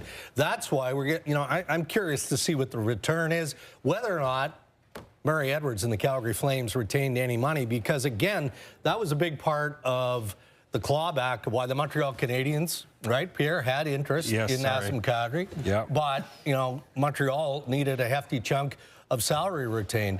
And some of the speculating that was done around the Colorado negotiations yesterday included the possibility of Calgary having to retain 15%. So we'll have to get some of the pieces put back in place here as to how it breaks down. Kadri, 3 years to go at $7 million a season is the actual numbers on it. So there's your 18th deal, James, and I think we'll get you to 19 in a couple minutes. And it took 8 hours and 4 minutes to get out of Jeff O'Neill. We finally got a rise out of him. Hey, that's what I like. You got the best team in the league. They're crushing everybody this year. It's been fantastic. And they said, we're going for it this year. They got Waugh, and they stepped up, and they got Kadri. Other teams, what are you doing? Why were you not involved in that? Nazem Kadri could have been a great fit in Carolina. What were you doing? Sleeping at the wheel. I don't get it. Pretty thick down the middle now in Colorado with McKinnon, Nelson, Kadri, Nick Roy, Jack Drury was down there. Jack Drury, but sometimes maybe those guys move. Nick Roy can play the wing too, and be a big, heavy winger, you know. But like, there's going to be money going back to Calgary. There's going to be players going back to Calgary. You know, Mike and I were talking. I think Ross Colton is a good candidate to be going the other way. I don't want to start mentioning names. I'm just saying, if I'm sitting here looking at it, Gavin Brindley could be a name. You know, I immediately wondered, could Nick Roy be going the other way? Yeah. Just as a place You probably wouldn't pay it first. The guy you're just going to flip right away. Yeah. Is this the move of the day, considering the team involved? Absolutely. The fact that he's won a cup there, the player involved? There's no other winner today than the Colorado Avalanche. Oh, so we don't have to do winners and losers? Round the horn. All 5 Round of us. the horn. Winners, I Colorado. just Troy and change my. When you look at Kadri, it's just the pedigree. He's won. Oz, you talked about pulling guys into the fight when the ice close up, having that physical, that edge to your game, and he's relentless that way, and he can produce. He's a big game player. He can do it, and he was at the top of the board for a reason. And so I love this move by Colorado. Oh yeah, for sure. He'd be a third-line center there. Like Brock Nelson's had an incredible year. Yeah, oh yeah. So I mean, talk about that up the middle. Deep down the middle. Talk about being properly slotted. Oh. You know, McKinnon, Nelson, and then Nazem Kadri, who was the first-line center in Calgary, and doing a decent job there. Yep. Now with that around you, matchups and everything else they're going to ask from him, it's very different. And yes, it's 3 more years at 7. But again, in 2 years, and the cap's 141. Right. $7 million for a decent third-line center. Bad. It's not going to make or break you. They win the cup this year. Who and cares? you worry about that. You cross that bridge when you get there. So you have a team like Mini that's on sort of the fringe and sort of have them in your window, and now you're saying, oh, this is tough now. This is really, really tough when Colorado's made that kind of punch. Well, not only that, but I mean, assuming they got a 6-point lead here, Mini and Dallas are going to go head-to-head and beat the heck out of each other, and Colorado's going to get likely one of those. First has never been more important than that division this year. Yeah, you're right. Yep. It's impossible to be second or third. Right. They're probably the 3 best teams in the league. Yep. Yeah. And they're going to, 2 of them play in the first round. Yep. Agreed. Well, you could get battle tested if you win that first round, and if Colorado's sitting around and wins in 4 or something like that. But you never know what happens in the Stanley Cup playoffs. But I think that, I don't know, 3 or 4 of us had Colorado number 1 on our list of Cup contenders when the thing started. Not going to change. It sounds like it's going to be everybody by the end of the day. The button barometer has had Colorado number 1. Has the gap now increased? Everybody's been chasing Colorado, and Colorado goes and gets Kulak, then they go and get Nikolai Waugh, now they go and get Kadri. The gap is widened, in my view. Right. I'd like to see Dallas with everyone healthy and what that looks like. Yeah. Rantanen, Bunting can be an effective player. I know Tyler Myers is not Kadri and the kind of impacts, but I just want to see on paper, they don't have the depth that Colorado has, Johnny. No. Well, they might have more depth. They might not have the stars. Dallas? Yeah. One of the things that Dallas has a struggle with, they got some small forwards. And so the first battle, you look at what they just did in Minnesota, getting some bigger players. That's one of the challenges. And I think Dallas is a really good team. I think I'm not trying to say, but all of a sudden now you go through that battle in that first round, what kind of wear and tear do you get on you? And from the Flames' perspective, again, we won't do a full evaluation until we know exactly what the return is in the Kadri deal. But whether it's more picks, and can Calgary even take? There's a certain point there Colorado where you have too many picks, don't you? In this draft, or a first in next draft. Okay. So if you're looking for first, more players prospect situation. Yeah. Yeah. Well, James, you nailed it. There is a point in time when you go, these are too many picks, because number one, you can't sign them all. Right. Yeah. So you got to start maneuvering. Talk to Kyle Davidson in Chicago. That's exactly what he's run into. Kind of 9 rookies come in the same year, then their contracts all come up after 2 years. But the Colorado, and after 4 p.m. Eastern time, like we said, we had some late ones last year when Zetterlund went to Ottawa and Marchand was a few minutes after 3. But and that would have been an hour over after the deadline. Just compensation, because Naz was going to waive to go to Colorado. Yeah. Right. That was not part of the discussion. That was probably the first place he wanted to go back to. Easiest part. So it was just about, you'd think, compensation and how to make it work financially, and then also with the picks and prospects. And that trade bait sheet that had been so clean until about, I don't know, 3 o'clock Eastern has now had some crossover lines in it, Lindsay. You love to see that, James. Here we were complaining about how quiet things were. They wanted to give us a flurry of action after that 3 p.m. deadline just to keep things exciting and keep us on our toes. And, Frankie, let's react to Nazem Kadri going back to Colorado. What do you think of it? Okay. Right player, right team, fits perfectly. One thing that we haven't mentioned with the Colorado Avalanche, they are an unbelievable team who is playing average hockey since January 1st. They're 11-8-2. They're good for like 17th in the league since January 1st at this point. Their game has tailed off. What Nazem Kadri is, what Nicholas Waugh is, what Brett Kulak is to that team is a jolt. It's a little something, a spark to make sure that this team is not peaking in October, November, December, but playing their best hockey down the stretch when it matters the most in a very tightly contested Central Division. Well, we mentioned, obviously, some movement post 3 p.m. that we saw, Kadri being the headliner, but who are you most surprised didn't move today? Is it, to state the obvious, Vincent Trocheck atop our board? It has to be. Just, yes, he's number 1 on our board, like very highly sought after, respected player, but if you're the New York Rangers, like if you went through our trade bait board, you're going to see Vincent Trocheck and you're going to see Braden Schneider way lower on the list. So for a team that is in a situation not that much different than the Toronto Maple Leafs, where this is a lost season, you have to recoup assets, you don't have like these pending UFA rental types that are going out the door. This was your one opportunity to bring in something substantial. And hey, maybe they stuck to their price and they said, it's not worth it for us to lose Vincent Trocheck for what we feel is pennies on the dollar, but they have nothing back now. And so now that process of, turning things over and bringing back assets and, flipping the page, that gets kicked down the road a little bit for the Rangers. Yeah, and even though we saw that late afternoon movement for this, it felt like we were waiting for the other shoe to drop all day long. Perhaps the writing was on the wall, but instead, crickets. James? Yeah, but 8 hours plus to get the most significant deal of the day as Colorado, already the Cup favorite, loads up and adds more depth at center, and Nazem Kadri will roll along here until 5 o'clock Eastern time on Tradecentre.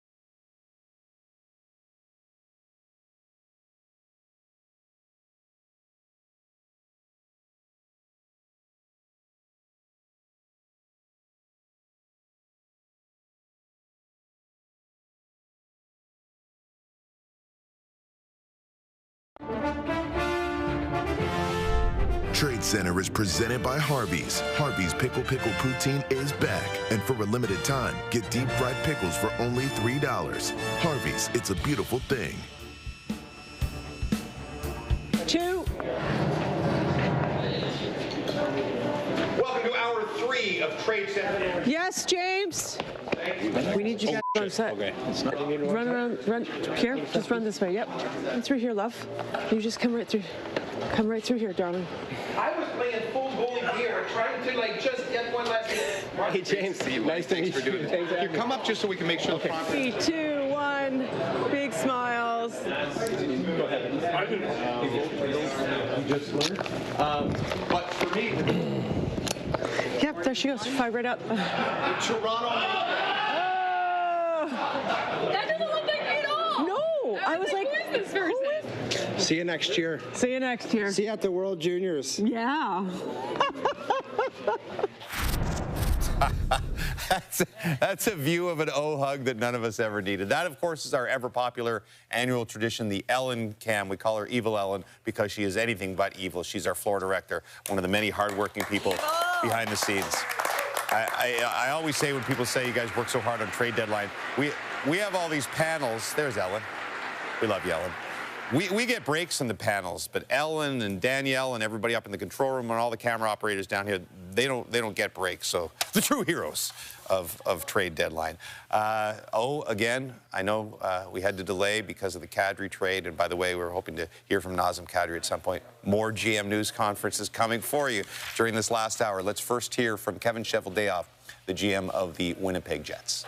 Kevin, I guess first off, let's just start with the deal that was made just recently. That come down at the last second? So like again, with these things, you try to get a lay of the land and find out, who might be available and or who might be looking to do something or where different people's needs are, and then it comes down to timing and their timing and just kind of checking all the boxes. And what really takes some time is when you get the trade in, just making sure that the league's got it, in times like this, and then scheduling the trade call. Just to clarify, is that 2026 for the seventh rounder? Yeah, 26. It's okay. Yeah.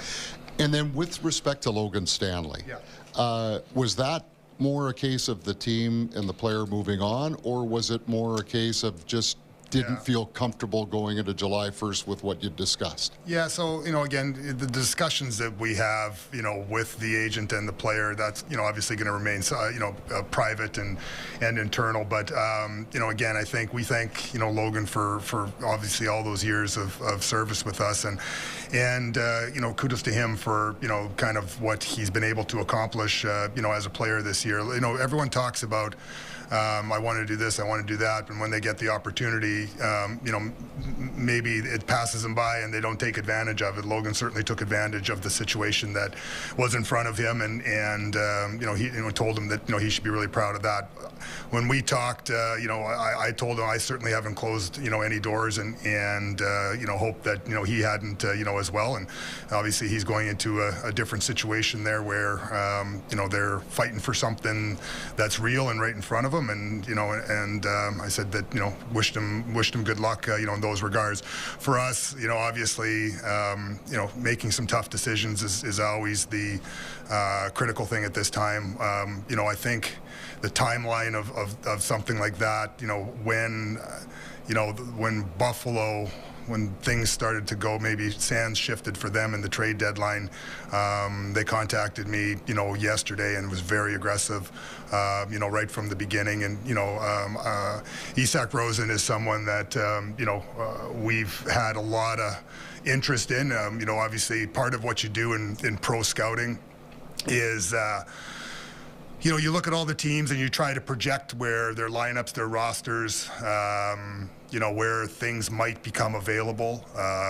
Sometimes, teams like those that have drafted high for a long period of time have lots of players that, get blocked a little bit. So we're real excited, to have him. Obviously, a younger player that will come right into our lineup. We've recalled him. He'll remain with the Jets for the remainder of of the season in that regard, and get a real good opportunity to find his levels as a young player and spread his wings. Kevin Cheveldayoff, the general manager of the Winnipeg Jets. The biggest deal of the day happened very late in the day, just a few minutes ago. Nazem Kadri traded from Calgary back to Colorado, where he won a Stanley Cup, and Naz is joining us on the line right now. Boy, that was cutting it close to the deadline. What was that like for you over the last couple of hours before 3 o'clock, Naz? An absolute sweat. I mean, that's what it was, but I didn't even realize it could happen that long after. But, obviously super excited. A team at the very top of my list. So, man, I can't wait. Naz, was Colorado the only place you truly wanted to go?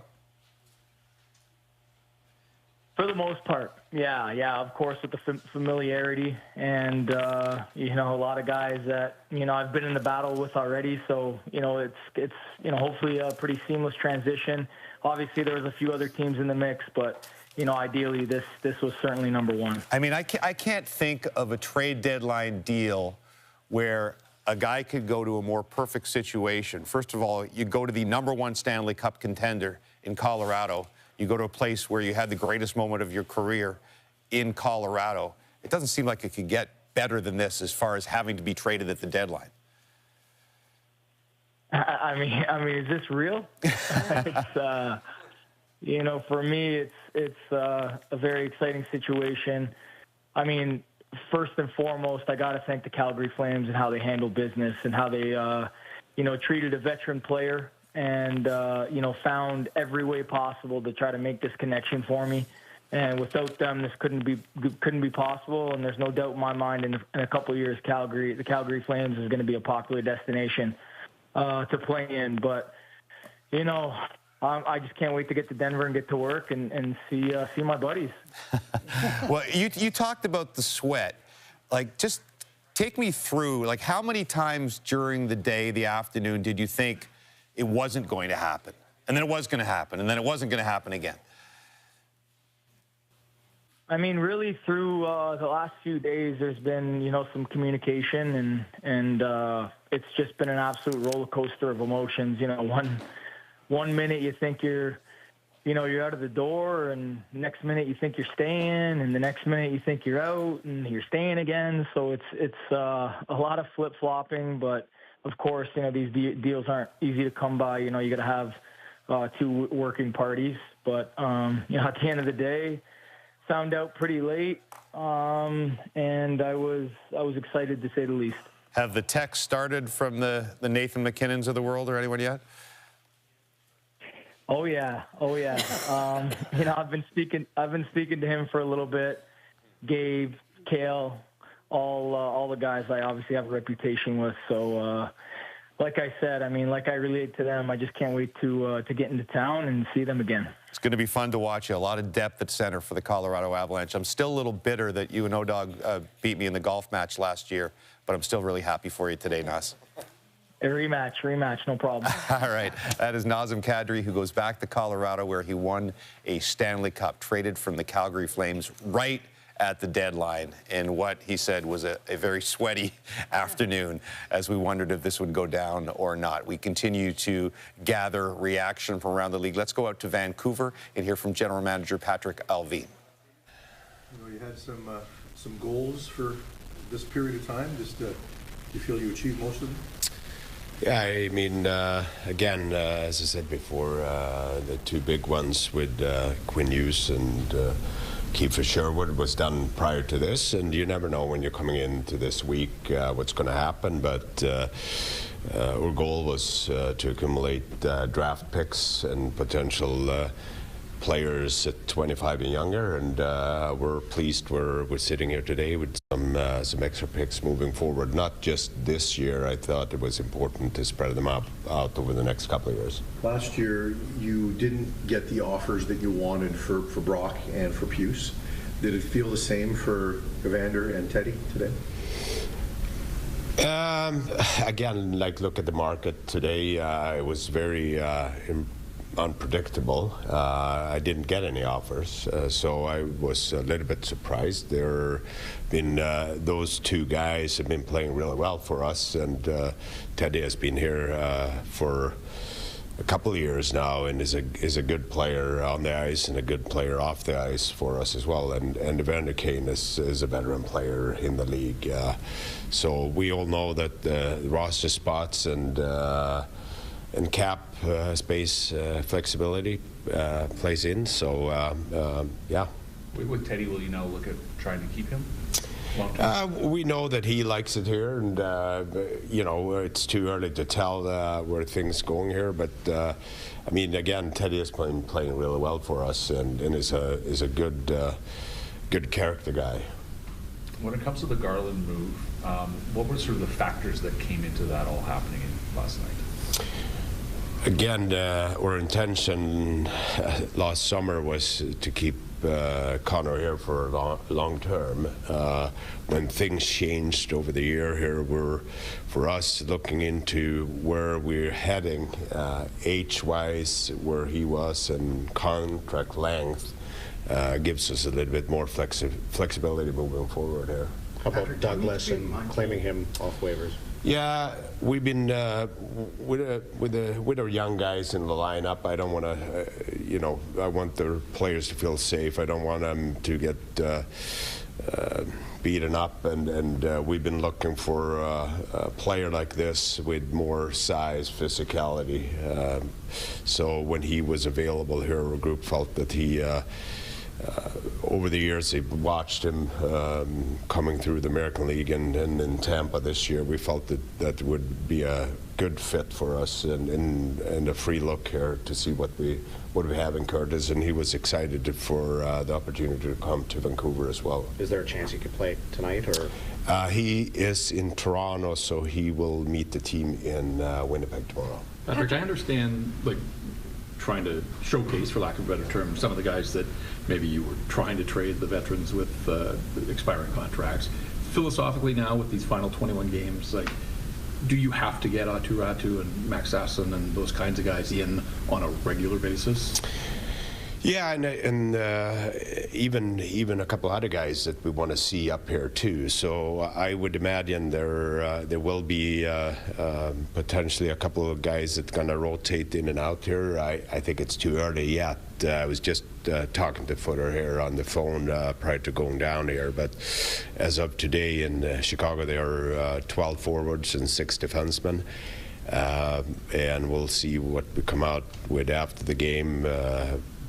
Lekkerimäki having surgery, and then we'll see how Abbotsford are doing and how the players are performing. I know Kudratsev is scheduled to play down there tonight as well, so we'll see here over the next couple of days, but definitely want to see some younger players in the lineup, and for us to get a chance to continue to evaluate them and see what we have here. So far, we're very pleased with the young guys that we have, and the character and the growth in their games. So that's important for us.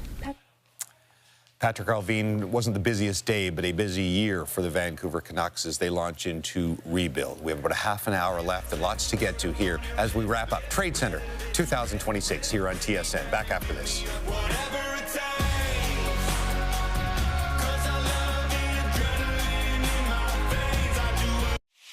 Closed captioning is brought to you by the Bell Trade-In Deadline. Today is the day to get a minimum $500 trade-in value on any phone, only at a Bell store.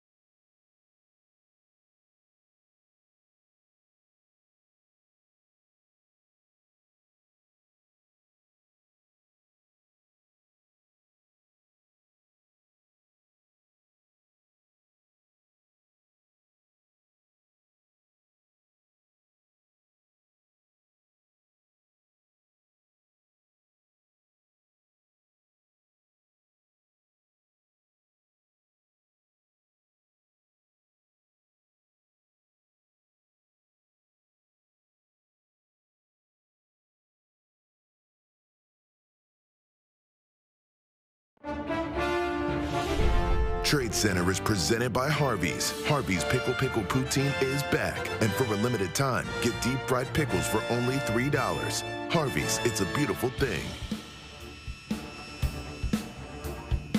Just under a half an hour left here on Trade Center, and still apparently a lineup at registry, so there still may be some more deals and clarifications that come down before we are off the air, but never too early. Well, I guess it would have been too early, like 2 o'clock or 1 o'clock or even 3 o'clock, but not early now to declare the General Manager of the Year award, that shiny trophy from Craig Button and Jennifer Hedger. Absolutely, JD. And just to give a little more suspense, give us one moment before we hand that out. A scant 16 hours ago, Craig, we had your Button's barometer, which had your top 8 Stanley Cup contenders and personnel in, personnel out, plus their play on the ice is how you look at this ranking. It's good to be king. Colorado still at number 1, but there were 2 teams that switched places, and that was Carolina moving down to the 5 hole, and as they go down to the 5 hole, Tampa move up to the 4. But why do you have Carolina going down 1 notch? They remain the same team they were now as they were 16 hours ago, as they were 36 hours ago, as they were last week. Didn't do enough in your mind. They didn't do anything nearly enough. And so Tampa Bay, who's been on a real roll, and they're a really well-balanced team. They have Vasilevsky, they have Kucherov. So I go right back with Tampa Bay. Carolina didn't do enough to hold their spot at 4, and Colorado widened. I think Colorado widened their position at 1. You talk about king of the mountain. Listen, the other team slid back a little bit. Well, it's the rich get richer, I guess you could say, or the talented get more talented, as Colorado at the very end, adding Nazem Kadri. So Chris McFarland, GM of the Colorado Avalanche, you are awarding this trophy to? I am awarding it to Chris McFarland for 2 reasons. The goal of this exercise as a GM is to position your team as best as possible to compete and win the Stanley Cup. And he did that. He's continued to do that. He never stopped doing it. He never rested on his laurels. And when I talk about widening the gap, it's exactly what he did. Now, here's the thing. This is for trade deadline season, okay? It's not just today. And the Minnesota Wild fans are out there right now going, well, what about our team? All right, what about the Minnesota Wild? I don't want you to have recency bias on this because McFarland got Nazem Kadri at the buzzer. May I remind you that Bill Guerin signed Quinn Hughes, Michael McCarron, Bobby Brink, Jeff Petrie, Robbie Fabry, and has reunited the Foligno brothers, and still that wasn't enough for you to award him the trophy. The goal is to position yourself to win the Stanley Cup. Not, hey, Quinn Hughes is a top defenseman. He's not better than Cale Makar. You know what Billy's doing? He's chasing Colorado. And Colorado, it's like the Coyote and the Roadrunner. And Billy's the Coyote, and he ain't catching the Roadrunner. Will you give me this, so is Minnesota at least a cup contender? Oh, yeah, absolutely. Okay. But we've talked about it, too. That Central Division, arguably the 3 best teams, the 3 top contenders, and one of them's going to get knocked out in the first round, Minnesota or Dallas. So there's no question they're a contender, but I think they've moved further behind Colorado. And I know Billy was trying to get closer to Colorado. Chris McFarland just said, no, it's like Usain Bolt in the 200 closing. First-time winner, Chris McFarland, congratulations. You are the first-time winner of the Trade Deadline Season GM Award.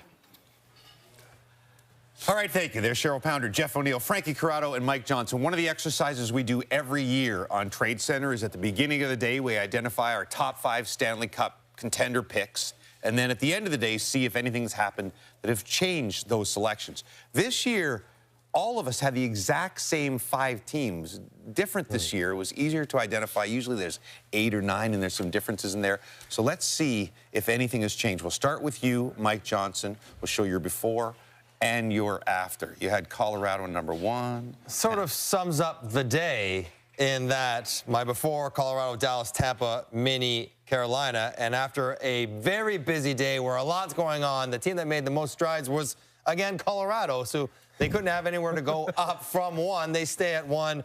Everyone else sort of nibbled around the edges. Carolina didn't do very much, so I still have them at 5 and not falling out. Boring. Much like the trade deadline day. It was that kind of day. You're right about that. Frankie Corrado, you were the only one, I think, who did not have Colorado number 1. I had Colorado at number 4. Maybe that's a little low, but I'm kind of going by their recent stretch of play, and that's January 1st onward, where they're the 18th best team in the NHL. I was looking for something to re-energize that group. And they went out and they did that. They got Nazem Kadri. They brought in Brett Kulak recently, Nicholas Waugh from the Toronto Maple Leafs. So Colorado starting at 4, moving up to number 1. I feel like that reinvigorates this group to play their best hockey. All right, Jeff O'Neill. I'm very committed to my selections, and I have a belief who I pick and where I slot them that it's going to remain like that because of that conviction. I'm staying the same. Oh, so Colorado, Tampa, Dallas, Tampa, Dallas, Minnesota, and the Carolina Hurricanes. Right. I think that's exactly the same as Johnny, the well-respected NHL person that he is. Commitment. We are committed. Boring. Conviction. I didn't have Tampa second, so it's not quite the same. But go ahead. It was similar. Similar in your convictions, Cheryl. We're all similar right now, and I had Colorado to start and clearly going to have them to finish, given the fact that they were able to add Nazem Kadri, who's playoff built, and just down the middle with McKinnon and on the back end with Makar. I'm going with them. I've got Tampa second. They're staying. Dallas was nibbling around the edges with Bunting, but I'm going to drop Carolina. And the reason why I'm going to drop them is I think the East was a real opportunity, and they didn't seize that opportunity. So I'm going to drop them. Minnesota's not going to move the needle for me. You know, I didn't think that they did enough today. I think the distance between them and Colorado is big right now, especially with the competition in the West. Part of a host's responsibility in a segment like this is if it's going nowhere, you have to do something to make it a little more enlightening. And so I will be the only one of us to make a change. And it's not necessarily a change because I think the Buffalo Sabres, who I've now moved into my top 5, have done that much with Logan Stanley and Shen in the deadline. It is more of a protest move against the Carolina Hurricanes for not doing enough. Our Sabres. Sabres. I believe the Hurricanes are still very good, but I needed to make a statement, a protest, and so I've dropped the Carolina Hurricanes out of the top 5 as a protest for not doing enough on the deadline day. Feels like they both did Colorado, about Dallas, the same Minnesota. from the last time I saw your list in the last 4 hours. Just move on, all right? I had to take care of our Sabres, right? I believe in our Sabres, unlike the rest of you. And we're playoff bound, baby. Yeah. Let's go. By the way, we never check when the Stanley Cup's been won if we're ever right on these things. I think we rarely are, which doesn't bode well for Colorado. Let's take another break here on Trade Center. We are 20 minutes away from the end of the show. Again, if you're just getting home from work, we'll have lots more on Sports Center as well. After a day that started out really boring but got a little more interesting right around the deadline and an hour after when Kadri went to Colorado. Trade Center is brought to you by Golf Town. Trade-in days are back. Upgrade your game with a 50% trade-in bonus on select 2026 clubs. Visit golftown.com to learn more.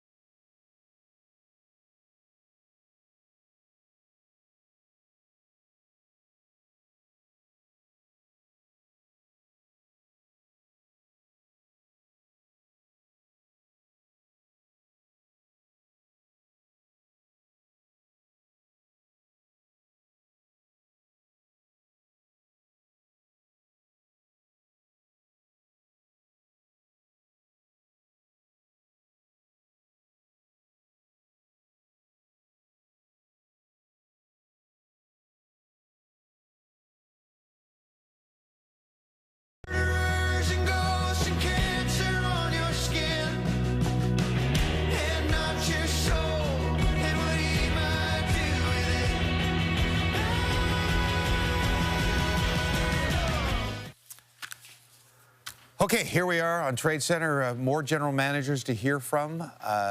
We're going to get to, okay, Brad Treliving is just starting to talk to general manager of the Toronto Maple Leafs. Let's hear from him. So I know there's been a lot reported out there on trades and whatnot that we made today. Officially, they're still in the queue, so I can't speak to a lot of it. We don't anticipate any problems. They just got to get through the sort of the batting order here. So, you know, in Bobby's case, subject to everything being okay, we've traded him to Seattle for 2 picks, and Scott was traded to LA for a pick here today, in addition to the move we made the other day with Nick. Why do you think you ended up in the spot where you ended up being a trader on deadline day this season? Well, today, listen, I'll answer all the questions and take responsibility for our season. I don't look at today as the autopsy day. We've got 19 games to go. But I think there's a whole host of reasons. I'll take responsibility. You know, we met earlier in the year through about the 20-game mark where we got off to a slow start. And again, the failures here start with me. And once we get through the end of the season, you know, there'll be all sorts of evaluation. But to start parsing through it right now, I think, Mark, we've got games to play. But it's, you know, there's a lot. You know, we got off to a poor start. You know, I look from my standpoint, some roster construction issues, lack of consistency, you know, the ability to you know, to maintain any kind of level. You know, there's been a whole bunch of factors, but you know, we'll get to that in due course. Brad, how do you evaluate the day and maybe just the market today overall? Yeah, it's not just today. I mean, it's leading up today.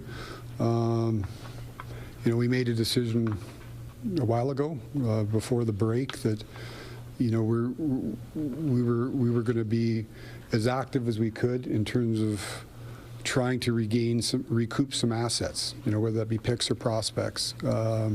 This team for a number of years has been adding at this time of the year, and today was a day, and leading up to today was a day to try to regain some assets. And again, I know there's lots of speculation and all sorts of things out there.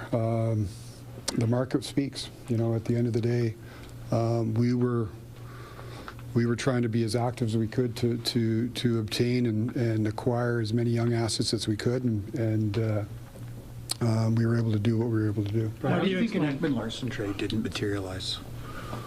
Why didn't an Ekman-Larsson trade didn't materialize? At the end of the day, there was some interest in Oliver to the level that I thought was required. You know, for us to move Oliver, I don't think it was something that we could just, you know, with term left on his contract, we required a return that I thought would be fair, and nobody met that level. Why do you think it worked out this way for Scott Laughton, Brad? You paid a heavy price for Laughton last year. Like, why do you think it turned out this way for him in Toronto? That's the market. I can't speak I can't speak highly enough about Scott Laughton. You know, not only, you know, his play, but he's as quality human as you're going to find. And yeah, I'll be the first one to say, last year at this time we paid a first and a young player in Grebby for him.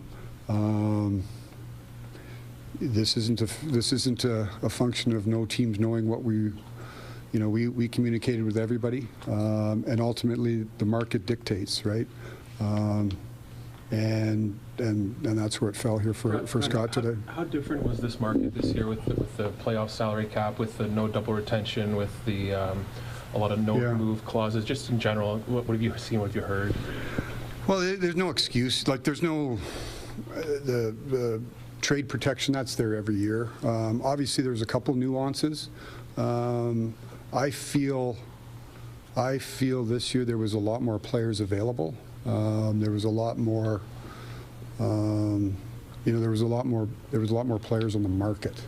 You know, the retention piece, I mean, that's another area for the first time in a long time we've had cap space. So we were very open to being, taking on money, taking on contracts. There wasn't a lot of teams other than one or two that had cap issues that you normally see, right? You normally see double retention and guys trying to slot guys in. That wasn't as big a factor as it had been in the past. And then, yeah, I think there's certainly a lot of talk of how the playoff salary cap's going to come into play this year, and I think there's a lot of planning for teams leading up to it.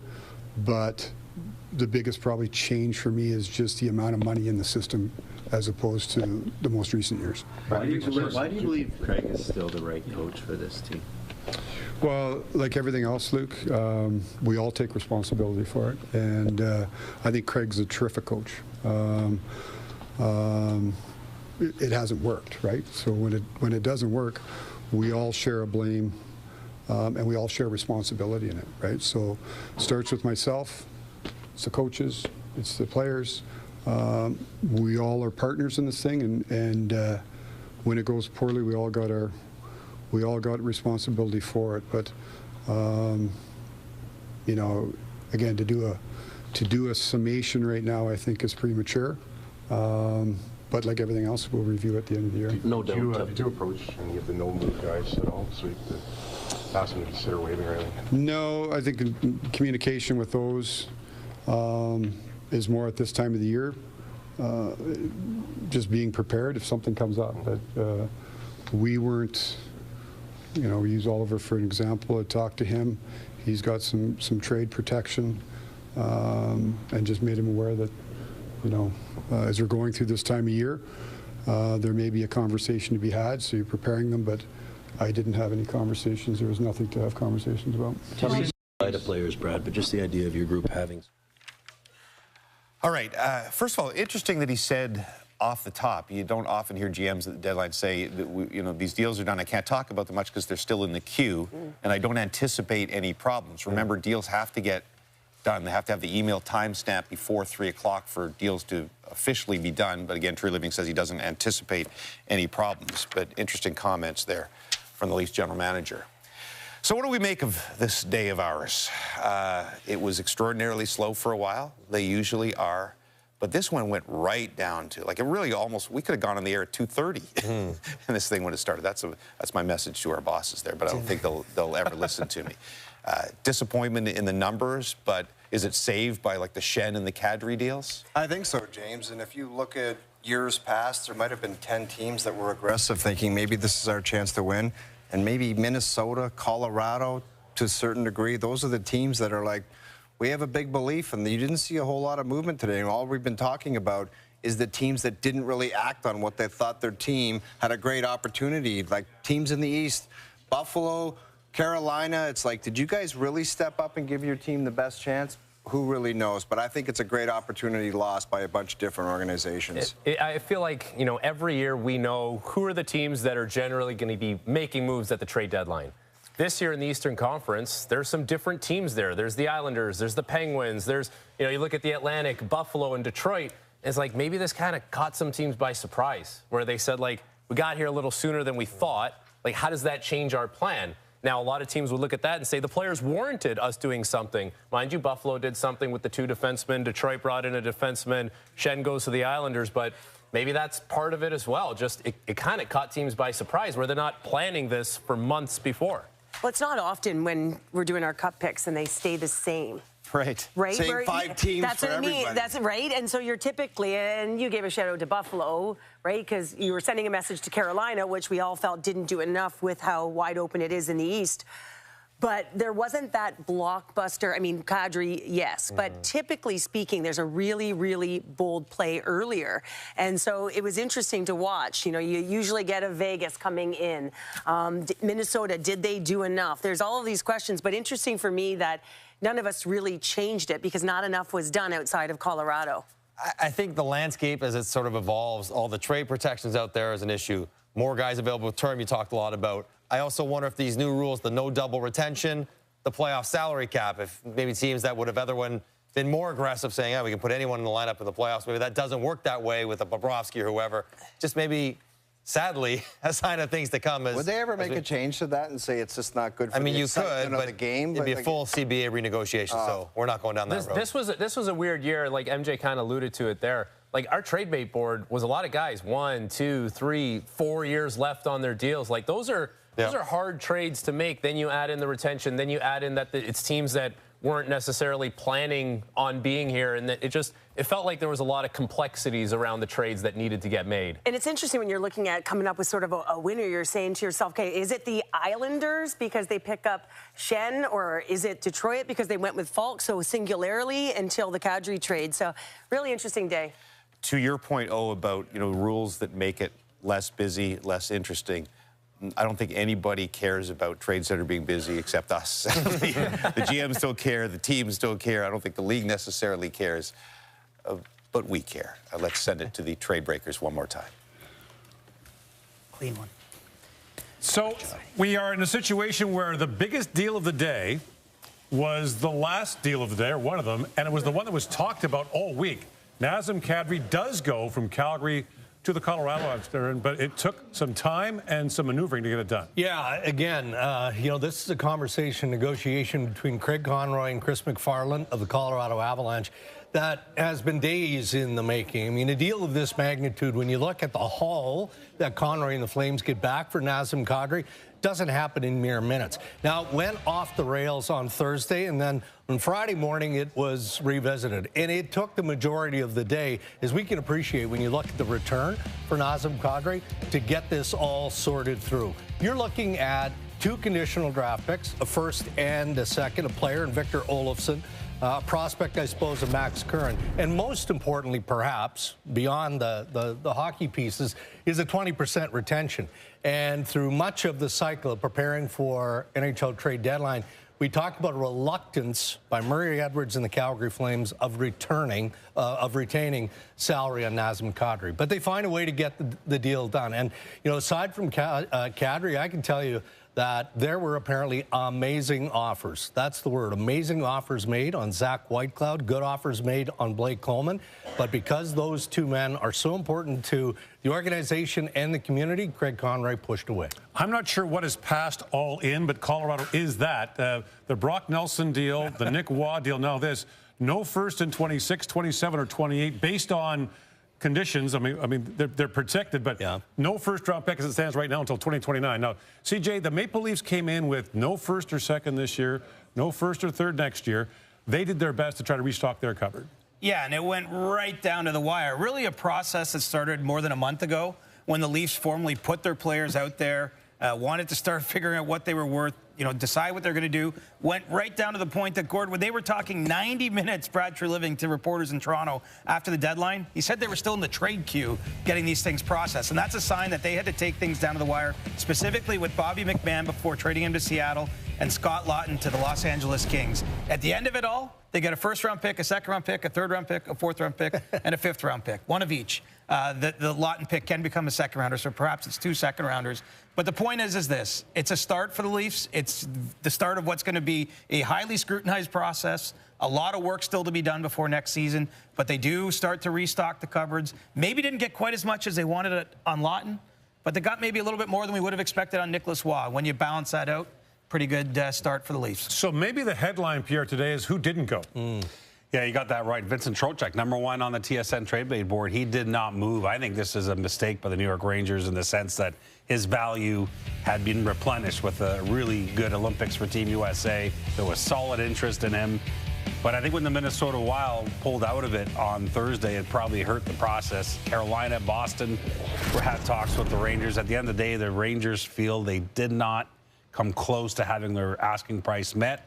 They're happy to revisit this in the offseason. We'll see. Sergei Bobrovsky, a fascinating name that the Florida Panthers absolutely phoned teams on, listened on. At the end of the day, they decided midway through deadline day to try to re-sign Sergei Bobrovsky. So that's an interesting decision. Obviously, he won them 2 cups, decided to keep him in the fold, and that's probably not shocking based on A, how they feel about him, and B, the market probably not being that robust for him. And finally, in Nashville, Ryan O'Reilly, and Steven Stamkos stay put. And I think with Steven Stamkos with 2 more years at $8 million a year, maybe not shocking. That's to be revisited in the offseason. But Ryan O'Reilly, a lot of interest, but a very high price. So normally at the end of the season, at the end of the playoffs, you look back at teams and say, yeah, we're glad we did that. You wonder this year if it's going to be a case of teams wondering, why didn't we do more at the trade deadline? All right, thank you, guys. And so that is almost it here on Trade Center. MJ, I got the count as 19. Oh, Mystic Mike strikes again. Thank you. Unless anything changes, he beats the over-under by a half. Missed it. He sneaks it in. It takes a lot of people to put on a 9-hour show. How long were we on the air for? 8 to 12? 9-hour television. 19 today. Yeah, you showed up 2 hours late. You get no kudos. Could have showed up at But Danielle, our director, who does an amazing job, and Billy and Jeff, who run the show up in the control room, Mike Lane, who runs all of us down here, Steve Dryden. I can't name everybody, but everybody on the staff, all the camera operators, the sound people, everybody did an amazing. Rennie, I'm not clapping for you, all right, Rennie? Rennie's been sending memes today. Yeah, I know. Rennie and all the camera operators. There you go, Rennie. You only get because you're the loudest one. You're the only one that ever gets mentioned. But we thank them all. And we thank you guys all for watching. Every year we say, why did we do this for 9 hours? And Mike Lane and the bosses say it's because Canadians watch this show. So thank all of you. You're nuts about hockey, and we love you for that. Thanks to you for watching Trade Center. Now we can go back to focusing on the games and the run towards the Stanley Cup. See ya.